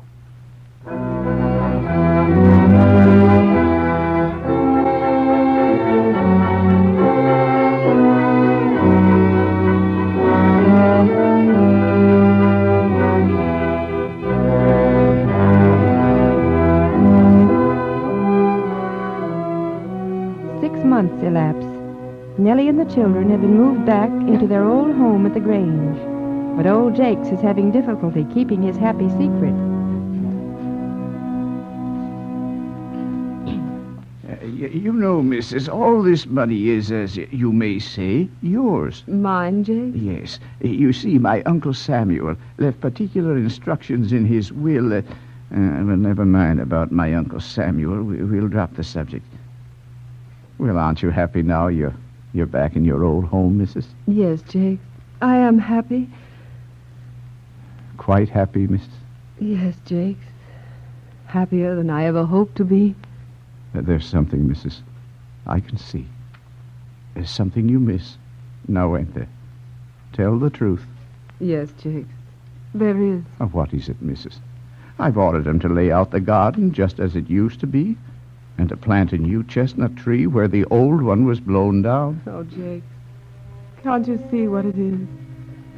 I'm back in my old home without the man who made it all dear to me. Without my will. Oh, I love him still. Yes, I love him as much today as the day I married him in the church yonder. Huh? It was under this tree I promised to be his wife. Oh, Jakes, I remember it as if it were yesterday. Everything here, every tree, every brick in the old house, every little nook and corner brings back to me his dear, handsome face until I can sometimes hardly stop myself from running all through the grounds and fields and calling out, Will, come back to me. Come back to me if it were but for a moment. Now you know what it is. I miss my old home, my husband's love. And you can't give that back to me, Jakes. No, not that. Not that. Can't I? Oh, yes, I can. And I will, too, this very day. I've wrote and told him I can't keep his secret no longer. He's on his way to you now as fast as the train can bring him. Oh, look at these flowers, Jakes and Mama. Aren't they pretty? Oh, Jakes, It was kind of you to bring us to this beautiful home. No, it's not me, little missy. It isn't me as is doing it at all. Now run along and give the flowers to your mother. Oh, yes, Uncle Jake. Jakes. Master Will. Is anybody about? May I come in? Oh, yes, come in, Master Will. Miss Nellie's gone to give her poor people their dinner, and I'm all alone. You're sure I shan't be seen? Oh, no fear, sir. I'll keep a good lookout. How is she? Is she quite well and happy? And the children? Oh, yes, they're all quite well. Oh, Master Will, don't hide it from her no longer. Tell her you're alive. You wait here. I'll go and fetch her to you. Jakes. You mustn't go. Oh, Master Will. When you brought her back here and spent all that money to make the old place just like it used to be when she was a girl, you thought you was going to make her happy, didn't you? Have I not made her happy? What more can I do? Why, sir, don't you see? Home ain't four walls, and the ceiling and the furniture. Home's the place where them as loves us is. And it was you what made this place home for her. And she's breaking her heart 'cause it's her home no longer. Jakes, I will tell you why my wife must not know that I'm alive. When I have told you, you must never speak of it again.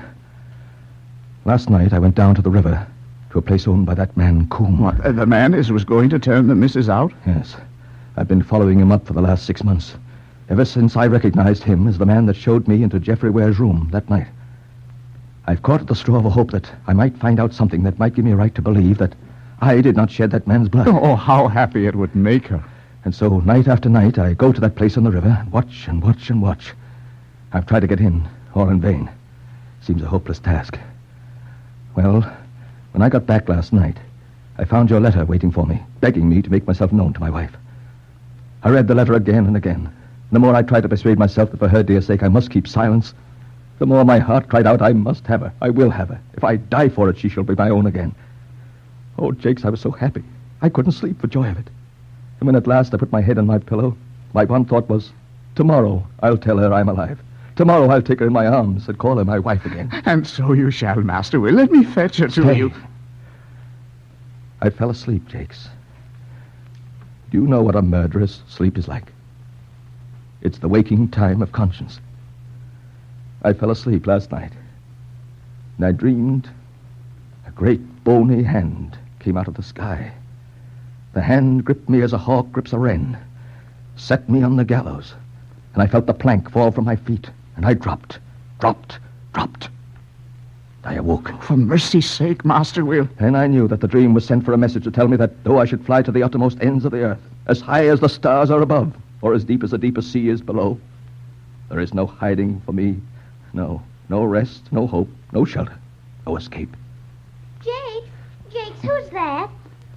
Oh, it's you. You've come to see us in our new home. But you're crying. What's the matter? Are you unhappy? Not now, Sissy. No, not now. Jakes, do you know the kind gentleman? No, Missy, no. I'm so glad you've come. You'll come and live with us, will you? What would you do with me? Oh, you'll play with Ned and me. We've got a rocking horse and soldiers and, lots of things. What games we could have, couldn't we? Oh, yes. Oh, do stay, will you? Do. And your mother? Oh, I know she'd be glad to have you. She's always wondering and talking about you. Who are you? Who am I? Yes, tell me. Tell me true. Well, I'm a king. But what king are you? I'm the Silver King. At least that's what men call me. But I must go now. Goodbye, Sissy. Oh, no, you mustn't go. Mama does want to see you so badly. Wait here, I'll go and fetch her. Mama!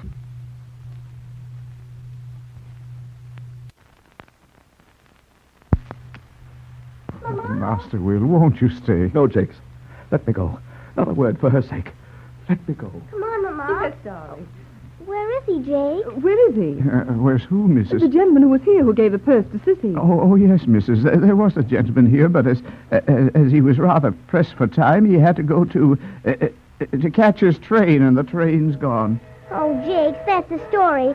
Train's only just started, but I heard the whistle and I can see the smoke. Jake, why don't you tell me the truth? It'll come out. Who Who is this man? This gentleman who gave the purse to Sissy? How should I know? Jake, I will take no more money from you, no more food, no more shelter, till I know where it comes from. Who is he, Jakes? Who is he, I say? Oh, Mrs., can't you guess? Jakes, I knew it. I knew it. Oh, he's alive. Sissy, oh, my darling, kiss me. Kiss me. Your father is alive.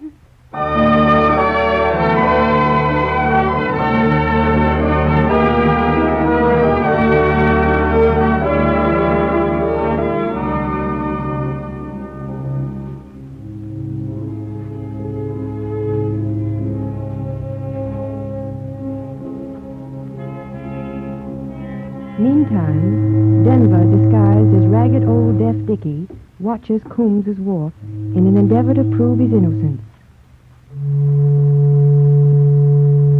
We go now to the thieves' hideout inside Coombs' wharf. The spider is expected. The spider.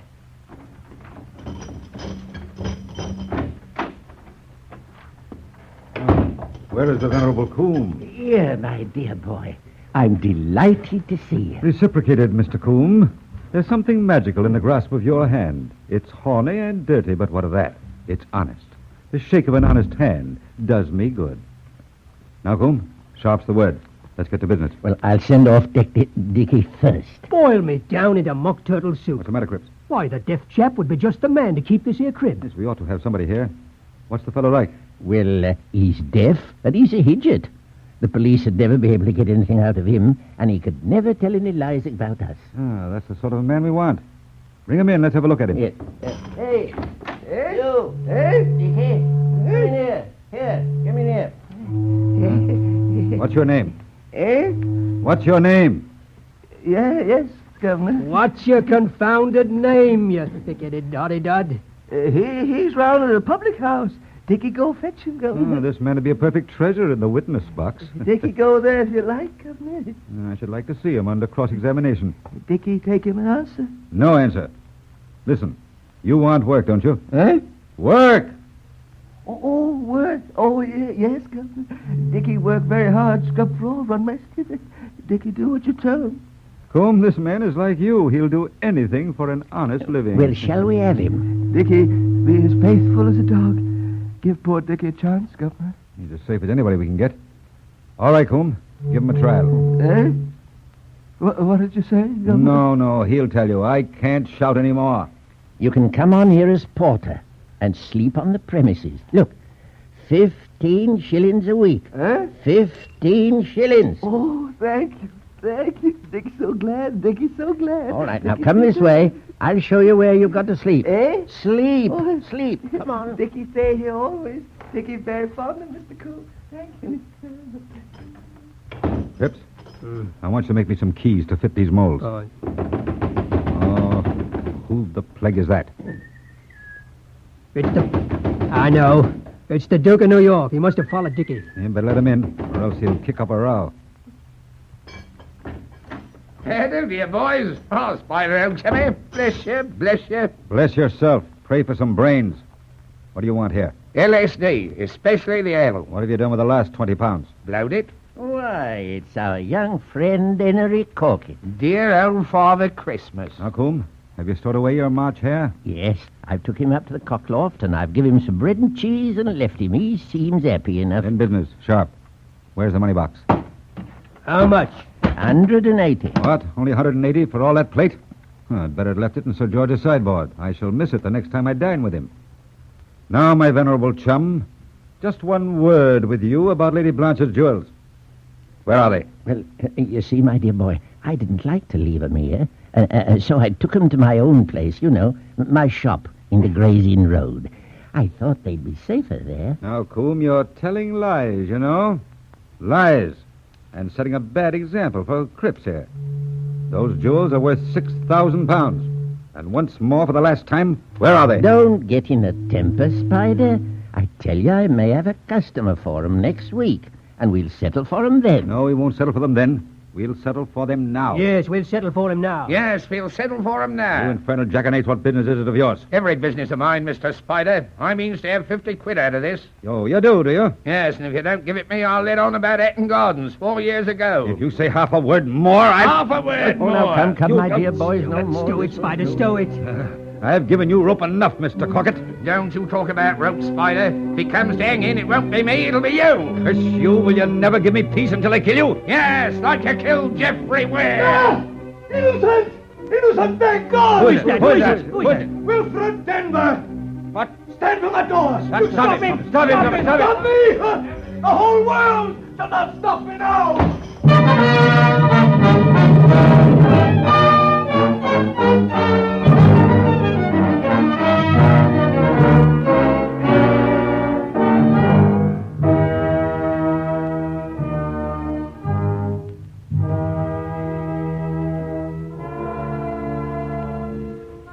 Denver, unaware that he's being followed by the spider, rushes off to the Grange to clasp Nellie in his arms and tell her of the proof of his innocence. Is it my will? My will? Oh, this face, this white hair. Oh, my Will alive. Nell. Oh, Will. Don't speak. Don't say a word.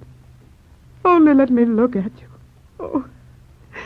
Oh, let me cry, or else my heart will break. Oh, don't stop me, Will. Don't stop me. Oh, my darling. That's right. Have a good cry and ease your heart. Oh, Nell, I've such news for you. I never killed that man. I am innocent. Oh, Will, is it true? Yes, my own. Do you think I'm changed? Yes. Yes and no. Changed and not changed. But you're always the same to me. You're always my Will. Nellie. Our children, our little Ned and Sissy, where are they? I was waiting for you to ask that. Oh, gently, Missy. Gently, Master Ned. That's my old rheumatic arm. Now, don't pull it out of joint, you young Turk. Ned. Sissy, do you know me? I'm your father. Put your arms around my neck. Both of you. Quite close. That's it, my darlings. I know who that little girl was that you lost. Well, tell me, who was she? Why, me, wasn't she? Yes. I've found her now. I shall never lose her again. No, we'll never let you go away again, shall we, Mama? No, indeed, darling. But you're crying. And Jakes, you too. What's there to cry for? Don't you take no notice of me, Missy. I'm not crying. I'm only laughing the wrong way. Look, Will. That man. Jakes, take my children away. Go into the house, Nell. I'll come to you when I've sent this man away. Oh, no, let me stay. I'd rather stay. Mr. John Franklin? Denver, sir. Come, Nell. I have no business with this man. Mrs. Franklin, I hold your husband's life in my hands. If you value it, I beg him to hear me. Hear what I have to say. Oh, Will, are you in danger? Oh, yes, let us hear what he has to say. What I have to say must be said to him alone. We'll listen to him, for my sake. Remain within sight, within call. Yes, please. Now, sir. Look here, Mr. Franklin. Denver. I thought I'd better not mention that name. I don't want to get you into any trouble. I'll take care you don't do that. You appear to misunderstand me. Not at all. I understand you perfectly. I've watched you night and day for the last 5 months. What do you know? What have you seen? Enough for my purpose. And you mean to use it? I do. Take care, I warn you. Don't quarrel with me. I'll give you a chance, and if you're wise, you'll take it before it's too late. Go on. We're both in a devil of a mess. I want to make a mutual concession. Silence for silence. And the alternative? You fight me, and I'll fight you. You proclaim me a thief and get me a possible 5 or 7 years. I proclaim you a murderer and get you hanged. Take care, it's an edged tool we're playing with. It cuts both ways, but the handle is in my hands, and the blade is toward you. You'd better remain John Franklin. Wilfred Denver is dead. Let him remain so. You lie! Down to your very soul, you lie! Wilfred Denver is alive, and today all the world shall know it. Nell. Yes, Will. There stands the murderer of Jeffrey Ware. Oh. He wants to bargain with me. Shall I hide myself or shall I fight him?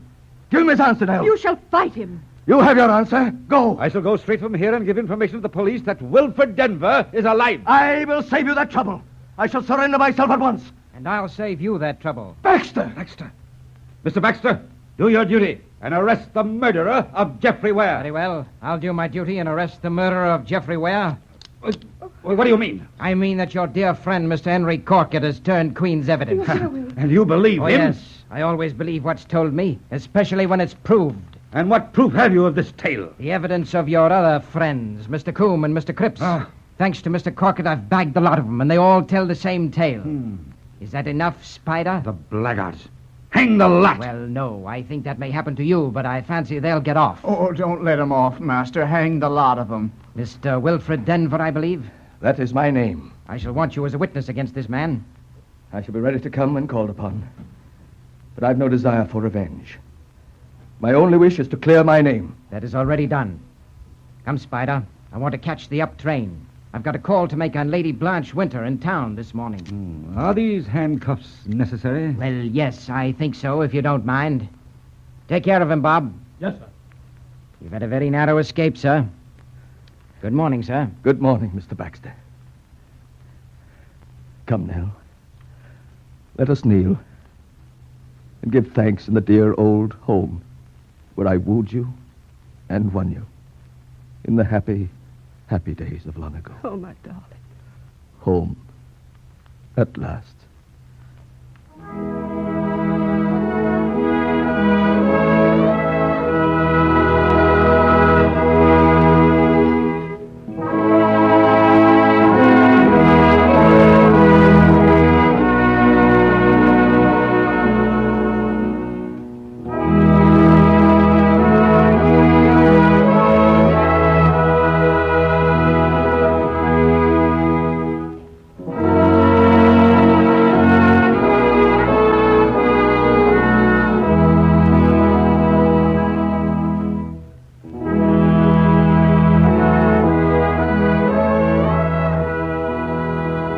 Have been listening to the famous old English melodrama, The Silver King. The play was adapted and directed by Joseph Bell. The research was done by Blevins Davis. We also wish to thank Mr. Robert Camel and Mr. Arthur Wallach for their invaluable reminiscences.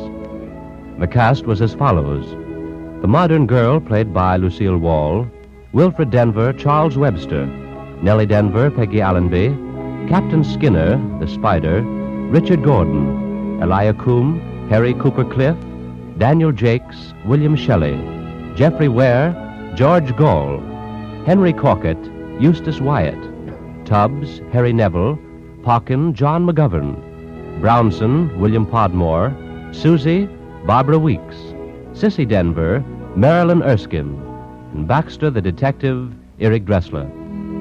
The orchestra was under the direction of Joseph Honte.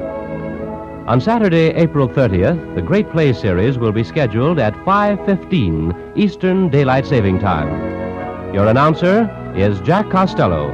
This is an NBC educational feature of the National Broadcasting Company, RCA Building, Radio City.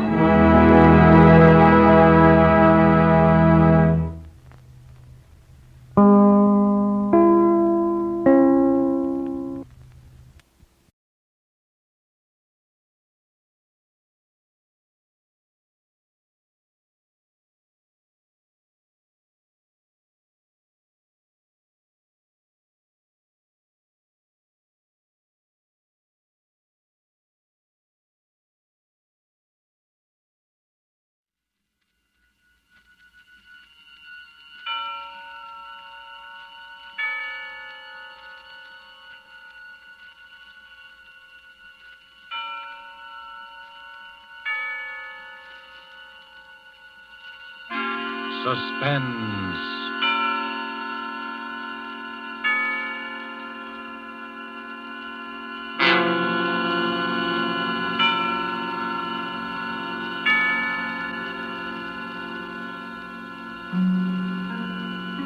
This is the Man in Black, here again to introduce Columbia's program, Suspense. Tonight, in one of her rare radio appearances, we bring you one of Hollywood's most idolized personalities, Miss Dolores Costello. With such noteworthy and distinguished players as Mr. Martin Koslick, Mr. George Zucco, and Mr. Ian Wolfe, Miss Costello appears in A Story of Today, played against the background of the New Order in Europe. The story of an oppressed people who use strange and effective methods in dealing with their oppressors and with traitors. The story tonight is called The King's Birthday and was written by Corporal Louis Pelletier, A.U.S. And with the performances of Dolores Costello as the Danish Countess Elsa, of Martin Koslick as the Nazi Gauleiter, Reichman, of George Zucco as Dr. Erickson, and of Ian Wolfe as old Peter of Cronwald Castle, we again hope to keep you in suspense.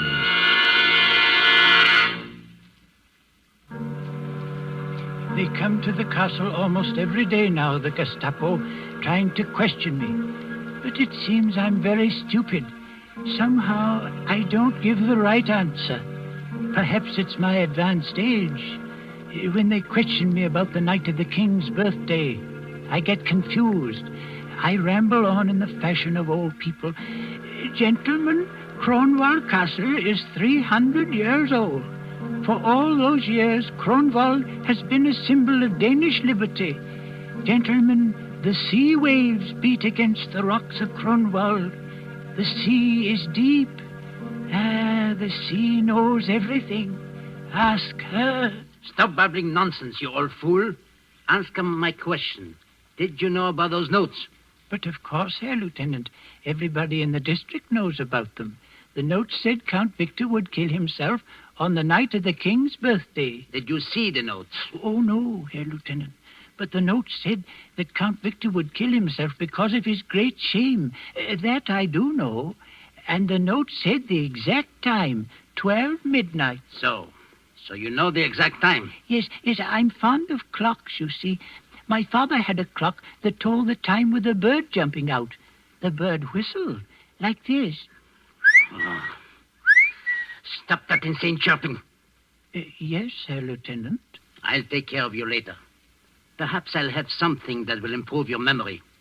Stay there till I call you. Yes, Herr Lieutenant. There's nothing the matter with my memory. I could tell them a thing or two if I wanted. I could tell them how it all happened. It began 2 days before the king's birthday. That was the day the new Nazi Gauleiter, Herr Reichman, came to the castle to see the Countess Elsa. I was told to show him to the library. It was cold and grey, and the sea was pounding on the rocks, very angry, like it always is in November. The new Gauleiter sat by the fireplace and warmed his hands and called for a glass of brandy. And bring some soda, too, please. Yes, Herr Reichman. How soon did your mistress say she would see me? In a few minutes, Herr Reichman. You told her it was most urgent. Yes, I told her. She'll be with you soon. I doubt it. Most women's idea of soon is the best part of an hour. In my country, we train our women to... The brandy, Herr Reichman. Oh, well, thank you. Yes, in Germany we... Courvoisier. Ready to get brandy like this. Count Victor can get many things that are forbidden to his countrymen, Herr Reichman. Count Victor's cellar is well stocked. Is it really? Yes, we have meat at the castle. Nobody in Denmark has meat, only Cronwald Castle. You're lucky. So they say. Shall I leave the brandy, sir? Yes, but you stay here a minute. Tell me, what's your name? Peter, sir. Ah, yes, Peter. You have been at Cronwald since you were a child. 63 years. Am I correct? Why, yes. How did you know? It's my business to know a lot of things, Peter. You don't approve of Count Victor, do you? It's not my place, sir, to... 3 days ago in the marketplace, you were heard to make an indiscreet remark concerning Count Victor's collaboration with Berlin. I think a word very close to traitor was used. Was it, sir? What do you think? I think, Herr Reichman, the fire is in need of some more wood. If you'll excuse me, I'll get some. Do, by all means. And Peter. Yes, sir? Tell your mistress that I do not intend to spend all afternoon here. My business is urgent, and You may tell the Countess yourself, sir. Herr Reichman. Countess Elsa, excuse me, I was just saying... That's quite all right, Herr Reichman. Sit down, please. Thank you. Peter told me your business was urgent. I hope I haven't kept you. No, not at all. My business is urgent. But as a new Gauleiter of this district, I might combine social pleasure with business, and... Oh, that's very kind of you. I had hoped that my wife, Frau Reichmann... Oh, of course. You must ask her to call sometime. Yes, I will. Although I've never had the pleasure of meeting Count Victor, it would be a great honor if we may call as soon as he returns from Berlin. Certainly, Herr Reichman. Thank you. And this urgent business? Yes, we come to that. Do you mind if I smoke? Not at all. A good cigar always makes unpleasant things easier to tell. It sounds almost as if you had rehearsed that line on the way to the castle, Herr Reichman. I did. And since it was ineffective, I'll be blunt, Countess. I'd prefer it. 3 days ago, Countess, to be exact, on the day I arrived at Kronwald to begin my duties as Gauleiter of this district, I found this note on my desk. Read it, please. Count Victor of Grunwald will kill himself on the night of the king's birthday. That note was on my desk in the morning. At noon, I found this one. Read it, please. Count Victor of Grunwald will repudiate his Nazi collaborators. He will choose the night of the king's birthday for his death. I thought at first it was some crank, but the notes kept coming. Then I heard that everybody in the district believed what the note said. In every house and shop and farm, they are saying that Count Victor is going to kill himself. You see why I said my business was urgent. Yes, I see. It's not that I have the slightest fear for the Count's safety, but the writer of these notes must be found and treated with severest penalties. You have no fear for my husband's safety? Of course not. Certainly no anonymous letter writer could force the Count to take his own life. I wonder. What do you mean? You wish me to be frank with you? Naturally. You know that my husband is hated by the whole countryside? What of it? People here are too stupid to know what's good for them. Perhaps. But the writer of these notes seems to be a little less than stupid. You think so? If you knew Danish history, Herr Reichman, you might agree. For hundreds of years, the night of the king's birthday has been a special occasion at Grunwald. On that night, the castle renews its pledge of loyalty to the king and to Denmark's freedom. A very theatrical gesture. Quite. But if anyone wished to remind Count Victor... If someone wished to remind the Count that he had chosen our glorious Führer for his leader... Yes. The night of the king's birthday would be, shall we say, the psychologically correct time to do it. You reason well, Countess. I know my countrymen. Evidently. I can see how these notes would inflame their imagination. If Count Victor were to take his own life as a public repudiation of his present political bonds, the whole country would be stirred to its depths. I see. You seem to view the possibility of your husband's death rather calmly, Countess. Like you, Herr Reichman, I have no fear for his safety. I am only presenting the political possibilities. Quite so. And since you grasp the full significance of the notes, you understand that I must take certain liberties in order to track down the writer. Liberties? Yes. I shall ask your permission to talk with Dr. Erickson. Oh, Dr. Erickson? Well, I'm told he lives here at the castle. Yes, but... I should like to talk with Dr. Erickson. As you wish. Peter will show you to the doctor's study. However, I assure you... My time is short, Countess. I understand that Dr. Erickson is one of your country's able psychiatrists. I understand that Dr. Erickson is an authority on mass suggestion. His help should be invaluable.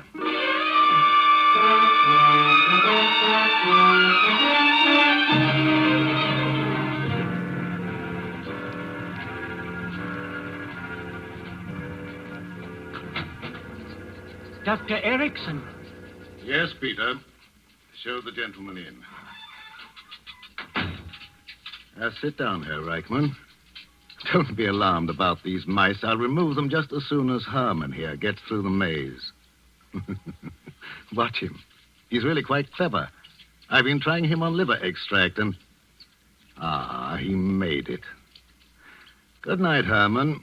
Now, off to bed. I've been expecting you, Herr Reichman. Please sit down. Thank you. You've come to see me about the notes, am I right? Yes, you're right, Doctor. When I first heard about him, I said to myself, then you go light over on my theory concerning the type of mind which would be prompted to write such notes. I'll tell you my theory, Herr Reichman. I don't want your theory, Doctor. I want you to answer some questions. Oh, so it's like that. And perhaps you want a sample of my handwriting, too. I'm not a fool, Doctor. That's very possible. How long have you been treating Count Victor for a certain nervous disorder? 5 years. What would you say is his condition now? You've never met Count Victor, have you, Herr Reichman? No. When you talk with him, you'll see no outward sign of his malady. It manifests itself only during periods of despondency. In the last few years, I am happy to say that these periods have been infrequent. Count Victor depends a good deal on you, doesn't he, Doctor? Perhaps. I've almost cured him. In return, he's given me this laboratory and money for my experiments. But you do have a great deal of influence on his mental processes. Yes, Herr Reichman, I do. In fact, if I decided to, shall we say, liquidate Count Victor, I would have written the notes exactly as the people say they are written. Like all nervous people, the Count would be highly susceptible to such mental attack. That's what you wanted me to say, isn't it? Yes. We know then where we stand. Almost. One thing more I'll ask you, Doctor. Count Victor had a brother who left Kronberg when Denmark was occupied by our troops. That brother, Christian, is now known to be working with the Danish underground. Formerly, he was one of your students at the university. Is that right? Christian was one of my most brilliant students. Do you know where he is now? No, I don't. And neither does your Gestapo.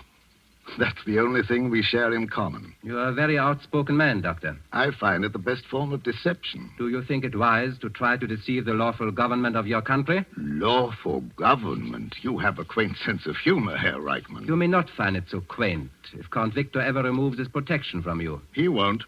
When you've informed him of his impending suicide, as I presume you will, you'll see he'll need me more than ever. You do intend to show the notes to the Count, don't you? Yes. I will present myself to His Excellency tonight on his return from Berlin. Yes, his reactions to the notes will be most interesting. Would it inconvenience you if I would be present on the occasion? Oh, not at all, Doctor. I'd be delighted. Your own reactions should be most interesting, too.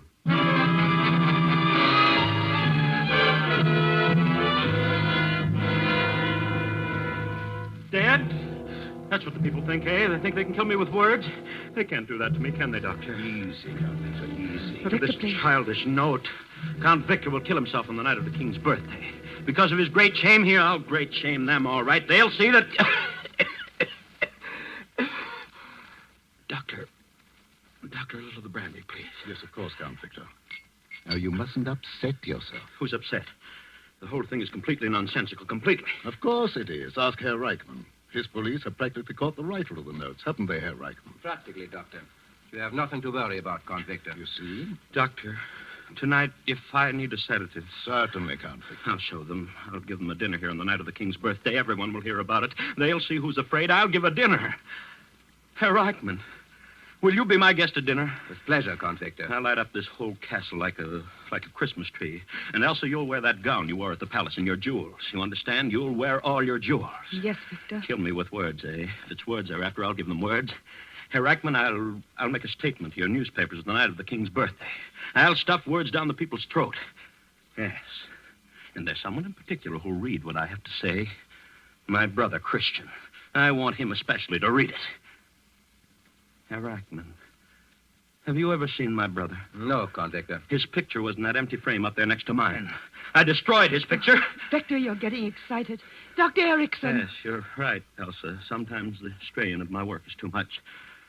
Dr. Erickson, you'll talk to me for a while before I go to bed, won't you? Of course. Talk to you, Count Victor? Yes, the doctor has a way of calming my nerves. It's slightly hypnotic, isn't that it, Doctor? You might call it that, Count Victor. Count Victor, I'd strongly advise... No, it's the only thing that helps me. I just go quietly to sleep while the doctor talks. But, Count Victor... Good night, Herr Reichman. I'll expect you here for dinner on the night of the King's birthday. Of course, Count Victor. Elsa, Yes, Victor. they can't hurt me with words, can they? No, Victor. They can't hurt me if I don't listen, can they? If I shut my ears, I'll be all right. That's it. Shut my ears. I won't listen. I won't listen. I won't listen. I won't listen. I won't listen.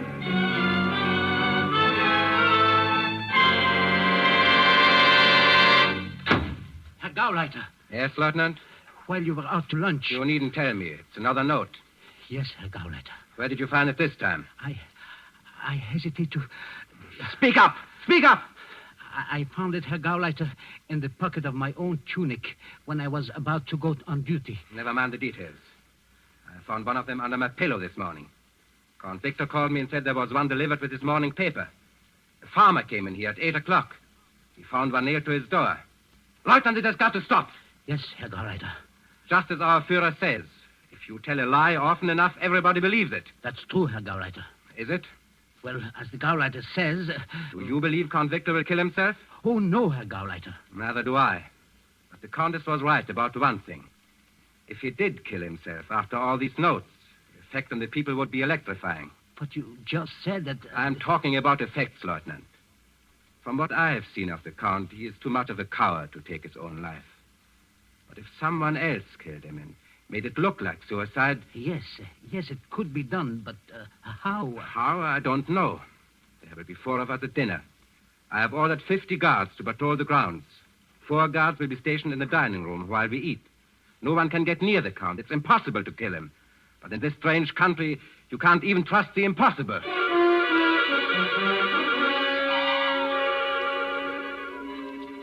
They say the castle is guarded tonight. 50 soldiers. They say the Count locked himself in his room all day writing a message to the people, they say. They say the Gauleiter has 5 Gestapo men at the castle besides the soldiers. 1 Gestapo man is watching the food for poison.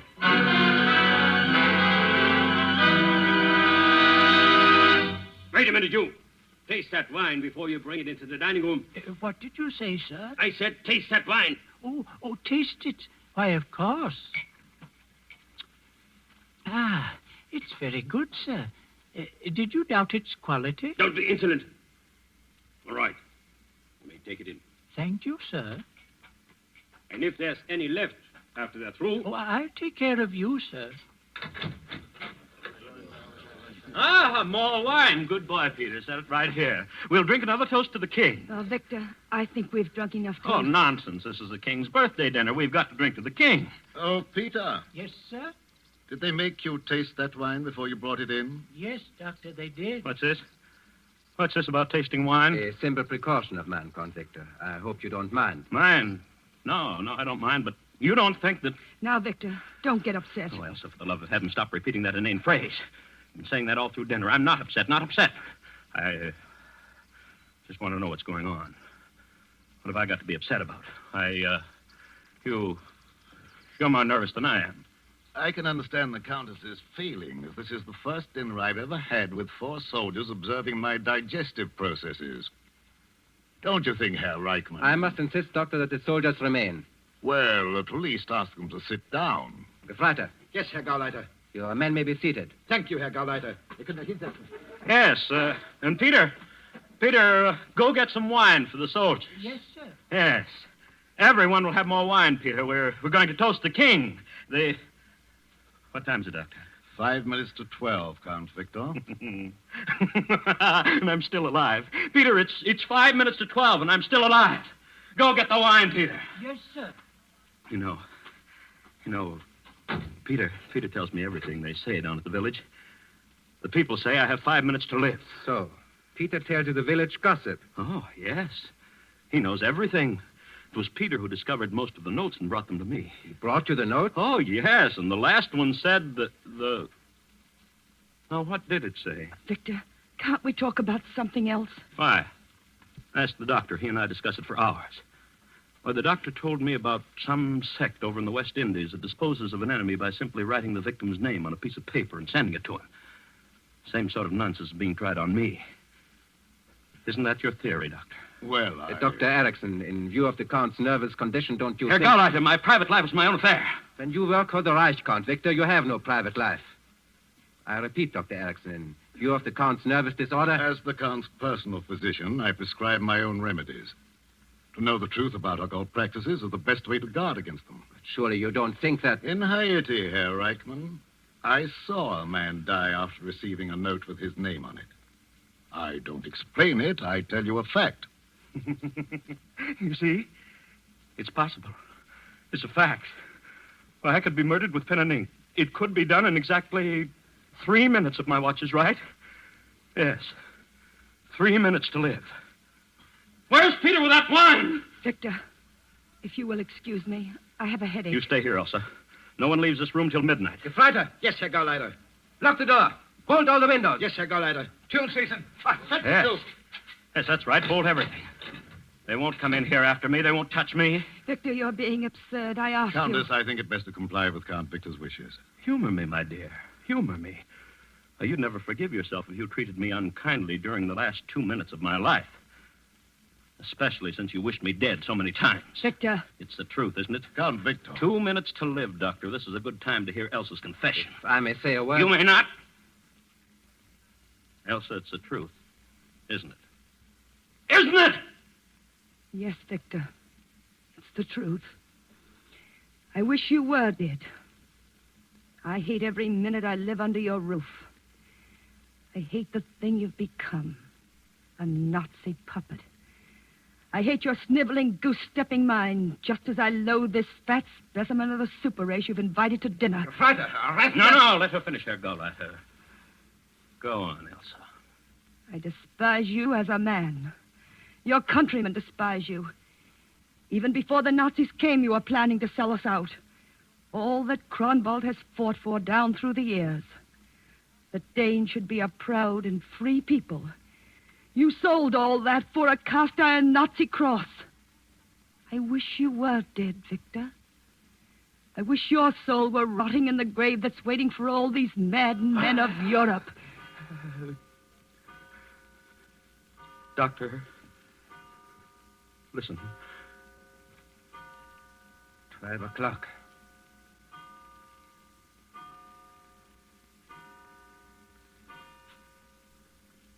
May God grant wisdom to our king and freedom to our people. May Kronwald always keep the faith. Who turned out the lights? Who turned out the lights? Gefreiter, I hear a door opening. No, Herr Gauleiter. My hand is on the door. It is not moving. Yes? Gefreiter!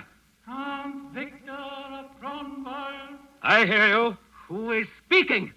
Victor, this is your time. Are you ready? I am ready. Now you die like a soldier, Victor. But your name will live on. Victor! Don't do it, Victor! Goodbye, Elsa. Victor!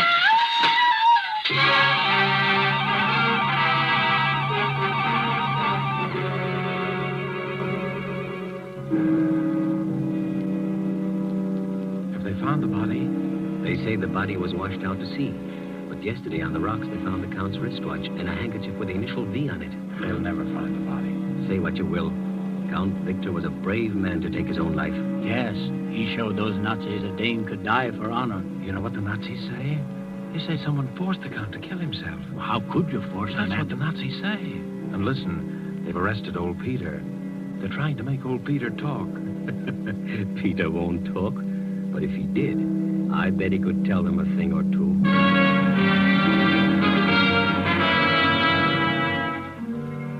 Yes, I could tell them a thing or two. I could tell them why they'll never find Count Victor's body. You know why? Because Count Victor didn't jump out of the window. How could he?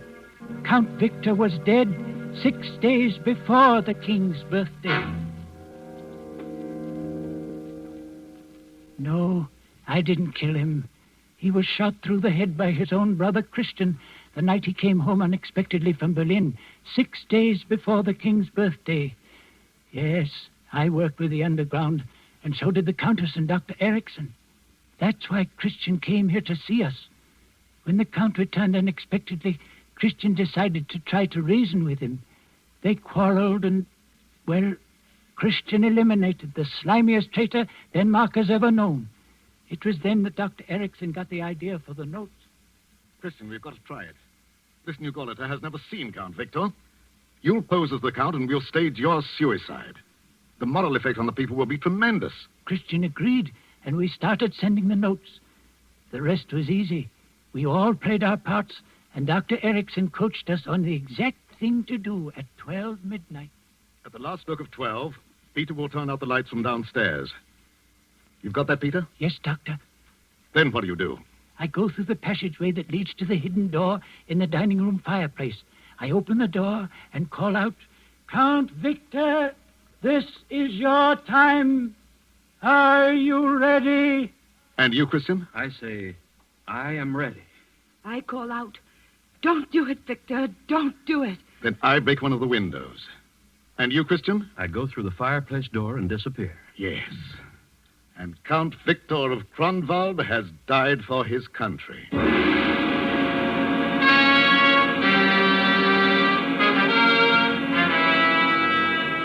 Well, that's how it was done. We planned it well, even to putting Count Victor's wristwatch and handkerchief on the rock where the Nazis would find them.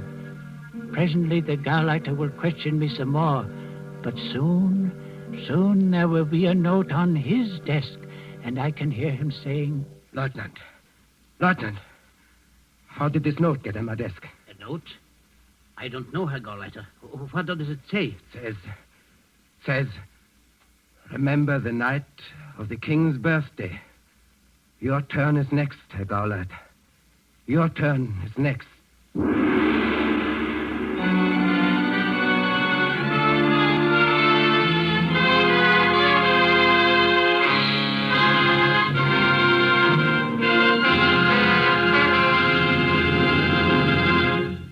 And so closes The King's Birthday, starring Dolores Costello with Martin Kozlik, George Zuko, and Ian Wolfe. Tonight's tale of Suspense. The producer of these broadcasts is William Spear, who, with Ted Bliss, director, Lud Gluskin and Lucien Marowik, conductor and composer, and Corporal Louis Pelletier, radio author, collaborated on tonight's Suspense. This is your narrator, the Man in Black, who conveys to you Columbia's invitation to spend this half hour in suspense with us again next week.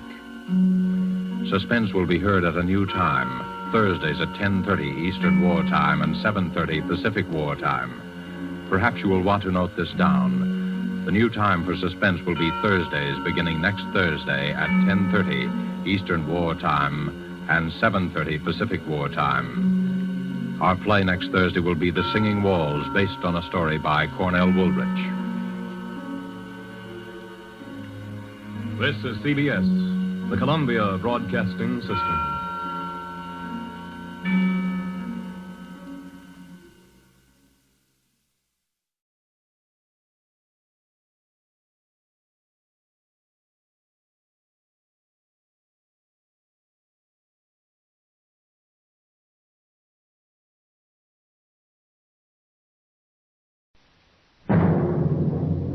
The National Broadcasting Company presents Radio City Playhouse, Attraction 11.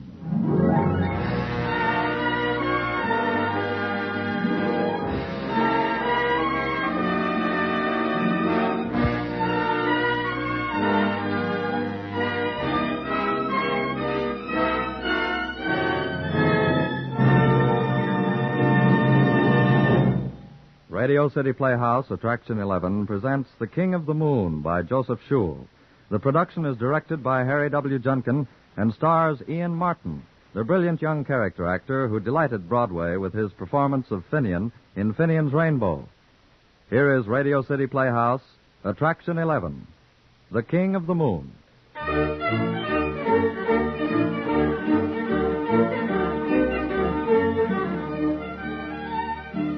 Our play starts in a suburban garden in Dublin with a lot of things all growing green, which, considering the ancestry of the man bending over the scallions, is only logical. His name is in keeping, too. It's Michael Ryan. Tis a sad thing to be over 50, never to have seen the world, never to have been the great things you might have been. The passers-by see nothing but a pot-bellied businessman weeding in his garden after supper. A man with the dreams gone out of him. Michael, must you be pottering about in that garden all evening? Now, Margaret, who is it was complaining yesterday about the weeds? No, they could wait another day. I sent the twins off to their movies, and Michael's gone to a dance with that young Roberts girl. And I don't like sitting all alone on the veranda with a dull book. All right, then come and sit down here and watch me. Though you're interfering with me train of thought at the moment. Michael, Are you sure you didn't leave anything at the office today? Of course I'm sure, and for the third time. Very well, I merely asked. Now, where'll I sit? On the customary part of yourself, I presume. I suppose that bench will hold you. But you've added a few pounds yourself, and you're an old bear. It's my family responsibilities and contending with a nagging wife. Now, will you get on with that book and leave me to weed into things? Is there trouble at the office? Have you been quarrelling with Tim again? I have been quarrelling with Tim for 29 years. It's not a thing I give a thought to now. Oh, Michael, answer me seriously now. Is there nothing you left behind you at the office? Nothing at all? Woman, I will tear up a fistful of fine new carrots and heave them at you if you ask me that again. Now, don't... Very well, I'm lost in my book. But before you bury your nose in the weeds again, you might take a look at the setting sun. You know, a touch of beauty would do no harm to your warped soul. I have looked. There's no need for making it a hindrance to my work. I can feel God's beauty warm on the back of my neck and seeping down into my heart. And the voices of the earth come to me through the fingertips. Well, I've a poet for a husband tonight. No, not a poet. But a man that might have been many things 28 years ago. Who knows? Who knows what? Who? Nothing. Get on with your book.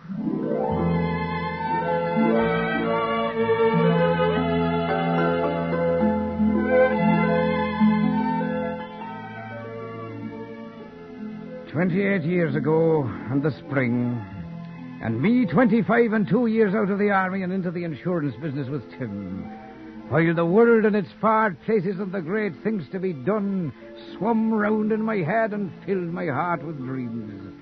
I can still remember the sing of the blood in my veins that morning.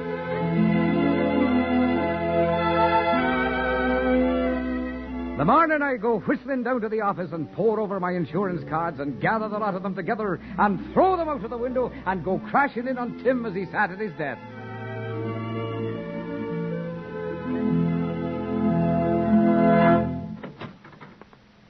Tim! Must you rattle the fillings out of me teeth every time you come in? I've come to tell you of my decision. Have you now? I have. I woke up this morning with it fully formed in my head. I quit. Oh, is that all? Now, you're a good friend, Tim, and you were a good officer, and taking me into the business was kindly meant. I appreciate that. Go on. But I have been turning things over very seriously in my mind since we had the fight yesterday. Which one? The one over the accident policy. That wasn't much of a fight. No, but when it was over and I walked out of here and I caught myself feeling the slightest possible of tremors about how you took it when I called you a pig-headed reactionary. Oh, that was good of you indeed. It dawned on me suddenly that I was a mite worried about what you'd think. I was on the verge of becoming careful about what I said. And, oh, Tim, boy, beyond that lies the region of terror. The time when I look upon you as the boss, when I'm afraid of being fired, a slave to my paycheck, and no longer a free man. Oh, it's a horrible vista. Horrible. But a distant one. I'm free yet. I'm as good a man as you are and not the one to shrink from saying so. That I'll grant you. Though I may have but $150 in the bank while you've 10,000. Oh, that'll adjust itself in time. Stay with the business long enough and we'll both have $150 in the bank. I gather that you're willing to have me go, that you impugn my ability. I do nothing of the kind. I'm firing you again. Oh, no, I've had the first word on that score. And this time you'll stay fired for a couple of months till I'm good and ready to take you back. That, of course, is ridiculous and a left-handed invitation to stay, which I cannot accept. I have quit definitely and for good. And what are you going to do? Tim, how should I know and what should I care what I'm going to do? I'm young and strong with the health bounding in me and the wide world before me. There's gold in Africa and coffee in Brazil and diamonds heaven knows where else.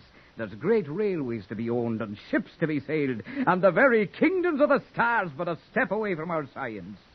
We may see a man of this earth, a king of the moon, before we die. And am I not as good a man as any? I'll wear no man's collar, Tim, not even yours.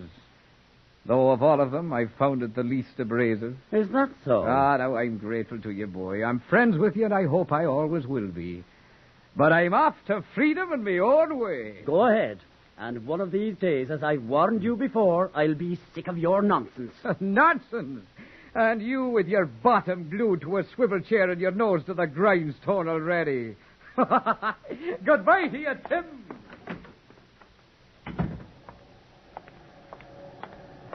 So there I am, out on the streets, a free man of my free will, and the ways of the world thrown open to me.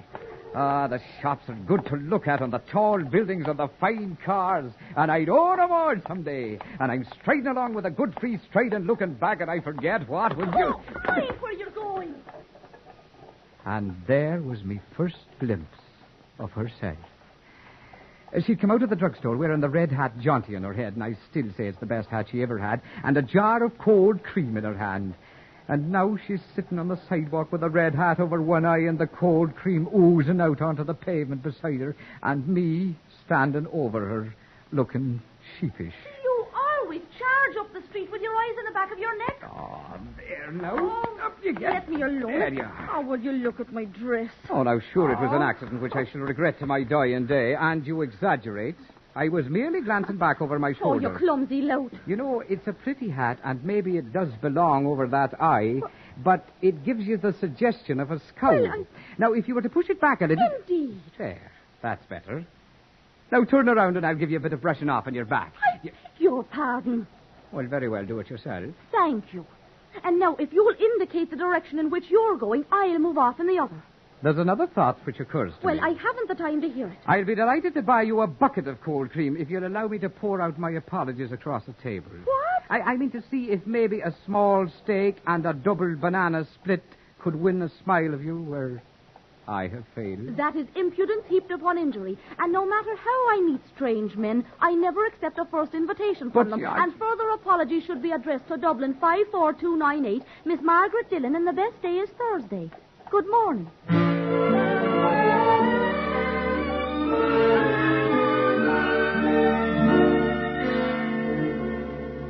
So there I am with the lands of the world beckoning and the seas and the ships to take me there, and I chained to the town and the street and the back bedroom at Mrs. Silverstein's for 48 hours, all because it's Tuesday.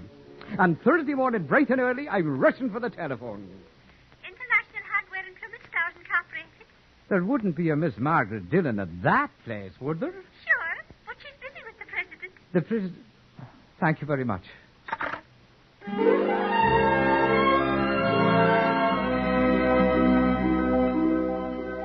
Six times it was in 2 hours of a fine spring morning before she answered, and allowed herself to be coaxed to a movie with Douglas Fairbanks climbing over housetops and jumping from cliffs and filling the brain with thoughts of the adventures that might be had.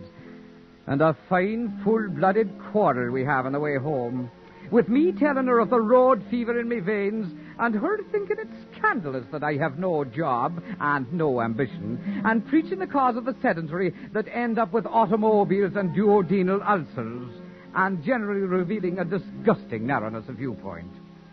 And we decided to continue the argument on the following Tuesday, though she saw very little point in it since she'd already said the last word.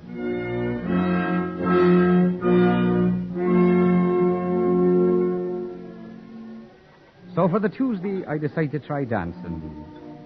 And we come to a restaurant where there's a little music. And we sit down, and she's wearing the red hat, and her eyes are blue beneath it.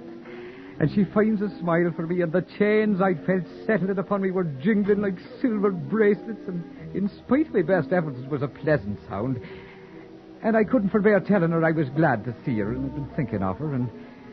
she said she'd been worrying about me and my wild ideas. And then, almost on the waiter's heels, came that great oaf Tim. Hello there, Michael. Michael, it's good to see you. And I'm glad to see you, Tim. And in such good company. Yes. I've been wondering about you and waiting for you to come round again. I'm still of the same mind as when I left, Tim. Are you looking for someone? No. Well, perhaps they'll find a table for you then. It seems a very crowded place tonight. Yes, it does. Well, Tim, I'll be seeing you around one of these days. Aren't you going to introduce me to the young lady? I had not thought of it. However, Miss Dillon, this is Mr. Moran. Delighted, Miss Dillon. How do you do, Mr. Moran? Michael and Miss Dillon. Would you take it amiss if I were to join you?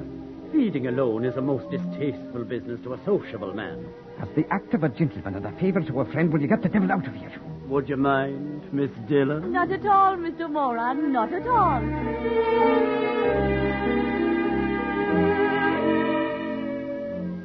Not at all, and she looks at him with a great, deep smile she'd never given me, and he plants himself at the table and has the impudence to dance with her, and the evening's ruined except once in a while when I get her away from his endless babble for a dance, and then it's worse.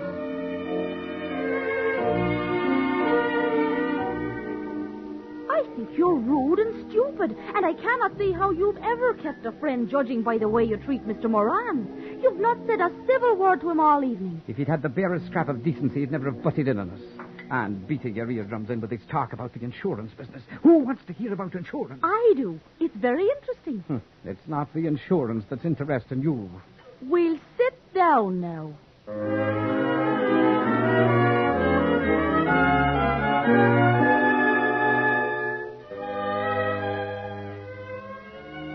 And then we're going home at the end of a lovely evening, still the three of us, and him lying himself black in the face about where he lived so that he could walk with us all the way to her house, and only leaving it at the gate when I kick him in the shin.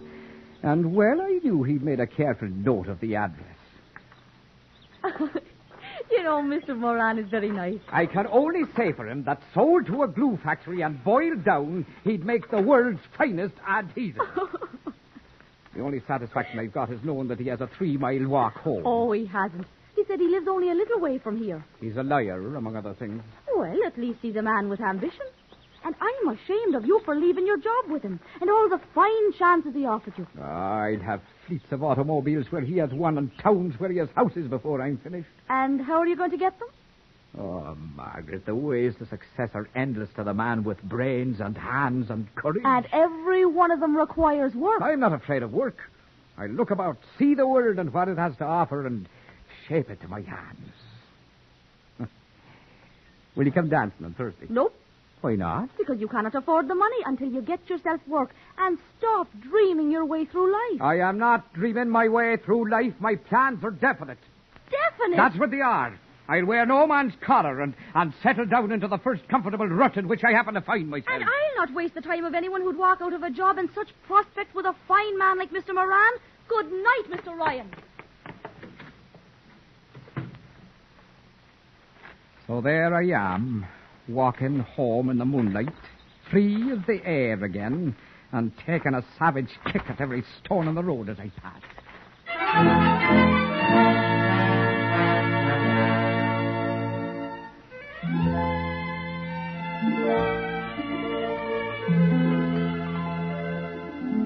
And the next morning it's still spring, and the world is as wide as ever, and there are grand opportunities for a young man in Duluth and San Francisco and London and Auckland, and fortunes to be made in India and gold in Africa and the pampas waving in South America and all the world to be seen, and I not have to see it.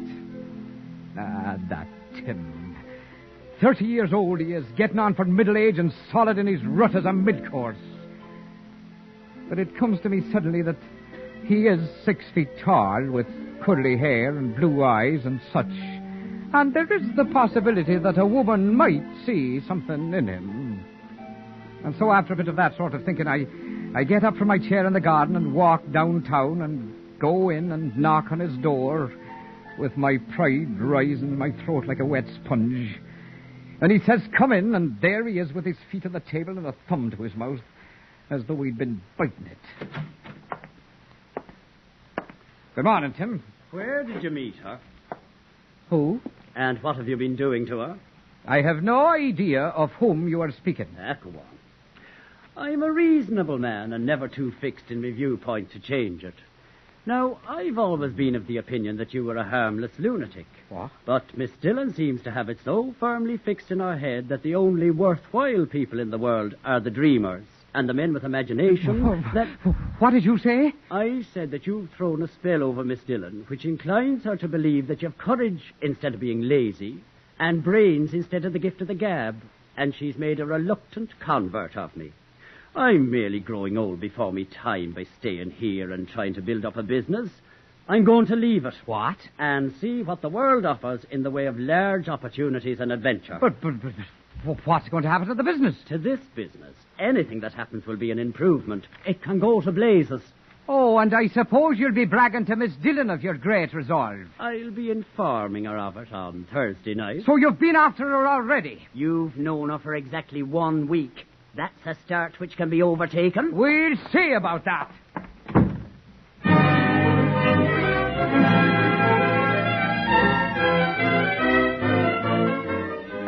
Where does Miss Dillon work? In that office there, but you can't be going in there. That's the president's office. Aha. Michael, you cannot come in here. The president... Hang your old president. I think it only right to tell you that your shameless feminine duplicity has resulted in the wrecking of not one life, but of 2. What?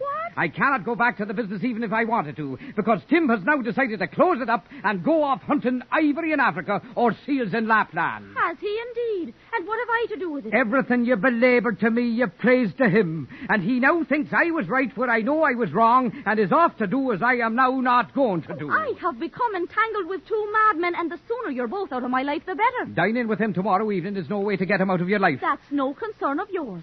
And you have no cause to be interested in the fact that we'll be dining at the Moresby at 8:15. And now will you leave me to my work before the president comes in here and throws you out? The Moresby, 8:15.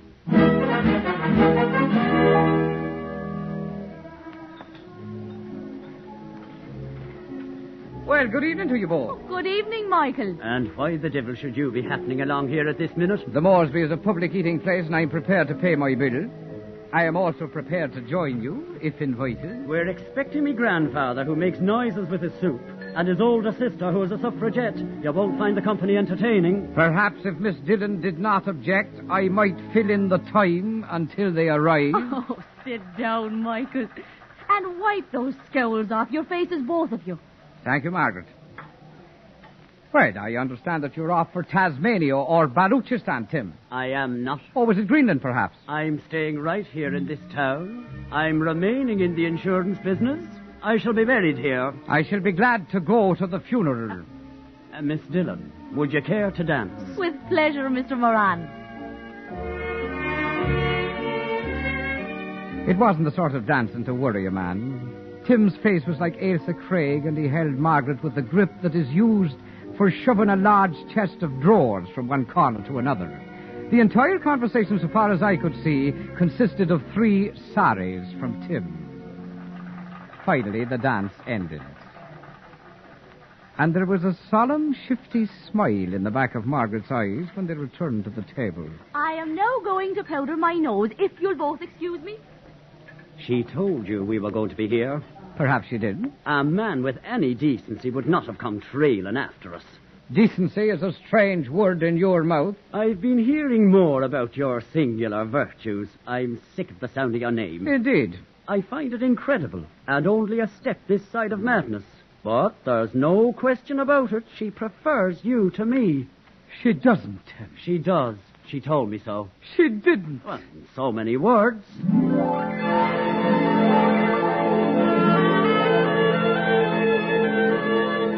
And so she came back, and the clouds were billowing under her feet, and the band was playing heavenly hymns about her, and there were stars in her hair and a shower of rose petals falling about her from the clouds. And I stood up at the table and held out my arms as wide as was seemly and greeted her with a brilliant smile that must have won her. And she said, "Sit down and stop making a spectacle of yourself." "Margaret." "Oh, now, Margaret. Would you dance with me?" "Yes."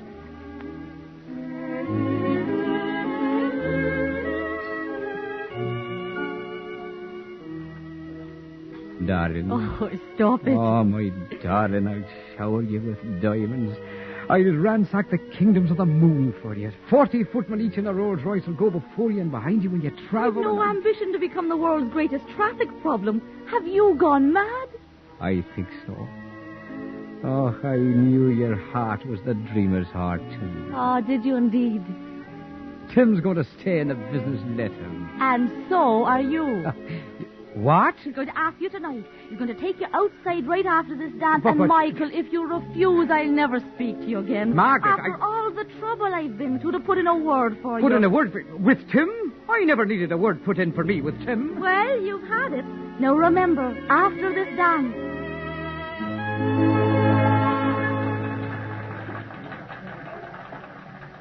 And so the dance ended, and we came back to the table, and Tim and I looked each other very hard in the eye, and then we looked at Margaret, and then he got up and we turned together and walked away without a word. And out of the corner of my eye, I saw Margaret look around her and hold her handkerchief just a bit above the table and then let it drop.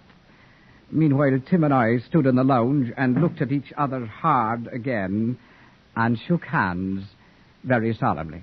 We've been hornswoggled by the world's most designing female. For our own good. Oh, very well, for our own good. But I'm sad at the thought of what your married life's going to be like, and I wish you every happiness. I'm not saying, mind, that just because I'm soon to be a married man, I'll stay in the insurance business. I'm wearing no chains yet. The clank of them's deafening me this minute. Ah, but it's a pleasant sound at that. And one to make an old bachelor envious. Ah, now cheer up, Tim, boy. There's other women in the world. None like her. And I wish I'd never set eyes on her. Come on back. And we start back, and we get in sight of our own table, and our heads snap up, and our eyes goggle, because without a drop to cause it, we're seeing double. There are two Margarets at the table, or rather, there's my Margaret, and another that might have been born a year or two before her as the model. And our feet bring us to the table without our having anything to do with it, and Margaret favors us with a sweet, wide-eyed smile. And I suddenly remember the sight of that dropped handkerchief. What, don't gape so, you two. It's only my sister. Moira, this is Michael Ryan, and this is Timothy Moran. How do you do? Do take your chair again, Mr. Moran. I only sat down for a moment. I'm at another table. With whom? Two of my girlfriends. We thought we'd have dinner here and listen to the music. Coincidence, isn't it? It is, indeed. Do take your chair, Mr. Moran. I'd not think of it. Oh, but I must be getting back to my friends anyway. Nonsense. Two girls alone are no more miserable than three. You'll stay with me. I'd not think of intruding on you. It'd be far from an intrusion, and we insist. Be the high heaven and the light of the stars, I'll stand no more nonsense from the Dillon family. Sit down, woman, or I'll pick you up in my arms and sit you down myself. Very well, if you're determined to use force.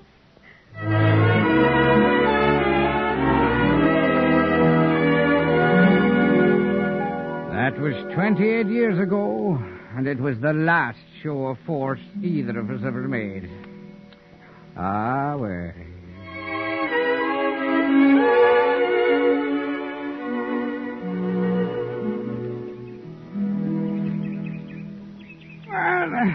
That's the last of the radishes. Oh, well, if you're finished at last, we'll go in. A fine, clean garden, is it not? Michael Ryan, I'll ask you once more and for the last time, did you leave? No, I did not forget anything at the office. Well, then I wish I'd not baked a cake and got in sherry and asked Tim and Moira to come over tonight. Oh, you do? I'll be ashamed for the first time in my life, and I'm hurt, too. Are you now? You don't even ask me why. Well, I was thinking of something else. Whatever became of that red hat? What red hat? The one you were wearing when I first bumped into you outside the drugstore. That was a blue hat. They gave it to the cleaning woman 15 years ago. You'd never had another as good. And it was red. It was blue. Do you not think I can remember what you were wearing the day I met you? Well, with such a memory, it's a pity you can't remember the day you married me. If you think I've been unable to perceive the drift of your hints and questionings all the evening, you still underestimate me after 20 and more years. If you'll go to my coat and put your hand in the right-hand pocket, you'll find your loot. Oh, my And God. I did not, as I have been maintaining with entire truthfulness, forget it at the office. Ah, you darling old blackguard. Come on in, Michael. 'Tis little weeding you can do by the light of the moon.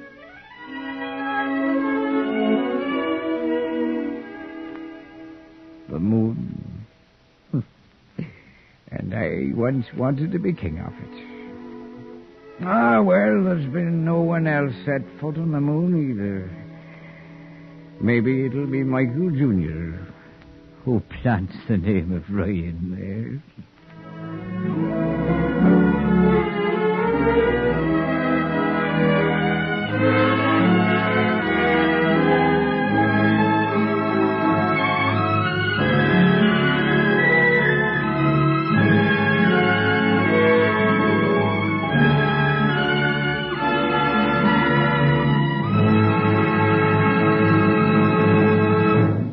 That was King of the Moon, as written by Joseph Schul. The production was directed by Harry W. Junkin.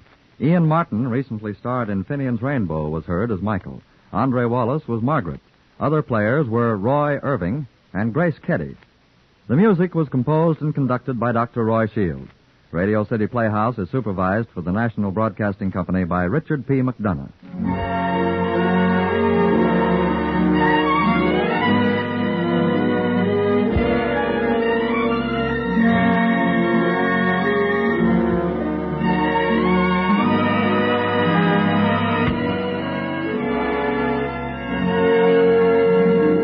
Beginning next week, Radio City Playhouse will be heard on Saturdays at 8 o'clock Eastern Daylight Saving Time over most of these NBC stations.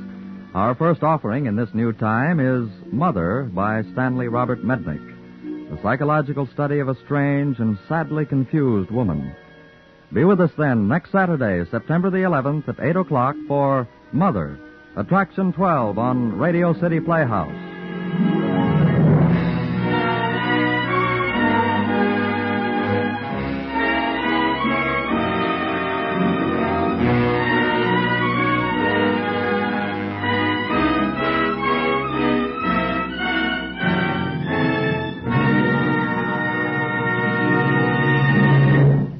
Robert Warren speaking. This is NBC, the National Broadcasting Company.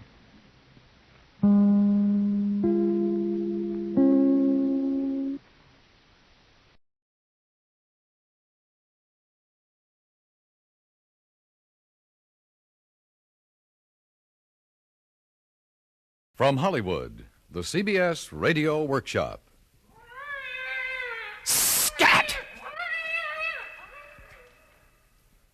The world's divided into two kinds of people, ailurophobes and ailurophiles, cat haters and cat lovers.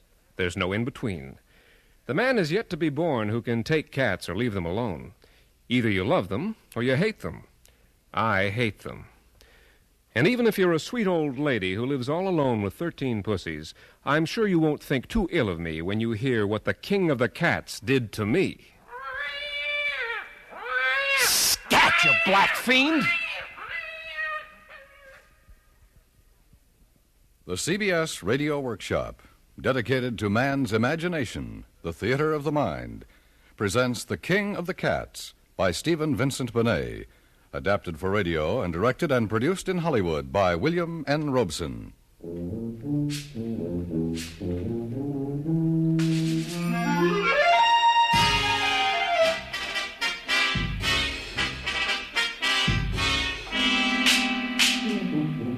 If I hadn't been so young, I suppose I could have taken it in stride. Of course, I didn't think I was young.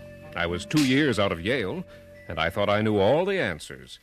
Certainly, I knew I was in love.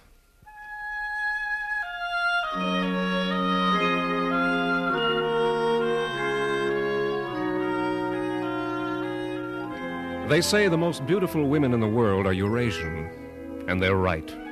Vivranka's skin was like golden velvet, her long straight hair ebony in the moonlight, and her eyes blue as a field of larkspur, fathomless as the center of heaven. Her mother had been an American missionary, her father Siamese, and undoubtedly a prince, my Aunt Emily insisted. Ordinarily, Aunt Emily wouldn't have approved of Vivranka, but this was the year that the king and I was a sellout at the St. James Theater, so a hostess who could decorate her dinner table with a breathlessly beautiful Siamese princess was definitely a hostess with a mostess. At least Aunt Emily always addressed her as princess, and Vivranka always replied to the title. My dear princess, how sweet of you to drop in. And tell me how nice you would get away from the office early. Lemon or cream, princess? Neither, Mrs. Calvert. And no sugar. Oh, of course, my dear. How stupid of me to forget. Here you are.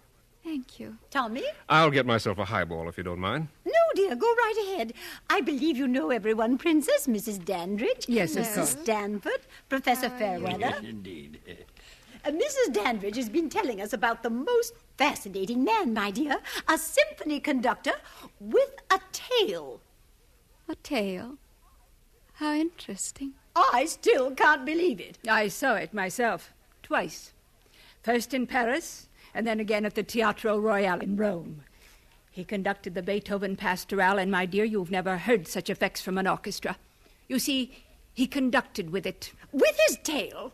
Oh, no. Oh, yes. And such a charming person. So urbane, so utterly fascinating. I should imagine. I would love to meet him. And you shall, my dear. I'll see to it when he arrives. Oh, he's coming over? Yes. Yes, the new symphony people have invited him to be guest conductor for 3 concerts.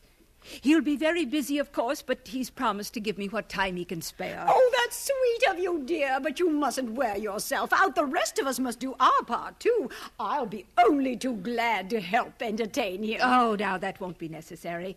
I'm just going to give Monsieur Thibault... Sweet name, isn't it? Felix Thibault. I'm just going to show him the simplest of times. A little reception for 100 or so after his first concert. Perhaps he hates large mixed parties on account of his little idiosyncrasy. It makes him feel a trifle shy of strangers. I should think it would, to say nothing of his friends and acquaintances. Vivranka, my dear, how would you like to go out night-clubbing with a jerk with a tail? It might be interesting. Huh? He is not a jerk, Tommy. He is one of the finest conductors in Europe. Sounds to me like he's the smartest showman since P.T. Barnum. What do you think, Professor? Well, I shall be interested to see this Monsieur Thibault myself. In the Middle Ages, there was a widespread belief in homo caudatus, or men with tails, but I know of no authenticated case. Of course, we all have tails, in a manner of speaking. What? Oh, vestigial, of course. But the last few vertebrae of anyone's spine, the coccyx, is the evidence of a concealed and rudimentary tail. I dare say it might be possible in an extraordinary case that a throwback, a reversion to type. How fascinating. I never realized that Well, I think it'd be fun to get together a box for the first concert, all of us. Oh, well, I'm afraid I shall have my own box party. But, of course, you'll come on to the reception later at my place. Why, thank you, my dear. Then there'll be the professor and the princess and Tommy. Count us out, Aunt Emily. When Vivranka and I want to see freaks, we'll go to the circus. I shall be very pleased to attend the concert, Mrs. Culverin. Splendid, my dear. But Vivranka... Is there anyone you'd like me to ask to replace Tommy? But Aunt Emily... It doesn't make any difference. I'm only interested in meeting this wonderful Monsieur Felix Thibault. But Vivranka...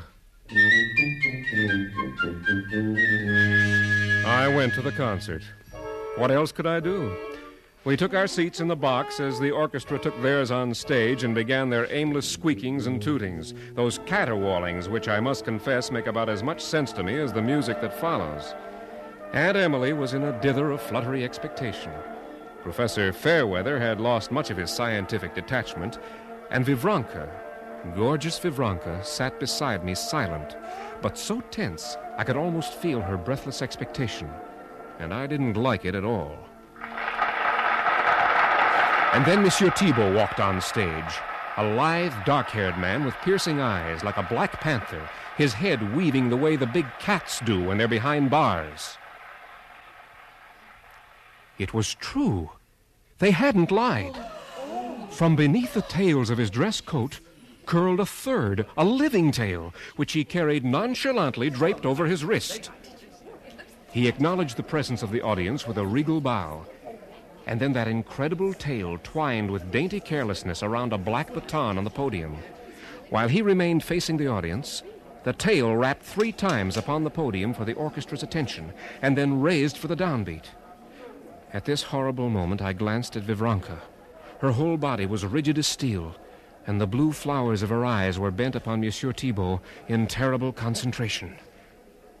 She took my hand in hers, and her long red fingernails felt like a claw as the hideous tail of that monster on stage lashed into the downbeat of Night on Bald Mountain. That's the way it went through the Bach Passacaglia, through the Afternoon of a Faun, through the Beethoven Ninth.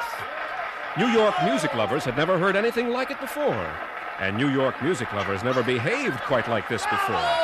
As Monsieur Thibault finally glided from the stage after his 15th bow, the president of the Wednesday Sonata Club had to be forcibly restrained by her husband from flinging her $90,000 string of pearls after the maestro in an excess of aesthetic appreciation.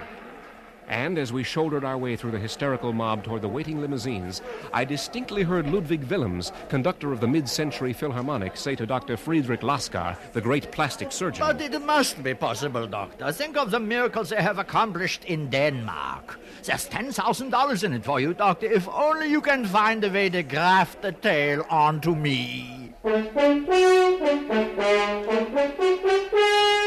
But through all the hysteria, Vivranka remained silent, self-possessed, her azure eyes fathomless as the center of heaven. She was silent as we drove to Mrs. Dandridge's party in Aunt Emily's limousine. But this was not too remarkable, because Aunt Emily never stopped raving about Monsieur But Thibault. aside from the heavenly music, my dear, the man himself, such elegance, such poise, such...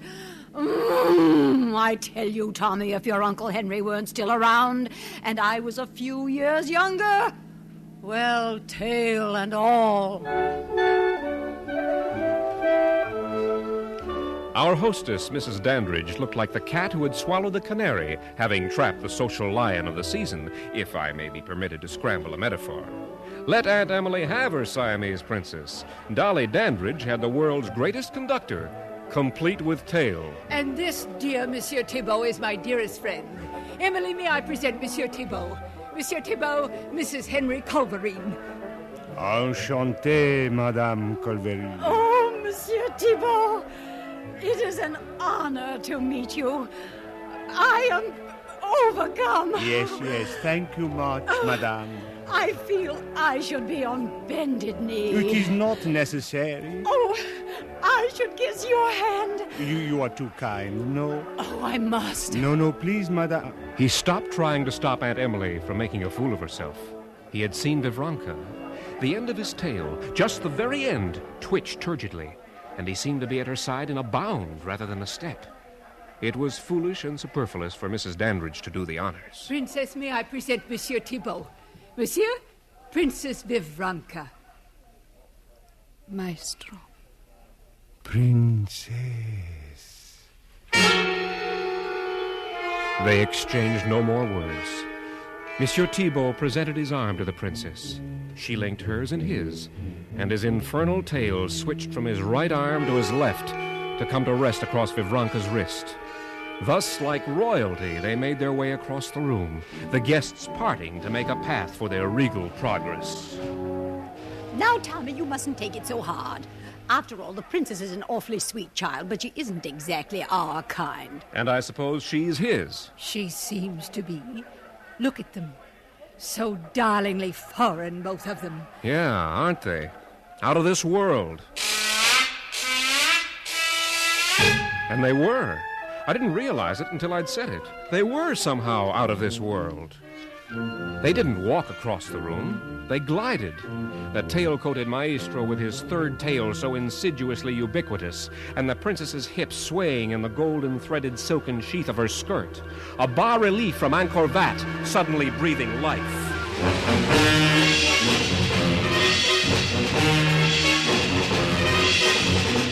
She never left his side for the rest of the evening. I didn't like it. I didn't like it a bit. But there was nothing I could do about it. After all, one can't very well make a scene, especially with a guest of honor. But Professor Fairweather, detached man of science, was bound by no such restrictive codes. Extraordinary. Simply extraordinary. I think it stinks. What? How's that, Tommy? What stinks? The way Vivranka's acting. Oh, nothing extraordinary about that. Her behavior's quite normal, I should say. It's the tail that's extraordinary. Yeah. Where'd he be without it? Where indeed, and what? Just another foreigner with a kiss-your-hand, madame accent. They're a dime a dozen. Yes, the tailless ones. The princess has joined the other ladies for a moment. It's my opportunity. For what? A word with Monsieur Thibault. I'd like several words with him. Monsieur Thibault! Monsieur Thibault! Professor Fairweather. Yes. May I speak to you a moment? But of course. You know Tommy Calvin, I believe? I don't think I've had the pleasure. You are the lovely Mrs. Calverine's son? No, her nephew. How interesting. And Princess Vivranka's friend. We're practically engaged. Congratulations. I thought you ought to know. Indeed, yes. I am honored by your confidence. Now, Professor. Yes, Monsieur Thibault, I speak to you as a man of science. Yes? A true specimen of Homo caudatus has been unknown to modern science until now. Homo caudatus? Yes, a man with a tail. What? Come now, Professor, it's nothing to be sensitive about. My interest is purely impersonal. Your interest? Yes, purely scientific. It wouldn't take much of your time, a morning or an afternoon, perhaps, no more. What would not take much time? An examination and measurements, X-rays and An so examination? Measurements of what? Your tail. Damn for the brocco gan me on! Monsieur Thibault, you ought to... Monsieur Thibault's tail lashed stingingly across the professor's face, cutting off his last words. Then the conductor turned and stalked out of the room, growling and spitting in his anger. Without even bothering to retrieve his hat and coat, he kept right on through the foyer and on out into the chilly night. Oh, dear. Wonderful, Professor. Wonderful. I can't thank you enough. Oh, for what, Tommy? For getting rid of him. But I wasn't trying to get rid of him. I know, but you did. And that's all that counts. Only he didn't.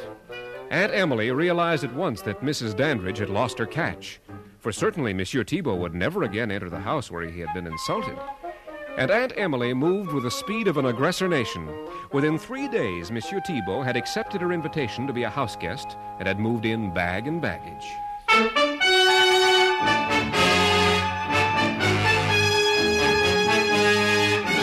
Now there was no escaping my tailed nemesis.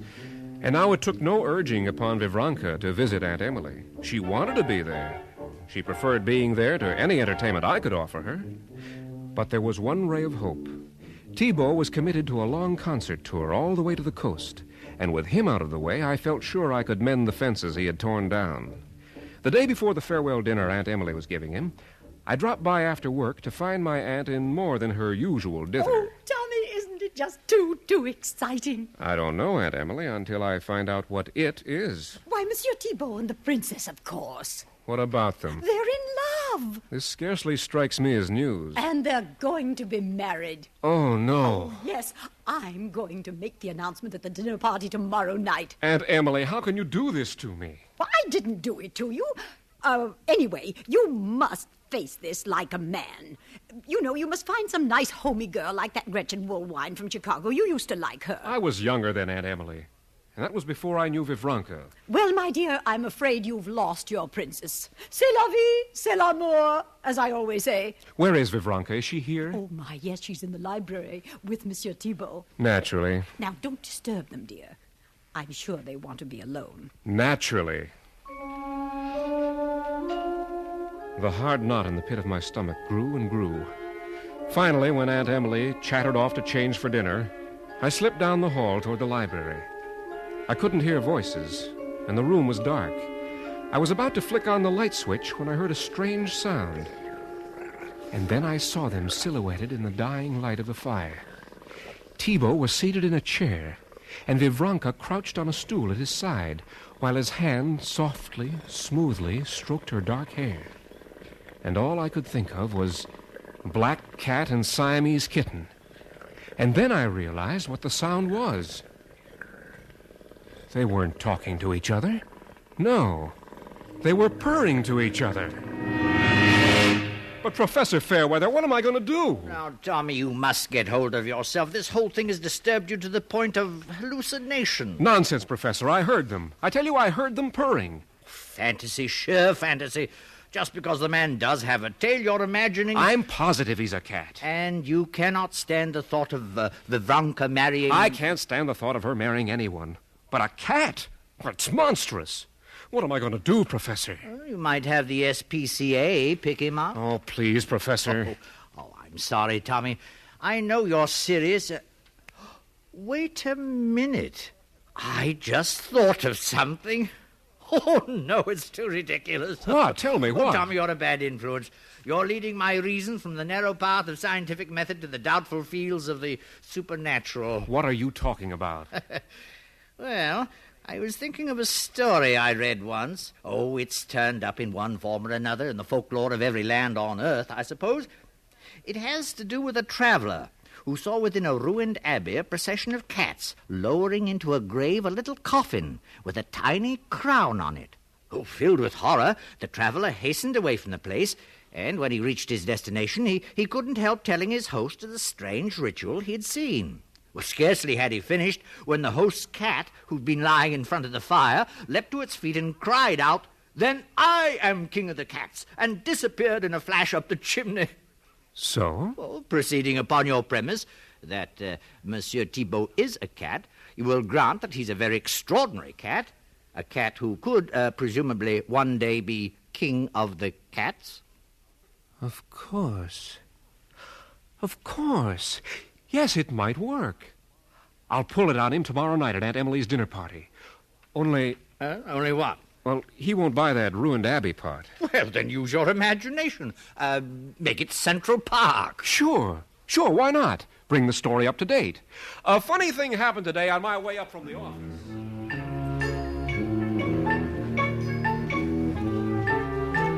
Aunt Emily outdid herself. Her dinner table was a poem of spring flowers, gold plate, the purest white linen, the candles fluttering ever so little in the warm night breeze that came through the open French doors. Time and again through the first 3 courses, I tried to get into the stream of conversation, but when Aunt Emily's on, this is practically impossible. Thibault and Vivronka, seated on either side of her, were oblivious of everything. They ate little and never took their eyes off each other. Finally, the plates were being taken away, and I knew Aunt Emily was going to make her announcement during the dessert course. I just had to get my 2 cents worth in first. You'll never forget that summer. Eden Rock was never gayer. And after the Duke and the Duchess arrived, well... A funny thing happened on my way up from the office this evening. Tommy, I was about to tell... A funny thing happened on my way up from the office this evening. I was taking a shortcut across Central Park when I came upon the darndest thing. In a little clump of bushes, I saw a procession of cats. 6 or 8 of them. And they were carrying a little coffin toward a tiny open grave. And on the coffin was an exquisite little golden crown. Now, isn't that the strangest thing? Silence. The guests looked at me as though I were quite mad. That is, all except Thibault and Vivronka. Thibault looked at me, the end of his tail flicking above the edge of the table, and Vivronka looked at Thibault, the way she had that night at the concert, tense, breathless, her eyes blue flame. At last, Aunt Emily spoke. Well, Tommy, are you quite finished? Yes, Aunt Emily, that's all I had to say. I should hope so. Well, that summer, when the Duke and Duchess Excuse came me, down... Mrs. Calverine. Oh, of course, Maestro. Tommy, you are quite positive of what you saw this evening? Oh, yes. Yes, you don't go around making up things like that. No, of course not. Yet one must be sure of the details. Now, there was a crown on the coffin, you say? That's right. A golden crown? Yes. With tiny pearls on it? That's right. You're absolutely sure? Absolutely. Then I am king of the cats! He leapt to his feet from his chair to the table and in one bound disappeared through the open French window. And an instant later, Vivronka followed. As she disappeared from the balcony to the alley below, I caught just a glimpse of something protruding beneath her silken sheath skirt. It was a black-tipped, golden tail.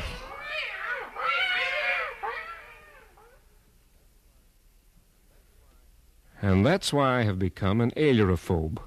A cat hater. So's my wife, Gretchen. We were married shortly afterwards. But then Gretchen never did like cats in the first place. Especially Siamese cats.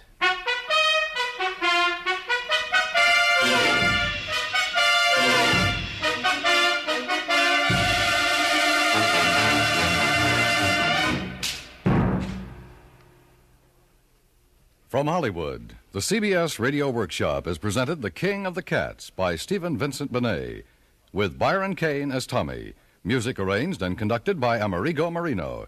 Included in the cast were Jeanette Nolan, Helen Cleve, Peggy Weber, Joe Kearns, and Jay Novello. Next week, from New York, the workshop will present a psychological study of the do-it-yourself movement, The Day the Roof Fell In, by Charles S. Monroe.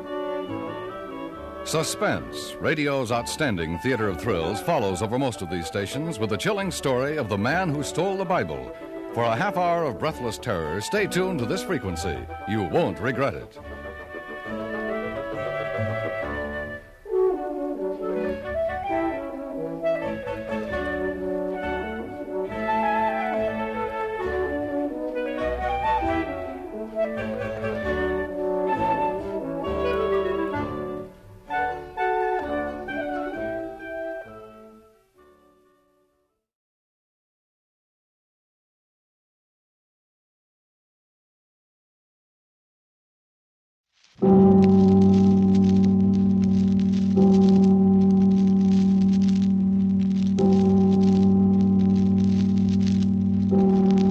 Escape.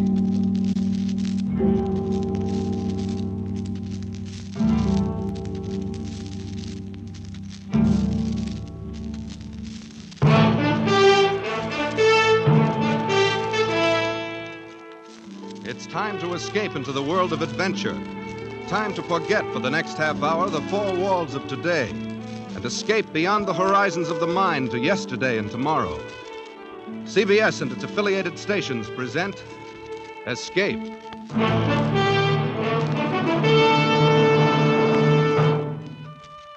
Tonight, we escape with Rudyard Kipling and the two gentle scoundrels he created in his immortal story, The Man Who Would Be King.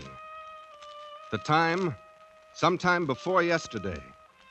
The place, the north of India. The man who tells the story, Rudyard Kipling. One Saturday night, it was my unpleasant duty to put the paper to bed alone. It was a pitchy black night, as stifling as night can be in India in June.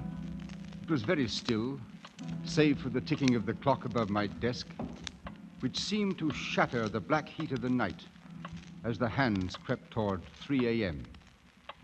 And then from the passage outside my door, Hey, Peachy. I heard voices. Your light burning. And he must be here. Open the door. Who's there? Only us. Who are you? He don't remember us, Dan. That he don't. How could he forget having us turned back at the Jodhpur border? Told the authorities we was impersonating newspaper reporters, he did. Wait. That flaming red beard and that bald head. Why, you're Daniel Dravett and Peachy Carnahan. The same. Well, what do you want? If it's money, I haven't any. If it's a fight, it's simply too beastly hot. You can rest yourself easy, sir, because we've come asking for naught except some information. We've been all over this country, and we've concluded that India isn't big enough for such as Daniel and me. So we're going away to be kings. Kings in our own divine right.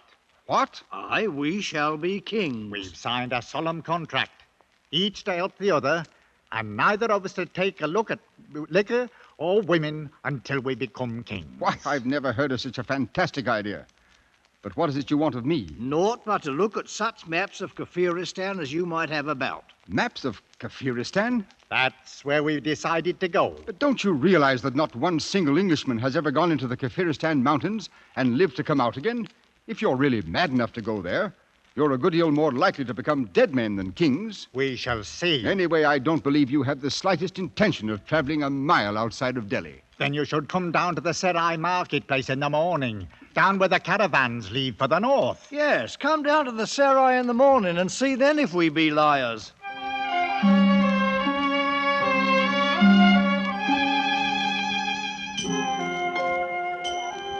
Oh, thieves, robbers, liars, the blessing of Pir Khan upon all pigs, dogs and perjurers. Who will take the protection of heaven to the north? You should not laugh at him, Sahib. The witless are under the protection of Allah. Quite so, boy. Who is the fellow anyway? A mad priest, Sahib, who has arrived only this morning from Ajmer. Ah, yes, Sahib. Come to look at my camels, loaded with toys to please the eye of an Amir. Oh, here now. Go about your business. I haven't any use for toys. These are wondrous toys indeed, Sahib. Fit for a king of Kafiristan. What? Good Lord. Daniel Dravett. Quiet. Come along. I've 2 camels just beyond the wall here. The blessings of Pir Khan on the gracious Sahib, who consents to look at the poor toys of a priest from Ajmer. Over this way. Where's Carnahan? Here we are. Permit me to present my servant, Hazir Mir Khan. At your service, Goodman. Well, I'll be... Do you like our disguises? Do they pass? If they fool this crowd in the Serai, they're probably good enough to get you across the border and good enough to get you killed. Getting killed is no part of the contract Peachy and me drawed up. Although perhaps killing fits in with our plans in a different sense. Feel around underneath the toys there in the camel bags. What? Go ahead. Good Lord. Rifles. 20 brand new martinis with ammunition to match. And 20 good reasons to make your death certain. Any Pathan of the hill tribes would kill his own mother to get a rifle. Now who would harm a poor mad priest, Sahib? Allah protects me. Mad is right. Then so was Lord Clive and Rhodes and Bonaparte. Drive out the camels, Peachy. We've a long way to go before we become kings. Hey, up! As I stood and listened to the camel bells fade away in the distance, I wondered if it might not be a glorious thing to go to Kafiristan and be a king.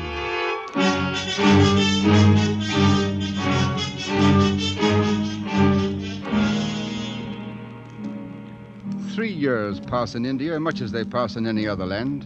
It grows hot, then the rains come, and then the heat again. Some colonel at a hill station puts down an uprising. A new viceroy comes out from London, and the paper duly records the death of a sultan in Rajputana, and the trees in the courtyard grow a few feet taller. Finally, time in its circle turned up another night, much like the one 3 years before. Once again, I sat alone in the office, listening to the clock and waiting for some unimportant item to come over the wire from Europe. It was long after midnight when my office door slowly opened.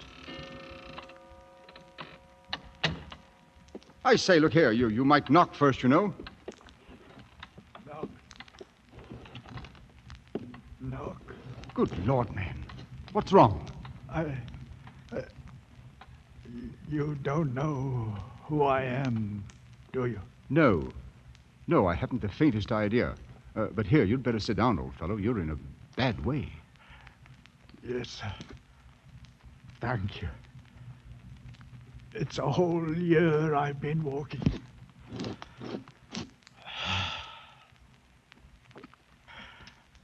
Right here in this very office we settled it.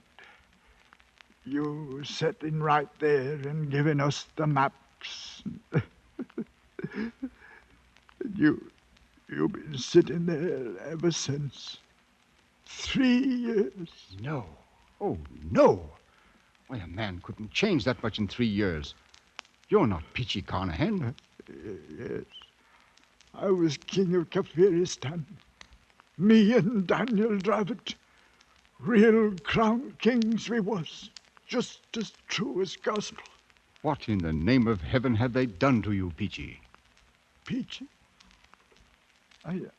I knew Peachy Carnahan once. He's a king. Wears a real golden crown on his head, so help me, he does. He's dead now, though. No. You're Peachy Carnahan. You must pull yourself together, man. Yes. Pull myself. You got to keep looking into my eyes. Then maybe everything won't go to pieces. All right. Now, tell me what happened, Peachy. We left the caravan at Jagdala. We struck off into the hills alone. Go on. Weeks it was we travelled, Daniel and me. First there wasn't no roads, and after a while, no food. But there was always the drums. Sometimes they was close, and sometimes farther off. But most of the time we could hear them somewhere. Oi, up! Move along, up! Here now, it's no place to be stopping. Up with you. I'm fearing it's no use, Daniel. What's got into them? The poor beasts are done in and starved, same as ourselves. They'll go no further. Then we'll go on without them. I've not come this far to die on the side of a mountain. Wait. Look, Daniel. Over the edge of the rocks. What? Oh, men they are. There'll be a score or more of them. One goes ahead of the rest. And naught but bows and arrows. Break out a pair of the rifles, Peachy. Right you are, Daniel. It's now that we start to become kings. Here, and some cartridges, too. Easy now, Peachy. I'll drop the straggler at the rear first, and then we'll lay a few at their feet. No harm to the one in front. We may need him. Now. Got him by the old neck! Lay on, Peachy! Hold it, Daniel! Look at them! Aye, flat on their blooming faces. The leader is come out alone. Well and good, and we'll go part way to meet him, Peachy. But keep your rifle by. Look at him, Daniel. He be as fair as us, with yellow hair. So he does. Part of the lost tribes, these people are. He stopped. I await your command, O ye who speak in the voice of thunder. Oh, the Lord Harry. Peachy, we're in luck. It's the old Afghan tongue he speaks. Speak up! Who are you, and whence do you come? I am High Priest and the chief of the village of Bashkai. A journey of only a few heartbeats. This Bashkai, how many people? They are numbered in the 1,000. There are more villages in the hills? More than a man has fingers and toes. Hear that, Peachy? Here's our kingdom made to order. And you're going to take us to Bashkai. Do you understand? I understand the voice of thunder that you speak. Oh, he's a smooth one, Peachy. He knows a thing or two. What's your name? Mazur Khan Jagdalur. That's too long. What shall we call him, Peachy? He has the look about him of an old soldiering friend of ours. Billy Fish. So he does. We bestow a new name on you. From now on, you will be Billy Fish. As you command, I obey. All right. Put this on your drums. Tell them 2 kings have come out from the mountaintops. 2 kings that speak in words of thunder so the earth trembles. Tell them 2 kings have come to Kafiristan.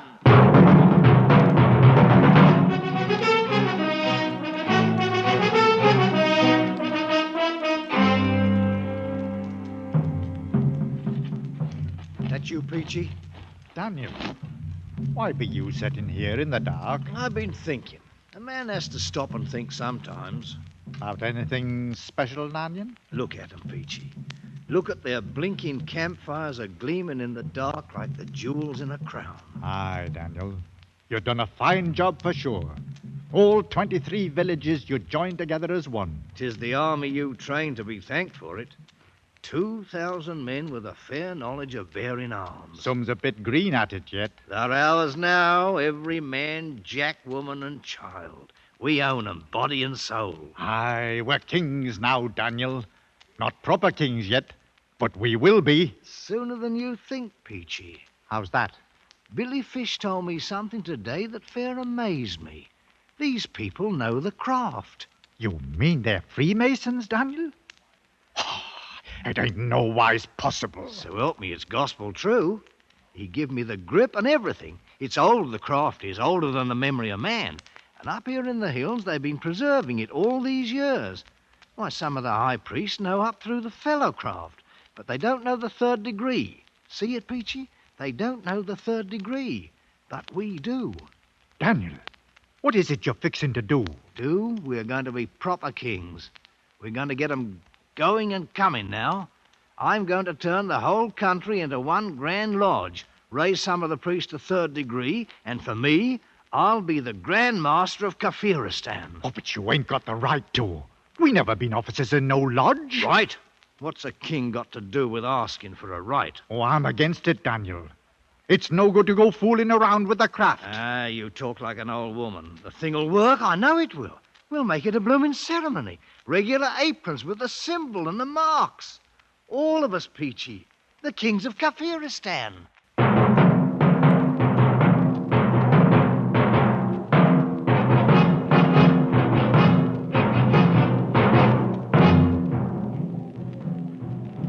Everything is prepared, Master. And the priests and the people wait. Well, they don't have to wait much longer, Billy. Here now, Peachy. How do you like my apron? It's a wondrous sight for fair, Daniel. Made of white ermine skin it is, and the master's mark with emeralds studded. The mark? You know the meaning of the mark? That I do. What's got into you, Billy? Not. But 'tis a thing that's passing strange, master. Strange and rubbish. Come along now. Ready, Peachy? Right with you, Daniel. Then out we go. Onto the temple steps. We'll give 'em what for. Knock their blinking eyes out. That's what we'll do. Look at 'em, Peachy! Right down on their blooming knees and yelling their full heads off. Oh, 'tis a good thing to be a king, Daniel. The mark! Behold! The mark! 'Tis a sign! The promised ones have come!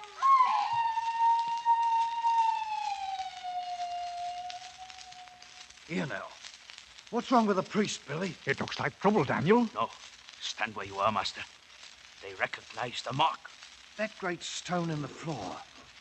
Why do they turn it over? Wait.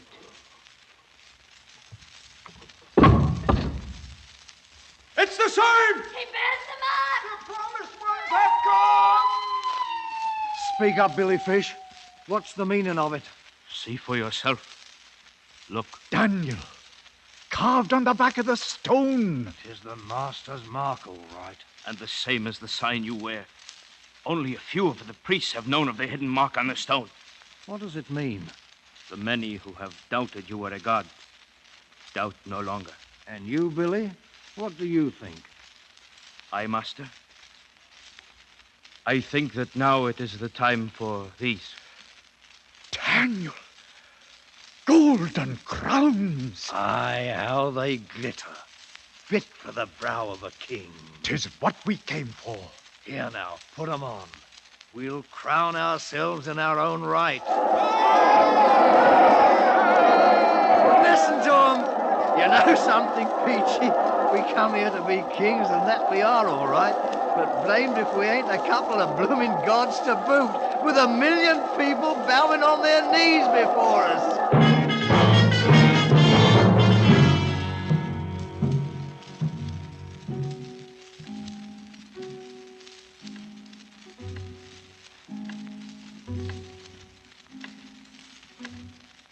Well enough, Peachy. So it was gods you became as well as kings. But then, what happened? What became of Daniel Dravot? Dravot? I knew Daniel Dravot once. He's a king now, Daniel is. Wears a golden crown. Quartermain was with him. Peachy, try to pull yourself together. I'll try. Now, you became kings, you and Daniel. Kings of all Kafiristan. He was a fine figure, Daniel was, with his red head wearing that golden crown. Kept himself aloof from the people, so to speak. And when he walked before the temple, they fair crawled on their stomachs to worship him. But what happened, man? Happened? Well, I figure mostly it was winter coming on.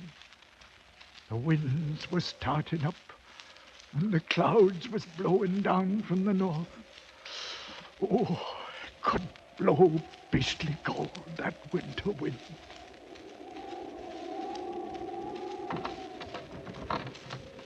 Hey? Who's out there? That you, Billy? Confound it anyway. Here now. What's this? I have brought you food, master. Stew of the wild sheep with curry and rice. Up off your knees, girl. Bring it inside. Thank you, master. Place it there. Now, you're a well-favored wench. I do not understand. Why were you crawling on your knees? 'Tis a fitting way to approach the god of Kafiristan. What's your name, girl? Maruma Penja. Marum, eh? You married? It has not yet been my happy fortune, master. Are you afraid of me? You are a god. I mean, how do I seem to you? Do you find me pleasing or what? Your face is more wondrous than the noonday sun. And your look, the look of eagles. Very well, you may leave now. Thank you, master. Marrow, eh? Peachy! Peachy! Is you calling me, Daniel? Oh, the food's here, eh? Good. Knock that wind outside. Winter's about due to strike and fill the trails with snow. There'll be little moving about afore spring. Right you are. Peachy, I've decided to take a wife. But you can't do it, Daniel. We made a contract. That was till we was kings. Well, kings we've been many months now. Oh, but it's no good. I tell you now, I'm against it. Against it? You was against using the craft too. But look what it done for us. Oh, but this is different. Billy Fish will tell you no, too, the same as I do. Billy Fish, huh? Who's the king here, him or me? My mind's made up. 3 days from now, I shall have me a wife. And you can put it on the drums and tell every blighter out there in the hills. The kingdom of Kafiristan is going to have a queen.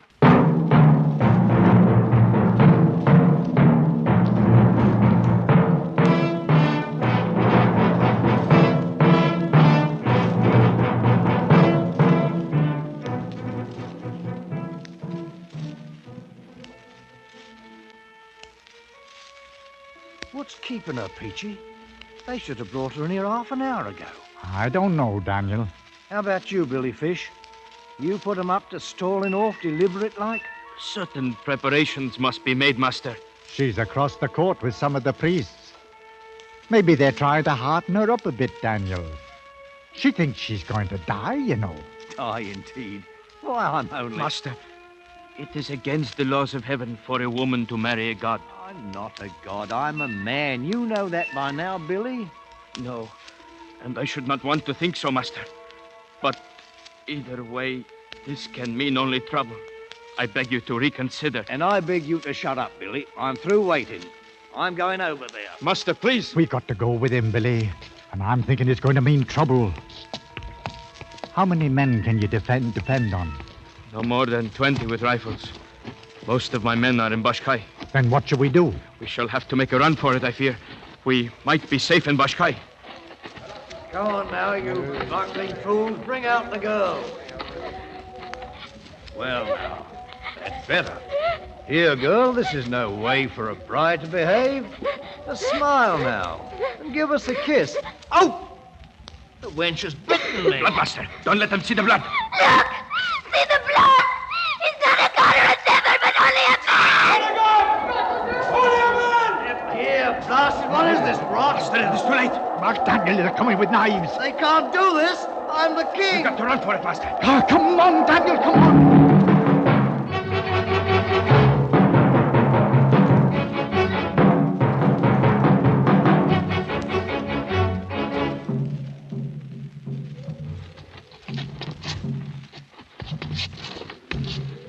Confounded heathens. I'll come back and beat their blasted heads in. That's what I'll do. Oh, Daniel, we'll be back all right. How much further, Billy? Only a short way beyond this ridge, master. Well, so far, so good. At last, them blooming drums are stopped. We're at the top, Daniel. A right good climb it's been. Oh, wait. Look. It seems the drums have come before us, master. Cut off. No less than 1,000 of them standing there quiet-like, with them wicked long knives in their hands. There'll be no getting past them, Daniel. No. We are done for. Go back, Billy Fish, and take your men away with you. Go with him, Peachy. It's me they want. I did it. Me, the king. No, Dan. I'm sticking with you. Billy Fish, you clear out. I am your friend. I stay with you. You're a good man, Billy. They be coming now, Daniel. Peachy. Forget it, Daniel. I forgive you freely and fully. Then let them come. There'll be one thing they can't change, Peachy. We've been kings. Kings in our own right. Kings of all Kafiristan.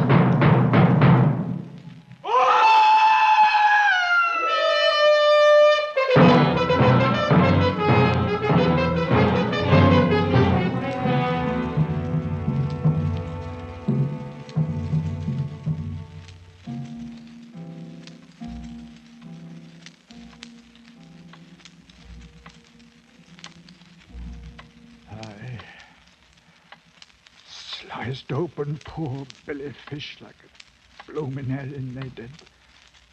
There in the snow and the rocks. Good Lord, man.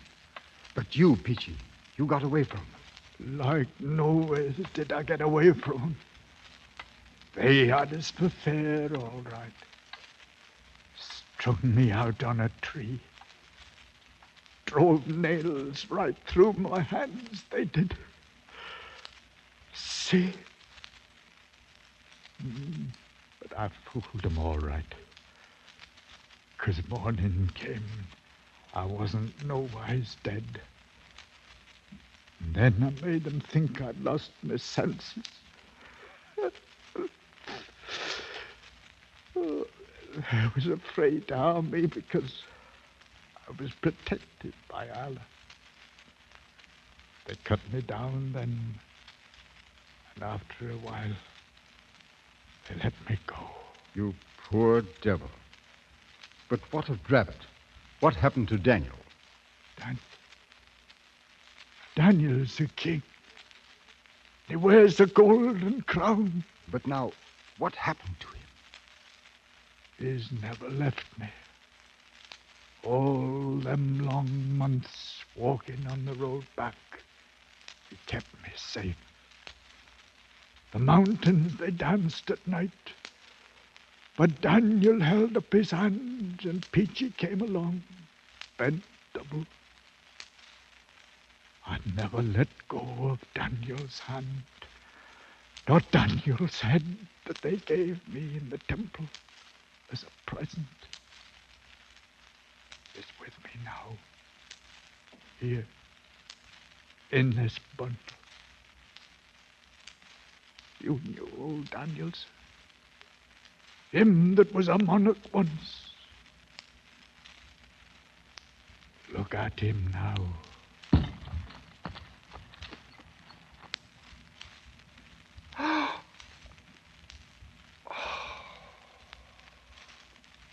Well, and now you've seen that we was really kings.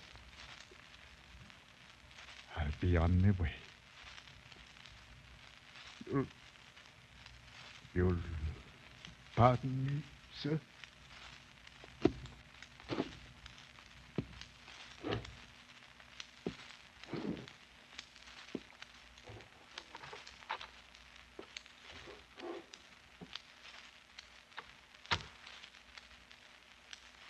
I let him go.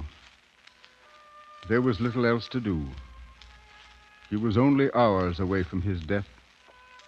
I sat there and stared at the bundle he had left lying on my desk.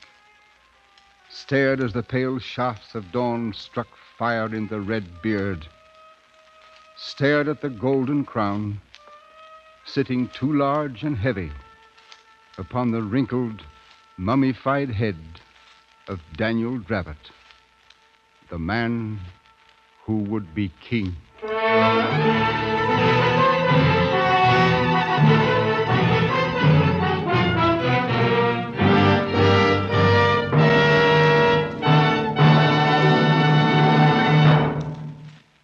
Escape is produced and directed by William N. Robeson.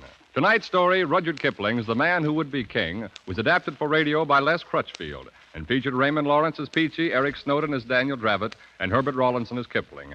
Musical effects were created and conducted by Cy Fewer.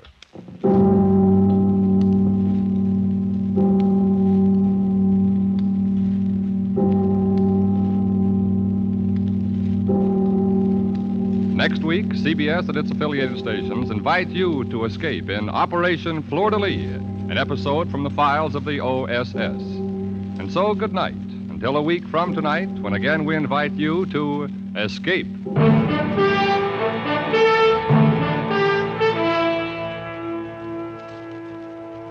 This is CBS, the Columbia Broadcasting System.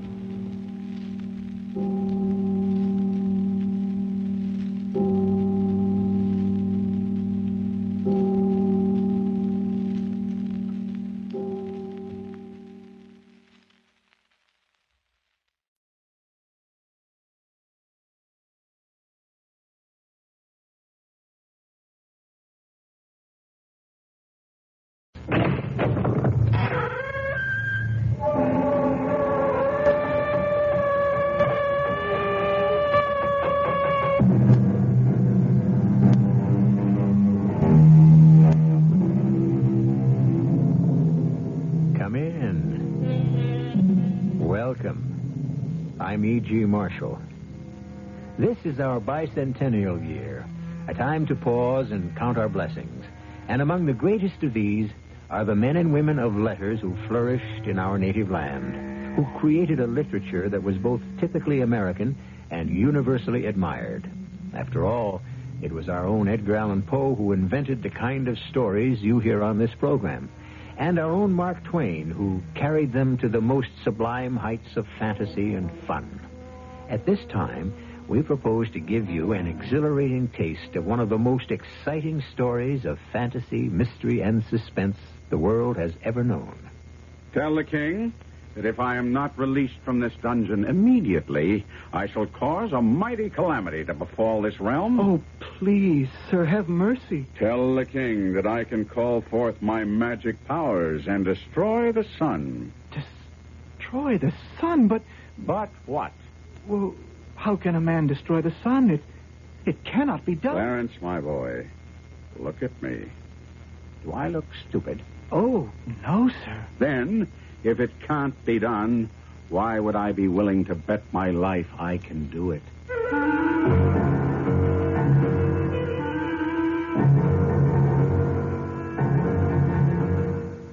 Our mystery drama, A Connecticut Yankee in King Arthur's Court, was adapted from the Mark Twain classic, especially for the Mystery Theater, by Sam Dan, and stars Kevin McCarthy. It is sponsored in part by Buick Motor Division and Luden's Medicated Cough Drops. I'll be back shortly with Act One. Right now, True Value hardware stores offer you what's missing from almost everybody's life at this time of year: sunlight and warmth. Hi, Pat Summerall to tell you they offer a General Electric sun lamp kit and a Titan radiant heater. The GE sun lamp is for fun and relaxation. Its ultraviolet light gives you a healthy, natural tan, even now when it's too cold for most of us to sit out in the sun. Get the lamp, a clamp-on holder, and a safety guard, and a sun worshiper's guide, all for just $13.77. And True Value hardware stores offer the Titan Radiant Heater for warmth. It's designed for use in barns, garages, and chilly basement workshops, so you can work in comfort, even in the cold. It gives you 2 fan-forced heat ranges controlled by an automatic thermostat. It's portable, and you can mount it overhead, too, out of the way. It's just $19.88. The GE Sun Lamp Kit and the Titan Radiant Heater. Sunlight and warmth from your participating True Value hardware store. And you can charge it on Master Charge at many stores. Here's a tip from your Better Business Bureau on the metric system. You know, use of the metric system as a uniform system of measurement in this country is growing rapidly. But, of course, you want to know how it will affect you, right? Well, take driving your car, for example. The kilometer will replace the mile in expressing distances. Right now, 1 mile is equal to 1,760 yards, or 5,280 feet. Now, isn't it easier to remember that 1 kilometer is equal to 1,000 meters? Your car's speedometer will also change from miles per hour to kilometers per hour. So will speed limit signs on the highways. And again, the standard unit of measure will be the meter. And so when you order a tank full of gas, the liquid measure will be in liters, not gallons. For example, a fill-up of 16 gallons is equal to 60 liters. For more information on the metric system, write to Metric Information Office, National Bureau of Standards, Washington, D.C.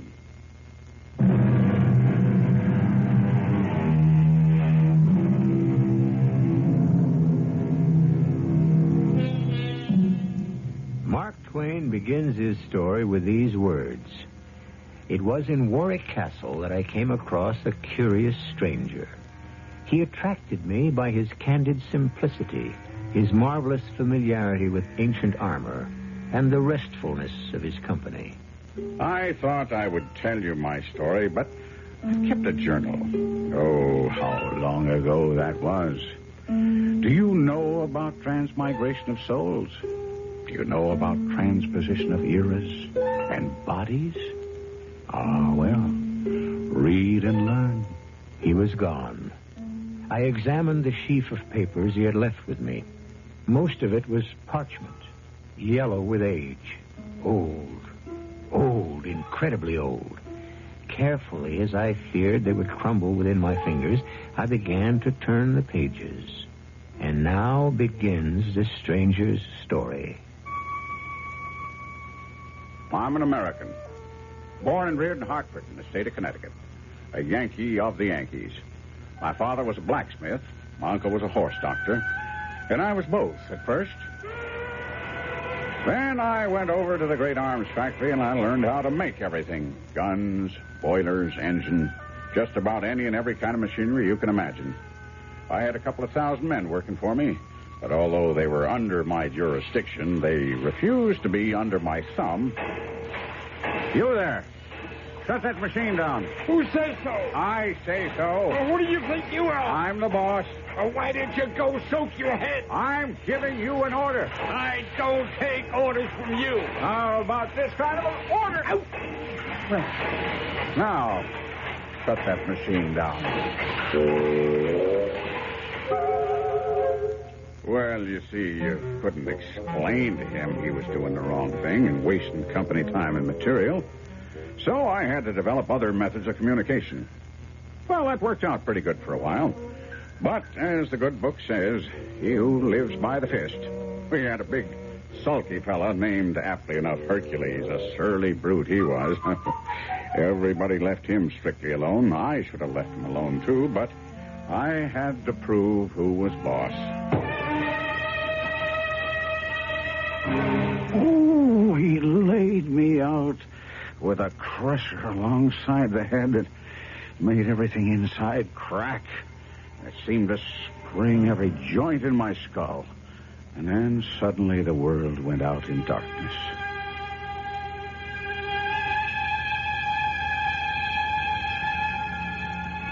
When I came to, I was sitting under an oak in the midst of a broad and beautiful country landscape. And there was a fellow on a horse looking down at me. A fellow fresh out of a picture book.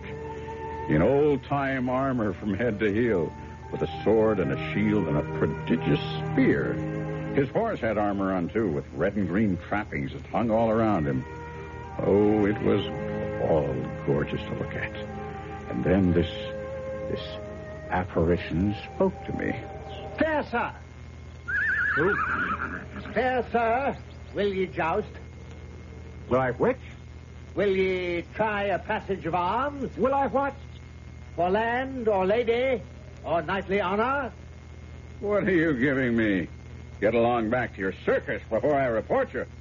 Sir, thy incivil, discourteous, and unmannerly answer shall receive the chastisement it so richly deserves.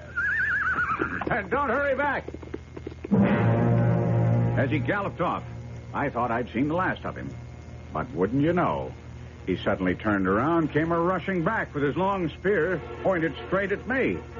I saw he meant business, and so I was up the tree when he arrived.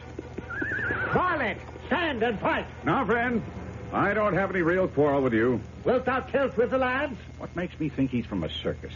Then draw thy sword. He has to be from an asylum. Cowardly wretch. And so I'd better humor him.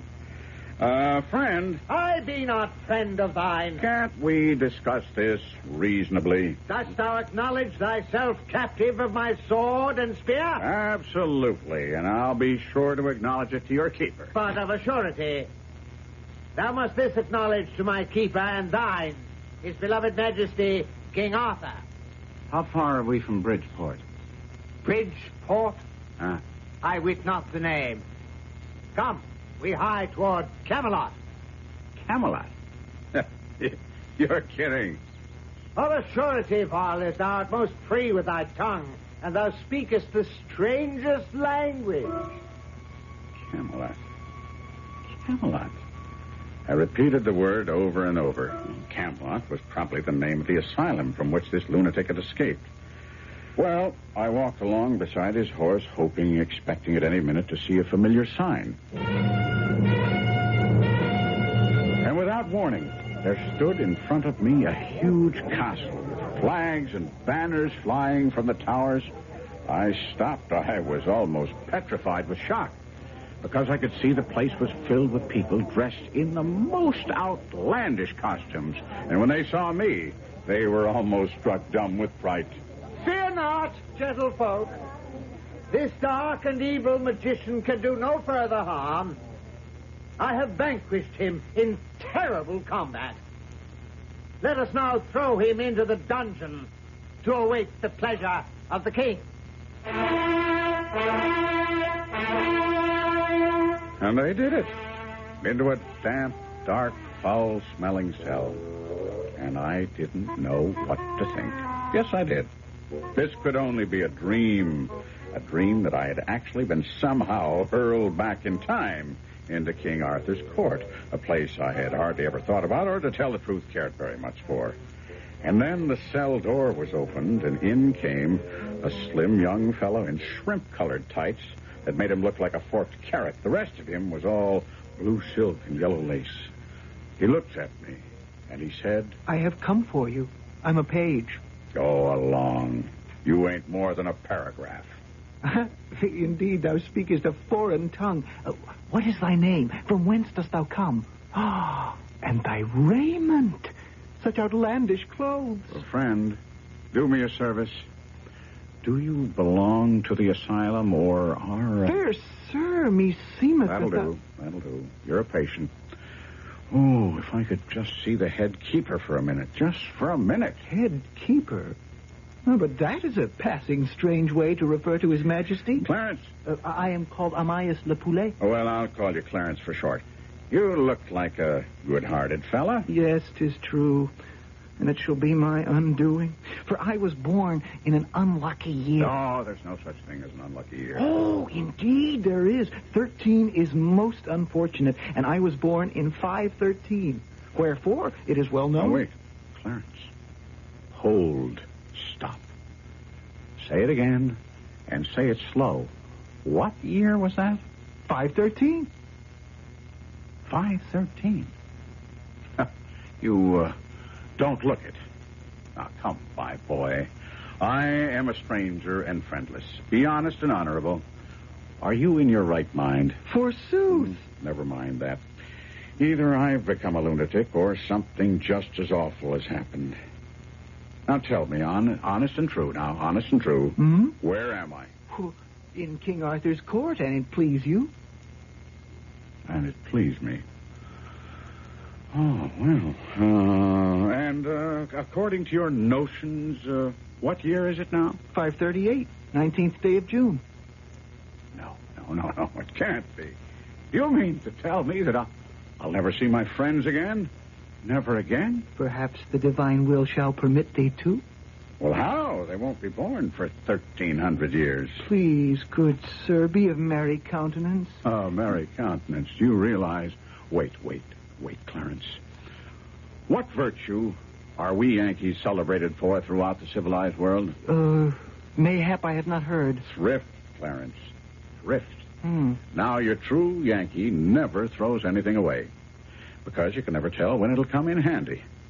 I happened to read one time that the only total eclipse of the sun during the first half of the 6th century occurred on June 21st, 538 A.D. at exactly 3 minutes after noon. Eclipse? Good sir. Yes, sir, Clarence. Eclipse. Eclipse.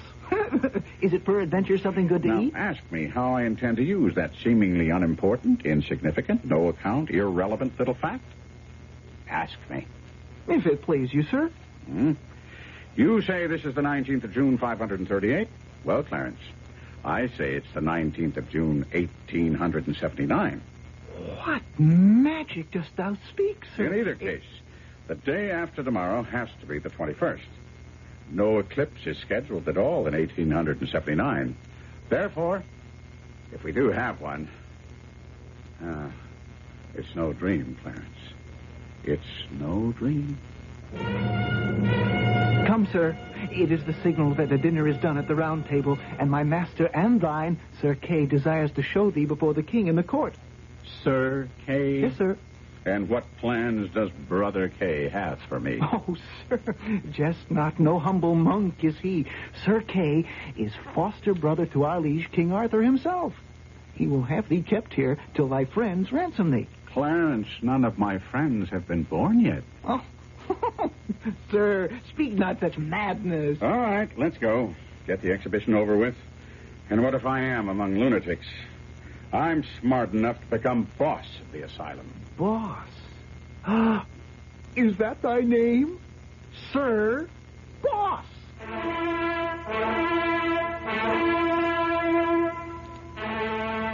King Arthur's court. How do I describe it? An immense place filled with loud contrasts, a babble of sound, a rainbow of color. The place was a madhouse, and at the center, a round table. And around it sat a great company of men dressed in splendid hues. Well, finally the king raised his hand, and it must have been a signal for silence. Sir Kay, my good brother. Yes, Your Majesty. Is this the sorcerer? It is even true, my liege. Yes, it must be true. Who but a sorcerer would wear such outlandish clothing? This suit cost $15, second hand. The suit is one of enchantment. Who's that? That's Merlin, sir. Merlin? Merlin, the mighty magician whom all men fear. The suit is one of enchantment. I behold in him a creature of the devil. A creature of the devil? Your Majesty, I see the devil emanate from his body. Burn him. Well, then, if it must be done... It must be done, Your Majesty. Then let it be done day after tomorrow, the 21st day of the month, at high noon. This is not the usual manner. They do not kill. They hold for ransom. Well, Clarence, don't worry about it. Well, you say I'm not to worry, but they burn me at the stake high noon the day after tomorrow. No, Clarence. They won't be able to swing it. Swing? No, you see, I won't be here. Well, I wit not what thou sayest, Sir Boss. Where shalt thou be? In Hartford, Connecticut. Oh, is that the place of magic and enchantment where Sir Kay captured thee? Oh, it's a place of magic and enchantment, I guess. In some ways. But dost thou intend to return there? Oh, I don't have to return. I never left. Sir Boss, my poor wits cannot understand. Don't worry about me, Clarence. I'm still there. All this is only a dream.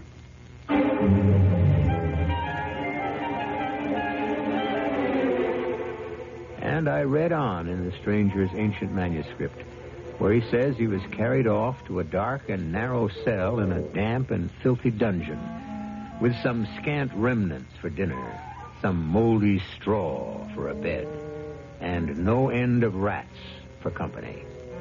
And we must leave him there until it is time to return with the second act in just a few moments. You can have great taste, lots of great taste and taste with Luden's. They're medicated cough drops with great taste in every box. Wild cherries, sweet and savory, menthol cool and flavory. Honey, the way you wish with lemon or licorice. Oh, you can have great taste, lots of great taste and taste with Luden's. Luden's, the medicated cough drops that don't taste medicated. They taste great. Use only as directed. Who's just about wiped out smallpox and smallpox vaccinations? Who got the world's pilots in control towers to speak English so you can land safely? Who helps you in dozens of ways? The United Nations. Learn what it's doing for you. Get the free UN booklet. Write United Nations Association, Box 475, New York 10017. There's always been a U in the UN. Presented by this station and the Ad Council. Dreams.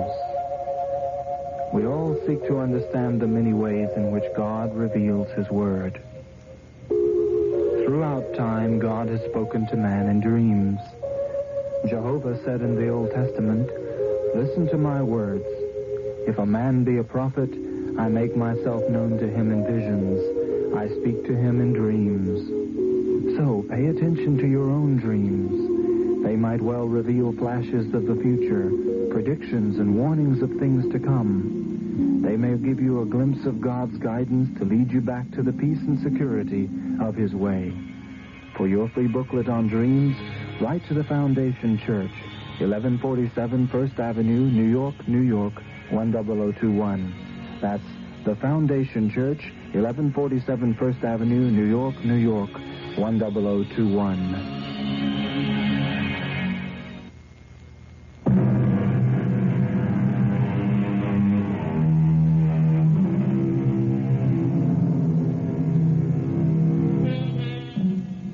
Yankee, a two-fisted foreman in a Connecticut arms factory, picked a fight with the wrong party one day. When he recovered consciousness, he found himself in a strange place, peopled by folk who claimed to be members of King Arthur's court. Indeed, because of his odd 19th century clothes and manner, he has been judged a sorcerer and has been condemned to the stake. The usual fate of such people in those times.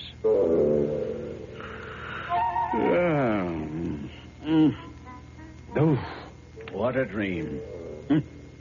What an astonishing dream. Well, I've waked just in time from being hanged or burned or drowned or something of that sort.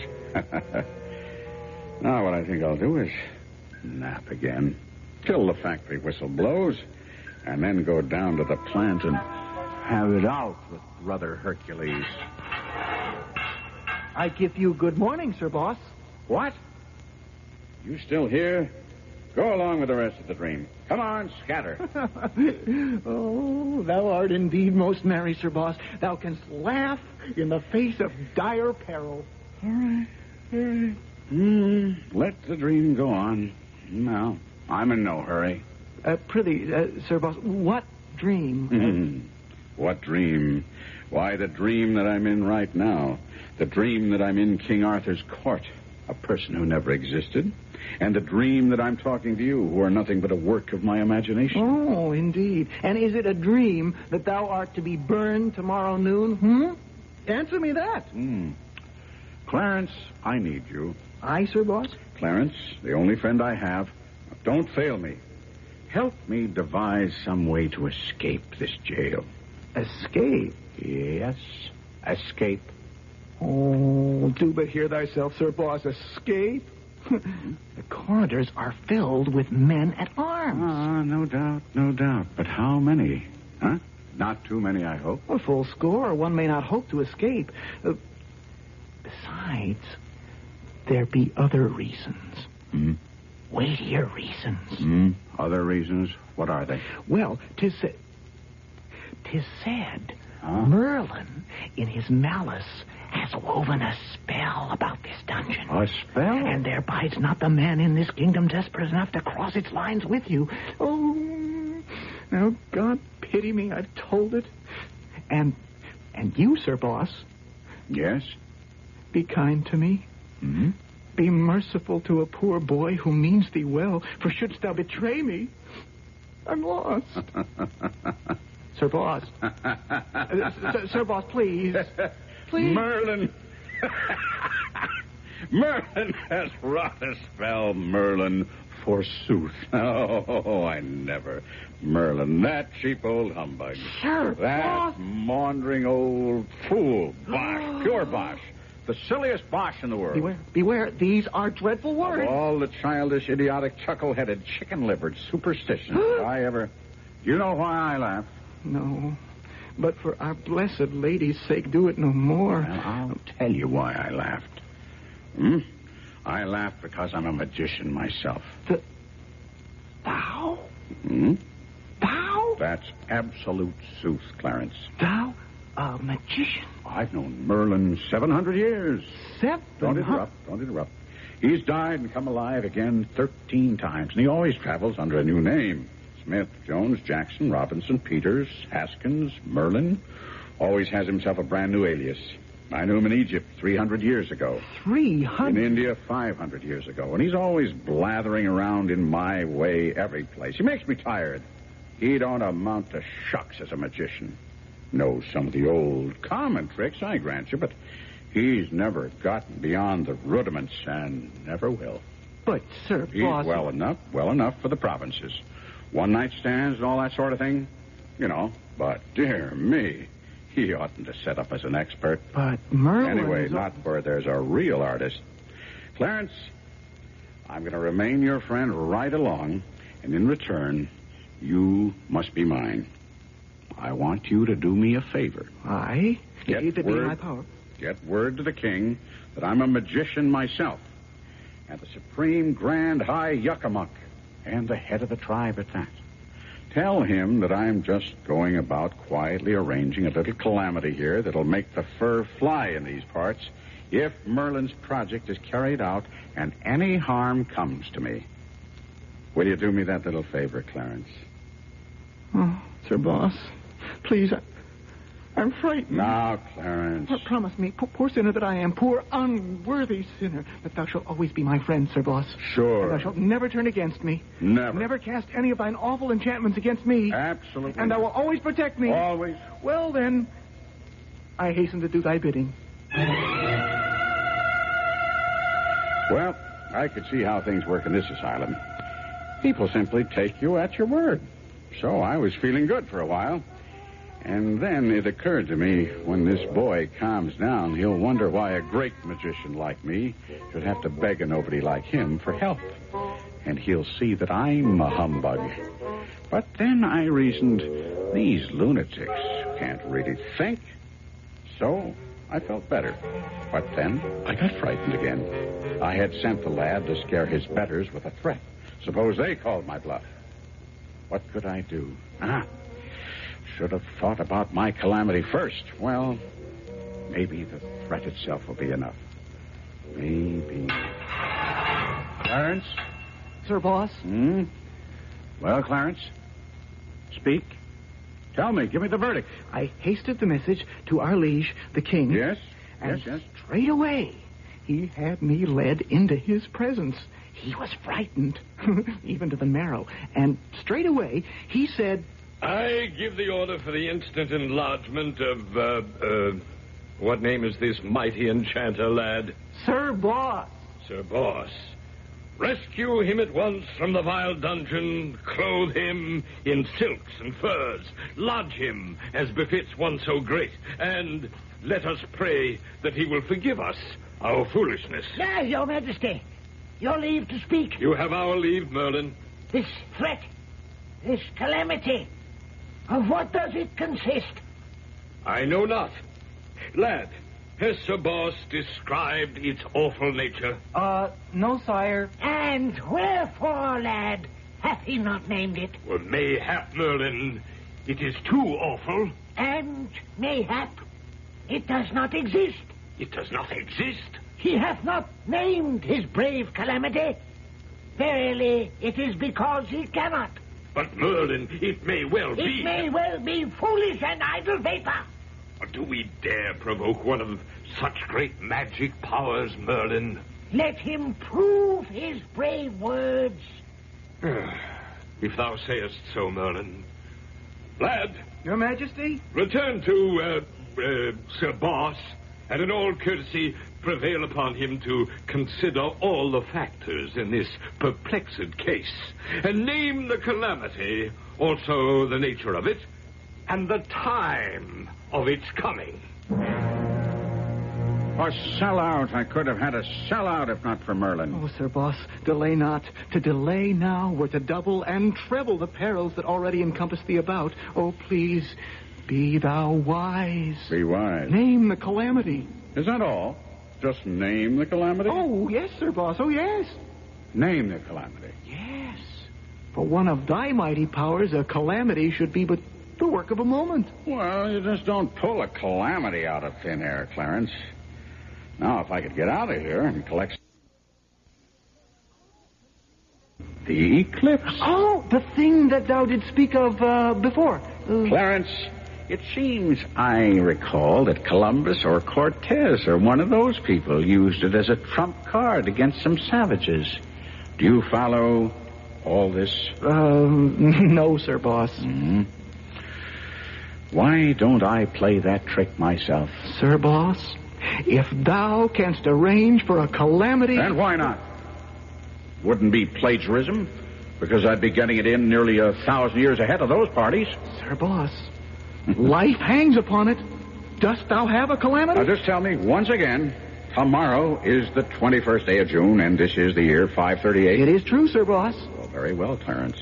You shall go to the king, and I shall tell you what to say. I await thy words. You shall say to the king that at the noon hour tomorrow, I will smother the whole world in the dead blackness of night. I will blot out the sun, and it shall never shine again. The fruits of the earth shall rot for lack of light and warmth, and the peoples of the earth shall famish and die to the last man. Go, tell this to the king.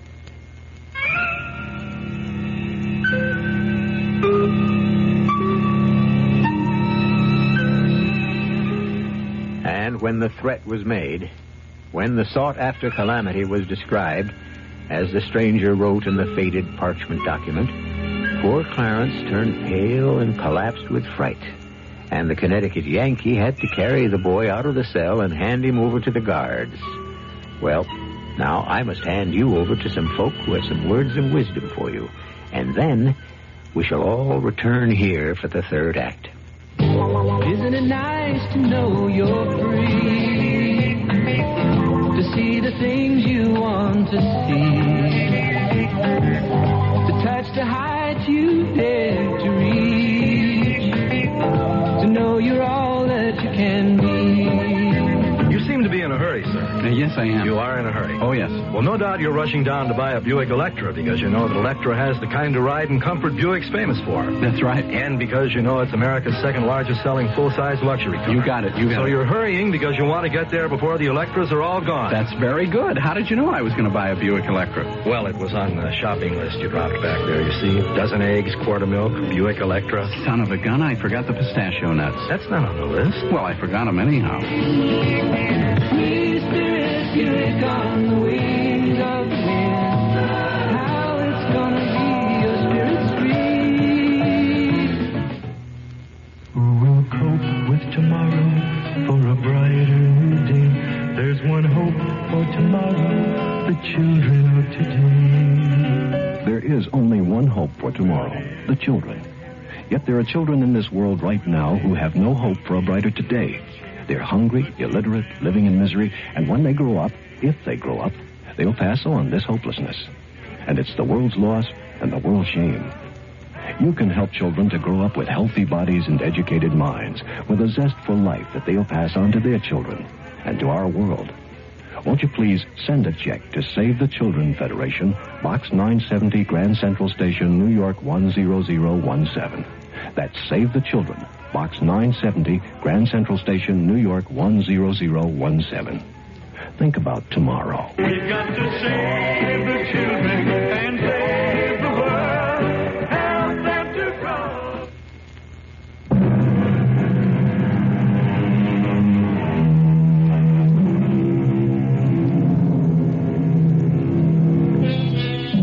Well, where is Mr. Mark Twain's misplaced Connecticut Yankee? Is he actually in King Arthur's court? There's only one way to find out. Wait and see if there's an eclipse. The eclipse, as you probably know by now, shall perform a double duty. It will set the date beyond all shadow of a doubt, and it will also save our hero's life. Clarence, did you deliver my message? Oh, yes, sir, boss. And? Oh, we're struck dumb with fear and dread. Let this be a lesson to you. Never lose hope, do you hear? I hear, sir, boss. Even when it's darkest. It is even so. Now, tomorrow. Tomorrow, I could have submitted meekly, given way to fear and terror. But I thought my way out of a tight place instead. And tomorrow noon, they'll conduct me to that stake, but I won't be burned on it. No, sir, boss. Tomorrow noon, I shall become the most powerful man in the kingdom. I can't wait for tomorrow. And I'll even tell you something else, Clarence. We may not have to wait for tomorrow. True, sir, boss. Because, true. You see, the calamity that I told you to describe to these people. Do not say those dread words I'm again. sure everyone's terrified. Isn't that true, Clarence? Oh, verily, sir, boss. Well, if I know human nature, they'll come here to see me, to try to compromise. And Clarence, listen, even as I mention it, it's the compromise on its way. Listen, they're coming. And if it's a good compromise, I'll accept. But if it isn't, I mean to stand my ground and play my hand for all it's worth. Sir Kay, and to what do I owe the honor of this visit? The steak is ready. Come. The what? The steak. Oh, but there's been some mistake. The execution's set for tomorrow. The order has been changed and set forward a day.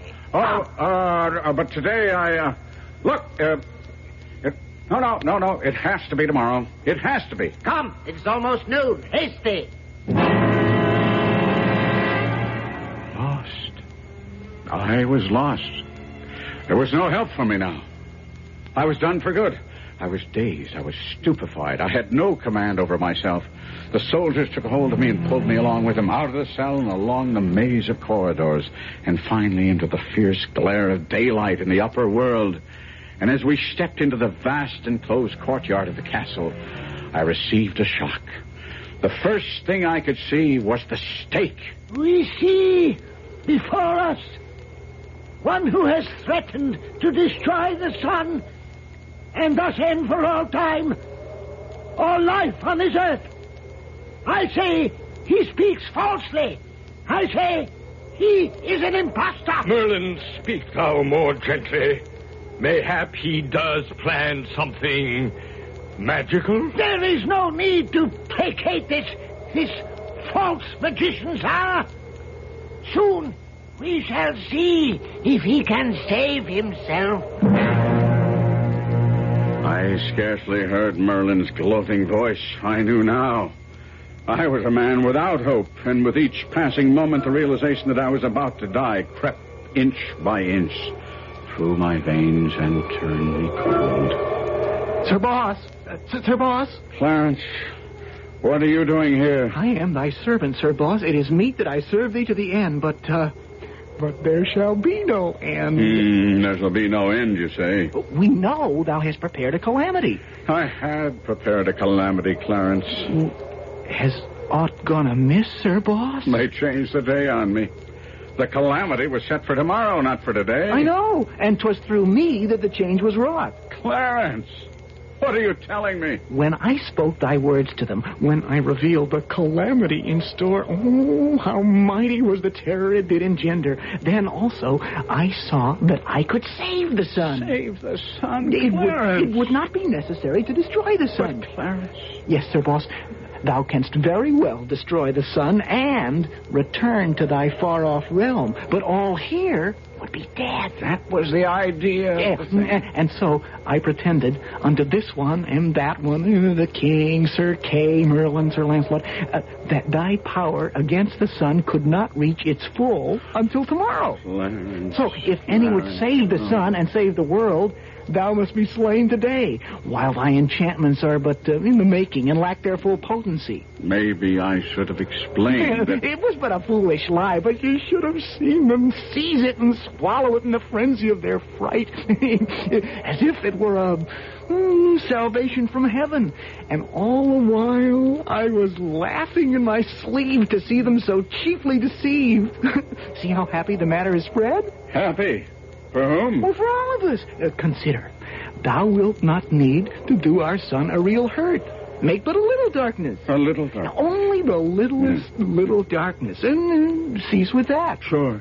When they see that first shadow fall, they will go mad with fear. They'll set thee free and make thee great. Have thy triumph, good Sir Boss. But I implore thee, remember my supplication and do the blessed sun no hurt. For my sake, and I am thy true friend. I can promise you this, that the sun shall suffer no hurt from me, ever. I guess when we're done in more by our friends than by our enemies. Tomorrow I could have worked a miracle. Today, I can only be fuel for a fire. Poor Clarence. What could I say to him? How could I explain it? I wanted to frighten the king and Merlin in the court, and I did.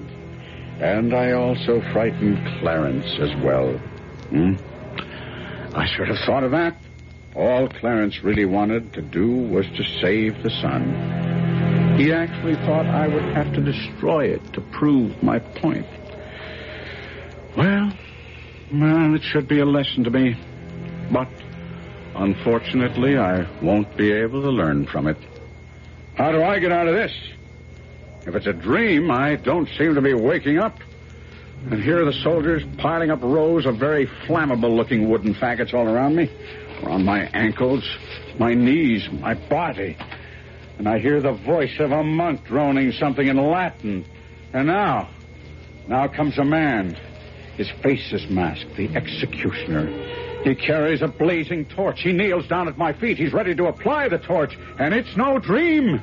Ye have threatened us with destruction. Answer him, Sir Boss. Remove the smirk from his evil countenance. Thou hast threatened our very fount of life, the blessed sun itself. Well, show us thy powers. Merlin, do not force Your him Majesty, the man is a liar. He has no powers at all.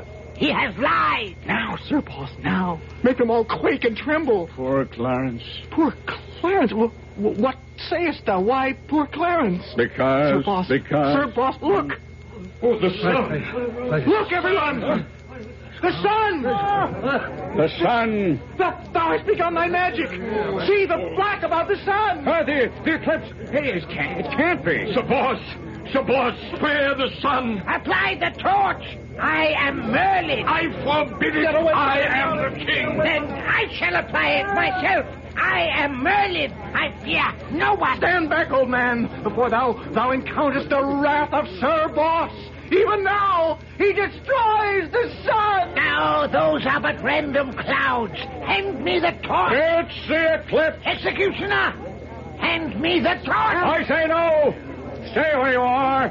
If any man moves, even before I give him leave, I will blast him with thunder. I will consume him with lightning, even the king. Now as for you, John W. Merlin, sit down. Sit down, or you're a dead man. That's better. Sir Boss, be merciful. I will think it over, Your Majesty. Say no further into this perilous matter, lest disaster follow. It was reported to us that thy full powers could not attain their strength until tomorrow. You think these are my full powers? I'm feeling very weak today. Name any terms, fair sir, even to half of my kingdom. Oh, but stop. Oh, stop this gathering darkness. I should like to, Your Majesty. Believe me, I should like to. Thou shouldst like to? But once begun, these calamities are difficult to untrack. It's best not to start them. We understand full well, but each moment it grows more dark. And see, the people are struck dumb with fear. As they should be. How long, oh, how long shall thy anger last? Oh, Your Majesty, Sir Boss never remains wrathful too long. I implore thee, Sir Boss. I shall let this darkness grow deeper for a little while longer in order to serve as a lesson. Oh, we have learned our lesson. Have you? Then let all be silent while I gather my powers in order to reverse this terrible darkness and save our glorious sun. Clarence, what day is this? The 21st. The 21st? Hang it. You said it was the 20th. Oh, by thy favor, Sir Boss, numbers flow through my head as water through a sieve. Well, then, if it's the 21st, this is the 6th century, and this is King Arthur's court, and I might as well make the most of it. O King, I have reflected. Whether I blot out the sun for good shall rest with you. These are my terms. You shall remain king over all your dominions. You shall appoint me your perpetual minister and executive. Oh, yes. Oh, Pay me 1% of such actual increase of revenue over and above its present amount as I shall succeed in creating for the state. Anything thou wilt demand. And if I can't live on that, I shan't ask anybody to give me a hand. Is it satisfactory? Anything. Now, please, good Sir Boss, restore the sun. Very well. First, you must untie my hands that I may use them in this business. Away with his bonds. Set him free. Do him homage. He is the king's right hand. His seat is on the highest step of the throne. And now, good sir, sweep away this creeping night. Bring us light again. And let us bless thee. I would say that you have all had just enough. Let all stand that all look toward the heavens. And now I declare, let the enchantment dissolve and pass harmlessly away. Oh, Look, the silver rim of the sun emerges. The sun returneth. I, the boss, have so commanded. All hail the boss! Hail the boss!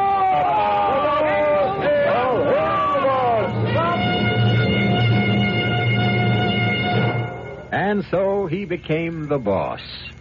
And to a primitive country, he brought the blessings of soap and toothpaste and gunpowder and books and railroads and telephones.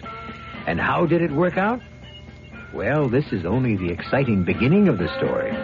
Our purpose is to get you to go to the book itself and enjoy Mark Twain's glorious spoof on, when Mark Twain spoofs, he spoofs just about everything.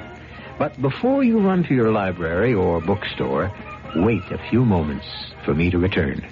America's big, beautiful travel value is available again. Greyhound's All-American Ameripass. 7 days unlimited travel for only $76. 7 consecutive days of travel everywhere Greyhound goes in America. Canada, too. Go where you want, when you want. Be a real free spirit. Leave when you like, any day, every day of the week. Only Greyhound serves 48 states. You don't pay for your All-American Ameripass until you're all set to go. And like Greyhound's 3 other Ameripasses, you'll enjoy special discounts on hotels, meals, sightseeing, and other good things. So get going with a Greyhound All-American Ameripass. 7 days unlimited travel for only $76. It's a great way to get in touch with family and friends for less money, because Greyhound's in touch with more of America.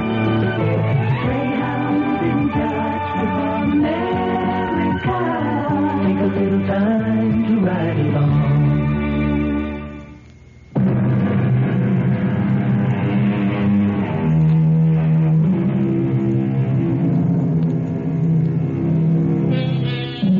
A Connecticut Yankee in King Arthur's court. All we could hope to do in the limited time allotted us was get him there. You, of course, should follow his progress. And in this bicentennial year, what could be a happier celebration than several hours with the most American of all writers, Samuel L. Clemens, or, as he would have it, Mark Twain. Our cast included Kevin McCarthy, Robert Dryden, Russell Horton, and Arnold Moss. The entire production was under the direction of Hyman Brown. And now, a preview of our next tale. Lawyer Wilson. What could he have said? Hay, feed, and grain merchant Wilson. What could he have said? Go down the list. Robert Titmarsh, Eliphalet Weeks, Archibald Wilcox, Ingoldsby Sargent. What could he have said? I want to know. What did he say? What could he have said? It was the only topic of conversation. The 19 Incorruptibles, starting with Banker Pinkerton on top and ending with poor Edward Richards on bottom, walked about with white and drawn faces, as if each of them was feverishly figuring out a way to get at that money. A head of steam was building higher and higher and fiercer. Sooner or later, it would have to bust. Radio Mystery Theater was sponsored in part by True Value Hardware Stores and the Greyhound Ameripass. This is E.G. Marshall inviting you to return to our Mystery Theater for another adventure in the macabre. Until next time, pleasant dreams.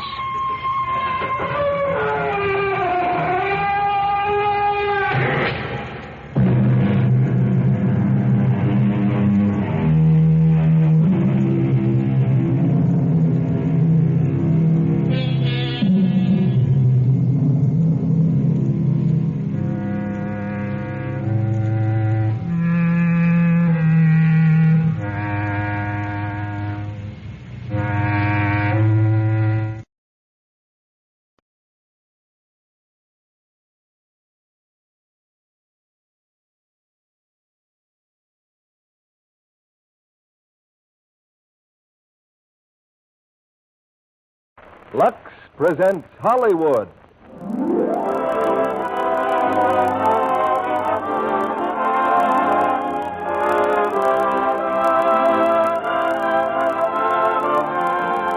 The Lux Radio Theater brings you The Vagabond King, starring Dennis Morgan, Katherine Grayson, and J. Carroll Nash. Ladies and gentlemen, your producer, Mr. Cecil B. DeMille.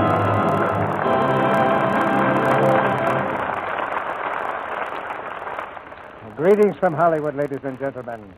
And today I want to add Christmas greetings to each and to all of you, with the sincere wish that you'll be listening to the Lux Radio Theater for many Christmases to come. Some 480 Christmases ago, a young gentleman left us probably the world's most unusual list of gifts. He was on his way out of town, a few steps ahead of the gendarmes. And as a departing gesture, he bequeathed to the girl he loved a broken heart. He willed that all caged things should have their freedom, that children should have care and warmth, and in a sense that we of the Lux Radio Theater should enjoy tonight's play. For the gentleman was Francois Villon, about to set out from Paris, and as I said, a few steps ahead of the police, on a life as colorful and adventurous as any piece of fiction you could find. He didn't stay away from Paris long.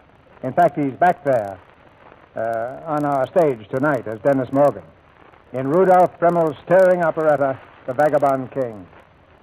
Co-starred with Mr. Morgan is the lovely Katherine Grayson, who will be seen next in the Metro-Goldwyn-Mayer technical and musical Anchors Away, which was produced by Joe Pasternak and directed by George Sidney. Also in tonight's cast is the talented J. Carroll Nash. All of us who've longed to be king for a day will discover tonight what happens to a man who has that dream come true, and who at the end of those 24 hours faces either a lifetime with a woman he loves or death upon the gallows. You will see for yourself which befalls it. Not only on Christmas Day, but every Monday night, I like to feel that our stage is bringing together a great circle of fellow Americans, young and old, in big cities and country villages, in farms and lonely mountain cabins, and the lighthouse keeper and his family on rugged coasts and rocks at sea, all bound by a common interest in this theater and a common appreciation of the products which make possible these weekly plays. From far-off Alaska, a member of this audience writes, I work up here in the frozen north, and to preserve my dainty clothes, I lux them regularly. All our stores, even those down the river, boast of carrying a supply of Lux. The only rival snowflakes have up here is Lux Flakes. Well, that's a nice Christmas message on which to ring up our curtain. So here's the first act of The Vagabond King, starring Dennis Morgan as Francois Villon, Katherine Grayson as Lady Catherine, and J. Carroll Nash as King Louis.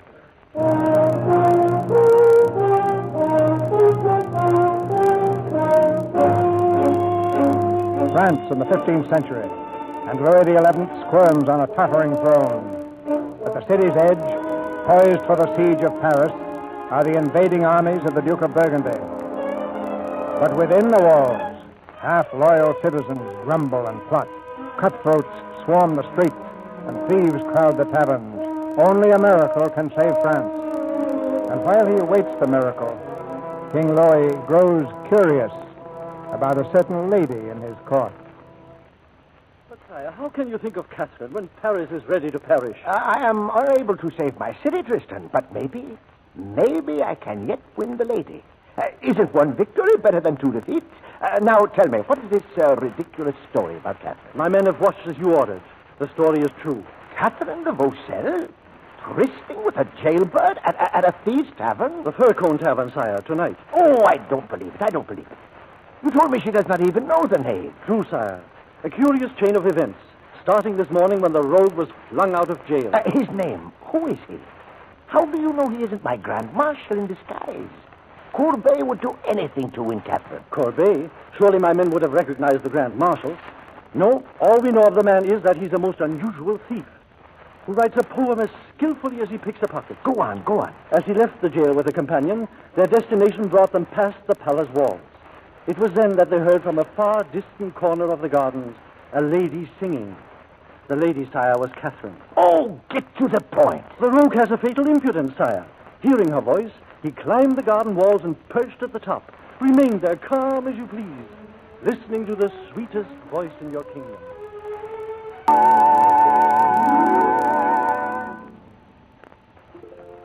Francois, in the name of heaven, get down from the wall.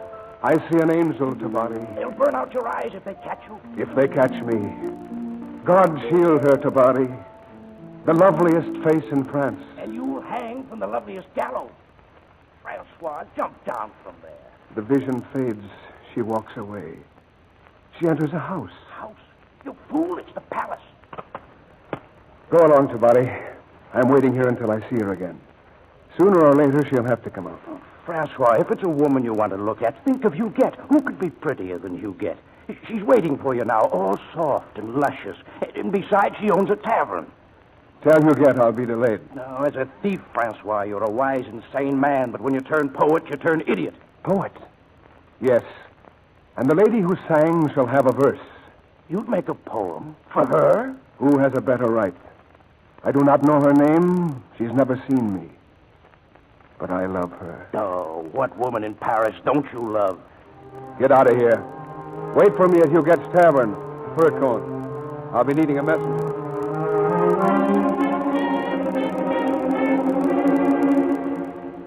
And he sent her a verse? That scum? To Catherine de Vaucelles? He did, sire. And then the unbelievable occurred. Reading it, Catherine asked the messenger how she might find the man who wrote it. The answer was at the Fur Cone Tavern, and the time tonight. Tonight. You take the news very calmly. Oh, do I? Maybe it's because I, too, look forward to a diverting evening. Sire. Yes, Tristan. Catherine will not be the only stranger. There will be 2 more visitors at the Fur Cone Tavern tonight. You and I. Well, what news, Huguette? Did you find Tabari? I wish you'd rotted in jail. Answer me. No one has seen Tabari for hours. Tabari's an idiot. I should never have let him take it. Take what? Never mind. Francois, you've been out of jail all day. And all day I've waited here for you. I walked about the city. Not according to Tabari. Your good friend spoke of poetry, Francois. Verses for a lady in the king's palace. Someday Tabari will want to smack his lips and find he has no tongue. What are you afraid of? Afraid to say you're tired of me? But your weariness takes a strange turn. You and a lady of the palace. Shut up. Did she hold her dainty nose when she kissed you, Francois? Or can she love a thief with the smell of jail about him and rags on his back? I'll give you a better cause than that to mock me, little one. This lady hasn't even seen me.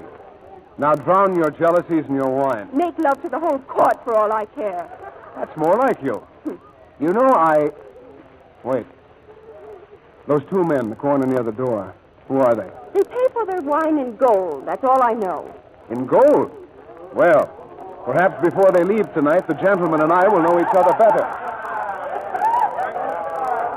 An evil-looking place, sire. A moldy cellar. Well, what did you expect? A bird's nest? And still no sign of Catherine, your majesty. No, don't say majesty here, you fool. Plain Louis. Now, what causes you to look so sour? Burgundy is at my gates. My throne sways like a drunkard. Catherine spurns me, but do I pull a long face? You do worse. Sniffing about taverns after a girl. Before I die, Tristan, there are 2 sights I want to see. One is Burgundy's head on a pikestaff, and the other is haughty Catherine de Vaucelles trysting with a beggar poet in this pigsty.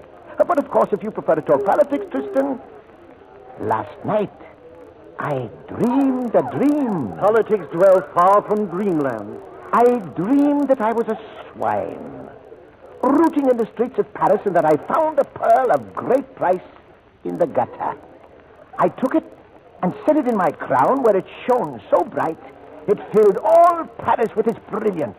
And then a great star fell from heaven. Dreams and stars and women, while Paris goes to the dogs. Excuse me, but we're being watched. Well, what of it? No one will recognize me in these clothes. That young fellow with the tavern mistress. Who is he? You know him? Aye, every criminal, every wanted and beggar in Paris calls him king. King? Thief, scholar, swordsman, king of the vagabonds. Well, then bring him here. I'd have a word with my brother ruler. Sire. Call him. Villon. Monsieur Villon. Friends don't shout at me, monsieur, and strangers don't dare. We are strangers with gold. Here, perhaps we can buy your company. My company? You could have my soul for less. Hey, all of you. Everyone, come here. Oh, everyone. Good heavens, must they? I must feed my people, as King Louis has forgotten to do these many years. We'll drink, monsieur. Drink to the death of a stranger. Death? A stranger? You grow pale. I mean the stranger at the walls of Paris. Burgundy.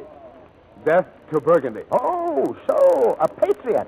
Rather a poet. Death to Burgundy makes good rhyming. And to what use do you put your rhyme? Use? Only a song, monsieur. Come all, ye beggars of Paris, on, ye lousy rabble of low degree. You rabble of low degree. We'll spur King Louis to keep his crown and save our city from Burgundy. Our city from Burgundy. You and I are good for nothing but to die. We can die for liberty. Sons of toil and danger, will you serve a stranger and bow down to Burgundy?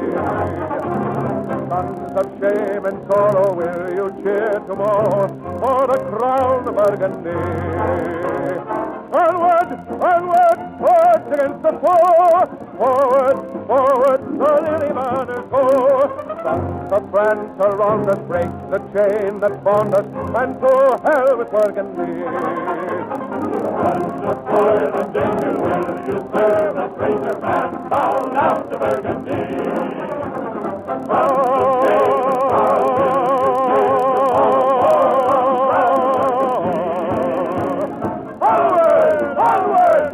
Against the foe, forward, forward, the lily banners go.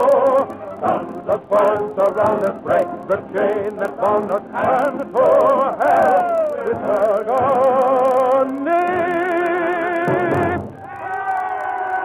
Oh, it is a pity Burgundy can't hear your rhyme. He has other subjects, too, for his verses, monsieur. Just today, a lady at the court. Tell him, Francois, this glorious vision, this delicate treasure. Yes, the very flower of Louis's court. Catherine de Vaucelles. Well, indeed, you're flitting high, my lyrical jailbird. All Paris knows that the old goat himself has grown older chasing her. What's that? Old goat? The oldest and scurviest in France. Louis the 11th. Louis the ludicrous. Perhaps you drink too much, monsieur. What can an honest thief do but drink? With the enemy at our door and a helpless ninny on the throne. No doubt you could do better in Louis's place. Francois has a rhyme for that, too. May we not hear it? Why not? But it will cost you a drink for us all. Very well, very well. Begin. The figure on the throne, you see, is nothing but a puppet. Planned to wear the royal bravery of silken coat and gilded wand. Not so we Frenchmen understand. We'd bid the damned Burgundian dance. And such a one would take command if Villon were king of France. If Villon were... Look, it's the barring. Where have you been, you sniveling gossip? Occupied on your business, Francois. I've news, but only for you. Come with me. What is it? Your verse, Francois. I did as you ordered. I brought it to the lady. And where have you been since? I couldn't leave. She told me to wait. Why? Why should she want you to wait? Francois, she wants to meet you. What you're saying? It's the truth. She's here, Francois. Now, Catherine de Vaucelles. I brought her by the other door. Just go up these stairs. She's waiting for you now in that room up there. If this is a joke to body, I'll kill you. Hurry before you get seized. Hurry. I was told you wished to see me, my lady. You are Francois Villon? Yes? So gloomy a room, monsieur. I am not one you would want to see, but if you would like a light, Will be but a moment. Monsieur, you wrote a verse for me. Forgive me, my lady, If you are the poet, you'll remember the lines. Yes. If I were king, love, if I were king, what tributary nations would I bring to kneel before your scepter, and to swear allegiance to your lips, your eyes, your hair? Beneath your feet, what treasures would I fling if I were king? Monsieur, what sort of man are you? One who steals without shame, who runs his sword through his enemy and sleeps on an easy conscience. These are my brief virtues. My vices better stay unnamed. You risked much in writing me, monsieur. My lady, this room is dark as a dream.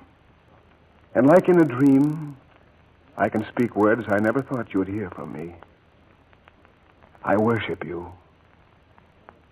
Now, what would you have me do? You say you love me. I love France. Listen, I learned today that the Grand Marshal is betraying France to the Duke of Burgundy. You could stop him. I? You spoke of words and swords, but perhaps you didn't mean to be taken at your word. I didn't hope to be. The Grand Marshal will be here any moment. He is coming to meet some man in that crowd down there. And how shall I know the Grand Marshal? I've been watching from the window. He turned the corner a moment ago. Listen. He's at the door now.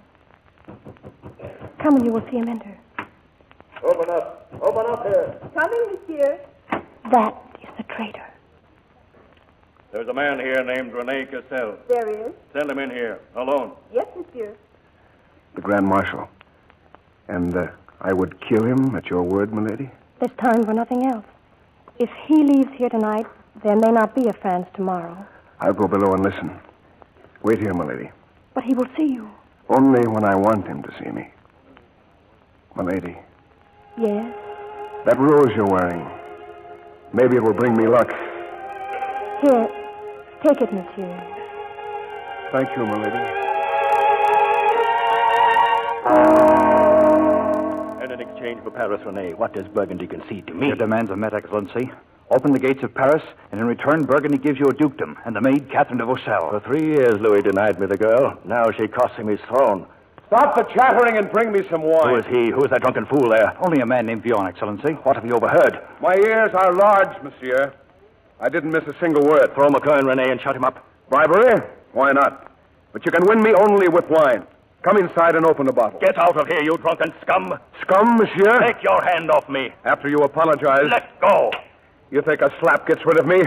Can you use that sword you wear, monsieur? Excellency, Villon's the best swordsman in Paris. Stand back and close the doors. No, Excellency. They'll kill you. Stop them! Stop them!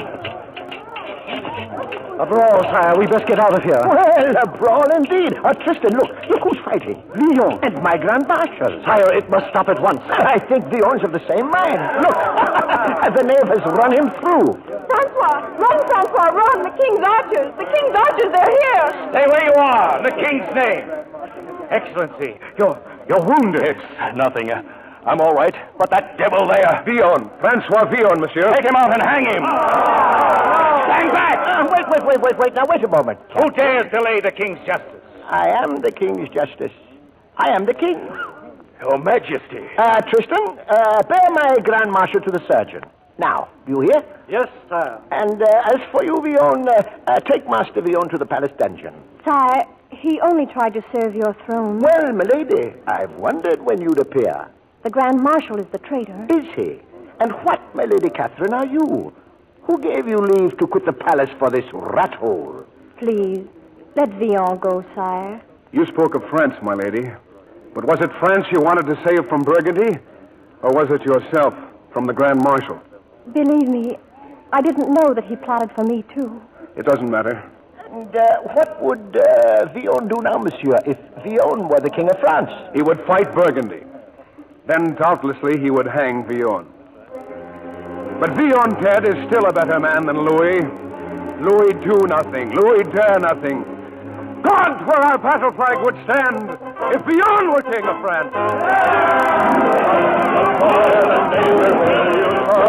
And bow down to Burgundy.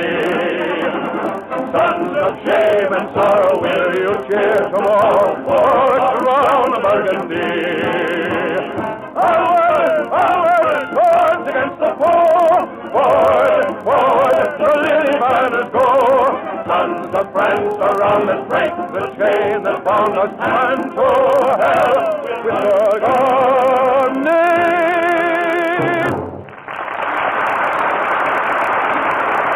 Our stars will return in Act 2 of The Vagabond King in just a moment.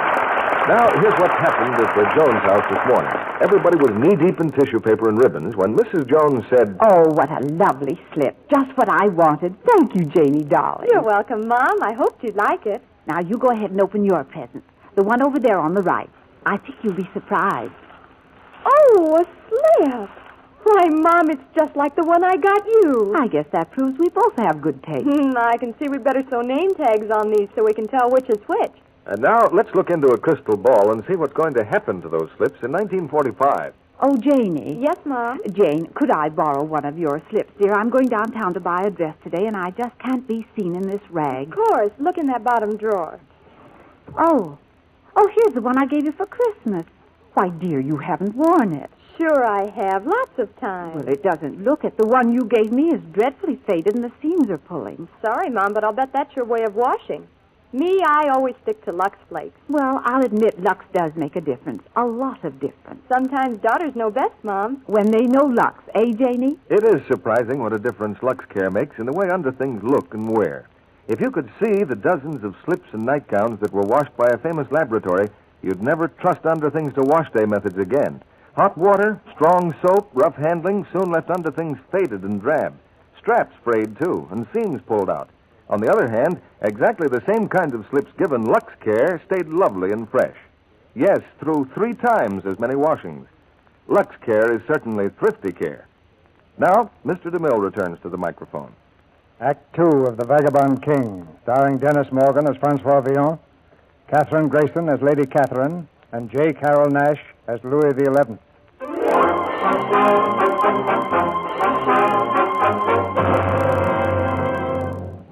It's later the same night. Francois Villon sleeps in a prison cell. But rest doesn't come so easily to the man who put him there. Plagued with fears and uncertainties, King Louis has sent for the court astrologer. High in the palace tower, they scan the starlit sky with anxious eyes. And in this dream you speak of, sire, you say you found a pearl of great price? Yes, in the gutter.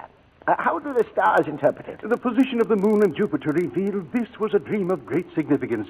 They were in that exact same position when Joan of Arc saved your own father. Oh, the Maid of Orleans is dead. Who is to help me? Clearly, the pearl in the gutter indicates one of your own subjects, someone from the depths, who may arise and save your kingdom.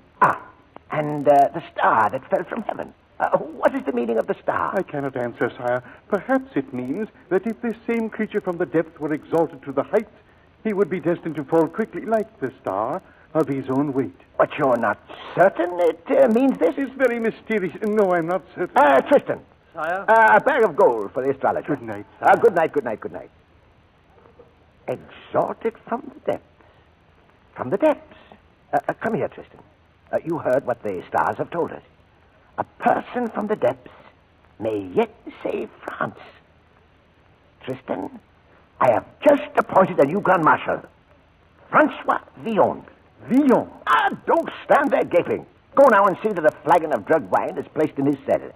Let him awake tomorrow morning in the palace, washed and beardless, sumptuously dressed, so changed his very mother would not recognize him. You and I alone will know of this. But... No buts. Joan of Arc saved my father's throne. May not Villon save mine? You'd spare his life? Villon's to live? Yes, for 24 hours. Then he hangs.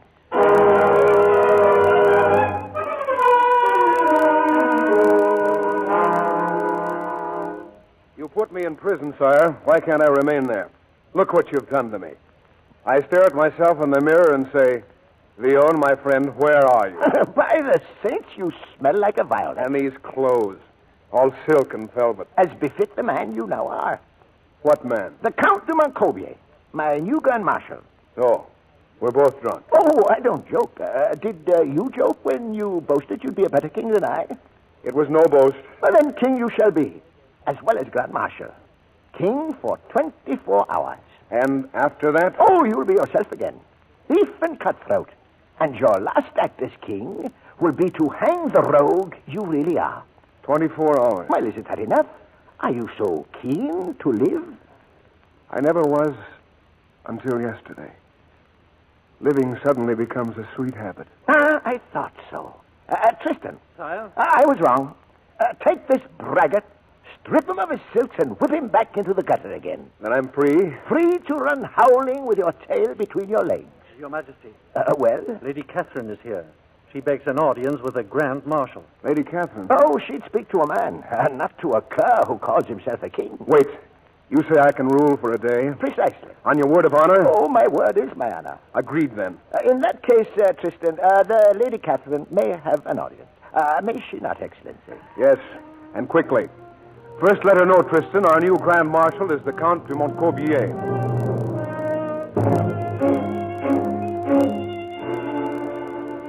I was told I might have an audience with the Grand Marshal. As long as you wish, my lady. I am Catherine de Vaucelles. I know. As Grand Marshal, monsieur, you hold the lives of all prisoners. I do? I mean, yes, my lady. In prison is a certain Francois Villon. I come to ask that this man's life be spared. What is his crime? He tried to rid France of a traitor. He's so fired with patriotism? He did it because a woman asked it. He thought he loved her. He thought. Why do you plead for his life? Because I am that woman. You risked disgrace telling me this. He risked his life. You don't, by some strange chance, think that you love him, do you? I? He's of the street. A common thief. But still he does not deserve to die. Does anyone? Well, your wish is granted. Villon is free. Free? As free as I am. Oh, I'm deeply grateful, Excellency. Wait. I'd like a favor also. Yes? My lady, I'm told you're inclined toward the making of ballads. I've given you a man's life. The fee is a song. A song, Excellency? Do I ask too much? No, only you puzzle me. I don't quite understand you. Please sing, my lady. Who knows? Maybe your song will unriddle me.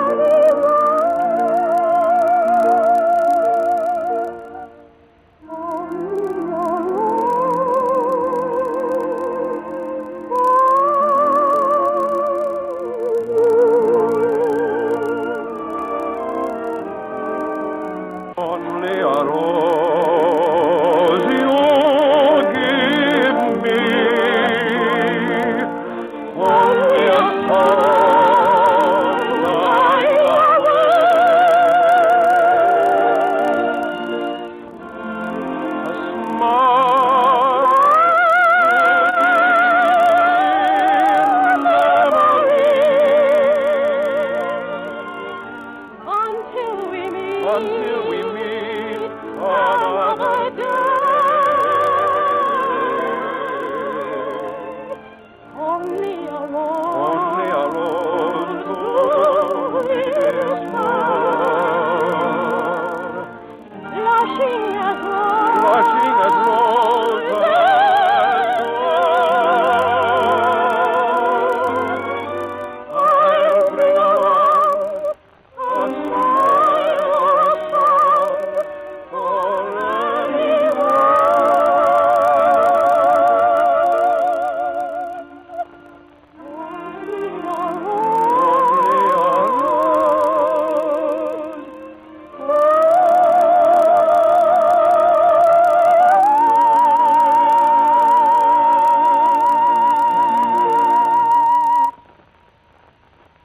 think I know better now, milady, why this Vion risked his life for you.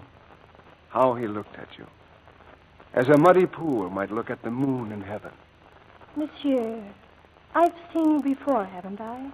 Yes, and I think your thief must have felt as I feel now. But how would you know that? How do I know I live?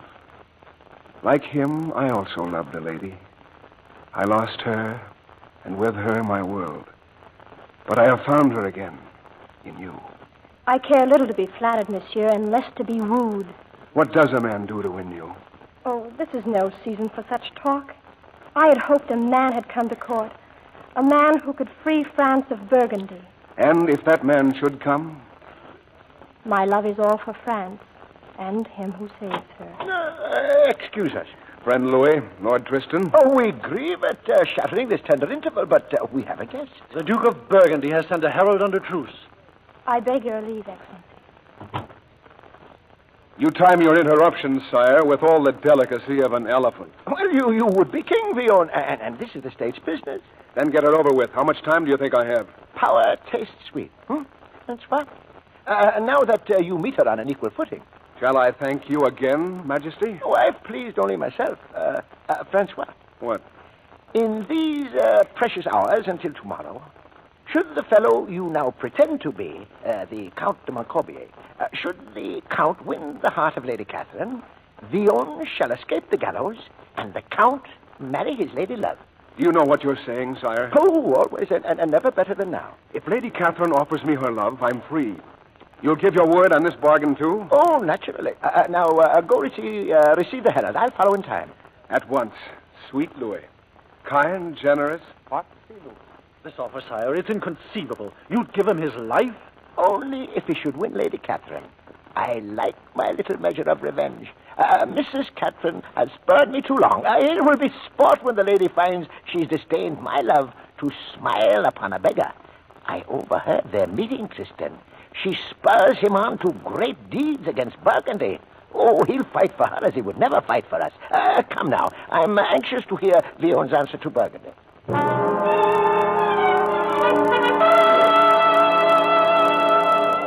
A herald of Burgundy. In the name of the Duke of Burgundy, greetings to Louis of France.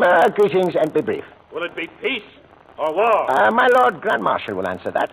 I, Your Majesty? You, Grand Marshal. Well, is it peace at our terms or war? Wait. There are more pressing matters. Lord Tristan, the court grows dull. We give a ball tonight. At a time like this? Dancing in the gardens, plenty of wine. King Louis, what is this folly? Oh, do what he says. He speaks for France. Thank you. Now then, Harold. The Duke of Burgundy summoned you to surrender. If you refuse, it means disaster, manifold death, and slavery. Brave words, Harold. In God's name and the King, go back to your master and say, we are well fed, we are well armed, we lie snug and warm behind our Paris walls, and we laugh at his threats. This is our answer. This and the drawn sword. God and St. Denis for the King of France.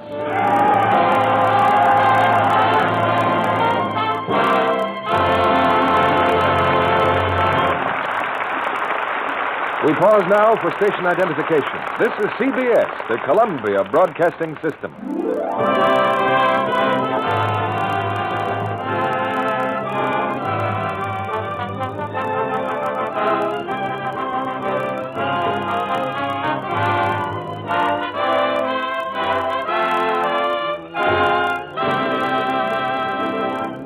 We'll return with Act 3 of The Vagabond King in just a moment. Now, this morning, when a certain young lady was unwrapping a Christmas package, her sister sat watching her, wondering. Oh, I hope she'll like those stockings I gave her. Mom said Sis needed them, so I got 3 pairs of rayon shears. Hope she likes them. They're the kind I wear myself. Mom did say, though, that if I gave Sis stockings, it would be like pouring water down the drain because she gets runs all the time. Wish I could tell her to take care of them without getting her mad. I'd say, now remember, they're sheer and shouldn't be handled like those black monstrosities we used to wear at school. Luxing them after every wearing really keeps them going a long, long time. Just remember to use Lux Flakes. Don't rub them with whatever cake of soap you have handy at the time, and don't use strong soaps. Use lukewarm water, and don't drape them on the radiator for a quick drying job either. That's bad. And don't put them on before they're thoroughly dry. Take at least 24 hours. Maybe Fis knows all this already, but I doubt it, else Mom wouldn't have said she was hard on stockings. If she'll use Lux, they'll last much longer. But, of course, all I said on the card was love and a Merry Christmas. Now, if that little sister does Lux those nice stockings, she'll get a real gift. Maybe the wear of 6 pairs from 3. Because Luxing can make stockings last twice as long. Strained tests proved it. Stockings washed with mild Lux Flakes didn't go into runs nearly so soon as those washed with a strong soap or rubbed with cake soap. Remember, for extra wear, use Lux Care. Now, Mr. DeMille returns to the microphone. I don't often make public confessions, but when we chat with our stars after the play tonight, I'll reveal one secret from my past. Now here's Act 3 of The Vagabond King, starring Dennis Morgan as Francois Villon, Catherine Grayson as Lady Catherine, and J. Carroll Nash as Louis XI.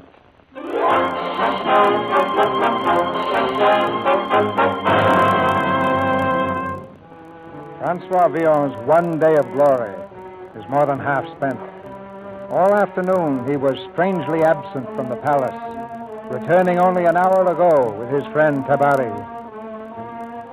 The ball ordered is at midnight, but he and Tabari remain in the garden, planning the attack on the snarling armies of Burgundy beyond the city walls. What about the king's mercenaries, the archers, the army? They'll be on our flanks. Paris will be defended by the people of Paris, our people. We'll be ready for you, Francois. In 2 hours, 10 o'clock tonight. 10 o'clock. The taverns are swarming, Francois. They wait their orders from the new Grand Marshal, who lifted the tax from their wine, opened the prison gates, and gave them food. Oh, it's a new Paris, Francois. Alive, ready, greedy for victory. You've done well, Tabari. Go back now. Keep among them every minute. God shield us all this night, my friend.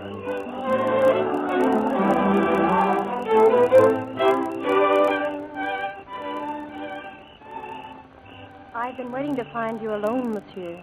Lady Catherine, All by yourself while the palace dances? I was about to come in to look for you.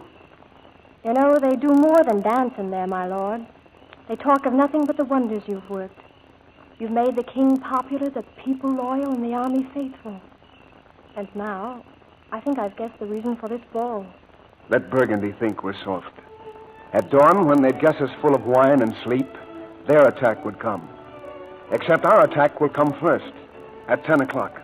So soon, my lord. Hope that is soon enough. Well, that's not what I meant. What did you mean? Nothing. Catherine, look at me. No, please. What are you thinking? Of a man whose life you saved? Villon? Yes. How he must despise me. How can you possibly worry over such a creature? I asked Villon to kill a traitor. Well, at least he exposed him. Courbet is fled to Brittany. But Villon thinks I lied to him. How do you know? He must. It's evil enough to ask a man to kill another. But Villon believes I did it for myself and not for France. The Duke of Burgundy had promised me to Courbet. I didn't know that. I swear I'm not flattered, Catherine, seeing you fret over a rogue from the gutter. Real men are rare in France, monsieur. But think no more of him, for I shall not. And of me? Will you think of me after tomorrow, when I'm rather certain I'll be dead? I pray not, with all my heart. My lady, and our Grand Marshal. Might I suggest, Excellency, that you show yourself inside? In a moment. Lady Catherine, His Majesty had hoped you would sing for our guests. If he wishes. He's quite impatient. Now, if you please. Yes, my lord.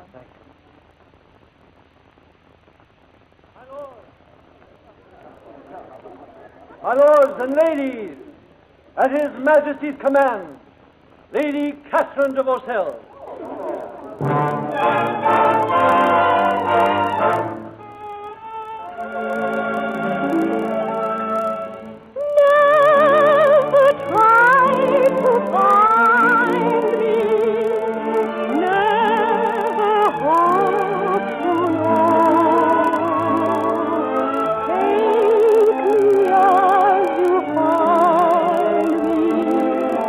Love and love.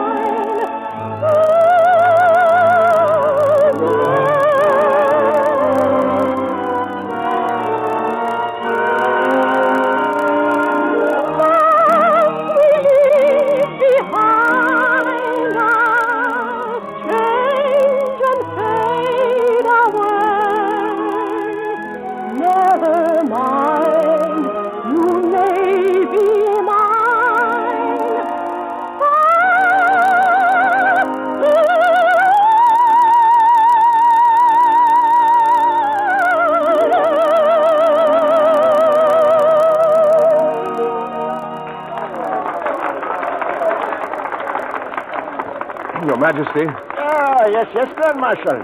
May I speak with you outside? This way.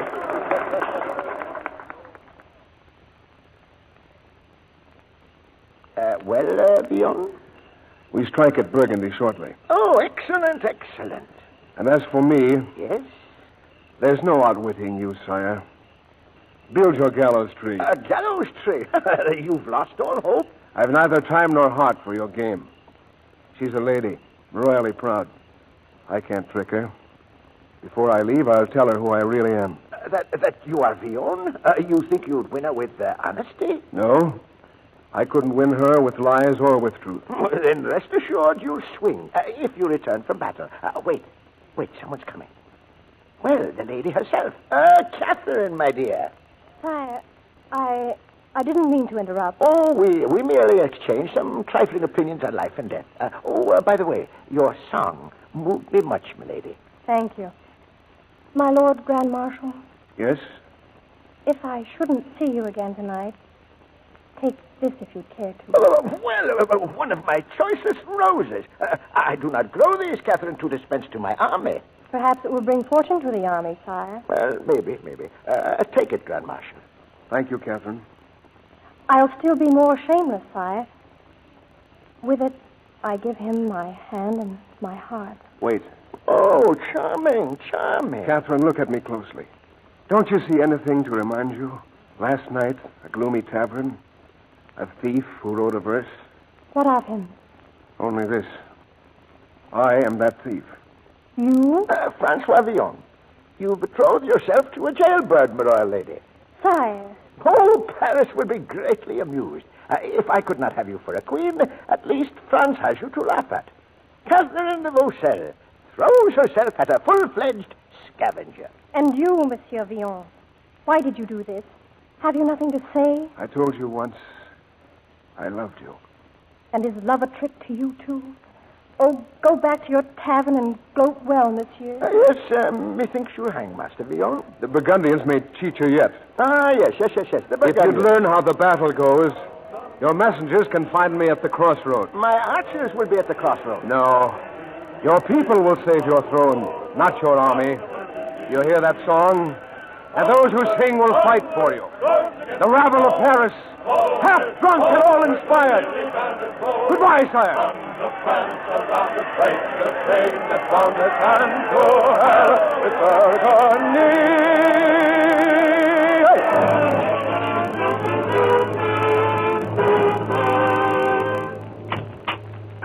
The battle. What word of the battle? At midnight, Burgundy threw his full force at the crossroads.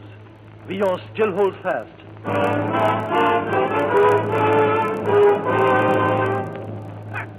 News, I say. 3 times the enemy attacked.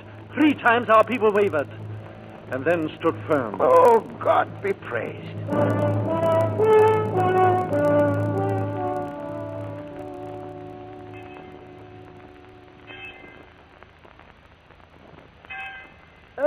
The dawn is breaking, Tristan. None too cheerfully, Your Majesty. No further news? None, sire. But that hammering. Your gibbet, sire, for Villon. When and if he returns. Your Majesty. Oh, fair Catherine, you arise early. I've been to Mass. To ease your heart? My heart is at the crossroads, sire. With France, yes, I know. But all of France is a broad target for a little heart. It's time you narrow it down to, say, a Frenchman. I have. Since last night? Oh, I've learned much since then, sire. I've learned the truth. I love him. Villon? But a pointless truth, since I doubt that I shall ever see him again. Yes, it would be kinder far if he were to die out there than dangle on his gallows. Gallows? Well, it's the reward he gambled for. Your hand in marriage or the hangman's noose. But how could you offer my hand in marriage? My rank forbids it. Well, of course it forbids it. That's why I knew I couldn't lose, milady. Well? Paris is saved, sire. Your Grand Marshal and his rabble return in triumph. Oh, victory! They're pouring into the square after him. Paris has gone wild. Summon to the court city square. We receive Villon at once.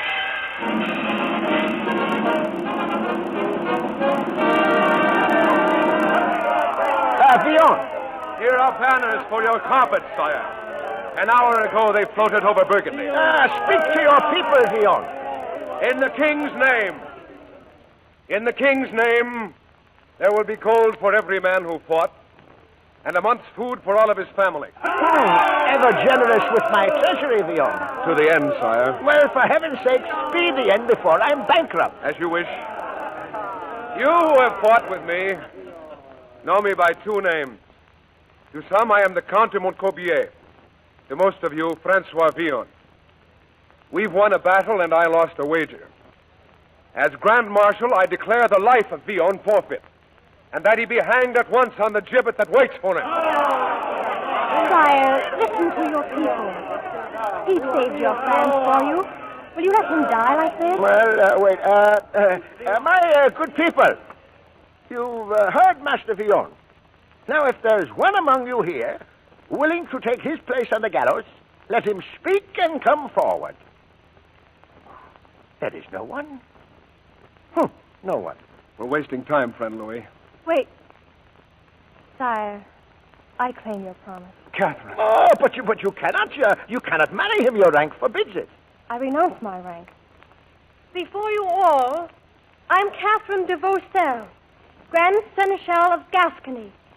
In my domain, I hold the power of life and death, which I now renounce with all my rank, that I may claim to marry Francois Villon. A miracle. A star has fallen to me out of heaven. A star! My dream. That was my dream. Catherine, you would do this to save my life. It's a life I love more than my own. Now, wait. Keep your lands and titles, Catherine. Sire. Oh, have no fear. I'm through with jests and trickeries. My dream. Yes, it all comes clear. Your dream? The stars foretold me of this union. I have no will to question destiny. Francois? Majesty? You have my blessing, both of you. Now get her to the nearest priest and hurry. But first, a promise, Catherine. Yes? For heaven's sake, never let this knave play at king again. Never, sire. There are sweeter things than being king, friend Louis. Are there, Francois? They are told with lips, but without words. Like this. Yes. I can see what you mean. That was only the start. Shall I keep on? Please do. Only a rose you give me, only a song dying away, only a smile.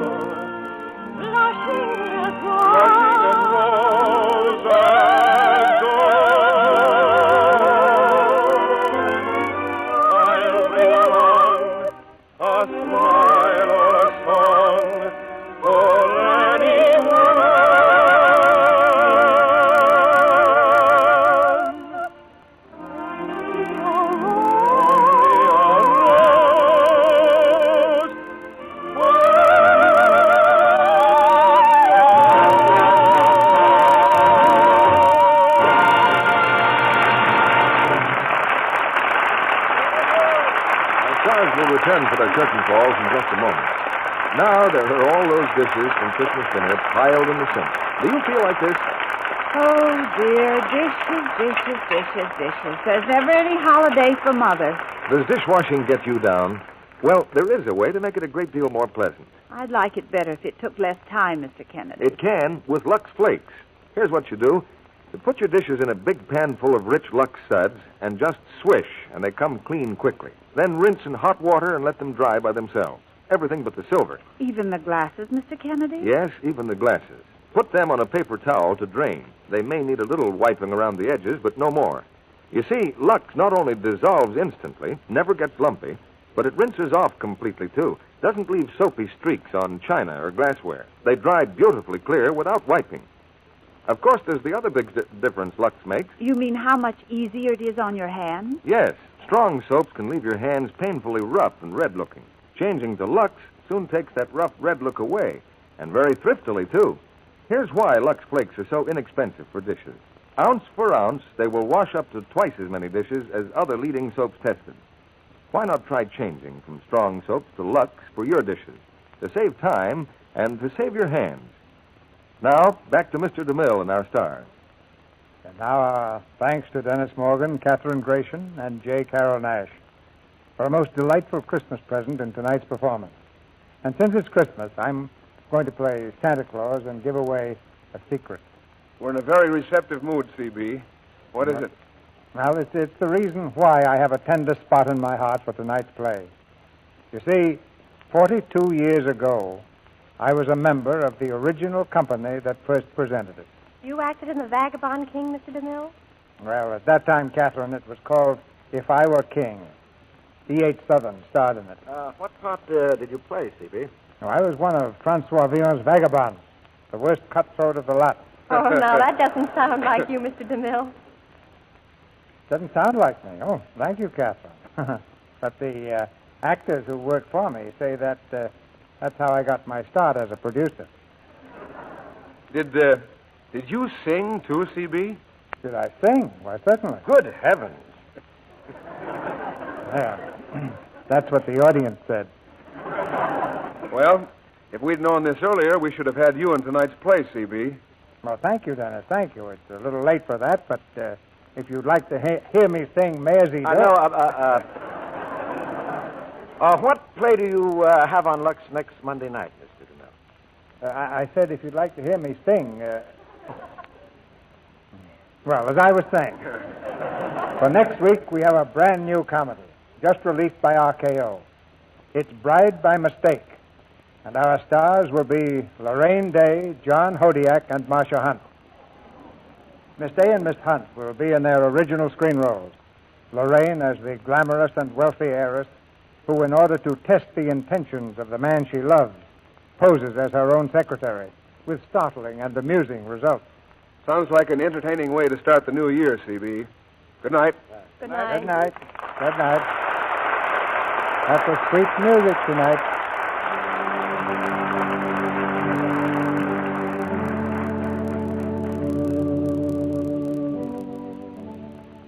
Another Christmas has come and almost gone.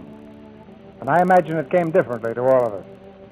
Here in Hollywood, it passed with sunny skies and summer warmth. Perhaps where you are, it's cold and white and sparkling. But Christmas 1944 has meant one thing to all of us. That for one day at least, the memory of peace on earth has come to men of goodwill everywhere. Peace on earth. For the present, it's a dream in our hearts and a prayer on our lips.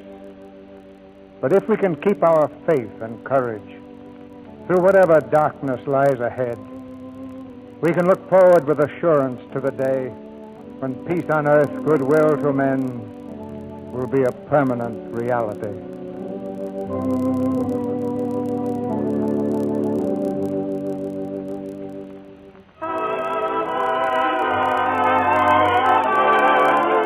And now, wherever you may be, our sponsors, the makers of Lux Flakes and Lux Toilet Soap, join me in wishing you every blessing of the Christmas season. And we invite you to be with us again next Monday night when the Lux Radio Theater presents Lorraine Day, John Hodiak, and Marcia Hunt in Bride by Mistake. This is Cecil B. DeMille saying good night to you from Hollywood.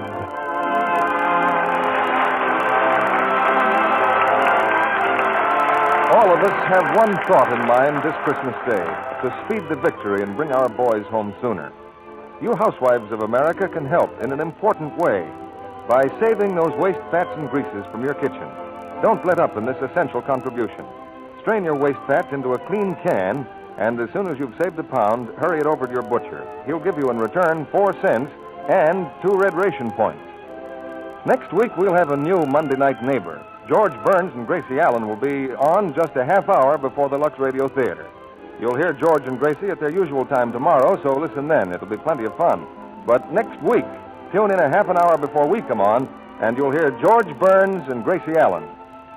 The Vagabond King was presented through the courtesy of Thames Whitmark Music Library in New York. Dennis Morgan is currently appearing in the Warner Brothers picture Hollywood Canteen. Heard in tonight's play were Walter Bond, Jack Moyles, Beverly Brown, Charles Seal, Tyler McVeigh, Ed Emerson, and Norman Field. Our music was directed by Louis Silvers. This program is broadcast to our fighting forces overseas through cooperation with the Armed Forces Radio Service. And this is your announcer, John M. Kennedy, reminding you to tune in again next Monday night to hear Bride by Mistake with Lorraine Day, John Hodiak, and Marcia Hunt.